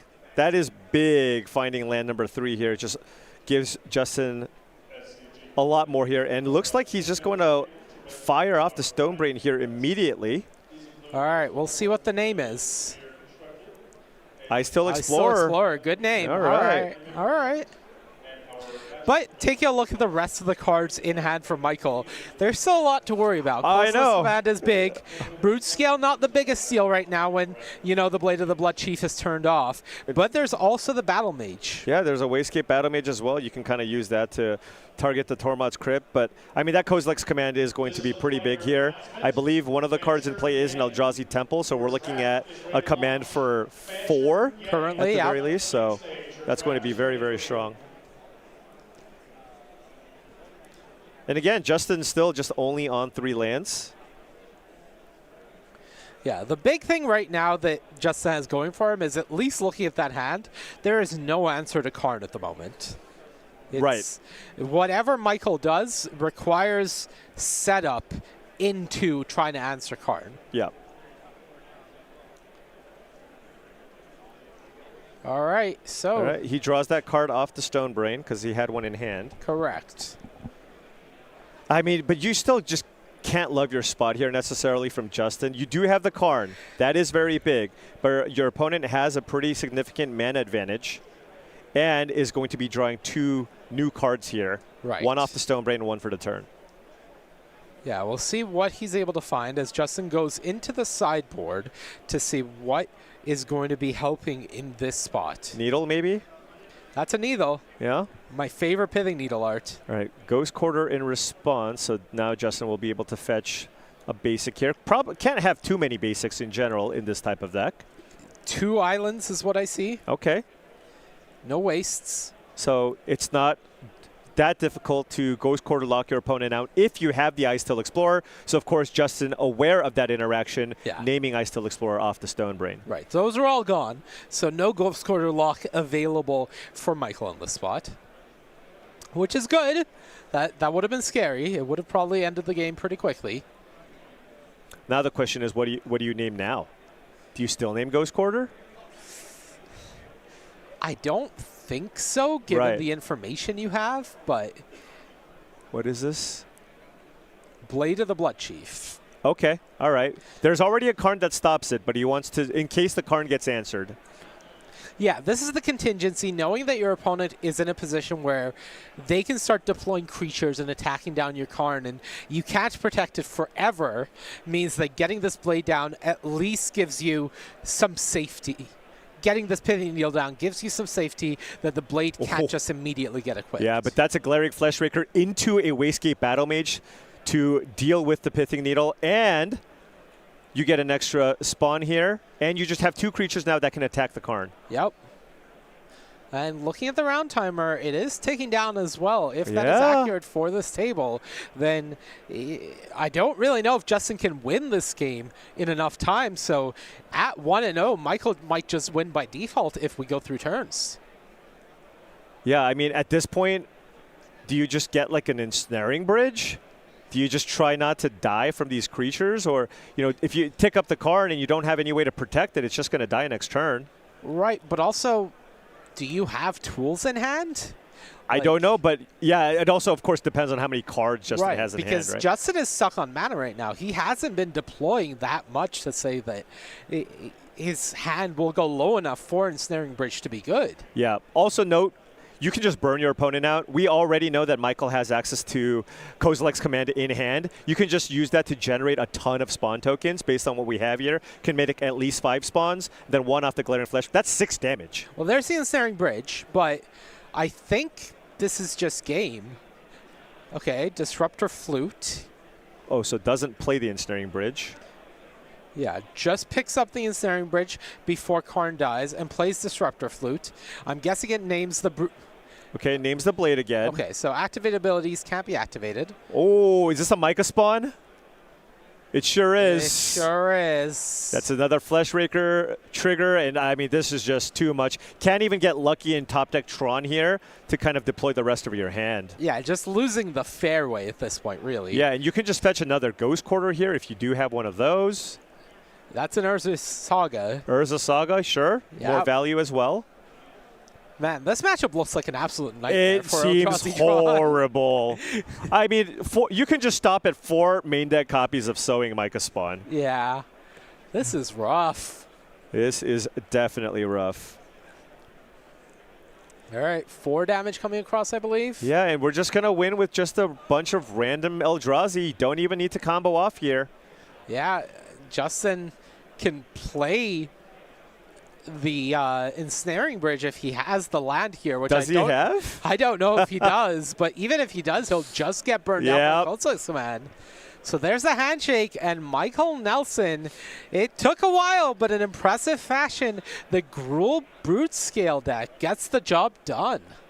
Yeah, look, I just feel like the way the Tron deck can try to win is just get Tron on turn 3 and just play something big. But if it gets to your 4th or 5th turn, there's just so many ways for the Gruul version, the Gruul Eldrazi deck, to actually just disrupt your mana to the point where your deck just doesn't function anymore. Right? Once you can't get Tron or can utilize the power of your Eldrazi Temple, all of a sudden your deck is just a super clunky, awkward deck with a bunch of expensive cards, and then all of a sudden you don't even need to combo off. You just kill them with a 2-mana 2/2 and a 3. It doesn't matter. You just kill them with Sowing Micah Spawn beats, and that's going to be enough. Yeah, I think one of the things that we're seeing from the creature combo decks in this tournament, whether it is the Birthing Ritual deck or whether it is this Brood Scale deck or even the Yawgmoth deck in certain positions, is they have a lot of utility tools that help them in various matchups, which means that the resilience of the deck, even when they're not comboing, is just very high. And I think that is really lending itself to the high performance that we're seeing from this type of deck. Yeah, I mean, that is the great thing about playing creature combo decks, in that you're just playing creatures in your deck, right? So if you can successfully just disrupt what your opponents are trying to do, it doesn't matter. You can just throw the combo side of it out. Just win with the creatures. All right, well, we'll put that in our rearview mirrors as we have more Magic for you. We have Game 3, I believe, coming up from the feature match area. So that's Mason Bonadonna on Amulet Titan, as we previously mentioned, against Zachary Rayburn on Domain Zoo on the bottom of your screen. All and right. It looks like Mason is on the play for Game 3, so starting things off with Boseiju Amulet. Yeah, and this is a deck that he is certainly very, very familiar with. Top 8'd Pro Tour Atlanta with this deck. Our sole Amulet player in the top 8, but made it look good. Certainly did. Now, Paul, you are an Amulet Titan expert, so I'm actually going to lean back, get off the airwave, and just leave it to you to just bring us the expert analysis. My mic seems to be kind of, I don't know, there's some hello? Hello? We're losing Paul, everybody. I'm so sorry. Let's just watch what happens. Just imagine that he's giving you the best analysis of his life. Yeah, just all the different prime timelines are being said in my mind. All right, but I mean, this is of course the ideal start here for Mason. Turn 1 Amulet. You get the mana flow going. You have the Malevolent Rumble. Yep. And I mean, Zach's on Domain Zoo. Needs to try to get some pressure going here. No ley lines, so none of the broken shenanigans coming. Yeah. Does have turn 1 fetch for the Triome, so Steam Vents here would be 5/5 Territorial Kavu, for example. Yeah, or maybe perhaps a leyline binding to target the Amulet of Vigor that's in play. Right, get rid of that before it becomes a problem. All right, what did Foothills? Has access to Domain if he needs it here. Domain is online. There's Steam Vents.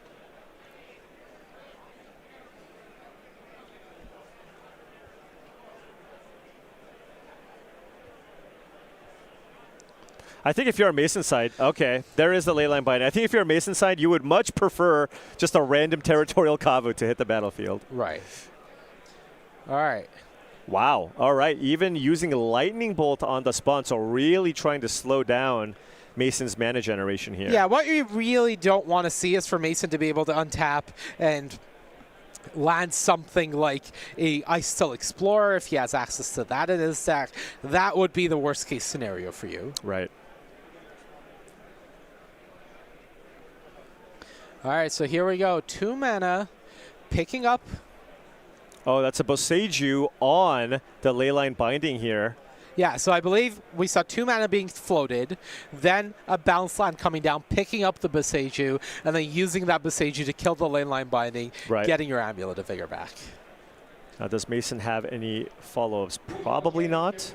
Right, you've played your land for the turn. You have no extra land drops, so feels like this is the end of this turn coming out. Yeah. But once again, you've said, I have an Amulet. What are you going to do about it?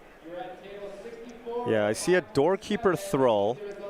That was Primeval Titan coming down and doing things. It's not bad. Yeah. Although they still have a 6/6, it's kind of rough, but it does something. That's a problem for future Zachary. This is a play from current Zachary. Sure, sure. Right. Once the Primeval Titan comes down, then you can worry about getting rid of it. Right, yeah. But you're not dead. Right. Yeah, Mason does have the ability to run out of Primeval Titan next turn if he does have Lotus Field in hand, right? Right. Float 3 mana, play the Lotus Field. All right, here's Sign of Draco. Getting something going here.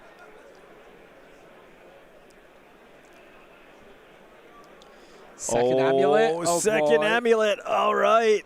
All right, Consign. Okay. None of that. Now, I mean, Mason still has time, right? Yep. Still sitting at 20 life, so still could choose to develop the mana. I think he was looking to go off this turn with that Amulet, but now with the Consign, might want to take things a little slower. Right. So we'll see what the follow-up is. I think that's a copy of Spelunking in hand. Okay, playing Boseiju. Yeah, Boseiju into... Yeah, Spelunking would be good. Spelunking perhaps. We will see. Doesn't have the mana to channel Teleria West if he had that. It's 2 green and a blue mana right now. Is that a Stock Up in hand? There is a Spelunking, yeah. All right, there's the Spelunking. Okay, so that one resolves. You can play an extra land. Okay. That's the Lotus Field. That is the Lotus Field. Okay, so 3 mana available. There's a stock up. Okay. Okay. All right. So setting up for next turn, but has a good base. Access to 5 mana already with an Amulet and a Spelunking in play. There's a Primeval Titan. Okay. And a Scape Shift. That feels like it should be good enough. Yeah, I mean, if you can just get a 3rd land in play and then play Escape Shift. Get another Lotus Field and 2 bounce lands. I'll let you guess what he gets. It's so silly. But yeah, you're the expert here. Hey, look, you tell generally me. what they're looking to do, is find Aftermath Analyst. Because there's already a ton of lands in the graveyard, so that's probably just something that you're more interested in finding and getting in play than something like a Primeval Titan. Sure. Once you generate infinite mana, then all of a sudden it becomes kind of academic in terms of what you do. Get the Primeval Titans in play, find a Mirror Pool, get Shifting Woodland to copy the Aftermath Analyst in the graveyard, lather, rinse, repeat, make a bunch of Titans, win the game. Wow, you really are an Amulet expert, Paul. No, I heard Corey say that like 2 hours ago. So I'm literally just repeating what he said. Take the credit. No one was watching 2 hours ago. I definitely. All right. Well, Corey Baumeister will be here after this round to bring you some first-hand action rather than recycled through Paul's mouth. Hey, if it happens, I'm not wrong. True. You still get the points. All right, so back Zachary's way. Has a Scion in play and not much else going on for him. Yeah. Can certainly swing in here. That is Arid Mesa. Arid Mesa. Already with Domain here. All right, here we go. Yeah, it really just comes down to how much disruption. I mean, Zach, if you think about it, Zach did have a decent amount of disruption here. Did have Leyline Binding and the Consign. Right. But there's just so much redundancy in this Amulet deck where if you just give them enough time, they can just start hard casting their things. All right, there's the Thrall. All right. There's the Flash. All right. That's a lot of pressure. Now kind of the coast is clear. It's like, I got Doorkeeper Thrall. If you can fight the Doorkeeper Thrall, then you probably win. And look, Mason's already top 8 at a Pro Tour with this deck. He's got a ton of mana available with an Amulet and a Spelunking. We get to kind of see some magic in action now. Already a Shifting Woodland in the graveyard. Does he have something like a Summoner's Pact here to find an Aftermath Analyst? Now, the enter the battlefield effect of milling 3 cards would be countered, but certainly not the sacrifice effect to get all the lands back. Now, here's a big issue. Maybe. I don't know. 3 of the lands in the graveyard are all Boseiju. Sure. So only one. There's Aftermath Analyst, but only. Okay, second Lotus Field probably does the job here. Right. Floats a bunch of mana. Only one of those Boseijus is making mana. Right, but Okay, I mean. so that with the Woodland, though, that has to be enough here. Infinite mana, Odawara, everything. He's explaining it. Zach knows. Okay. All right, there you go. Second Lotus Field, and it doesn't matter at all. Didn't even have to go through the motions. Mason's like, this is what's going to happen. Infinite mana, infinite bounce, you dead. Great deck. Yeah. Great stuff. Nice and fair. Yeah, Modern's fun. It can be. Yeah. Look, I was having fun up until that point. I was having a great time. Hey, you know what? At least it ended quickly. It did, so there you go. It did end quickly. And, you know, with it ends our round and our magic for the day from me and Paul. But on the other side of this break, we have Corey Baumeister and Jim Davis back in the booth. They will be taking you through the final 3 rounds of the day. So don't go anywhere because there is plenty more magic action today. And Paul and I will be back tomorrow to bring you more from the Regional Championship at SCG Con Las Vegas. Don't go anywhere. We'll be right back.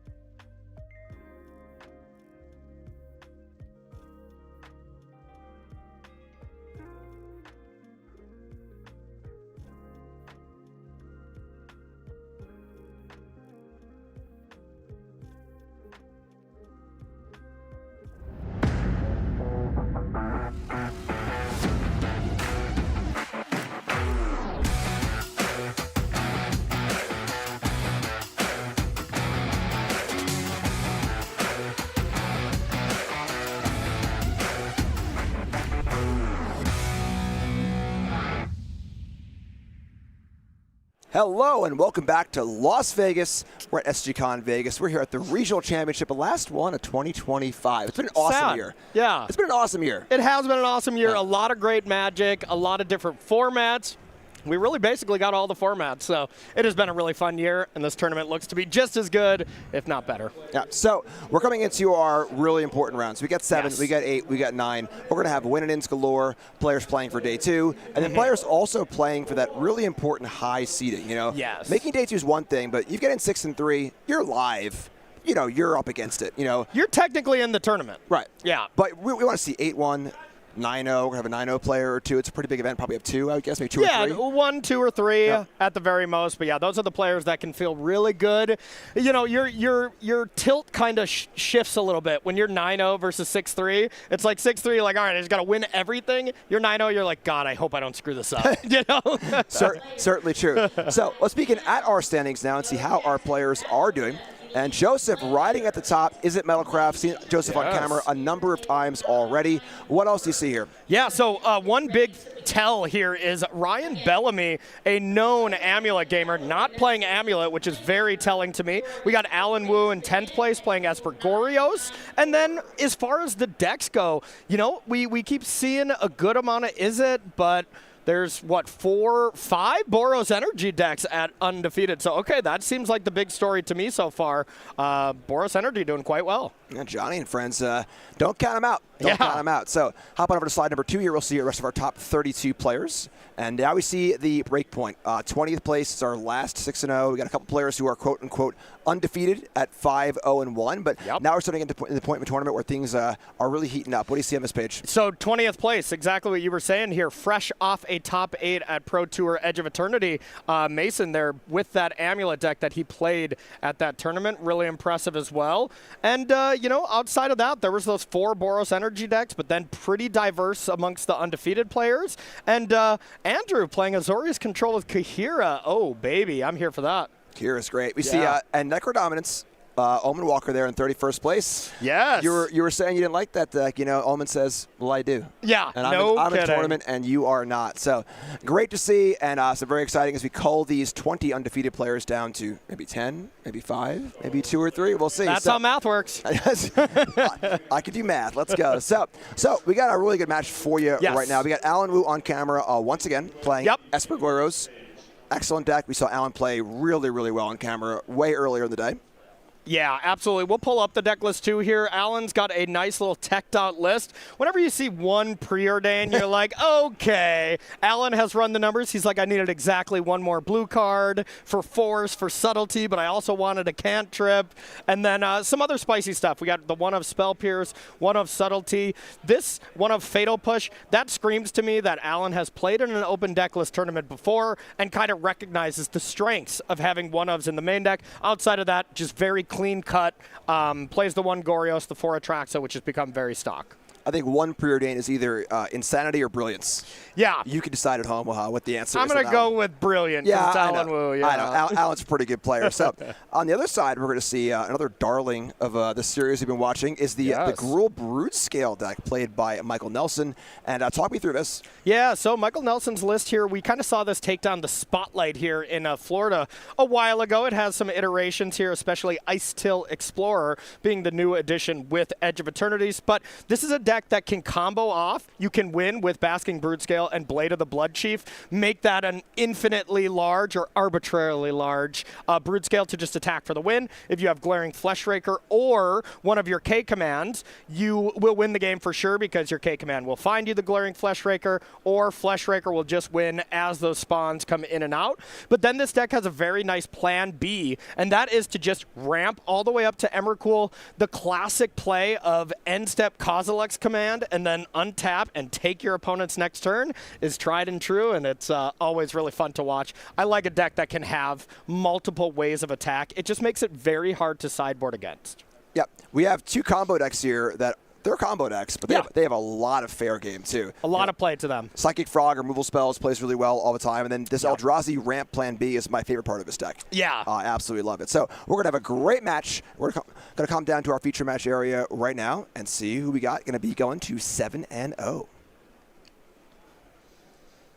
All right, we got Michael Nelson on top, Gruel Brood Scale, Alan Wu on the bottom, Esper Goyros. Getting into crunch time here. This is but players are already, these players are already in day 2. Yes. So not actually a win and in. This is a win and put yourself in a great spot to make a run tomorrow. Exactly. And, I can't speak on exactly Michael Nelson's, thought process going on. Maybe he's already just happy to be there. But, once you hit 6-0, your goals change. You are no longer trying to do this. Is that a textless Urza Saga? That was, yes. Why would they do that? It's because that card is really easy to understand, and it's really basic. It was a store championship one, where it was a great one to win, needless to say. Whew. All right, so we see an Eldrazi Temple for Michael into a turn 2 Fleshraker, Ancient Storing Scale little setup going. We saw the Saga go to hand. End steps, Alan is going to go for a Marsh Flats into a Watery Grave. Oh, which I God. can only assume is the case fatal push. That's exactly what I was going to say. This is why you play one. I mean, literally nothing else would make sense. Yep. So, yeah, just absolutely had it for the Fleshraker. And that's why you put one of those in your deck to draw them, I guess. Yeah, that works out great. Because that was incredible there. All right, and there you go. Turn 2 Psychic Frogs. This is kind of the fair half of Alan's deck. Psychic Frog, unbelievable creature. It's so great. Enabling, being able to discard Atraxa, to be able to bring it back with Gorios, be able to connect to find more cards, to find more ways to bring Atraxa into play, and then even the cheeky aspect of the best card against you, Surgical Extraction, you're able to get that card out of the graveyard so you don't lose all your copies. Frog in this deck is just absolutely perfect. There's basically nothing you can't do. Yeah, no kidding. It's the kind of card where it's so fundamentally powerful at a base level. Yeah. And in this deck, it just uses every aspect in every positive way. So I always thought that about like Fable. Like if you use 2 of the modes pretty profitably, great, that card's great. If you ever used all 3, it was just unbelievable. All right, so we have that textless Urza Saga available for you. We'll put a text one on screen for you when it becomes relevant. But and then a good old Sowing Myco Spawn. Going to go get a land out of the deck for Michael. No kick here just yet, but 3/3 body on the Eldrazi, quite nice. Michael's deck nice and tricked out too. That looks gorgeous. You can tell this is a gamer who's been playing this deck for quite a while. Yeah, it is fun seeing, it's not just the aesthetics, but knowing they wouldn't have invested in this deck if they didn't love it. Yes. Or they just borrowed it from their buddy and we are saying nonsense, but you never know. Their buddy wouldn't have invested in this deck unless they loved it. Okay, bingo. Yep. Bingo. Way to cover your bases on that. So we got is that a Ghost Quarter? Yeah, searching up Ghost Quarters. Oh my. All right. Aggressive. All right, so Ghost Quarter, going to take out the Watery Grave, allowing Alan to search one of his basics, either an island or plains, which are both available to him. This doesn't really do that much damage to Alan's mana base. Yeah, I don't like that at all. As cool of a play as it is, but because you're just going to get an island here, because you already don't want double swamps. There's a basic of each color, gets the plains, and honestly, this could have helped Alan. Okay, so because he got the plains, I'm gonna guess this is a setup for an Ice Sill Explorer. Trying to set up for this kind of like quote-unquote wasteland or strip mine lock where you keep Ghost Quartering over and over again and run Alan at a basics. Ghost Quarter has the unique property of being able to target basic lands too. That is fair. That is fair. It's probably going to do a little more, and I do see it in hand, but we don't have double green to just play it naturally. Maybe that just doesn't matter, but yeah. Yeah, so Michael's saying that I'm going to take a different angle here. I can try and lock you out of your lands and do that. So we'll see how that one plays out. Definitely a pretty cool angle. Going back Alan's way. And I do think I see a Grove, so we do have the green ready to go for Ice Still. So yeah, okay, this is a solid plan. Alan is just hoping, please, I do not want to draw my island right now, because then it's just Strip Mine instead of Ghost Quarter. And this is a pretty awesome angle of attack. We've seen this Ghost Quarter plan in like old school formats where with Life Malone and stuff, where you'd play in these grindy matchups, you would do this sort of like run you out of lands plan. Not really fast enough for modern day Modern in recent years, but yeah, Ice Still Explorer is a very potent card, and you can only play one copy with Myco Spawn, which is really cool. So kind of a cool innovation. Yeah, and I mean, when you can play 2 Ghost Quarters during a turn and sacrifice, you can run your opponent out of basics a lot faster. There's going to be some matchups where it's dead, like you talk about like Simic Ritual or whatever, where they have like 4 basics. Right. You probably don't even want to go for it. But here, every Esper Gorios deck since the beginning of time plays one of each basic, you know? All right, so Psychic Frog going to jump in the air. Got to get in, draw a card, deal damage. And now this could be like, oh, Alan's so unlucky he didn't get anything, which could be true, but could also be end step, discard Atraxa, bring back Gorios, and go for it like that. You probably would want to do it this turn, but you never know. All right, so here is the Ice Till Explorer. We've got Crucible of Worlds and Exploration on a stick for all you old school Magic players out there who are as old as I am and know what those cards do. Yeah, and everyone you're talking to, you know, have some Benadryl or something because your back and your knees probably hurt. But so replay the Ghost Quarter from the graveyard, 1 mil off the trigger on the Ice Till. And now Ghost Quarter can go hunting again if it wants to. Sure can.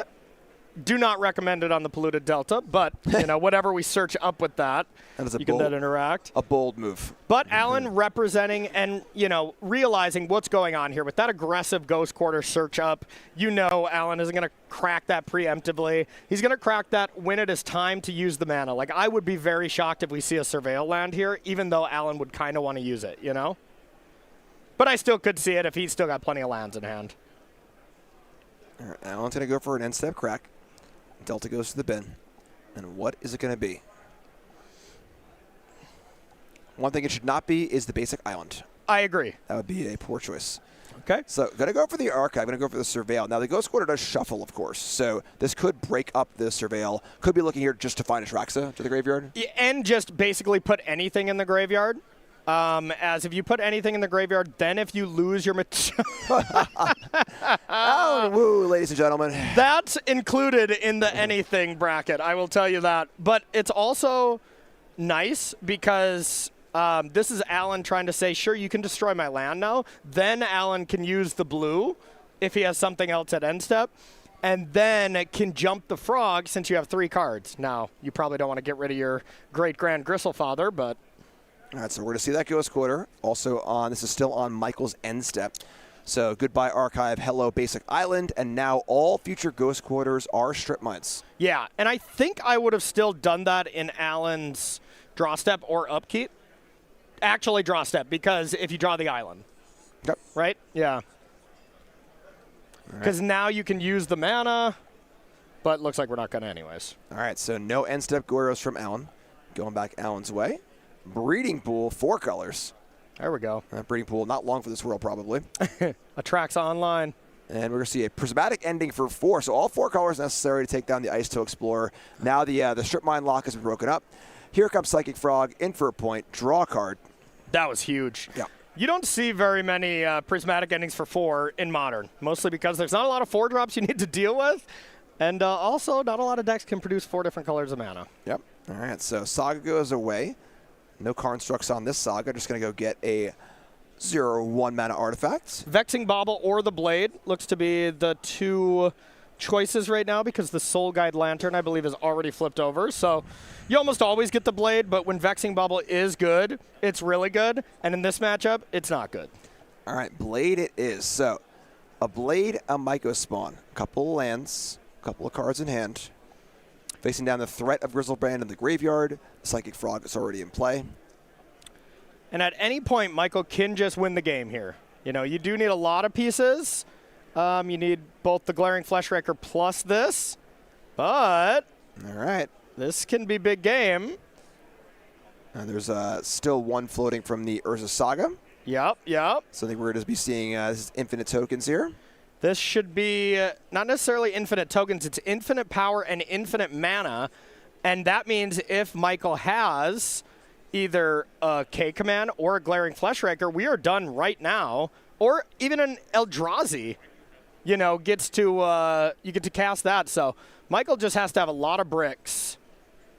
All right, so infinite and that's it. Wow, and the Fleshraker, too, just has it all rolled up. So pretty cool there for Michael, seeing the kind of strip mine lock, a little bit of a sub game.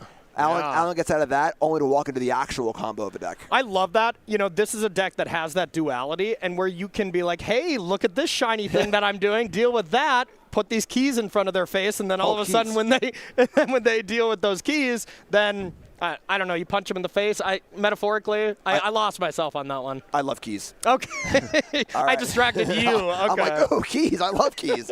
All right, so going back Alan Wu's way, and Alan's going to be, of course, on the play for Game 2 with a sideboard of 1 Ashiok Dreamrender, 1 Celestial Purge, 3 Consign to Memory, 1 March of Otherworldly Light, 3 Mystical Dispute, 1 Nile Spellbomb, 1 Pest Control, 1 Teferi, 1 Thoughtseize, and 2 Wrath of the Skies. So I really like March of Otherworldly Light. That's a nice one. Consign is also on that borderline because while there is a lot of, devoid or colorless things, there is also a decent amount of Cavernous Souls in the deck. So I still bring them in, but they can be a little dicey at times. I also like the Wrath of the Skies. You can really punish Urza's Saga draws. You can get spare permanents off, like an extra blade that's been hanging around, clean up some spawns. I like the Thoughtseize as well. And then the Pest Control, in the same vein as Wrath of the Skies, I'm more in tune to bring those cards in when I'm on the draw to like max out on them. I'm going to bring them all in if I'm playing against like Boros Energy or something like that. And then also Teferi, a card that I'm much more willing to play on the play versus the draw. Because on the play, if you can ever bounce like an Urza's Saga or something like that, it ends up being awesome. So do you think that Alan is going to be a little more controlling in the post-board game, still relying on the combo? Like, what's the... Yeah, it's a very sorcery speed creature combo deck. So just removal breaks it up so well. So I would expect Alan to take more of a controlling role and Michael more than likely to be a little bit more aggressive, yes. All right, so Michael Sabi got 1 Bajuka Bog, 2 Dismember, 2 Fire Spout, 1 Nature's Claim, 1 Pick Your Poison, 2 Thief of Existence, 1 Unholy Heat, 1 Vexing Bauble, 1 Wastscape Battle Mage, and 3 Writhing Chrysalis. The Bajuka Bog, for sure, that is excellent to find off the Sowing Mycospawn to be able to clean up some big creatures that are in the yard. Outside of that, I'm not in love with this. Maybe you want to bring in some Dismembers for the turn 2 Psychic Frog, but sometimes that doesn't even work. But still probably needed as there's not enough removal for that pesky little frog. And that's the squeeze that Alan's deck puts people in, is if you just sideboard for just the combo, you get frogged to death. If you sideboard for just the frogs, well, oops, here's a Traxa to come down and clean up some work. So I'm bringing in Bajuka Bogs. I'm probably bringing in either Unholy Heat or Dismember. I could see a case for both, but I don't think this is a Writhing Chrysalis match. Don't love Thief of Existence or the Battlemate either. All right, sounds great. So while they get all sideboard up here looking over the deck list, of course, this is an open deck list tournament, so they have full information. They can kind of ride that out. We got a great sale, 10% off, as long as you're watching this event down until Sunday. We've got 10% off on all Magic Commander set singles on StarCityGames.com. Of course, all supplies last. That's how sales work. Yeah, but there are a lot of good Commander cards on here, and actually, Obelisk of Erd. Is that a card that was in, I think, Origins or something like that? I put the card standard a little bit, but of course in Commander product as well, and 10% off. Yeah. Any favorite Commander cards, Corey? Ooh, favorite Commander card? No, I really don't. I really don't have a big favorite one. Wow, good answer. Yeah, thanks, bro. All right, sweet. So maybe we get a little look in here at one of the Match Slaves players. Look things over, take a little peek in and see what we got.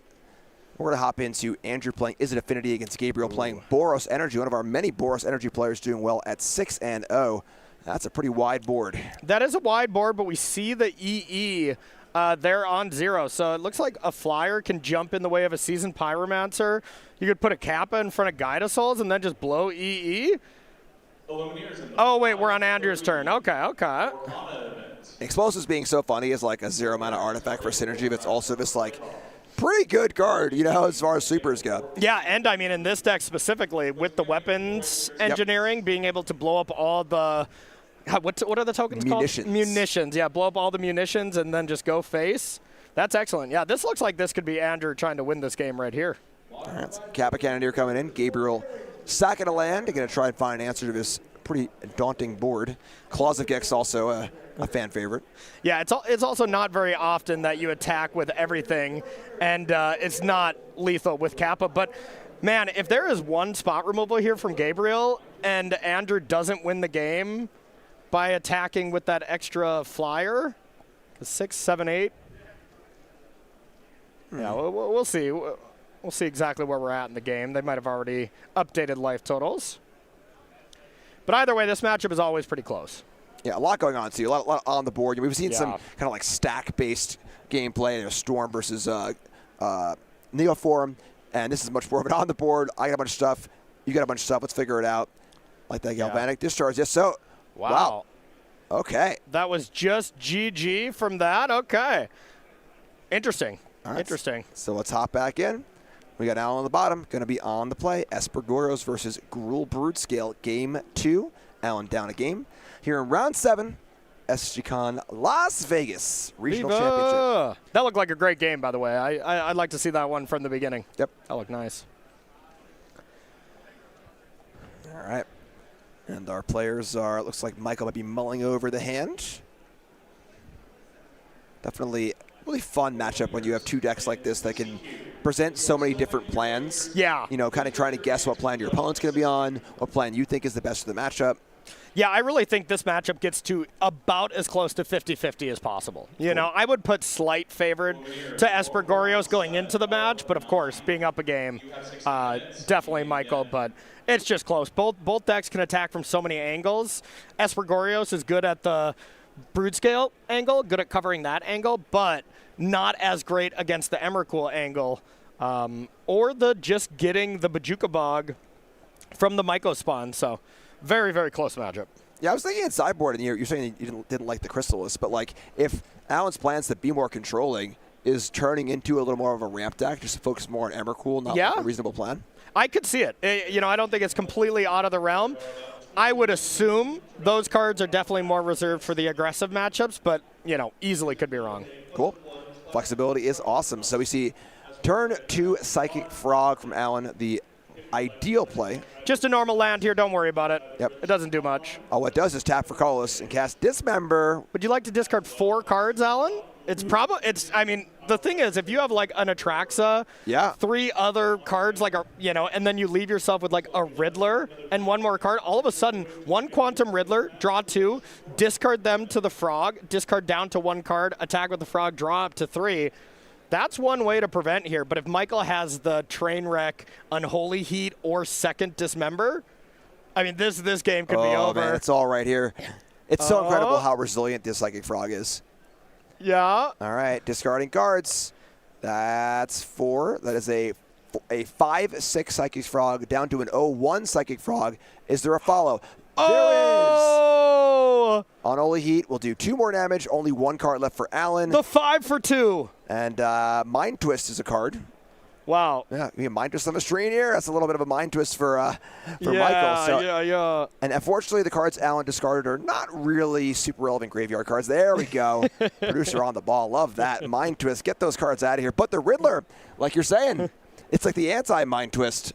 Our producer is a young, very nice guy. He was not born by the time that card was printed. I'm pretty positive.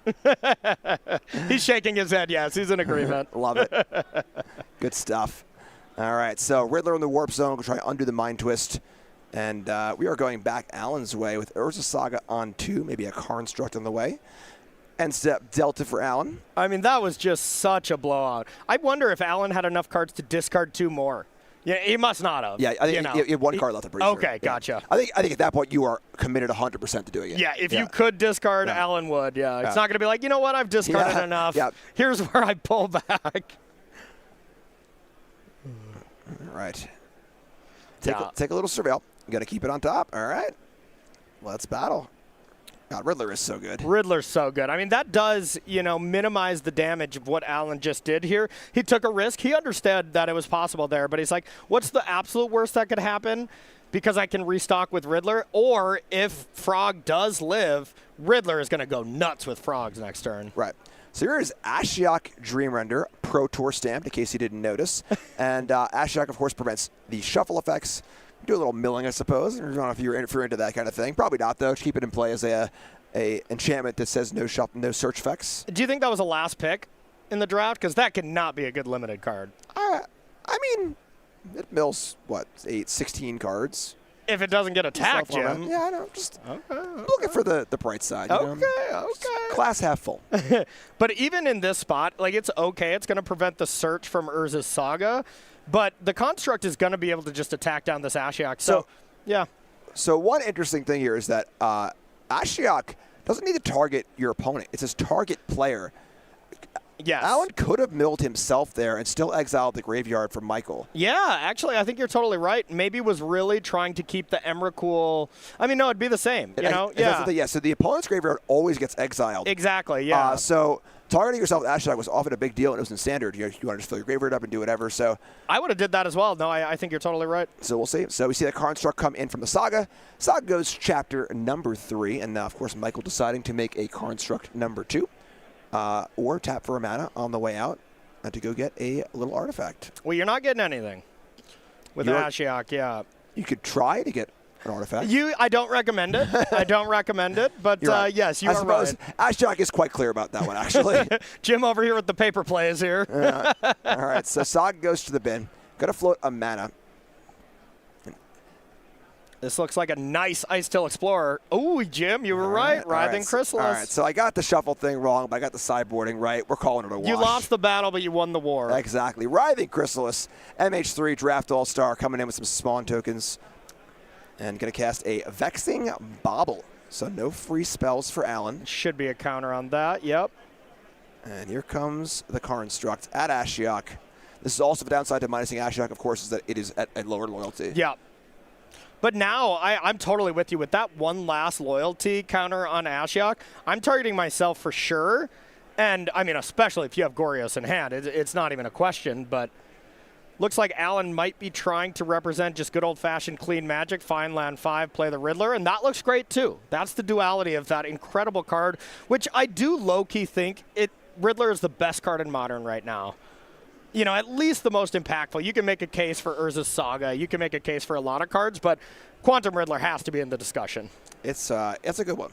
I mean, Psychic Frog, too. There's plenty of great cards, but Riddler has made the biggest impact on Modern, you know, in the last 4 or 5 months for sure. Yeah, definitely a card that is, you know, really, really, you need to think about all the parts around it, you know, Ephemerate and Philia, and then also just how it plays the pitch spells, like you were saying earlier. You know, you just force, pitch, solitude, pitch. Oh, I'm empty-handed. Oh, well, draw 2. So far, it was 7 mana, draw 4, 4/6 flyer.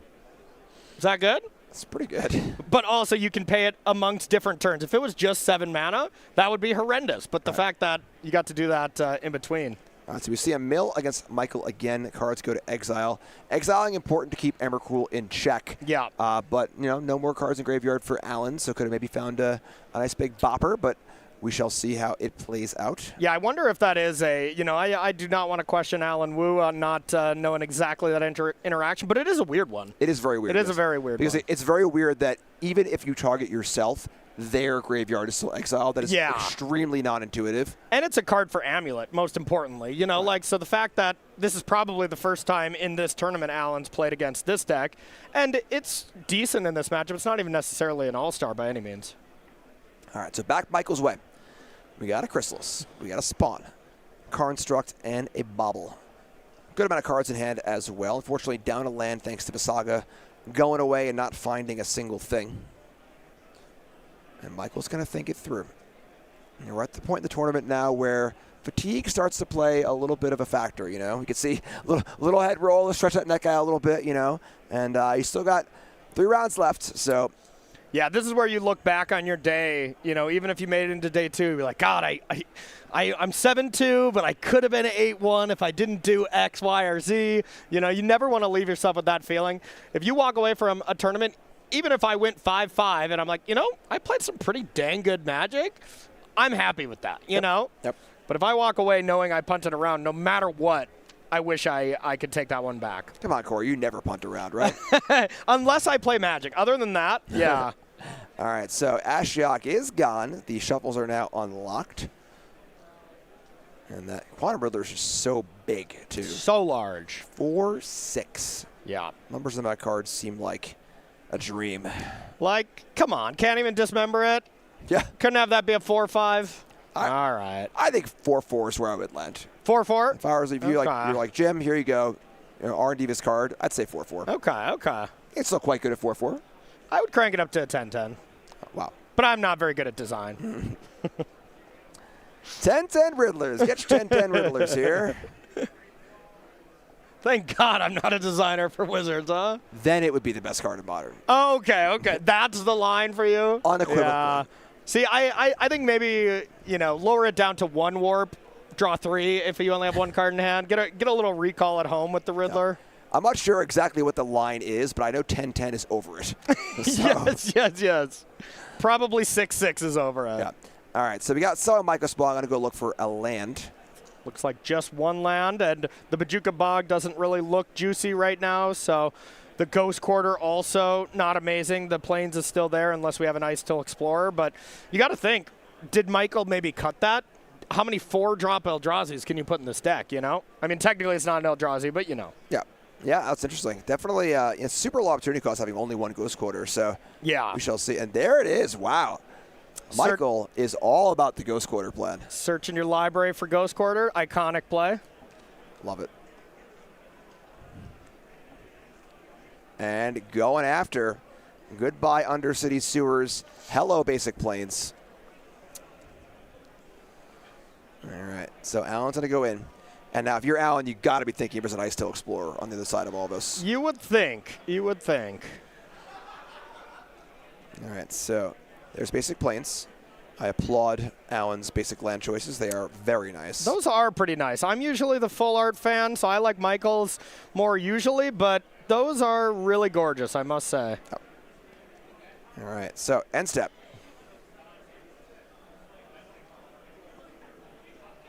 And we're going to see a hard cast Solitude. So floating the mana off of this sewer on the way out. Solitude is here and says, Writhing Chrysalis, go to exile. Go back to the void once you came. Yep. It was once devoided. Now it's in the void. Yep. And Michael gains a little bit of life. And now, there we go. Is it Ephemerate time? One thing we have not seen is just the good old-fashioned actually bring back a Traxxas or Gristlebrand. You know, I doubt Alan ever sides all those elements out, but just hasn't been able to do the thing the deck does. But that just shows how awesome this deck is. It plays kind of like Jeskai Blink and like a Gorios deck, maybe just not as good at the Blink side, but still plenty strong. Yeah, and we see Nile Spellbomb here, too. I think a pretty big statement that maybe what you're saying of maybe some of the Goro stuff is just out. Spellbomb is a way to keep Emrakul in check, and if you're scared of Emrakul, you're planning on playing a longer game. Yeah, it really does seem to me that Alan is very much respecting the Emrakul side and is like, you know what, I have Solitudes, I have Ephemerates. I'm not that worried about the creature side. All right. And this might just be a pop for value. So we see a Fleshraker coming down, and that's all from Michael. Passing back, here's a Spellbomb. Get rid of Ghost Quarter. That Ghost Quarter in particular. Gone. Out of here. Oh, draw 2, though. Oh, my God. Oh, what kick. I think I see the trophy over here. Maybe we'll see if just Nick Miller can just hand Alan with a trophy. He's just making it look too good. Man, Quantum Riddler, you think it's done enough, and it just keeps on going. Yeah, no kidding. All right. I thought Christmas was like still later in the year, but it looks like Magical Christmas Land right here. All right, 6 mana for Alan. What is going on? You got a Grave Titan in this deck or something? Yeah, what's going on? 6 mana. I'm trying to see what it is off camera. Oh, it's Wrath of Skies probably. Ah, that makes a lot of sense. So Baba gets cracked in response. And, that makes perfect sense. Wrath of Skies looking to wipe this board clean. Goodbye, Eldrazi's.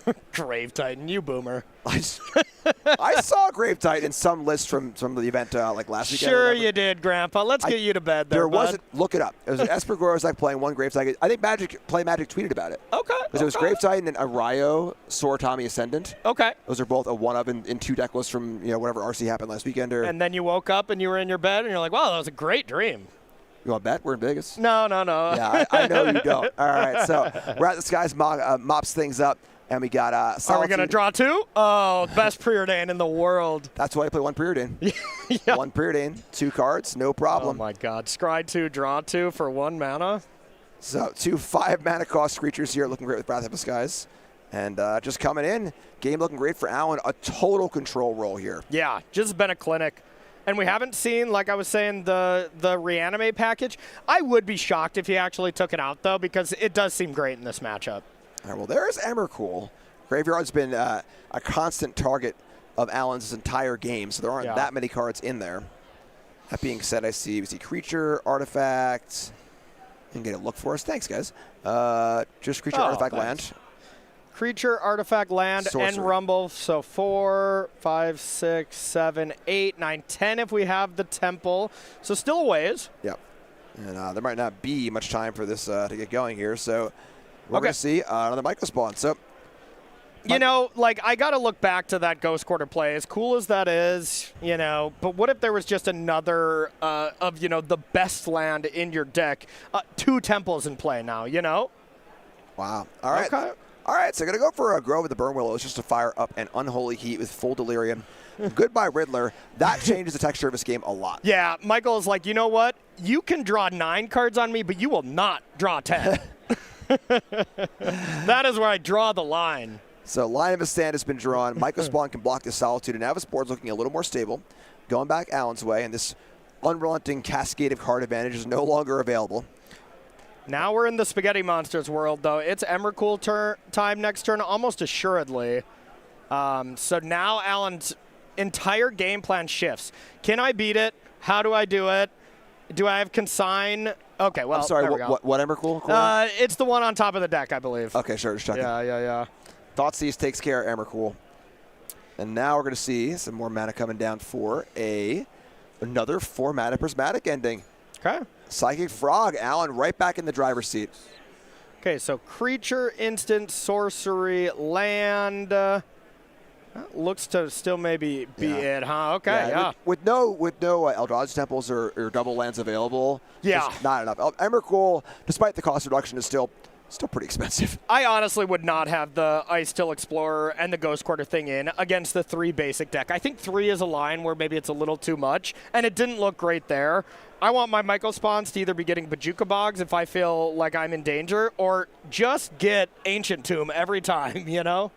All right, so any sideboard changes here for game number 3 for either player? There's a lot of play here as far as like what their core strategy wants to be, whether it's play draw or based on what they saw in that game. Yeah, I mean, after Alan saw some Writhing Chrysalis, maybe you tried to lean a little bit more towards creature removal. Pest Control didn't look that good, but on the draw, if you can nab a Urza Saga, or wait, sorry, Pest Control does not hit that, I believe. I believe it's not land, yes. Yeah. Okay, so honestly, I don't think a lot of changes. If Alan had a Teferi in play, which is much better on the play, I would take that out, but going to be pretty much the same thing coming back. All right, sounds great. Get these players all set up for game number 3 to decide our first player going to 7-0. But first, I want to remind you, Corey, we got Magic Spotlight of the Avatar coming up. Yes. Nothing like the first event of the year. Going back to Atlanta once again. Atlanta's a great spot for these tournaments. January 9th to the 11th, we got a standard Spotlight series, a bunch of other great events at the SCG Con also, as they always have. And I'm pumped for this one. I'm pumped for this, too. It's going to be fresh off a World Championship about 3 weeks after, which will be standard as well. So there's going to be that really fun aspect. We're like, okay, this did well at the Pro Tours. X is a very good deck. Do I try to just play that deck? Do you try to level it and try to beat those decks? It's going to be a lot of fun. We'll be there. I'm sure we'll be playing the Mystery Booster Sealed on Friday and then commentating this event. Very pumped to get back to a VV free standard. Sounds great. Let's check out StarCityGames.com for all your info. And we're cooking right now. We're getting back into it. Okay. Yeah. All right. So we got a Rumble immediately forced by Alan Wu. Once again, finding good use for that one of Preordain. That's aggressive. It is aggressive. And snapped it off. Yeah. Yeah, but to be fair, there's probably not that many force targets, but that just shows the power of, Super Ponder, basically. Oh, and no land. Honestly, though, is that a cavern? That is kind of a tell. Like, the mana that Michael played, they're pretty bad lands, so if you pay attention to what lands your opponents play, you can really get a good idea. And what a snap play from Alan there. That's great. But when Riddler is just, redrawing all your cards, you don't mind going super low on this. How many cards we got, Alan? I would guess Alan's got not enough here. I don't know. We're seeing Dismember. Oh, he did. Never mind. Okay. And this time has the Attraction to discard for a little extra value. So I think he's hellbent. All right. So we've got a hand of 2 commands. Jim, I'm sorry, I gotta interrupt you. If there was a red land, Unholy Heat would have did the same play. Oh my goodness.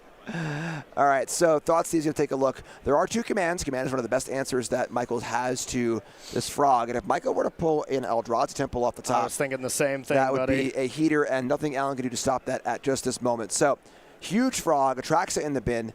Now also that landmine of like any Goros off the top here is monstrous. Yeah. And Alan's got to think through, what are you taking here? And remember, Alan will not be able to draw a card off the Frog now. It is an 0-1, and there's no more cards to actually get it up there.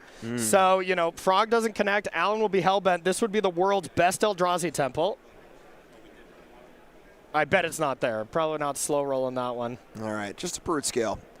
But now Alan's deck is really good at going down to 0 cards and right back up to 2 or 3 very fast. Do you block is the real question. That is a very tough choice. Here comes the Frog. We have 5 damage across, a fresh card for Alan. Got to play a land. I thought we were in a Riddler there. Well, you Riddler pre-combat, I'll tell you that. Oh, sure, that's You fair. Riddler pre-combat and you pop off. All right, basic Forest for Michael is not ideal. No. And now Alan's able to dig out of this. So now any land, we actually need a colorless land from Michael's side, but I guess you can adapt onto the Basking Brood Scale to get your colorless mana. Scavenger Souls. Well, you need a second one plus the command. Oh, right? for the command. I'm For sorry, the sorry, command, sorry. yep. So now, I mean, Michael can go adapt onto that just the good old-fashioned way, and I would like to see him do that now or upkeep because you can respond to the adapt, you don't get the spawn, that kind of thing. So Michael has to respect a Fatal Push here. That Surveil also went to the top, too, so not going to see it going Alan's way. I thought I might have seen a Riddler on that window of that scry. Surveil, sorry. Oh, my God. We will see. Nope. Just going to jump, so I guess no Riddler here. Well, you might jump and then play Riddler. I mean, I jump when I draw a Riddler. You levitate, my friend. All right, so Frog's going to hop. Going to come in for 5 and draw another card. All right, that was a Flooded Strand. Oh, timely. Yeah, all right, well, now you can't find that Carlos for that command because that command is no longer there, most likely. Let's take a look and see what Michael wants to do in response here. And we see a hand of command, gone. Michael Spawn, Unholy Heat, Writhing Chrysalis. Okay. Now, one not horrific play is being able to Michael Spawn here to then get... Of course, a Blade could just win the game, too. So Blade's probably the best card, as that would just be GG. But just Michael Spawn here for a Bojuka Bog to prevent some jumping, that's pretty decent as well. All right, so we're going to see Writhing Chrysalis. Okay. 2 more spawn tokens. I mean, this does get up to 6 toughness, but the Frog can hop its way up and kill the Chrysalis. Yeah, Chrysalis is when Chrysalis is being put into chump blocking duty, it's you know you're in a bit of trouble. Yeah, no kidding. So usually you chump the Chrysalis. Right, Yeah. exactly. All right, so back Alan's way. See a shuffle, see a Surveil. What's a 4/6 and you'd love to draw it here this turn? Riddle me this. Riddle me that, Batman. All right, that's not a Riddler. I mean, Alan needs something at this point. Ditched his whole hand to try to get things going. Atrax is in the yard, so I mean, at any point, Agorio's Vengeance here is just going to really seal this deal. But man, we have not seen Alan do the thing. All right, here comes Psychic Frog. Jumps so high, grew a beard in the air. Chrysalis is going to block. Now we're going to see a pass. Not going to try and size up with these spawn. Okay, cool. Not going to size up the spawn tokens. Just going to pass the blocks, pass it back. Nothing for Alan. Okay. So Michael looking to put something together here. There's a decent amount of mana, too. Another Cavern. I want to say the only other card is the Sowing Michael Spawn in hand that we're going to see right now. And then the Unholy Heat. So not amazing by any means. So it still has to find something else here to really push over that. But a Blade, an Emrakul, all of those draws would be phenomenal. And of course, K-Command, it's never bad. In any matchup, that card is just always incredible if you can cast it. So this is going to be a Bojuka Bog to take care of both Atraxa and the Frog Legs. Looks good to me, because then you can just chump this Frog for a while. You prevent a lot of cards drawn, so that's what I would do, especially when you don't really have anything else yet. I mean, you can get an Urza Saga to start representing the Blade in a couple turns. That's cute as well. I mean, the Frog's just threatening lethal, right? So something's got to be done about this Frog. Not dying is indeed good. And depends on how many cards we have. We can just jump, you know, draw, discard, discard, discard, jump. He might have 2 cards in hand, too. I think he's a little light, but we will see. Yeah. I mean, it's definitely 1 at the very least because we drew, didn't do anything besides attack. But I think it might be 2. Yeah, it seems very hard for this to be not be Bajuka Bog because what else could it be that you do not just lose you just the game on the die. spot? Yeah, So, you're totally right. all right, so Michael going to think it through. These players playing for 7-0 in the tournament, a great place to be. If it's Ghost Quarter, I'm going to have some words with Michael here. If it's Ghost Quarter, I'm okay. Never mind. Just going to shake in hand.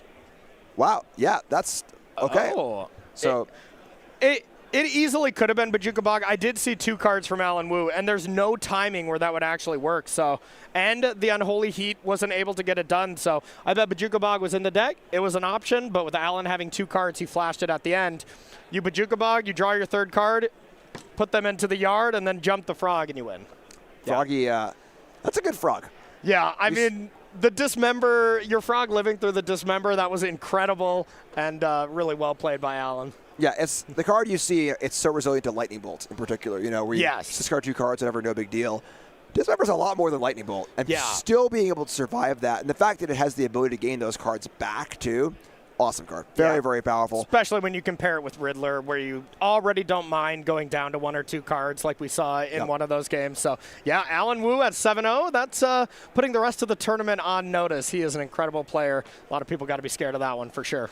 All right, so we have our backup match coming in. What do we got? And we are going to see Amulet Titan Master Ryan Bellamy not playing Amulet Titan. We got a little Simic birthing ritual. See that one on camera again. Playing against Joshua Ledger, who is playing some Gruul Eldrazi ramp. This is not combo, just an actual straight-up ramp deck, Devour of Destiny and friends. Talk to me about this matchup. We have kind of a classic, I'm going to out mid-range you versus I'm going to play a ramp deck and kill you. I would think that this is going to favor Joshua. Simic Birthing Ritual is great against these Blink decks. It's great against Amulet, but it really does falter against some of the other more unfair decks. But we will see. You got a lot of counter spells, so you're always in it if you're playing the Ritual deck. This is a classic one, right? This is, I build a bigger mid-range deck to beat the main mid-range deck. I lose to ramp. Magic, it goes on. Yes. The life cycle is complete. So let's see if that's going to be the case here. Ryan versus Joshua down in the feature match right now. All right, so we got Joshua Ledger on the top, Gruul Eldrazi ramp. On the bottom, Ryan Bellamy, Simic Birthing Ritual. Should be a good one. Ryan on the play. Scalding turn, go. Absolutely. I've played against Ryan Bellamy a couple of times. I played him in the finals on the first day of this tournament series.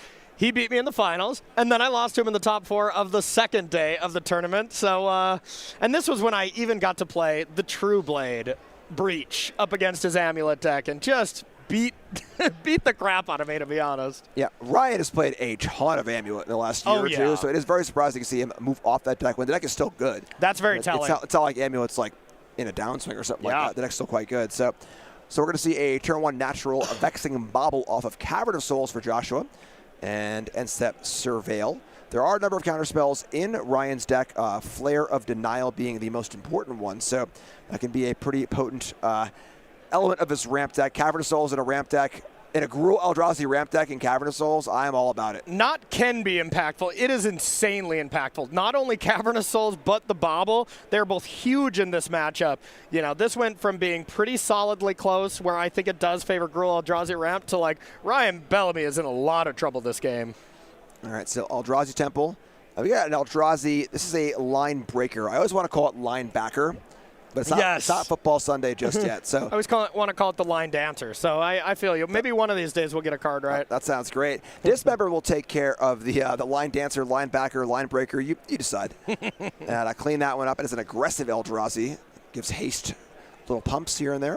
Yeah, this is a deck that, you know, this specific version, we saw a little bit of, you know, when these cards got printed into MH3, but they really haven't stuck. It has very much been tuned towards going really big with Emrakul or keeping it low with Gruul Broodscale. Yeah, and usually it was like a combo plan B, too. Like I played Gruul Eldrazi at Pro Tour Modern Horizons with Through the Breach and Emrakul. Okay. It was a Through the Breach deck. So the ramp plan was there, but it had some other combo component, kind of like the Broodscale deck. Gotcha. But how about this Harbinger of the Seas in the main deck? How about Island?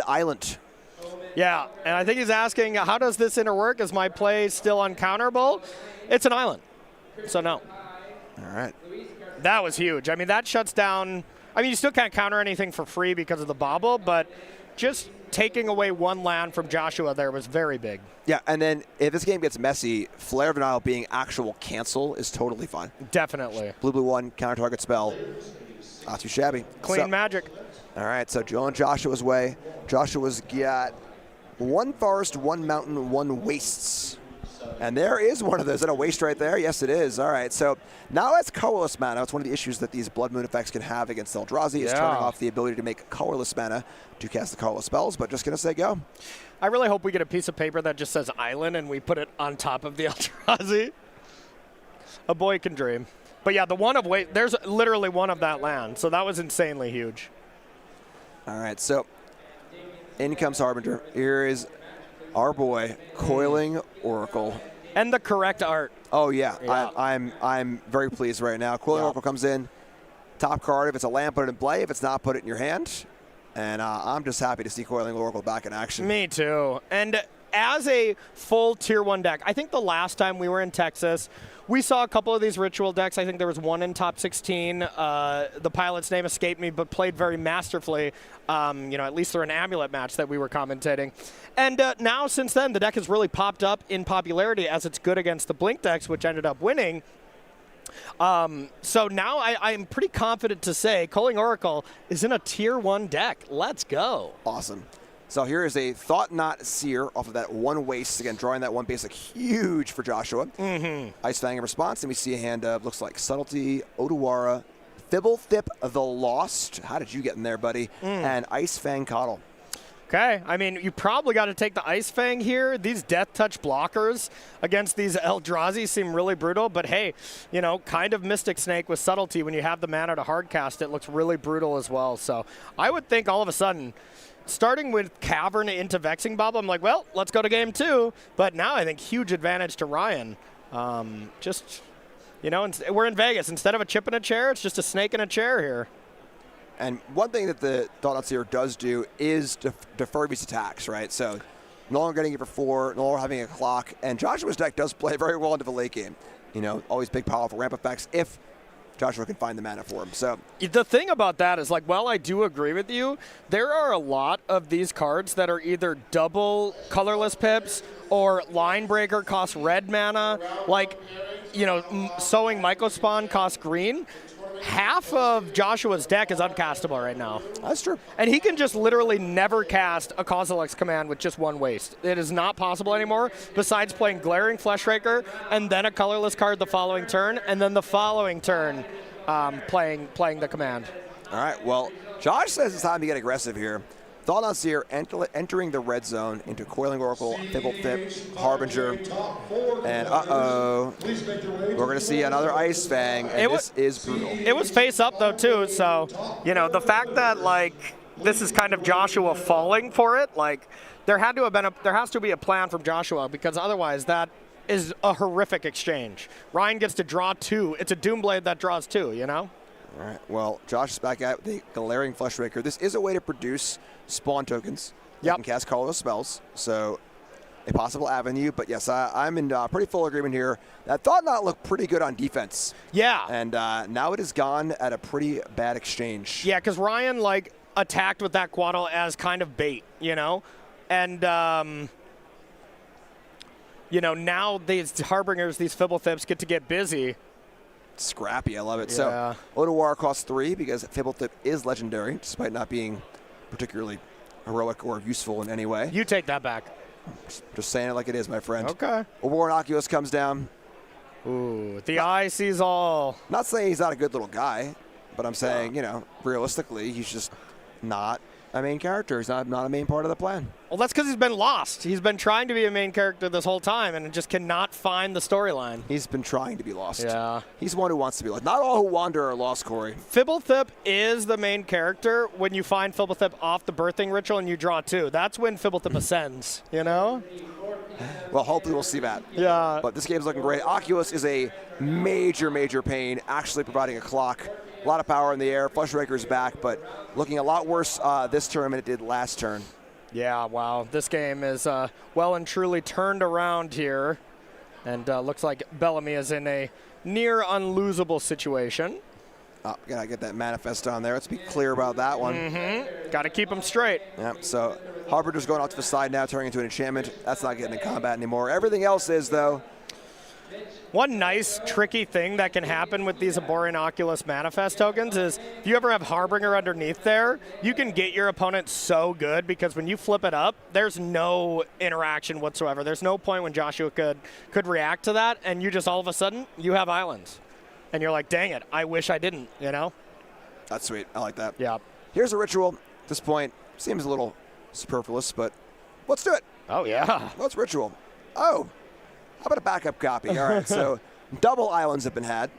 Little chuckle from Joshua. And I think Joshua is just about to pack these cards up and take it into game number 2. Yeah, we'll draw a card of the bobble first, take a little peek, but it's looking tough out there. Looking real tough, but hey, we got some good sideboard cards. You know, we're going to be bringing in some dismembers. Dismembers are incredible from Joshua's side. All right, so let's back it up. Oh, nope, never mind. Sorry, I lied. We're doing the eye. Little shuffle, then an eye, and now we're going to pack it up.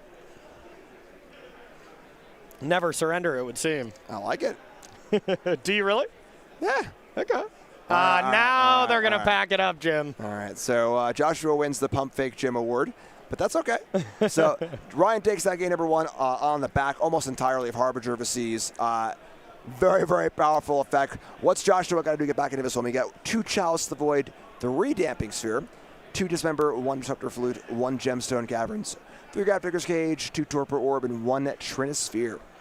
Ooh, okay, so I like some stuff here. I definitely love the Dismembers. I for sure love the Torpor Orbs. Torpor Orbs shuts down basically the whole deck from Ryan. I mean, if you can shut down Culling Oracle, you have to. Yeah. The card's far too powerful. I'm also interested on the Trinisphere. If you're on the play and you can hustle that one out, preventing all those free counter spells looks pretty good to me. That one I'm unsure of. I'd probably bring it on the play and not on the draw. So that would be my majority changes here from Joshua's side. And then Ryan's got 3 Consign to Memory, 1 Endurance, 2 Force of Vigor, 1 Gemstone Caverns, 1 Harbinger of the Seas, 4 Mystical Dispute, and 3 Stern Scolding. So Consign, normally, it hits every card in this deck. So normally you think you want to hit that. It is a 4 Cavern deck, but I think you still have to do it. At worst, you're getting all the abilities of these Eldrazi's. You get the Thought Knot ability. You know, you're going to get the Devourer of Destiny ability. And some games your opponent just doesn't draw Cavern, so I'm still probably bringing those in. Outside of that, definitely bringing in the other Harbinger. That looks excellent. Stern Scolding is another card. It hits a lot of things. It does only hit a total of 12 cards, so maybe that one's staying in the board. So definitely just the Harbinger and the Consigns would be my major ones. All right, sounds great. So we're going to look at our schedule for 2026 Series These Players Sideboard. We got an awesome lineup, a ton of great cities across the entire year, and I'm pumped. I love Portland. Obviously, Vegas. Vegas is great. Yeah. Hartford's a nice stone's throw for me across the Long Island Sound.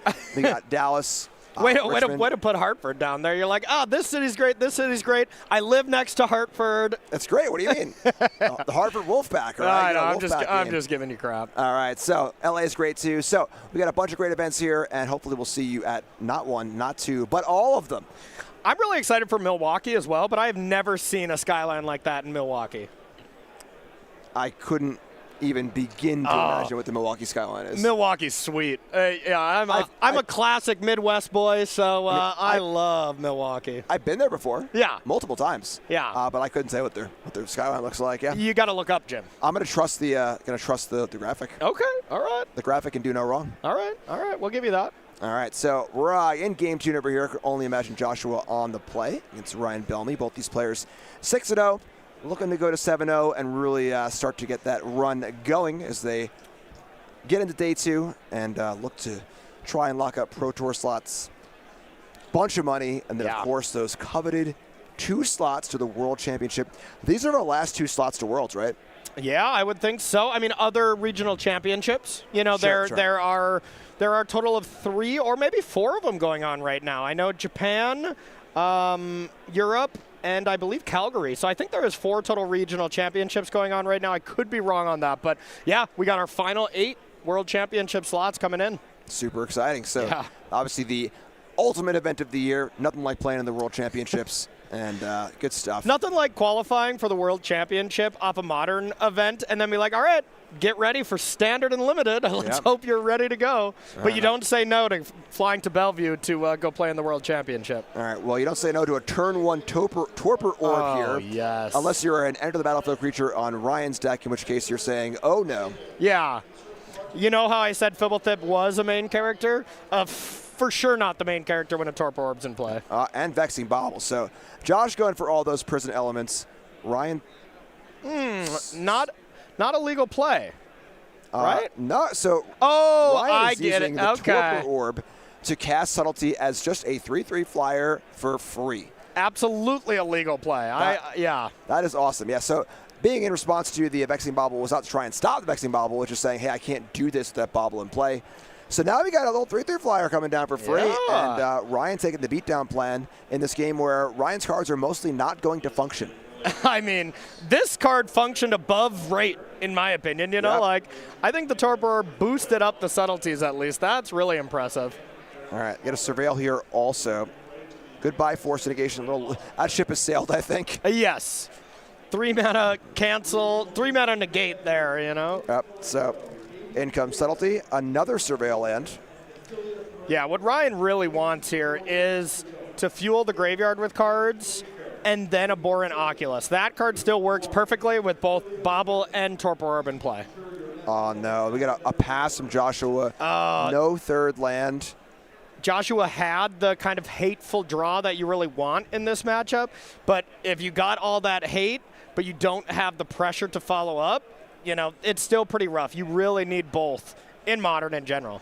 Yeah, and it's cool because Ryan has the pressure. We don't really think of his Simic deck as an aggressive deck in any way at all. But playing a free 3/3 flyer on turn 1 is not too shabby. And there's the Harbinger. Oh, boy. All right, well, there's going to see a, was that Dismember? That looks like a Dismember of some variety. So, it's Monty Python. Okay. I was going to guess Wizard of Oz. Just a flesh wound. Oh, yeah, that is totally a flesh wound. Yep. I got that one. That's hilarious. Yep, good stuff. I like that. So great patience from Joshua here, not dismembering the 3/3 flyer, understanding what's important, but also needing to draw a land at some point. So we're going to see a, oh my God, what is that? Graph Digger's Cage. Okay. So that prevents the ritual from doing its thing, and the Battlemate is just a Grizzly Bear at this point. So you see all this stuff that's preventing the main game plan. And this is one of the decks, like Simic Birthing Ritual, you kind of feel that it doesn't have a plan B, but hey, all the creatures in the deck have power and toughness. They can get busy. Everyone's got a plan till they get punched in the face.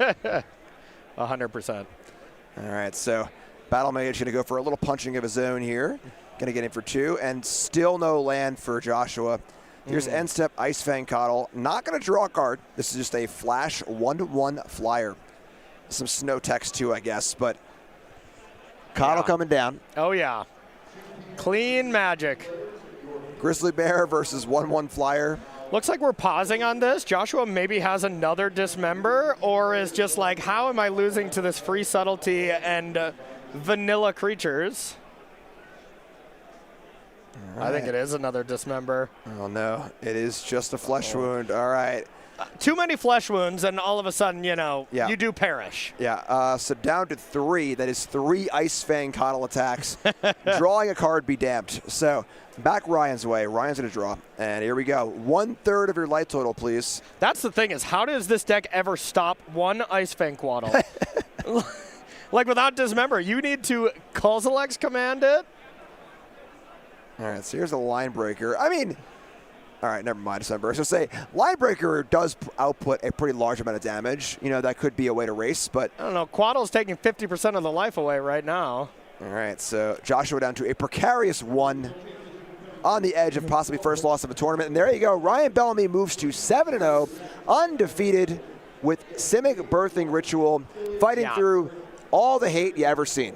Yeah, no kidding. And you got to think, if he usually had his tool of choice, I would say, playing Amulet, that Torpor Orb would have looked a lot better, I'll tell you that. That one would have been tough to deal with. I guess Beseju is just over there in the corner anyways. But really impressive stuff from Ryan. He's an incredible young player, and excited to see what he can do in this event. That's the thing you see often, too, where really good players just have a really good way of playing around hate. Where you see a really good player under a Blood Moon, and they just, like, find a way to win. And you're like, how did they win that game? You know, it's like, well, they just knew what they had to do, kind of played to their routes, you know, whereas, you know, lesser players will kind of just go, now my cards don't work, this stinks. Yeah, be like, and that's the story they tell to their buddies, be like, I got Blood Moon. Yeah, Torpor me, all my ETBs didn't really work.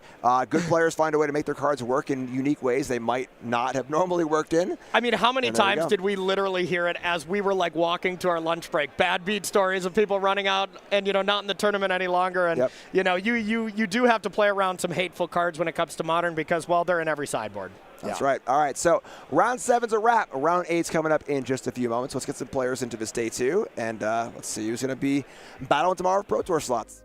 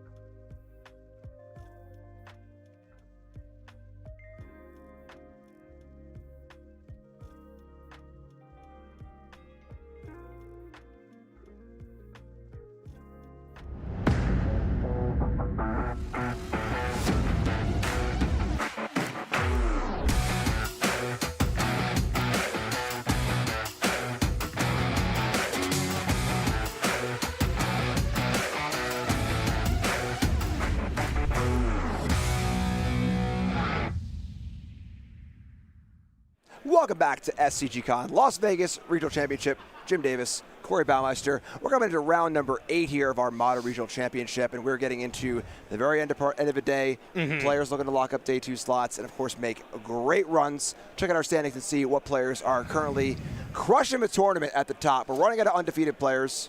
Yeah, absolutely. This is where you start to get complaint equity at dinner, or you start locking up those day 2 spots. So, yeah, this is the second page. This is our 6 and 1s.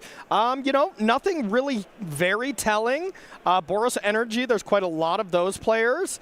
But let's take a look at the first page and see the very tip of the top. Now, I'm going to guess we've got, I'm going to say 10. 10? Mostly because we had 20 last round. That is... Memory's better than mine.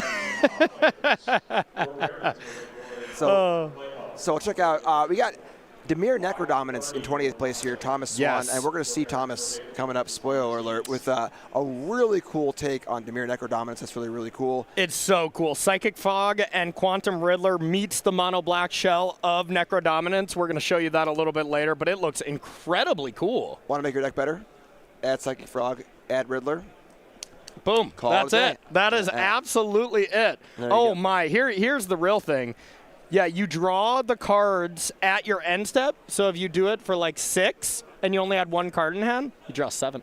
Oh, the Riddler. Let's go. The Riddler draws will continue until morale improves. Exactly. And morale is already high. So, morale is incredibly high. So we see page number 1 here, John Hubbard pacing the field with Just Sky Blink at 7-0. And you are correct. There are 10 7-0s. You owe me $20.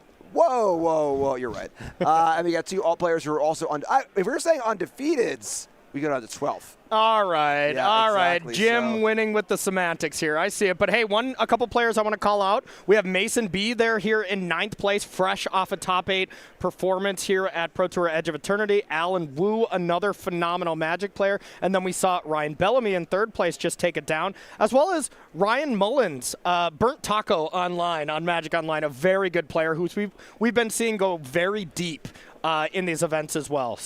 Yeah, so we got 10 players undefeated. You know, maybe we'll have 5 next round, maybe not. You know, we'll see. Yeah. We'll see how the math works out. But we're going to take There's going to be some draws, I know it. Yeah, we're going to take a look now at Thomas Swan's deck list for Necrodominance. This deck looks really, really cool. We got Thomas coming up against Donald Parsons. Take a little peek right now, and we haven't seen Necrodominance in a little bit. No, not really. And they've all been the mono black variety. So seeing a new take on this, the card is so incredibly powerful that if there is any kind of new blood injected into the deck, like we very much could have something extremely powerful on our hands, as it does something that you really can't do in the format outside of the card Necrodominance. So yeah, really impressive stuff. So yeah, let's take a look at the metagame though. Let's give people one last shot at that to kind of see exactly what the metagame started with, because we'll see that day 2 metagame conversion tomorrow and see what decks kind of did well. That sounds great. Absolutely. Good stuff. Yeah, we'll see if Just Sky Blink is there it is. We'll see if Just Sky Blink can convert in day 2 as well as this here in day number 1. It didn't look like it. Yeah, I didn't see a lot of them. Not a ton, you know, and this is a deck that kind of popped up in the last event. It was kind of like the underdog. Ooh, what is this cool new deck? Now everyone's kind of gunning for it. It was very obvious to be the number 1 played deck here, I think, and players are out to get it. I didn't see a lot of Amulet at our very tip of the top players as well. It might still have a good conversion rate, but I think so far the story of the tournament, Ocelot Pride and Guide Souls. I would not be surprised to see Boros Energy at the tippy top tomorrow as we started off, you know. Looks really, really good, as well as those Simic Birthing Ritual lists. There are a lot at the top of the tables, and Esper Gorios. I think those are the 3 big winning decks, Simic, Esper, and Boros Energy, wouldn't you say? Yeah, we haven't heard a lot from our Izzet players yet, either Affinity and Prowess. Haven't seen them on camera too much. A little bit here and there, but for such a large part of the field, if you combine both those decks, not that similar, but just saying like the 2 Izzet kind of like aggressive decks in different angles, haven't seen them too much. Yeah, and the third kind of Izzet variant is that kind of new one that we saw. You know, Nick Miller did a deck tech with one of the players. We saw Vinny Fino played it here throughout the day, the Mox Opal version that's still playing Corey Steelcutter. We saw it at 6-0 at some point, but definitely has not continued to be undefeated, it looks like. Any dark horses here you think might be, popping up around the rounds? You've seen obviously the standings, but like, players who are not on the standings we just saw, X and 2, even X and 3, they're still in the tournament. Yeah, and absolutely. They're still rocking and rolling. I think as far as we get to the lower, maybe not necessarily in the other category, but something very low with just the 37 players there, that Gruul Eldrazi ramp, it's looked quite good. We're seeing a decent amount of those at the top of the standings. I think that's having an above average weekend as well. Seems to be better than the Eldrazi Tron variants, if I had to guess. All right, sounds great. So, pop back into the booth here and get ready for our feature match between Thomas Swan playing Dimir and Necro Dominance and Donald Parsons, who is playing kind of lost here in the bury the lead a little bit here. Is it Control? Yeah, this is a very strange one. We kind of saw a little bit of this in Houston. It is the Snapcaster's Mage, Flame of Anor, beautiful combo. It is very much a lot of wizards to be able to make Flame of Anor work. If we have the deck list, we'll pull that up, but it is very clean. Is it Murktide-ish with only one? Is it Murktide? It is definitely in the other category, I will tell all y'all. Yeah, one Magus the Moon, too, which is also a wizard, if I remember correctly. Yes, and it is. Just kind of doing that Counterspell, Lightning Bolt, Snapcaster Mage thing. So we got two very, very unique decks for you here. These players, I believe, are both 6 and 1. Is that correct? Yes, that is correct. We also have one Riptide Laboratory to be able to bring back Snapcasters. I mean, come on. It's getting hot in Vegas, but it's going to be heating up if we get that kind of combo going on in the battlefield. That's for sure. Yeah, really good stuff. That was a player in Extended back in the day, way, way back in the day. Extended, for those of y'all that remember, I qualified for my first Pro Tour off Extended. Me too. Yeah, nice. All right, cool. All right, so let's hop down to the feature match area and check out Dimir Necro Dominance versus Is It Control. A number of folks equal to the number of spots we have in the main event will be selected and received. Now, the main question, Jim, is what deck in Extended did you qualify with? I'll give you one guess.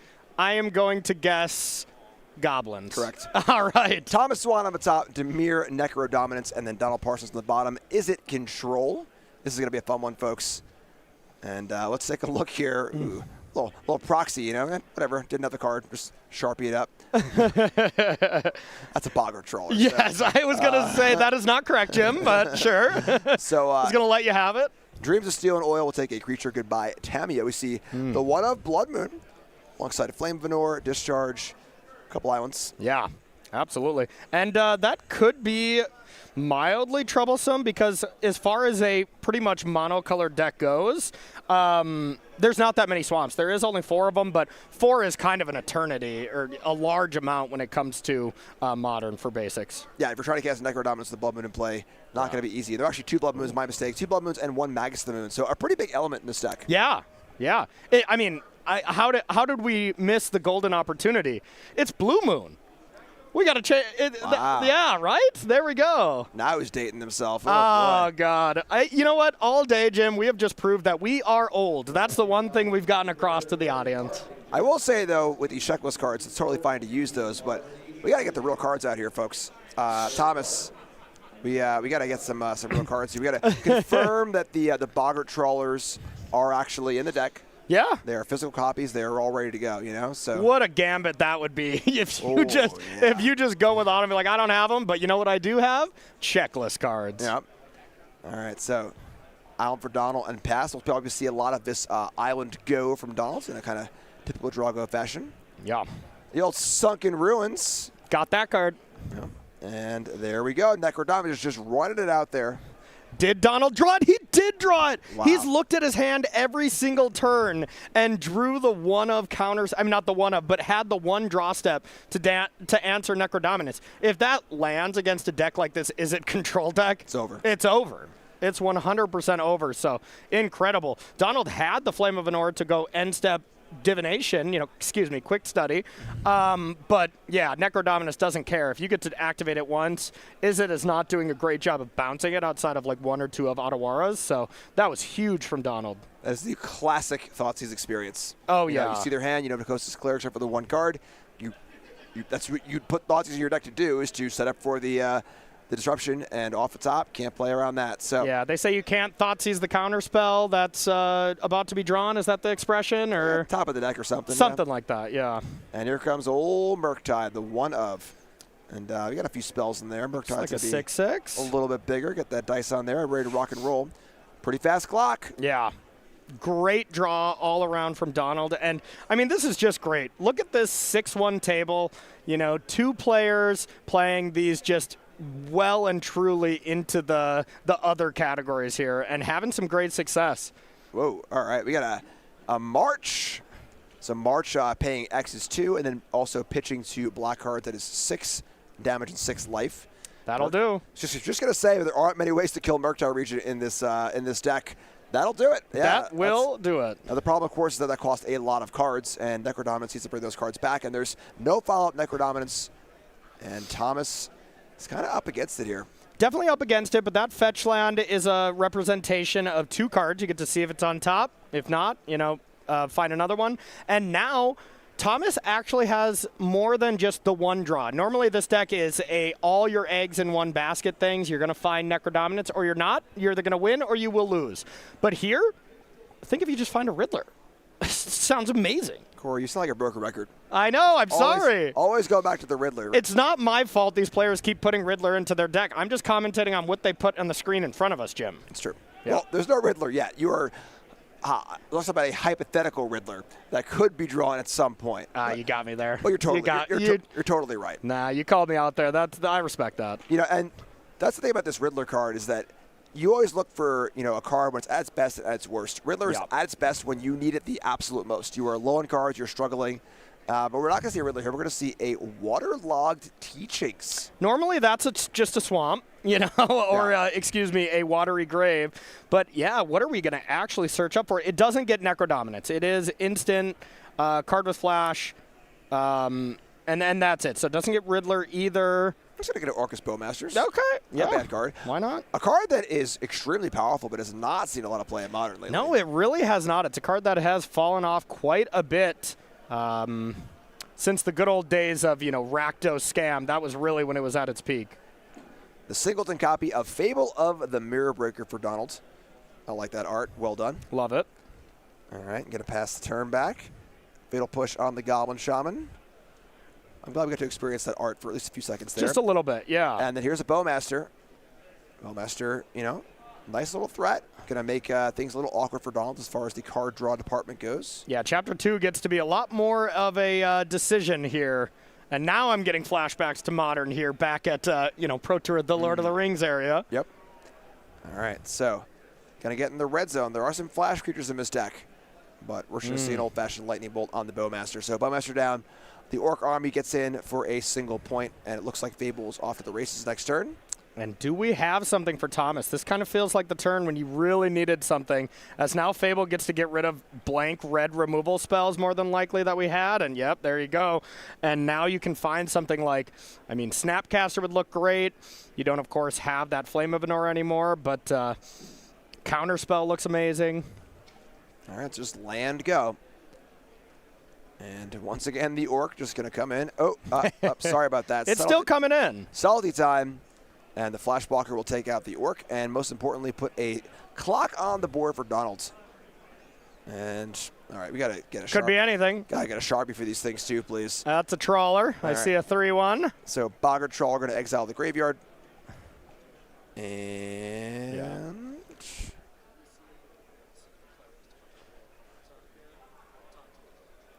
All right, so Trawler comes in, exiles the graveyard. Snapcaster Mage, not really a super good draw at the moment, but Subtlety's in play. That being said, there is now a 3-power creature on both sides of the board, but Fable also about to flip. Yes. That third chapter of Fable, it feels like an afterthought sometimes, and then it just takes over the entire game. Absolutely. And if you can have Fable, the reflection of Kiki Jiki, with Subtlety, where any creature that gets cast, you can just automatically have that ability, that's a pretty big game. Yep.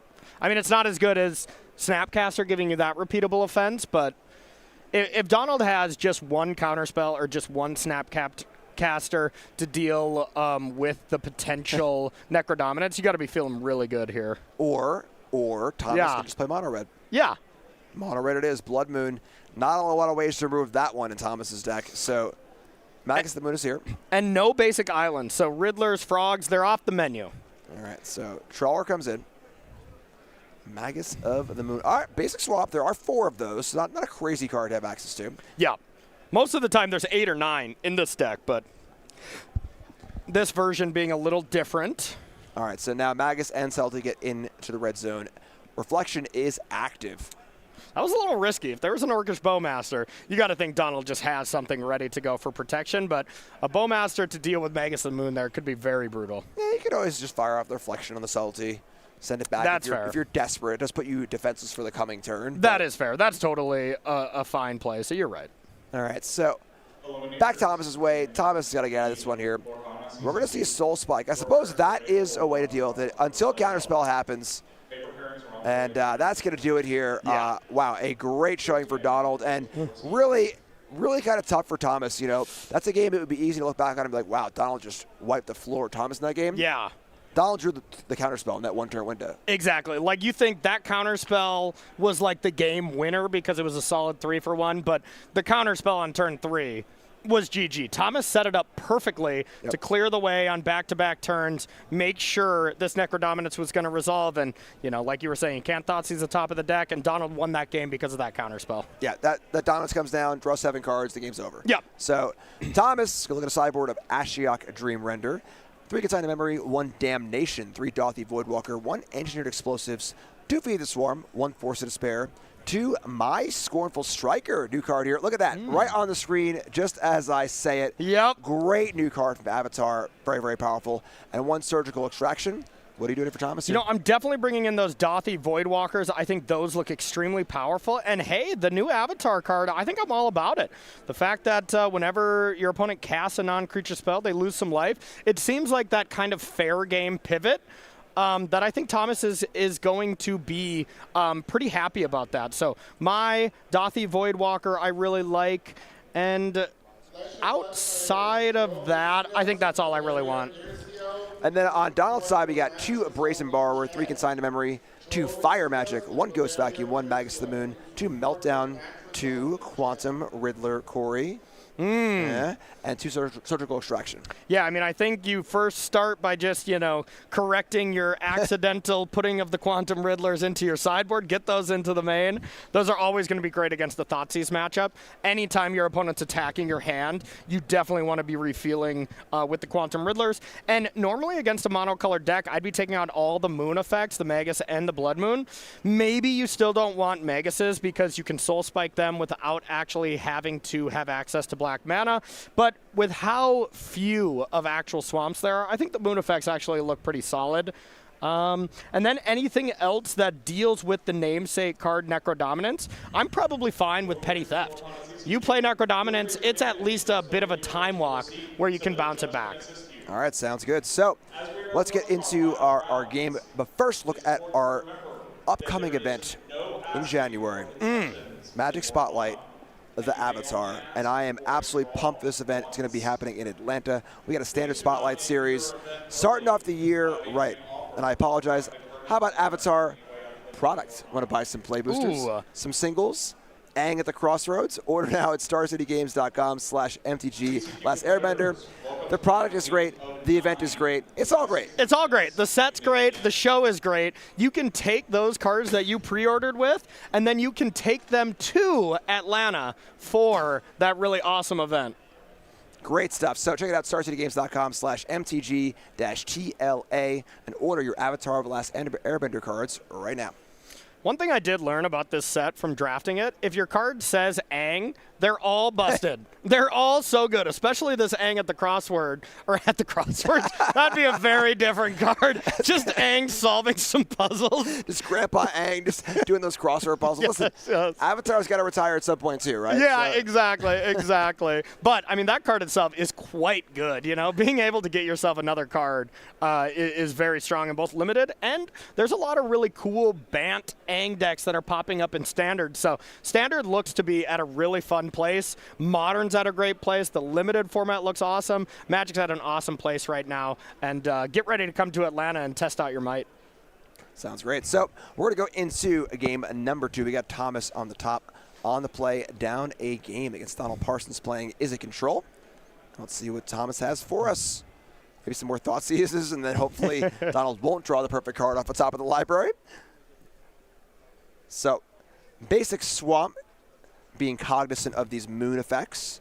I'm sure we're going to see a discard effect, which is great for us in the booth here, so we can see the whole hand. Yes. And we see 2 lands, Snapcaster, Discharge, Tameo, Flame, and Subtlety. Pretty good hand. Yeah. Feels like you have to take the Tamiyo here unless you really need to push through. I mean, you know, there's really nothing to push through, so I think you just take Tamiyo unless you already have like a Fatal Push. All right, so going to write down these cards, make sure this information is good. This information you get to have not only right now, but for the rest of the game. Until all of these cards have been cast, you have knowledge of your opponent's hand, which is quite useful. And looks like we have another land, probably with that checklist card, and then Necro Dominant. There is a Fatal Push for the Tamiyo, so that gets a little bit more tempting.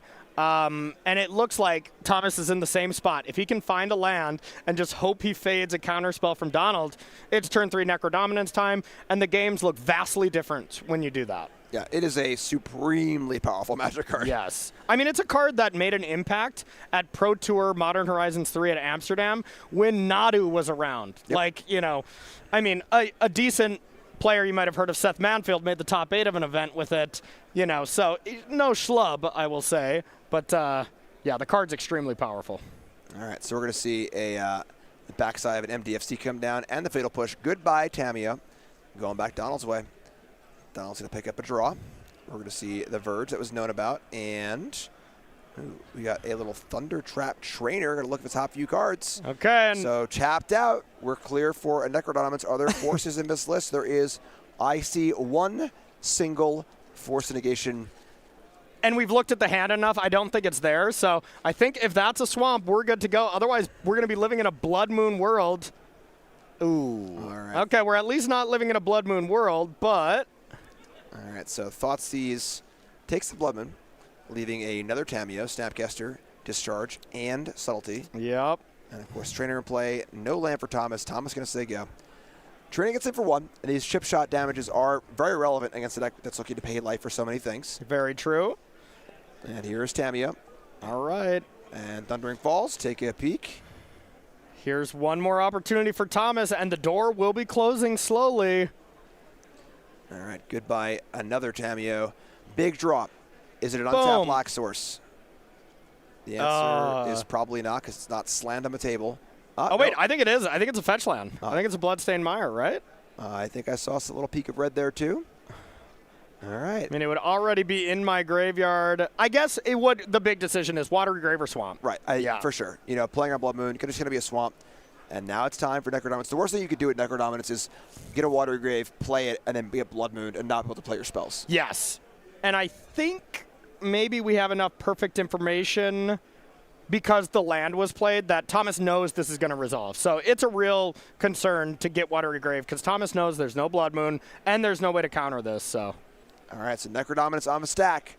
It's looking good. Now you come to the hard part of this deck. I can recall a moment testing for that Pro Tour. Yes. Seth and Gab were playing a game, Gab Nassif. Did you end up playing this deck as well, or you played something else, right? I played something else. Okay, gotcha. Not this. But okay. Yeah, so I'm sorry. Gab was playing a game. He calls over to Seth and he says, Seth, how much life should I pay this turn on Necrodominance? What do you think? And Seth goes, 13. And Gab goes, I was going to pay 5. These are two of the best players to ever do it, both in the Hall of Fame, you know, and they were that far off on deciding how many cards to draw, which shows how difficult it is to choose a number for Necrodominance. 100%, yeah. The range on this, nobody has really figured it out. You know, scholars are still trying to figure it out. All right, so that's pretty funny. From the last Pro Tour, I got another Nassif story. I go up to Nassif. He played that Azorius Flash deck. Him and Reed did. And I go up and I talk to Nassif. I was like, hey, how's your deck? What are you playing? Are you excited? And he's like, I got a bad deck. I built a bad deck. I'm not excited to play this one. And then I'm like, okay, well, I'm sure you'll do fine, Nassif. You're a great player. He's like, all right, thanks, man. I'm not feeling confident. Then I go to talk to Reed. I was like, hey, Reed, what are you playing? He's like, same deck as Gab. I was like, how you feeling about it? I'm feeling great. This deck's incredible. And I'm like, okay, the range. It just vibes, too, you know? Yeah. Reed subscribes to the school of, you know, you play in a tournament, if you're still in the tournament and it's not over yet, your deck is the best deck that's ever existed, and I will hear nothing else. And Nassif is all right, I'm going to say things are going poorly with me until I either win or are eliminated. Right. You soften the blow with yourself mentally. So two different approaches from two goats of the game. Yep. All right, so now Thomas, a whole bunch of cards to work with here. We're going to see yet another Thoughtseize. Now, Thomas getting a little low here. Yeah. You see Discharge, Subtlety, Snapcaster, Trainer, Flame of Manure. It's a lot of cards. Yeah, this is where you really wanted to, I mean, especially with no energy. The Subtlety is there, but like Shieldred, go down to I mean, it's risky because there could be Lightning Bolt on the other side, but ideally you go down to 1, and then every card you draw, you gain 2 life. But you would think if Shieldred is a plan, you need to get rid of that subtlety, because that's just an incredible time walk against you, but must not be the plan. All right. We might have to do some soul spiking. Right. I saw Shieldred in the window there from Thomas, so. Yeah, it was in the opener. It's been there the whole time. So. But, I mean, Flame of Anor deals with it as well, so. Yeah. All right. So, going to pass, but say, hold on. I have some things to do in my end step here. And at 5 life, how low will you go? I mean, I would think 3. Give yourself the best chance, right? Go down to 2. Just draws 2, it looks like. But now you can't Thoughtseize. All right, we see Fatal Push on the Tamiya. Okay, does have Orcish Bowmaster here to be able to ambush in. And I don't remember exactly the hand, but I don't think there was an answer to it straight away right now besides the subtlety. Noting that there are Lightning Bolts in Donald's deck. So 3 is it's a little bit precarious of a place to be. It's exciting. I don't enjoy being at 3 in Modern, I'll tell you that. Yep. All right, so attack from the trainer, Bowmaster comes down. If Donald had a 4th land there and kind of autopiloted to attack, he's going to feel real bad because just hard casting that subtlety would have been really nice. Yes. Some scenario of maybe act too fast. The land might not be there, but you know. All right, so we're going to get a ping and a block with the Orc Army token. We see trainer number 2 going to replace it. Lightning Bolt. And you see a red card that's on a bolt. That's a bolt right at the end. How about that? A little too close to the sun. Thomas there, shrug. That's a tough match for Thomas. That first game really was, this one is, it's bolt off the top. There you go, bang. It's so hard to quantify the counters off the top. You don't see it in the game. Obviously, Thomas knew because that's the only card he didn't know. Yeah. But still, as a viewer, it's so easy to kind of just gloss over that and not realize that was an insane drop. Yeah. Just because it wasn't lightning elixir and got you. Exactly. It wasn't flashy, but it really did end that first game. And yeah, you gotta just think Thomas's worst matchup is the top of the deck from the opponent because he rips apart the hand so well. But both players still in great position, still locked up day number 2 no matter what, with 2 incredibly sweet brews. I love it. Yeah, so we got Donald going to 7-1. And, of course, Thomas, 6-2, still already locked for day 2, which is phenomenal. Yes. And then you win the next round, go have a nice dinner, come back at X2, you're feeling great. Yeah, if you're 6-1 and then you end 6-3, the dinner tastes a little bit worse at the end. But, if you are, 4-3 and you end 6-3, the dinner tastes amazing. That does taste pretty good. All right, so we got a backup match coming in here. Yes. And we got Leo playing Mono Blue Belcher. Okay. Gabriel Kark playing Boros Energy, which is hop right down. And this is table number 1. So these are our leaders of the tournament. We're gonna be down to 5 undefeated players after it. And these will be 2 of the players. Yeah, so we got Boros, the deck that's doing very, very well in this tournament. Second most played deck. It is all over our top 16. And then Belcher, a deck that, like you were saying earlier, has fallen off. Yes. All right, so we see Leo on the bottom. Going to start off things perfectly with a Lotus Bloom. And then Gabriel Kark. On the top, Sacred Foundry. And Oscilla Pride, not a bad place to start. All right. Yeah, and Belcher is a deck that is well and truly fallen off a bit. Boros is still doing great. But this matchup, at least at the Pro Tours, Belcher was a huge favorite.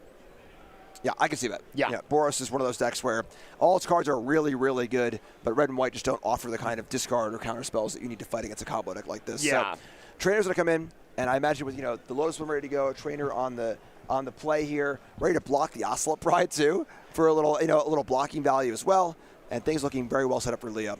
Yeah, this Bloomborough staple is just absolutely incredible in Modern, that's for sure. All right, so going to pass over. Galvanic Discharge will take care of a trainer, so little card disadvantage to get this Oscilla Pride going. And Gabriel going to fan through. Really the beatdown here in every sense of the word. Boros is, it's a mid-rangey-esque beatdown deck, and at the heart of it, it is still just a bunch of 1-drops, 2-drops, a lot of removal spells, and all ready to go. All right, so Pride comes in. A life has been gained. We've got a cat on the way. And will there be another 1-drop, which would be the ideal scenario? Looks like there is. Marsh Flats goes to the graveyard, and we're going to see a follow-up of a Ragavan. So good start for Gabriel. Very good start. You know, second Oscillate Pride there, arguably better, but you know, this is still great. Being able to give yourself a mana advantage, but still, everything's looking like for Leo. Once they get that Lotus Bloom, that's usually when it's time to go. And game number 1, there is not a lot of interaction, if any, from Gabriel's side. Yeah, and even you don't want to get hit by Oscillate Pride or Ragavan typically. You know, we're looking at treasures and, you know, cat tokens, but it isn't that fast in full clock. You know, Leo's still at 16, a lot of time. Lotus will coming next turn, so I'm going to go back Gabriel's way, and we're going to see, you know, are there any copies of, there are not, no copies of 3-drop that silences Eos. Yep, Ranger Captain, nope, not Yep, those. That one is excellent when it comes down to, or when it comes to dealing with Lotus Bloom coming off suspension. You know, as far as I'm seeing, there's no pieces of interaction except Blood Moon, but you know, you don't even need blue mana from your lands. So yeah, it all comes down to, does Leo have it? If they do, game's over. And we're going to find out. So there goes your treasure, and you know what? I'll steal this trainer and cast it. We'll see what happens. Oh, heck yeah. Top 4 cards. Are we going to hit? There's not a lot of hits. Not a lot to find here, yeah. Ah, the unlucky miss. All right, does add a 1-2 to the army here, I suppose. So a little more aggression, but again, Leo's still at 12. Very, very healthy. Yep. There's land 3 and past the turn, and this is that turn. It's Lotus Bloom time. Yep, let's see if it is all good to go. And so far, if Leo has, you know, amassed a 7-0 record, has been turn 4ing a lot of people, I imagine. Yeah, Lotus Bloom is one of the original hallmarks of Modern, you know, where Modern was also always supposed to be a turn 4 format, and there were like Enduring Ideal decks, all these decks that played Lotus Bloom. So kind of an old school one, but here it is. There's Charbelcher. Yep. And there's the Lotus Bloom, and there's the activation, and there probably aren't any lands in that deck. You could take a look if you want to, but not going to. So yeah, maybe there's a random forest in there somewhere. I don't know. There you go. Yeah. There you go. But yeah, impressive stuff there for sure. And yeah, it was back in our day. It was ad nauseum Lotus Bloom shenanigans, right? There you go. That's a good one too. Yeah. A lot of Lotus Bloom decks. So that game went about to script, I think. It really did. Like, this matchup is bad. This was part of the reason why these Boros Energy decks did so horrific at the Edge of Eternity is Neoform and Belcher were both prominent decks, and both of them kind of absolutely destroyed Boros Energy. All right, so let's look at Gabriel's sideboard here. We got 1 Blood Moon, 2 Celestial Purge, 1 Damping Sphere, 2 Path to Exile, 2 Surgical Extraction, 2 The Legend of Roku. Let's go. All right, new Avatar card, 2 Vexing Bauble, 2 Wear Tear, 1 Wrath of the Skies. So I like the Vexing Bauble. I like the Wear Tear to be able to deal with Lotus Blooms when you're in your upkeep there. That one seems decent. Surgical Extractions, you know, when your opponent is playing the version that is playing Archaeologists, where you can accidentally flip over a Belcher, those things tend to look a little bit better. You know, I think you just got to bring in anything that could interact really favorably at all. And then you just have the rest of your interaction is so bad in your main deck. Galvanic Discharges. Blood Moon can be pretty bad. It can also be pretty decent if, you know, there's no Lotus Bloom. But even then, it's not amazing. And then the Thraben Charms as well are not very good. So I'm bringing in anything that has remote text in this matchup, and I'm still unsure if the Legend of Roku fits that bill. It's a card where, you know, you get a little bit of card advantage here. It's basically Showdown of the Scalds. Yeah, very, very similar for sure. New Showdown of the Scalds to field something is what I'm getting the vibe from the Legend of Roku. Yeah, I think this is mostly just going to be a put Oscillate Pride and Ragavan on the table and hope things go really quickly. Yeah, exactly. And I just, overall, I do not think this matchup improves very much from Gabriel's side. So I think this is going to be a tough one. Yep. And on the Leo's side, we got 3 Consign to Memory, 2 Philosopher's Storm, 2 Harbinger of the Seas, 2 Into the Floodmaw, 1 Basic Island, 2 Mystical Dispute, 1 Stirred Scolding, 1 Stock Up, and 1 Tezzeret the Seeker. Yes, absolutely. So here, I think this sideboard tells a big story here from Leo's side as well. I only like the Stern Scolding, and that tells to me I don't need much help here in this matchup. My deck's already great, and minor upgrades with one little counter spell. There's also the island. I still don't know, and maybe Belcher players still don't know as well, if the extra land is a trap or not. You know, even in the matchups that they're besieging your lands and stuff, because you do have a fail rate now when you Belcher someone. So I don't know if you're ever supposed to bring in the island. I don't know if you're always supposed to bring in the island. That one always eludes me. There's some mountains usually too, right? We put one mountain instead. So the Belcher miss it's half the possibility you'll miss. Exactly. But yeah, so no need for that island in this particular matchup. So we'll let these players get all sideboarded up here, and we'll take a look at our wonderful sponsors who help bring you the wonderful SCG Con regional championship we have here, Beckett and Dragon Shield. Yeah, absolutely. Big thanks to these two beautiful sponsors for making and supporting live competitive paper Magic. Wouldn't be able to do these kind of events without them. Beckett, if you want to get any of your fancy cards graded, that is the place to do it. So make sure to go to Beckett.com. Send in your cards if you want to get them graded. We usually see them a lot at the SCG cons. You can go up and talk to them and ask about the services there. And Dragon Shield, you know, been around forever. This is the first sleeves I've ever used for sure. Maybe it was those thin, clear sleeves where you could still see the Magic card on the back. But after that, you know, after I leveled up to be able to buy some nice sleeves, Dragon Shields were the one. Those were quite trashy. I had those. I believe those were called penny sleeves, and it was probably for a reason. But Dragon Shields, absolutely the opposite of that. Highest quality, always new colors coming out, and dragons, man. That's not a bad way to put it. All right, so let's opt back in here. And, oh, wait, Ragavan's already in play. Just kidding. Never mind. Disrupting Shoal says, not in my house. So the best possible start from Gabriel has been nullified by the free counterspell from Kamigawa block, Disrupting Shoal. Like to see that one. Absolutely. And was that a Flusterstorm that was exiled? I mean, it is a blue card that you can pitch. Yeah, I mean, I guess so. So, all right. I mean, Flusterstorm does do exactly one thing. Counters a Thraben Charm when your opponent is trying to stop your Tameshi Lotus Bloom combos. Sure. Boom, we did it. All right, so Voice of Victory here from Gabriel. It's a decent clock, although ability won't be too relevant here, I would assume. I think the ability is very relevant, just not being able to counter anything. So at least Gabriel can just go pedal to the metal where there's not going to be a Stern Scolding on a Seasoned Pyromancer or something. To be fair, if there was a Stern Scolding, it would have been cast on the Voice of Victory. But as far as the cards that have text from Gabriel, this is probably the best one to have on the battlefield. All right, sounds great.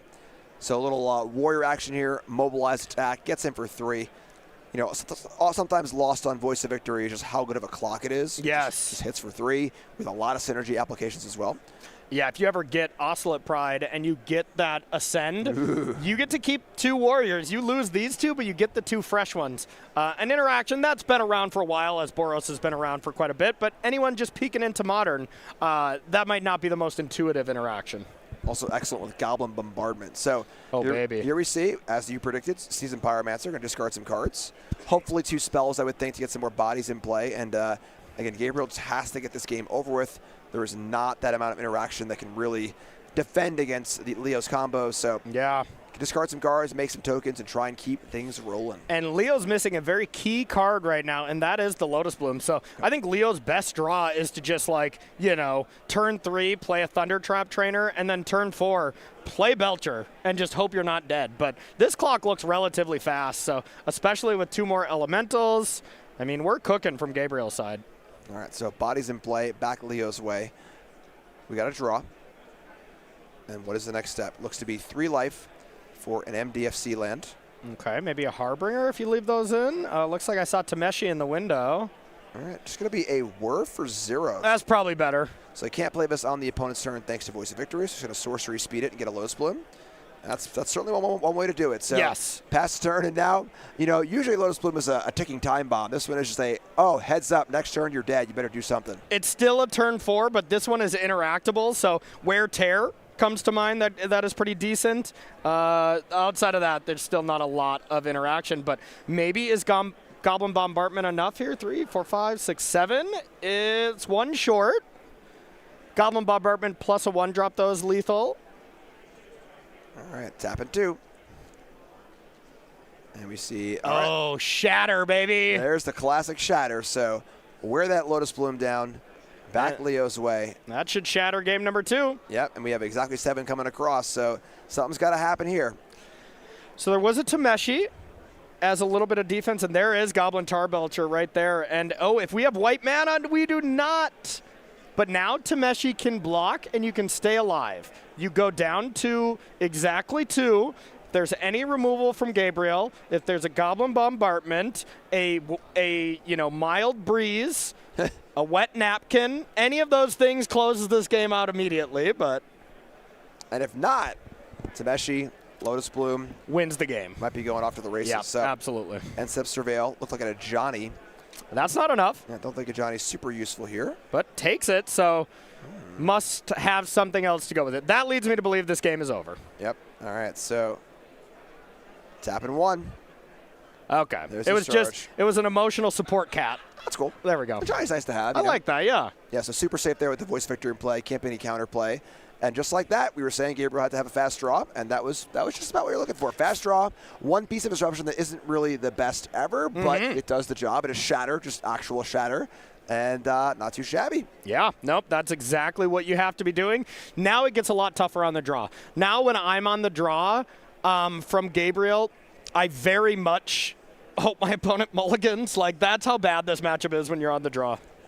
All right, so to imagine too much more sideboarding here, so let's take a little look at our sell your cards, folks.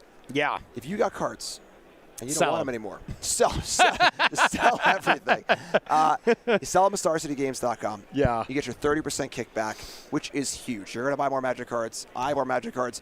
This event, I have both sold and bought cards from Star City with my credit, and you should be doing that too. Oh, yeah. For me, to each his own, whoever likes foils. I don't, because I like to, either play Commander with them where I don't like the shine, maybe on camera or whatever, but I also don't like playing competitive tournaments with foils. So me personally, I trade in all my foils, get the 30% store credit, just buy the regular version, non-foil for all my decks. And me, I hate regular cards, only like foils, so I sell my regular card. I'm just kidding. Wait, you got peanut butter in my chocolate. I don't like foils either, but absolutely. There's so many things in Magic that people will like and not like. So you find the cards for you, sell the cards you don't like, and then turn those into cards that you do like. If it's 30% bonus is huge, and you're going to buy Magic cards anyway, so get that kickback. Build a bet bankroll at Sell Your Cards at StarCityGames.com. Absolutely. And the process of sending your cards in and stuff like that is really great. You got Stephen Green at the helm helping out with all the sales. Him and his team, he does a great job at giving people very fair and good rates. Sounds great. Top back into our feature match area. We'll see if our players are ready. And if they are, it looks like we're going to battle. We got a mulligan here from Gabriel. Okay. And again, Gabriel, a lot of pressure to have a really good hand on the draw here.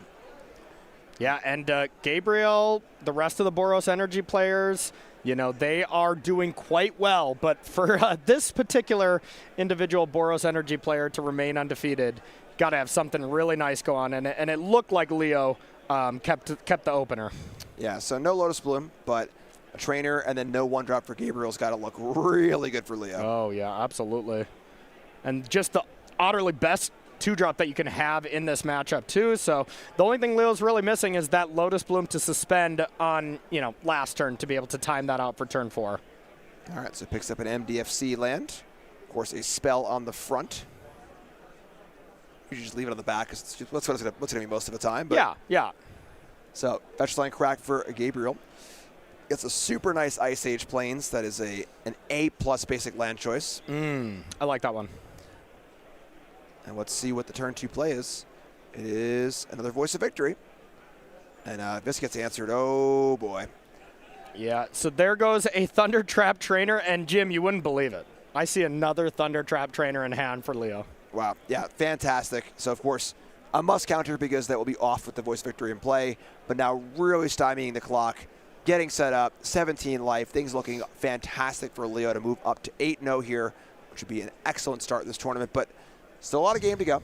We ain't there yet. Yeah, this is just, everything's going absolutely perfect for Leo so far. Like, you could not script it any better.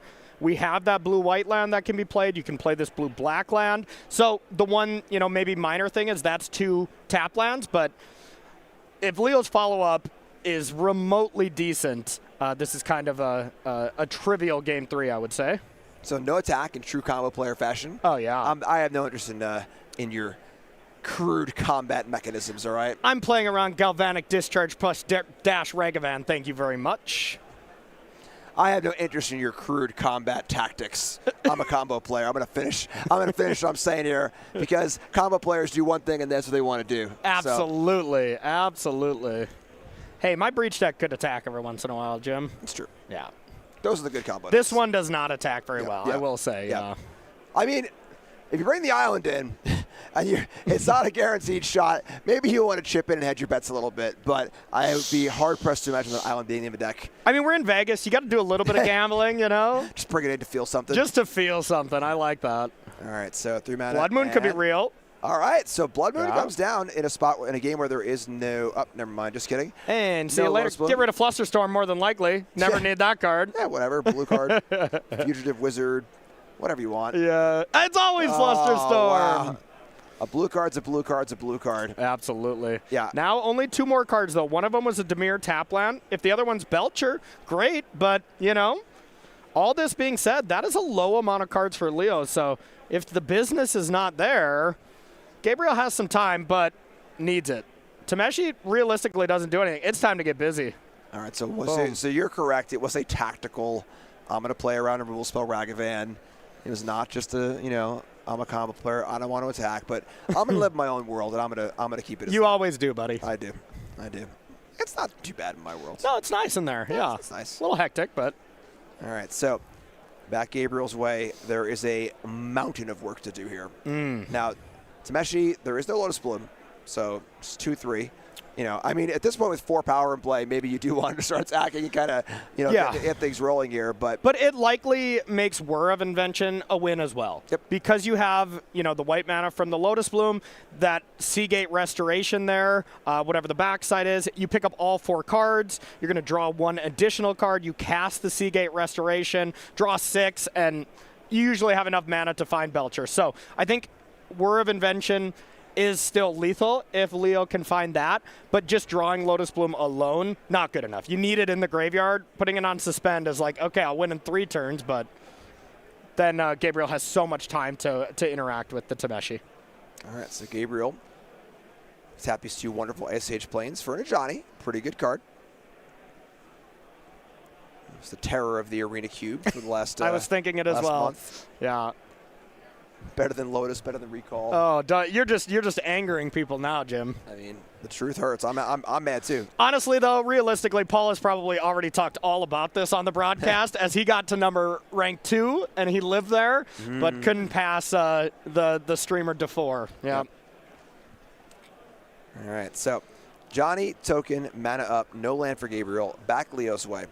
4 mana in play. And just going to pass like the a pass, yeah. All right, so end step discharge on the Tameshi. We see hand that is Belcher. Interesting. His hand is into the Flood Mob Belcher, yeah, so...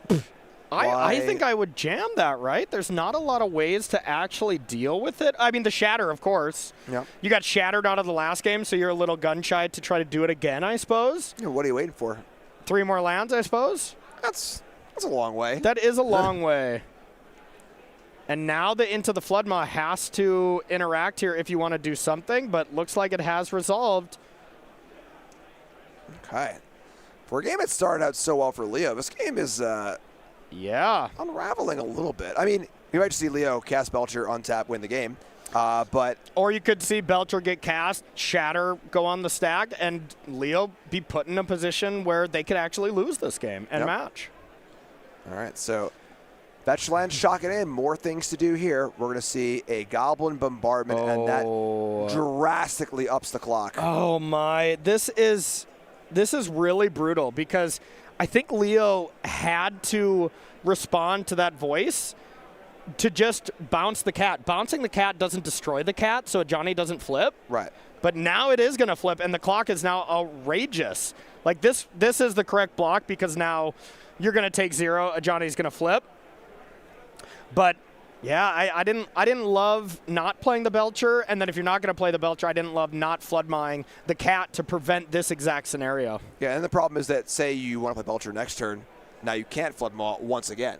So floodmaw is rotting in hand. So, all right, so we see the very potent combination of a Johnny Planeswalker plus Goblin Bombardment.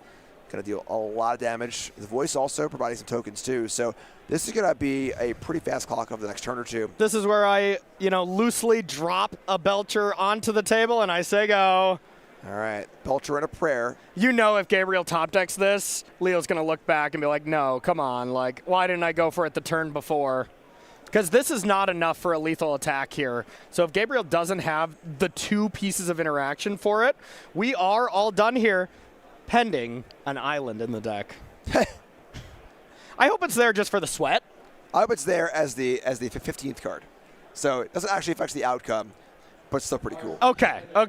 And then Gabriel Lightning Helix is like, no! It's Lightning Helix. All right, so. I mean, this is the look of someone who's like, I don't have lethal. I'm going to die to that. Yeah. From Gabriel. Yeah, this is a fairly deterministic. It's just a Belcher. You just activate it, and then you win. No Storm combo here. No weird Neoform or Amulet lines. Yeah. This is just 3 mana, win the game. I mean, this is the power of Belcher. The fact that it is a 1-card combo. 1-card combos are the most powerful things you can possibly have. Now, this 1-card combo comes with a big deck restraint. That's the biggest thing. All right, here's Oscillate Pride. And of course, each creature will make a Johnny's ability to do a little bit more damage. And this also is more fodder for the Goblin Bombardment. But this is an Ascension as well. Ooh. Yeah, okay, you'll Ascend right now. Oh, yeah, so Ascension, that's a bunch more tokens at the end. Yeah, this could be lethal. All right. Because you just block whatever. One there. One on the 2/1 cat. You got to block on that 2/1 cat because you still have the red permanent. So right now, Leo just took an unnecessary 1 damage. I don't know if it's necessarily going to matter, but a Johnny comes down, deals 4 upstairs, and then you have exactly 4? Oh, no. All right. Oh, well, we were going to have... No, we didn't gain life. I think we could have soaked up 1 more damage there, right? Yeah. Blocking the cat? I believe so, yeah. I mean, it might have been enough anyway. The Oscillate Pride was going to be making a cat token, 2 warrior tokens, but... Did we gain life? Johnny, right? Johnny doesn't gain life. Oh, right. Yeah, so I don't think Oscillate Pride was going to actually put counters in there. So I think if you block the 2/1, you're at 1. Yeah. Yeah.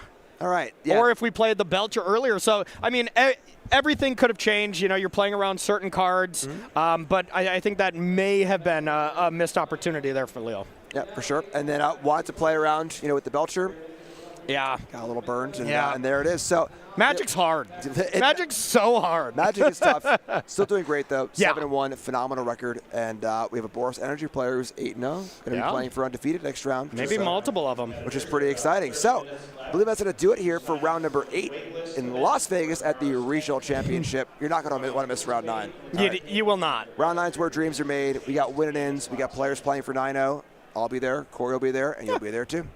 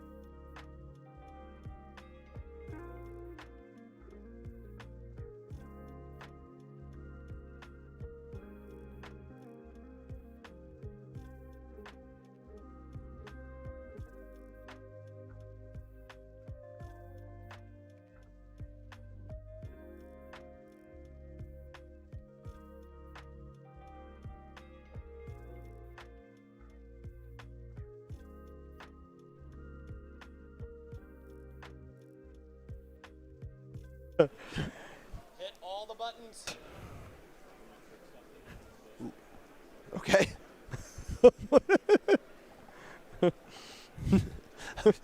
What did Brian do?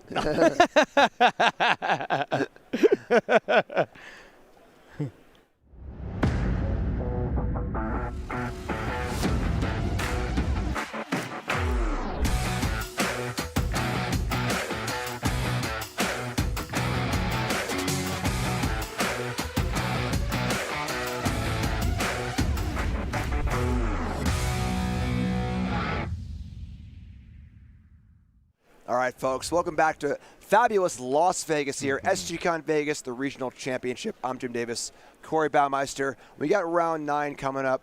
We got table 1 for you.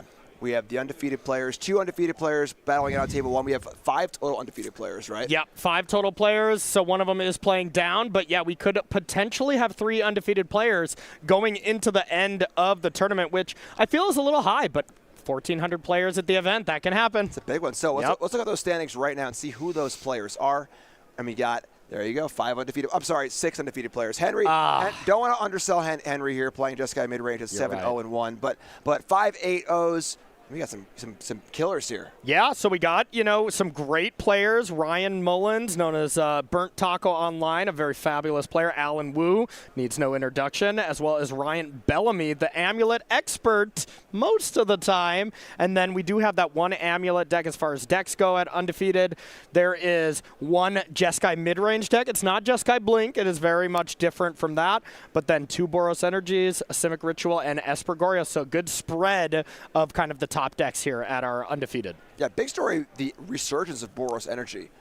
From being beaten down at the Pro Tour to now coming right back up. Can't keep a good deck down. The cards are phenomenal. The deck is phenomenal.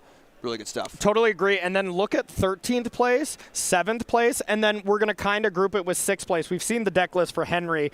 It is closer to that Is It Metalcraft. It just has Flage as well. So that is 3 decks on our top screen here with the new keyword Metalcraft as our breakout deck. This deck didn't really exist going into this weekend. Now, it's not, the most outrageously brand new deck or anything like that, but it is Opal, Tameo, Emery style package with Corey Steelcutter and Riddler as this new kind of creative deck. Nick Miller did a deck tech on this a little bit earlier that we saw as well. So really cool deck. Excited to see how far it can go. Yeah, Metalcraft, not only the name of the mechanic, but honestly the crafting of a deck, kind of taking just different parts of, some old parts of the Breach deck, takes part of Affinity, takes part of this, kind of putting all together into a new shell, which is really, really cool to see. Well said, well said. So we've got our page 1 and page 2 going to show us players that are still well in the hunt. We have a ton of players at 7-1, a phenomenal record. These players looking to go 8-1, which would be a great place to be in day 2. 7-2 is still a great place to be as well. So what do you see on this page? Yeah, a lot of different decks, deck diversity there. I see Ivan Espinoza in 22nd place, always going really deep. Ended up being a part of that Jeskai mid-range deck, testing teammates as well as best friends with Vinny Fino. They both kind of went their different ways and played their air quotes pet deck. And Ivan, doesn't matter if he's playing his pet deck, the deck he picked up off the side of the street, whatever, he's going to be playing it well. He's going to be high in the standards, as well as another notable name, Mason B there in 25th place, made the top 8 of the last Pro Tour as well. Amulet Titan Masters, you can't keep him down, You can't.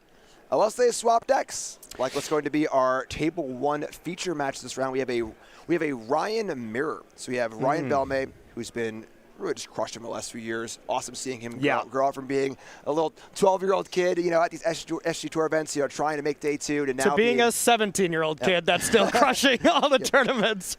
Stone Cold Killer. He's so good. Usually an Amulet Titan Master. We've seen Ryan almost exclusively play Amulet Titan in Modern.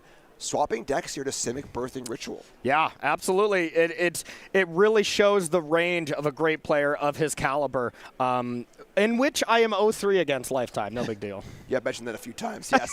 And it still hurts, Jim. We see here Coiling Oracle and Friends, this new kind of Simic Birthing Ritual deck. Corey, talk me through what Fibblethip and Coiling Oracle are doing in my Modern tournament. I got to say, I like Coiling Oracle and Friends as a deck list. Maybe we can see if Nick Miller will correct that one. But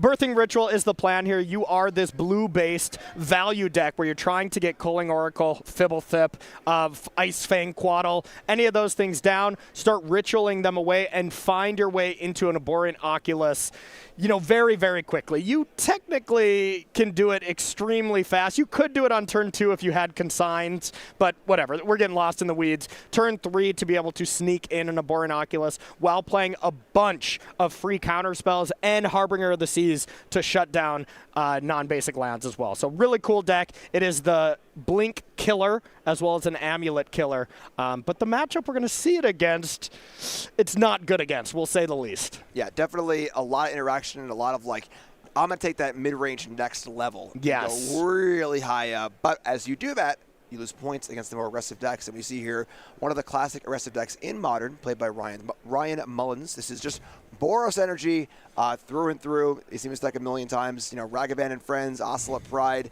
Nothing too crazy with this deck list, right? Yeah, nothing too crazy. Stockish of the stock, but it is just extremely well set up against ritual decks. The ritual decks, like an Abhorrent Oculus, making a couple creatures here is all fine and good, but all these free counter spells, if you're using your 2-for-1 counter spells to deal with Ocelot Pride, because you have to, because the card's unbeatable in this matchup, and then your opponent's just like, okay, and then they play a Johnny. You're like, well, that's it. We saw 3 Stern Scoldings in the sideboard for Bellamy, so those are kind of the anti-aggro elements, as well as a couple dismembers in the main, but very much a favorable matchup here for Ryan's Mullen. Yeah, we see the 2 copies of Dismember in Ryan Bellamy's deck as a way to kind of kill creatures. We have seen Fatal Push Splash some of these Simic decks kind of as a nod to the fact these matchups are a little bit tough. Ryan Bellamy does not have that, so we're going to see how this one plays out.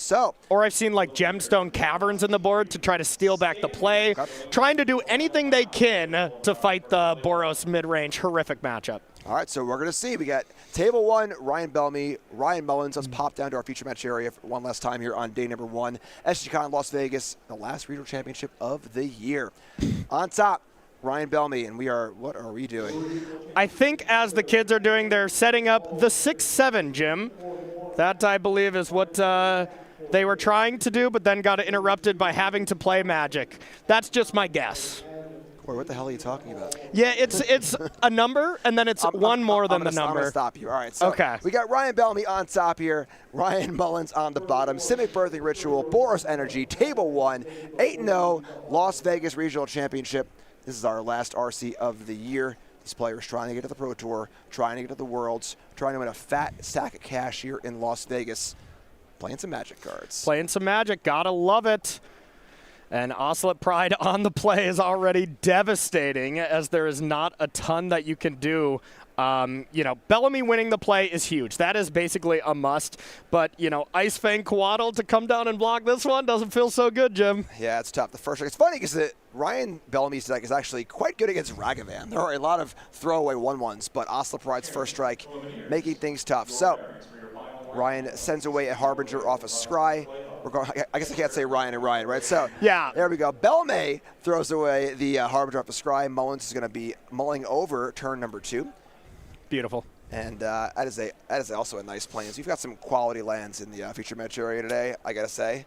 Yes, a lot of people with great taste. And, Ryan's Mullins, I got first introduced to them online. Burnt Taco 77 plays a lot of the same type of decks that I like to play, so we bonded over that, chatted over different sideboard slots and stuff like that. Incredibly smart player, and we've seen him do amazing work at a lot of these tournaments. We haven't seen that big breakthrough, but always in the conversation of top 16, and we'll have to double check. I think Ryan might have qualified for the Pro Tour from Houston as well. I know he was going deep with, I believe, the same deck as well. Or is it Prowess, actually?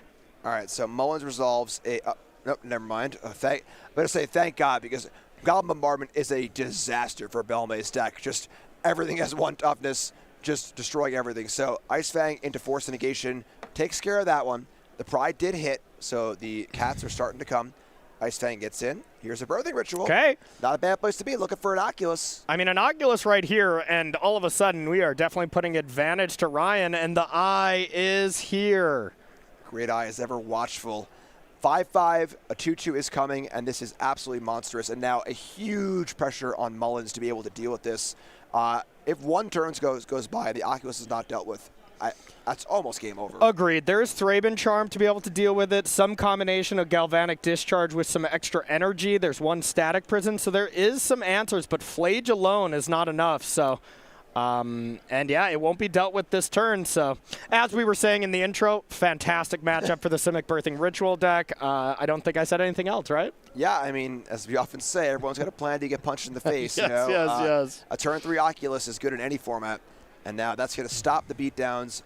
Voice of Victory comes down, as does Ragavan, but the aggression has halted, and now Ryan gets to untap. Now, I would say with protection, but Voice of Victory will turn that element off. But still, Oculus is huge, going to chomp it for some damage, keep making blockers. And now if Ryan can just produce a blocker or two here, get the ritual going, that's all looking phenomenal. Yeah, absolutely. You said a lot of Ryans there, so I'm hoping you were talking about the right side there, but I was following you. Sounds good. All right, so we see... what's better than one eye, Jim? Two, yes. That is correct. That is, okay. That is fantastic. So had to flip to get the actual mana value on the card. There's Oculus number 2. Oculus number 1 stays home. Yeah, that is telling about how, you're not really in a position to get it done yet. But all this being said, if Ryan Mullins is able to go like a Ajani into Goblin Bombardment, we are still looking amazing here. Yeah, I'm surprised there's no attack there.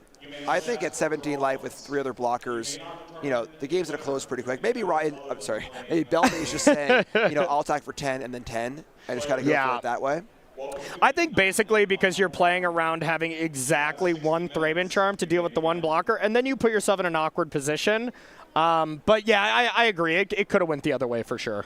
All right, so we see a Guide of Souls, a really quality collection of creatures here from Mullins. City's Blessing has been achieved.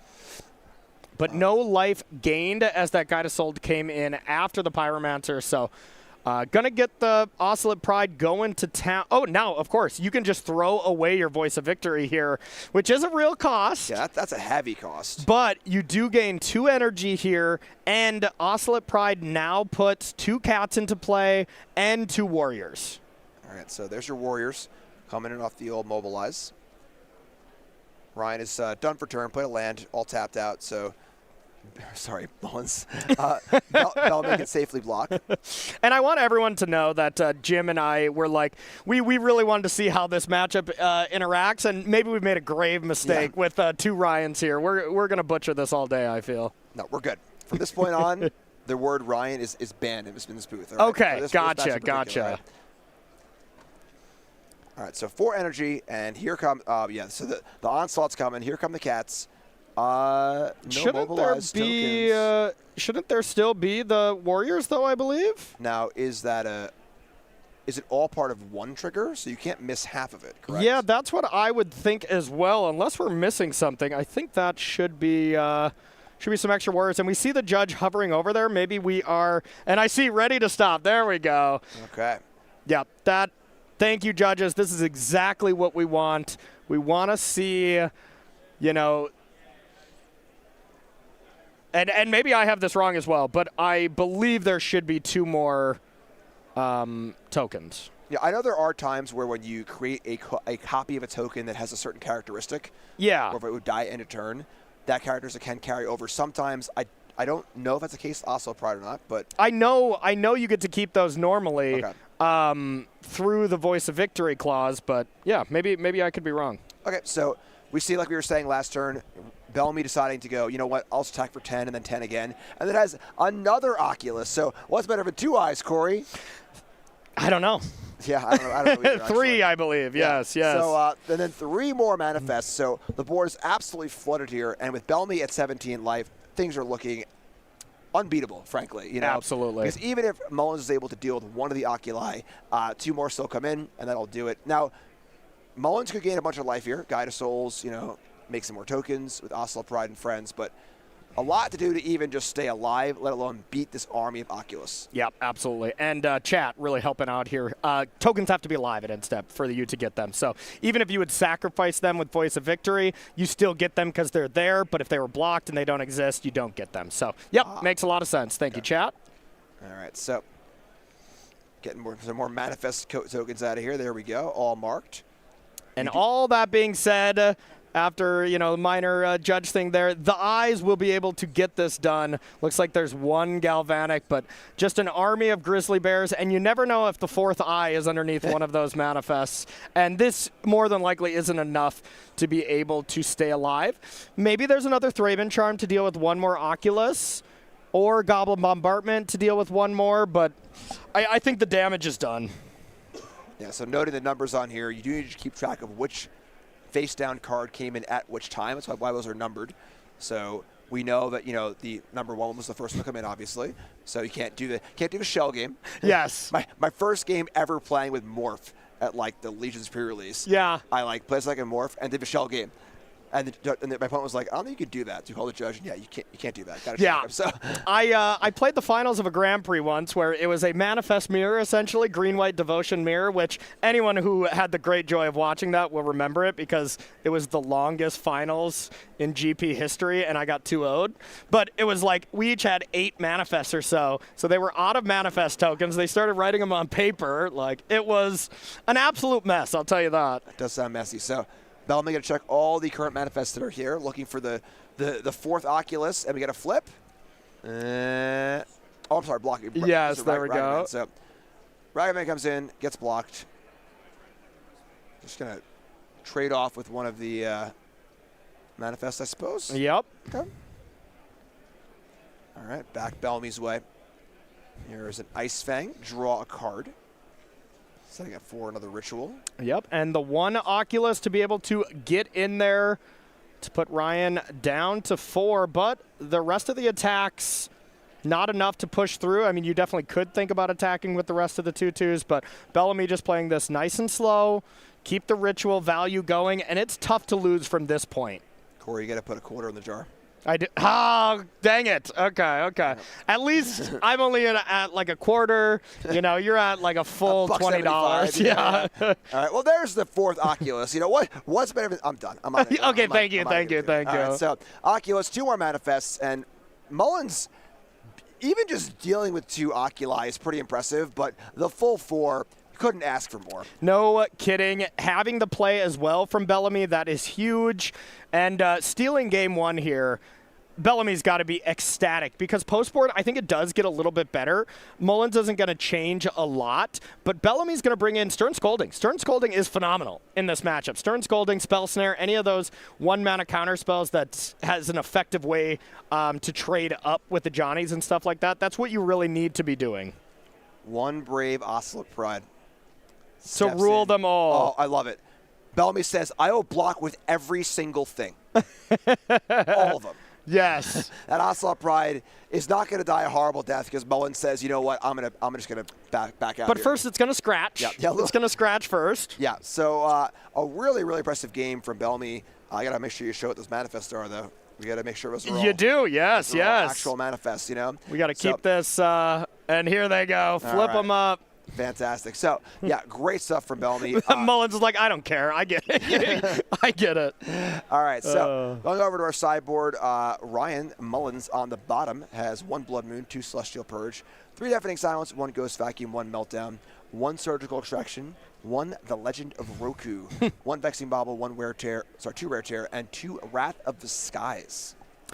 I really like the Wear Tears. Just Tear is phenomenal because the ritual is end step, so if you can nab that before you head to the end step, that's going to be amazing. Outside of that, I don't think you the Vexing Bauble. You definitely want the 1 Vexing Bauble. There's a lot of free counter spells.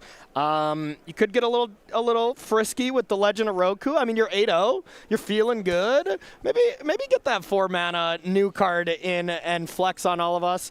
Probably not going to happen, but I really like those 3 cards, and only bringing in 3 cards is very telling to me that, this is a pretty good matchup. I would advise to the audience that if you are 8-0 down a game in the regional championship, it's not the time to get frisky. Really? You know, okay. I'll just play a good, clean game here, all right? Okay. And then on Bellamy's side, Jim doesn't like fun. More news at 11. And then we see 3 Consign to Memory, 1 Endurance, 2 Force of Vigor, 1 Gemstone Caverns, 1 Harbinger of the Seas, 4 Mystical Dispute, and 3 Fool of a Took.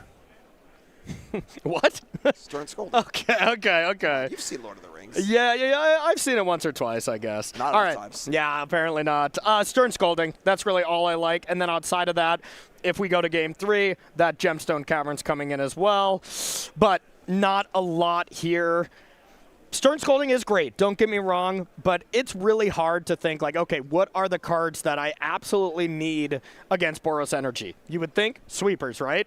What good sweepers are there? I guess you could have EE, you could have some engineered explosives, or you splash. You bring in Pyroclasms in the red. You bring in the Golgari Ritual to deal with it from Sultai decks that we've seen.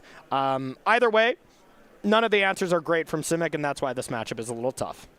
As we saw Bellamy crush game 1. I'm just saying how it normally is, but yes. I agree. That was definitely exactly what Bellamy wanted to do. Turn 3 Oculus, get that going, and then rolling in Oculus into Oculus into Oculus. So yeah, we're going to roll right into our newsletter. Oh, let's do it. Corey, if you want to stay updated with every single thing Magic related, where do you want to go? You got to get this newsletter. This newsletter, like you were saying, Jim, they don't really spam you or anything like that. It's a minor amount of information, but being able to know what the next regional championship or spotlight is, which it will be Atlanta for our next one in January, what kind of sale you have going on, or the most recent set, or any of the sets that you want to order some product or get some pre-orders in, the newsletter has everything for you. So head on over to starcitygames.com/newsletter to sign up today and join in on all the fun. We're signed up. You should be too. I've been for over a decade. Yeah. Wow. Long time on that one. No kidding. Yep. Back in the old SCG tour days. Good stuff. You did pretty well on those tours, huh? Do you know exactly how many top 8s you have from the good old days? I never lived on this coast during those times. Two-minute account. Yeah. Okay. Wow. What a flex. I know Nick Miller still has the stats somewhere. And yeah. I remember like looking it over with him. It's me, Ross, Todd Anderson. Also, the one-day opens, like Jerry Thompson. Yeah. They had a lot, too, that I kind of, was a little before my time as far as getting heavily into the tour. I know my blood had the #1 top 8 conversion record. Mr. Brad Nelson, he had dominated the old tour. But, yeah, you did phenomenal as well. But, yeah, I believe that data's been, scrubbed from the internet. That, maybe you can see, like, still inscriptions on cobblestone of your record and stuff like that. But I think that's all that's left. In the dark times before, there was a tour, the SCG Tour, Team MGG and friends. Go on. Anyone Team MGG? someone in chat knows. I've never heard of it, but I'll believe you. All right, so we see Ryan Mullins with a Scryline on turn 1 and no 1-drop, binning a Thraben Charm. Okay. Bellamy firing off at the fetch line and just passing back, so a little bit of a passive start here. Yeah, not having a 1-drop from Mullins is a little brutal, but, you don't always have it. Mullins looking for the best way to proceed here. A lot of, free counter spells to work through, Stern Scolding, cheap counter spells, and figuring out how to best play. I think Stern Scolding is the card to think about right now. Gotta be. So if I'm Mullins, what I'd want to be doing is double 1-drop, but if you don't have that option, play your worst 1-drop is my general heuristic here, and I would start with the worst of the 1-drops. Not necessarily rocket science, but maybe not fully intuitive. Like if I have Guide plus Ocelot Pride or a Johnny, I'm doing this, All right, so Guide comes down first, and both Guide and Ragavan resolve. Let's get a life, let's get an energy, and let's get a pretty good board state. Pass it back over. Going Bellamy's way. We'll see end step. I can only assume a little hedge maze action. So Mullins passed the Stern Scolding test. And we did see one person in chat that knows Team MGG. It's a woman by the name of Lady of the Crease, though, but they're not saying that their vote counts. You familiar? A little bit. Okay. A little bit. Sounds like a hockey player. All right, so Maze will keep the card on top. And going back Bellamy's way. Now, Bellamy really needs to take some proactive action here. Can't let these cards snowball out of control, which the Boros cards are so good at doing. Yeah, like a Quaddle here is actually not bad, but if Mullins is able to get 3 energy, boost the Ragavan into the air, that shuts off that line. There's Dismembers that you can find if Mullins puts all of their eggs into one basket, a.k.a. boosts up the Ragavan, a.k.a. your best creature here. So a lot of different things to play around from both sides. And without perfect information, it's just a guessing game. Yeah, Bellamy's deck, very, very tricky. Very, very tricky. A lot of pitfalls, a lot of ways to kind of slide into the wrong. Oops, I should have done this, but they had that, and vice versa. So we're going to see how Mullins wants to play it and navigate through. Looking pretty good so far. Fetch first, then a Johnny. This is the test. This is becoming too much of a battlefield, and this is not necessarily the best way to answer it. I mean, that's a snap put on top. You're always fine with the Johnny, but hey, the old flash snake here would look excellent against Ragavan if there's not a removal spell. All right, so we did see the fetch first. So Galvanic Discharge or Rule Spell could clean this up. Yep. We will see what comes down. Almost in a shuffle. This player's been playing all day. Here's Ice Fang. There's Discharge. Great exchange for Mullins. Yep. Energy goes up. Damage is done. Ragavan will reveal a Otawara, so no good there, just a treasure. Perfectly reasonable, and of course, unless this was said very awkwardly, the Guide of Souls trigger goes away, and then you flash in Quaddle, unless you play Quaddle first with the ability on the stack. Wouldn't recommend that, as you could then jump one of these creatures. All right, so we see 3 mana for a Shardless Agent. There we Card go. We have not seen for a while. Oh my God. And that's the worst thing, because like you want to try to avoid playing counterspells like that because of this horrific scenario. And like that's why there's 4 of Mystical Disputes in the board, something you can't cascade into. Yeah. But Stern Scolding and Consigns, you just run that risk, and it gives you complaint equity at dinner. Yeah, so Cascade, not like Discover, the more recent version of Cascade. You cast it or you lose it, and you don't want to cast Stern Scolding because that Shardless Agent is still on the stack. It is a legal target. You can cast the Stern Scolding on the Shardless Agent. You don't want to do that, though. So now we see a Flying Angel Ragavan, and going to hit a miss. Not a miss, because you can actually play a Johnny, and if there's a counterspell, you can sink it to Stupor it. That is true. Yeah, so this Johnny has a little counterspell insurance here. So not so bad, but you don't exactly want to sink into Stupor the Shardless Agent and give Bellamy a better chance at hitting something spicy here. All right, so, oh boy, Pyromancer. This war is getting out of control, and one thing that Blue-Green is not known well for is sweepers, is cleaning things like this up. So Mullins off to a fantastic start. Bellamy, all the spots that were hit in game 1 are not being hit here in game number 2. Yeah, and this is what this matchup normally looks like. I have played a good chunk of, honestly, both decks. Maybe not, Boros Energy isn't necessarily my style, but I love the Simic Ritual deck. So I played a good chunk of this, and every time I play against Oscillate Pride, I feel so dejected basically immediately. It can be very tricky. All right, so we're going to see a fetch. There's the maze. So we got 6 creatures in play for Mullins, 4 energy, a large flying Ragavan. You can jump the next token, and there's all right, so there's an Oculus. Oculus is definitely the place where you want to start. And we're going to see a fetch on the end step. Any kind of disruption, and we're basically all done here. The Elegant Parlor flipping a Flage is basically GG, Thraben Charm, Static Prison, all this kind of stuff. Goblin Bombardment, of course. Yep. Yeah, this is definitely a Hail Mary Oculus. Ryan getting a Surveil on. Board's looking great. Ooh, you did another quarter. Ooh. Ah. All right, I'm up to 250. Yep. Jim is broke. How'd you know? All right, got to keep it on top. That's not a good sign. Oh, nope. I'm still tanking. Maybe thinking it through. It's like, this wins, right? Let's double check the math. Let's not make a mistake on camera, that type of thing. I prefer to put the card askew in some way to show that I'm thinking about the surveils. Okay. I feel like putting it back immediately back the way it's supposed to be is, I also do it, completely flipped. Yeah, that's the way I do it. 90-degree turn just to show that card is not sure where it's going yet. I just take the high road, and I just don't think this much. I just look, and first initial reaction, top or graveyard, solves everything. Or you just bin it every time. Smart. Your top card, next card could just be the card you want or anything else. Exactly. Even if it's the best card, the one below it could be that card as well, and you don't want to draw 2, right? So that's just mathematics. All right. Ryan's thinking it through. God, Mullins thinking it through. I should have made that roll. I mean, people lose all their money in Vegas all the time, but this is a very obscure way to lose it all here, Jim. I come home, Yeah, sorry, honey. I lost it all. Lost it all. Poker, blackjack, what you playing? Nah, round 9 of the RC. Yeah, the Ryan mirror. We asked for it, and we were like, this is going to be a great match table. We want to watch this one.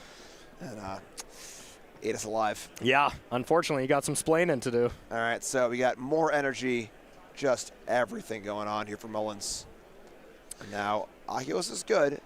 Are we ready to see it's the full Leroy here and send in the clowns? I would think so. If we don't have anything else, absolutely.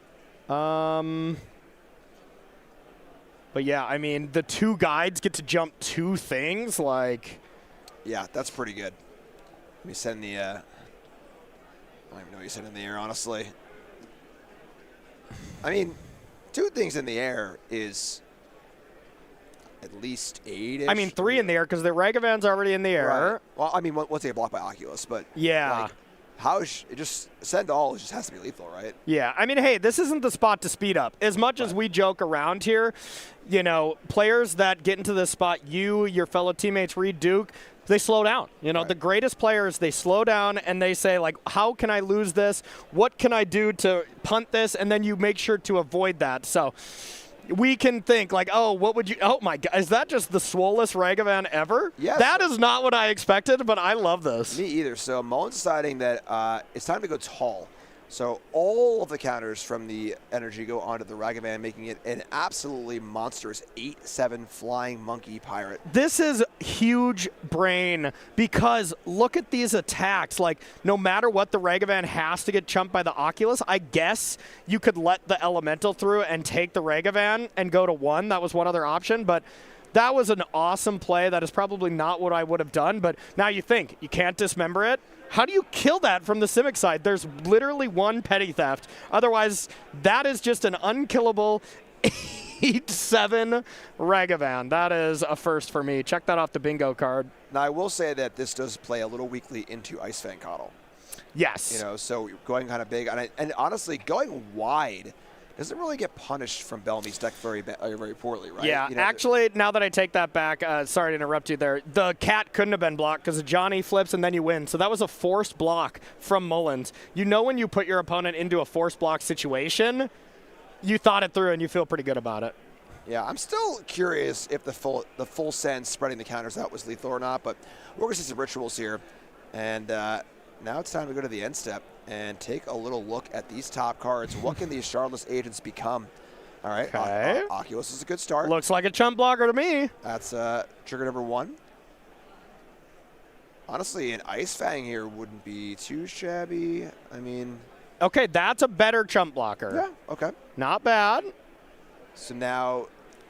Now we're going to have 3 blockers and take 2. I mean, yeah, this is not lethal yet.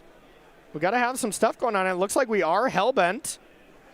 So Ryan needs, Mullins needs a nice one here. Now the cat's free. It can't be blocked. It's unblockable right now. But wow, even this Ragavan can get double blocked and taken down. Yeah, I don't know if I like this go tall plan. But it was cool. But it might not have been correct. Yeah. I'm with you. I think this might be a spot where trying to be a little too clever. Yes, it's cool to have a forced block with the Oculus, but the result being like, all right, yeah, that's cool for this turn right now, but what if things, you know, turn next turn, Ice Fang shows up, other Oculus, another blocker. Yeah.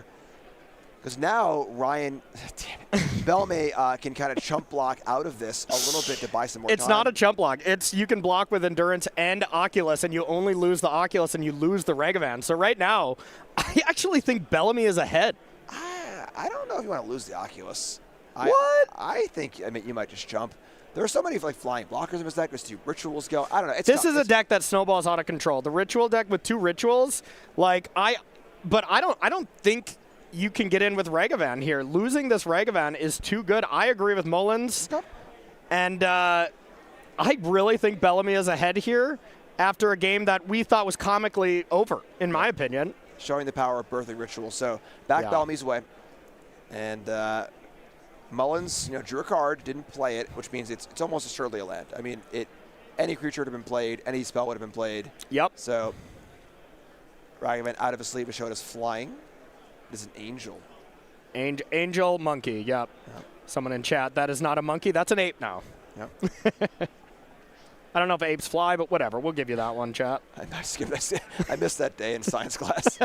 All right, so we're in the end step. The ritual is going off. Going to look at the cards and decide, nope, I don't want these. So 7 to the bottom. Try again on the next one. Yeah, and it's like, what do you hit? What do you hit that you're willing to get rid of endurance here? Ice Fang Quaddle is probably the only one, right? Was there for a second, then pulled back. I agree. Ice Fang looks phenomenal here. I mean, is there any card that wrecks you with Ice Fang Quaddle not being an endurance? I don't think so. I think this is just an upgrade. I guess Goblin Bombardment, but you're dead to Bombardment anyways. Yeah. So Ice Fang drop. Get a manifest going. Oh my God.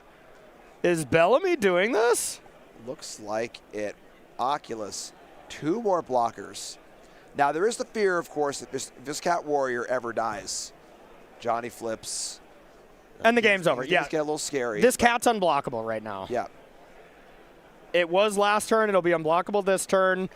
And now Flage is lethal. So more outs are available.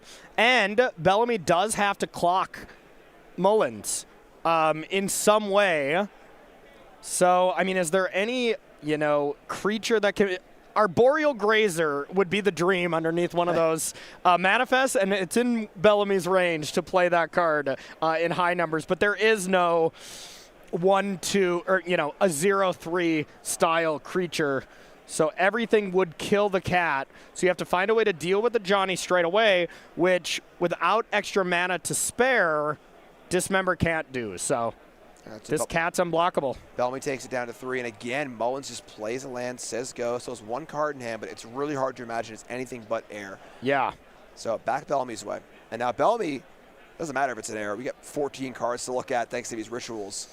And here's the power of this Ragavan holding back. Like, Bellamy has to deal with the cat and the Ragavan to start pushing through damage. So I've never seen a better defensive Ragavan in my entire life, but Mullins might win this game just off a defensive flying Ragavan and attacking with this 2-1 unblockable cat for 2 more turns. Like, I don't see a clear way of how you get out of that at this very moment. Quaddle can start getting in for 1. Sure, you got it.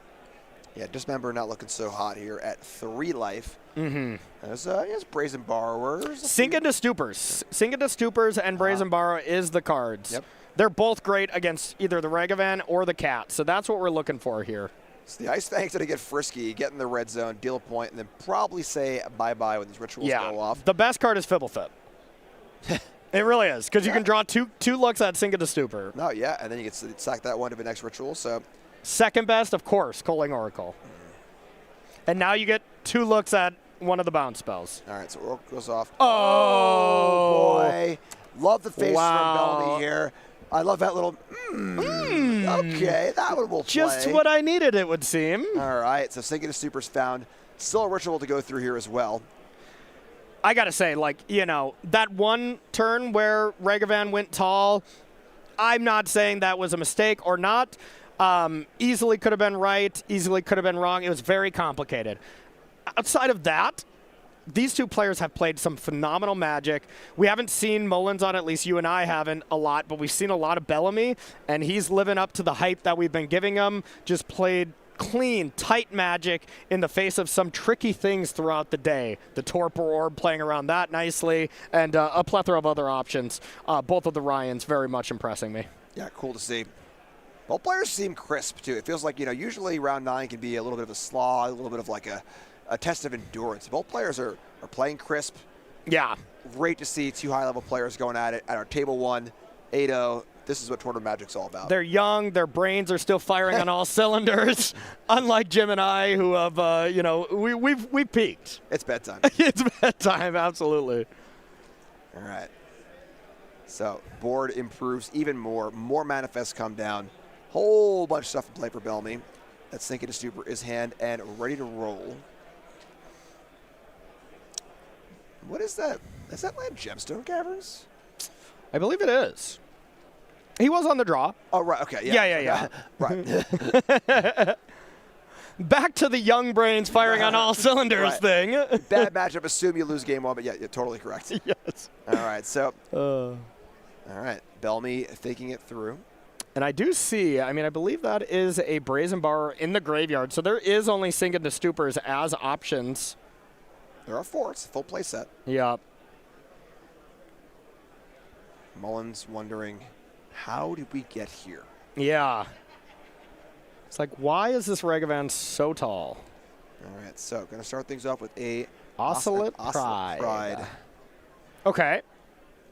So that does produce some life and energy from these Guide of Souls that can send another thing in the air. And a lot of life and a lot of energy because it's going to be a total of 6 life gained because you're going to ascend. You're going to put 2 cats into play. So that's a big deal. That's a big deal for sure. All right. Let's peek at the whole cards here. We are in Vegas after all. Regional championship competitors, as a reminder, all players with 18 or more match points are invited back to Okay. participate in day 2, beginning from Coiling Oracle. Never thought I'd see the day. Oh, God. Outside of what? The limited format that, what was it? Dark Ascension? The second one? That was original Ravnica Guild Pack Ascension, correct? Okay, gotcha. That's where I first started to learn how to draft. Okay, so we have a subtlety here. Being pitch cast. Okay. Not hard cast because the Sink into Stupors hand, it must be cast. So pitch cast on subtlety. Going to try and take care of his Oscillate Pride. And this is Mullins being hellbent, so saying like, hey, this is good right now. Do you want to draw that again? It could also be like, that actually is not a problem, but I want you to think that it's problematic, so you put it back on top, you know? Could easily be something like that. All right. Goes to the bottom. Really just looking for Flage or Bombardment, you would think. And now I think you're still priced into Sink into Stuporing the cat. Or you go to 1 and then bounce Ragavan and try to count up lethal, but the number isn't there for me. I think you got to go for it and bounce the cat, and if Mullins has Galvanic Discharge, so be it. Yeah. Which he easily could. Like, think how bad Galvanic Discharge is right now outside of killing the cat. Yeah, there are a lot of looks for Bellamy every turn, so I think I agree. Yeah. Just not with this cat get out of hand. We'll find an answer to Ragavan later. Yeah, you're drawing 3 cards min, basically, you know, as long as you're not really whiffing with the Ritual, which this deck does not whiff off the Ritual very often. 7 cards is a lot. It is a lot, yeah. All right, so it looks like we're going to see that Sink into Stupor. God, it's so tough. And we got to start looking at the clock. If this does go to game 3, Mullins can win in that time. It's a little tougher for Bellamy. All right, Sink into Stupor, targeting the cat. Double checking, make sure if it bounces, it doesn't kill it, and it does not kill it. Yep. It will cease to be. Yeah. But hey, judges are your friend. Mullins probably knows that, or at least is pretty sure. Even if you're 99% sure, ask. You're going to get the clock paused. You're going to get your time back. And it's so much worse than not asking because you felt shy or whatever, and then you lose because of it. So judges are your friend, everyone. Call them over. They're all amazingly nice, helpful people, and they only want to help you out. Hoping an end-step endurance. Yeah, that's the kind of thing where, like, every once in a while you think you know and you get surprised and, oh, it actually does work in your favor. Oh, yeah. Cool. I didn't know that one. That's great. Absolutely. All right, so endurance flips on the end step off the manifest. And now we see Bellamy, Ice Fang Coddle, draw a card. Really getting cooking here. Mm-hmm.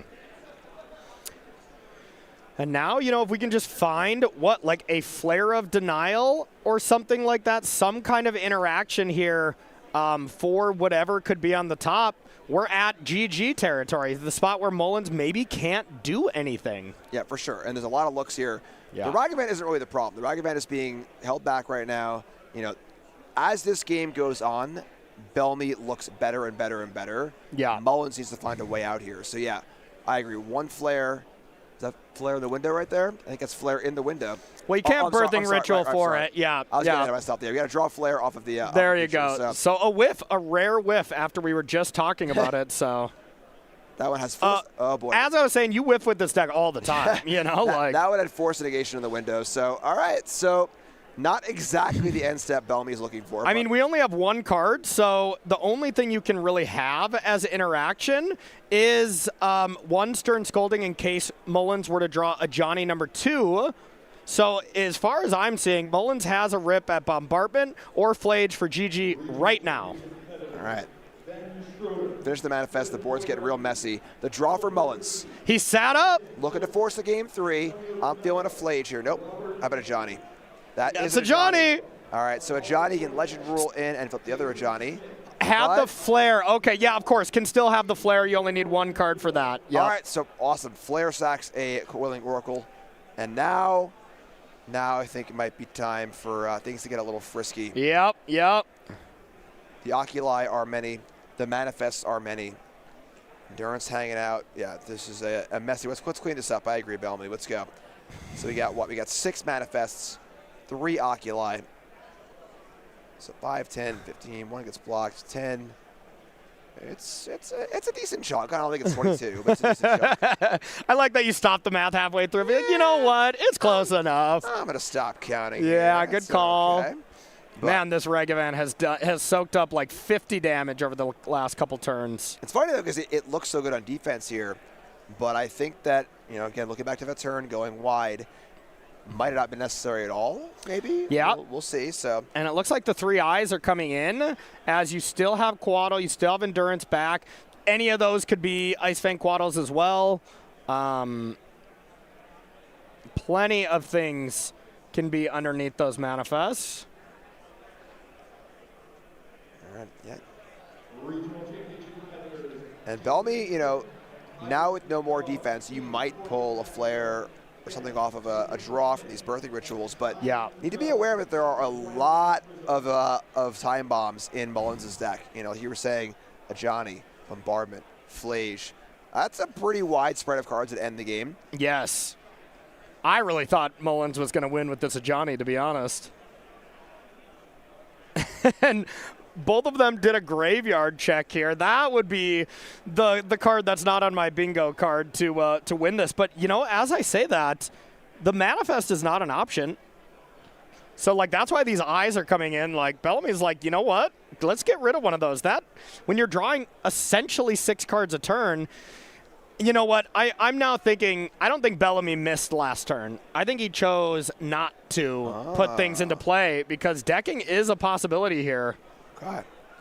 Yeah, I don't think there's a clean way for us to get a library count here, so. We'll stop the action. Can we get a count, Bellamy? Everybody stop what you're doing. Let's get a count. Yeah. All right, so gonna send in, picking the right manifest here. Coming from someone who's had to do this at a feature match table multiple times from my GP where I had a bunch of manifests, it's annoying. I will tell you, it's just as annoying to watch as it is to do it in person. Yeah, I like this though because this is my math is a little short before, but if you prorate it out over 2 turns, that's pretty reasonable. So you say, all right, Mullins, you get 1 turn.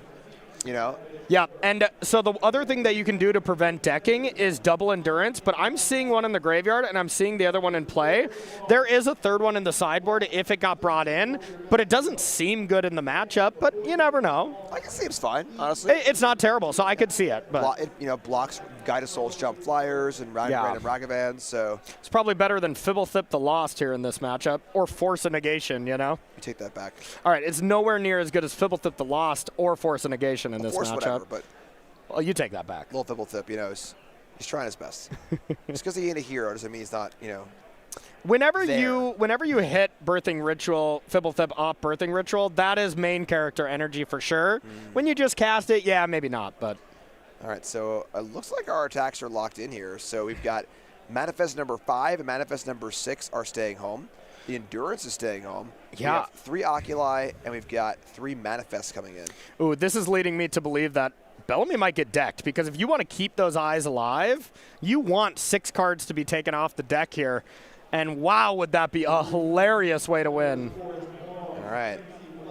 The Endurance will completely brick that strategy, so Mullins can't play around that, but Yeah, and if there is an endurance, you will find it off of these rituals. You will. To the point now where, I mean, Bellamy's probably seen his entire deck almost like twice over. 100%. Yeah, I mean, so no way Bellamy has more than 14 cards in the library, and that's the last 2 that he put on the bottom. So right. So if there is an endurance of a deck, it will be in play at the end of turn. So I would suppose that this act makes it look like that is not an option. So yeah, Bellamy trying to get in and get this game over with. And looks like just a very conservative block on one of the manifests that you think it could be. Hope it's not Ice Fang. and be on with your day. Door number 1 or door number 2 yes. or door number 4. All right. And now we're getting to the point where if this game doesn't end in favor of Bellamy, I don't know if they can play a third game. Yeah, now not as bad, in round 9. For undefeated players being 8-0-1, True. They've already made day 2. 8-0-1's a phenomenal record. They're both undefeated. They both get what they want. Yes, yes. And I don't think any huge fault to either player. This has just been grindy, Yep. That's not an endurance. Yep. All right, I think that's 2 cards left. So, okay, 7? it's top 7, so it's 9 cards. Okay. So Bellamy is going to draw the 9th card. Okay, no endurance unless endurance is the last card in hand from Bellamy. What's going to happen is, okay, we're going to put 6 down. Yep. We're going to lose 6 cards essentially, and then we're going to draw the 7th. So there'll be 2 cards left in library. That means Bellamy will have to win the game on his next turn. Otherwise, he will deck to the next draw step. So I was surprised to see that Manifest 3, 5, and 6 stayed home, right? This is enough blockers to feel reasonably safe. The top decks are mostly damage-based, like Flage or Bombardment. And I guess Mullins is at 3, so sure. But I mean, more attacks could have forced an Oculus block, right? Possibly. Or just chump blocks Right, from a Johnny guide. Or guide, and then, Yeah. removing a Johnny removes a top deck of Johnny's and out. Removing guide means that, less life you gain. Probably not enough life gain anyway. Yeah. I mean, either way, no matter how you slice it, Bellamy has well and truly over lethal for next turn. Yeah. So I don't see any way that Mullins is winning without top decking one of those key cards, the Johnny, the Flage, it's not even a point in looking over. You have to do it. You have to jam and just hope for the best. Yep. All right, so here we go. There's 2 blockers from Endurance and Quaddle, so Ragavan's not getting through. All right, Mullins is looking over all of Bellamy's cards. Yeah. Cards in exile, cards in the graveyard, piecing it together. We have a game of almost perfect information, right? Where there are, what do we say? There's three cards in Bellamy's deck, correct? It looks like, I think based on our math, there's 3. Yes. So Bellamy knows what's in the deck, almost exactly. Yes. Unfortunately, Mullins does not, because all these manifests really throw a wrench in that math. Any one of those could be any interactive spell. So yeah, I think it doesn't matter if Mullins has something that could win the game. You just got to do it, right? Yeah, I agree. So okay. Now, if you can clear endurance, Ragavan wins unless there's a Quaddle underneath. Maybe that's the check. Is Mullins has the way to deal with the 2 flyers? The discharge adds the extra energy. Sure. Killing the Coddle. Oh. And now we're going to see a jump on the Guide of Souls. Quaddle. Is any one of these a thing that can block flyers? If you can block a flyer, I need you to say so right now. And there are the blocks. Wow. There's the game. An unbelievable game and match from Ryan Bellamy, who is now 9-0. We sold y'all up River here. We said, bad matchup. Boris crushes Simic. There's no way, And Ryan Bellamy put on an absolute clinic in this match. Those games were incredible. Down to the last 3 cards. Oh, wow. Woo. I can't believe Bellamy won that game when we were looking at that spot where he just, Mullins just curved out perfectly. Basically from the point that Mullins was attacking, putting the Guide of Soul counters on something.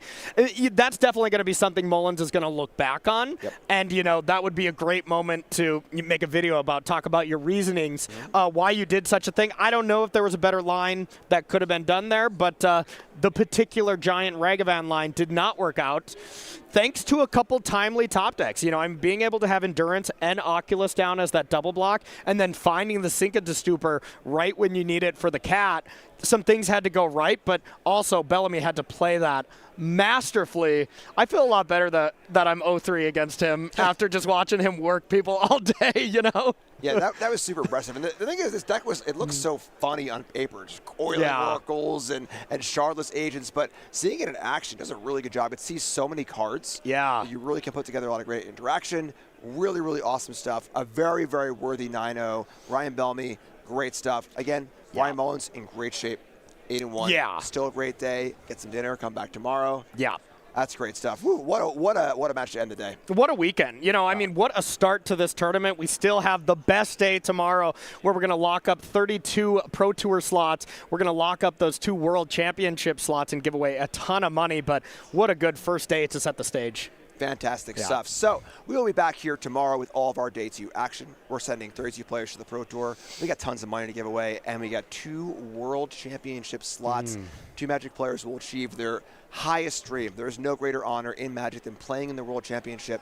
Fantastic stuff. So, any parting words? No, I guess my main parting words is Modern is looking just as good as it was in Houston. The metagame has shifted a little bit, and maybe Jeskai is not doing as good, but we will have all the data for you tomorrow. Nick Miller will be working tirelessly overnight to really tell us what decks are performing and what decks are underperforming. So, Modern's great. Water's wet. That's all I got. The man don't sleep. He doesn't, Miller yeah. seriously deserves more props than he gets for running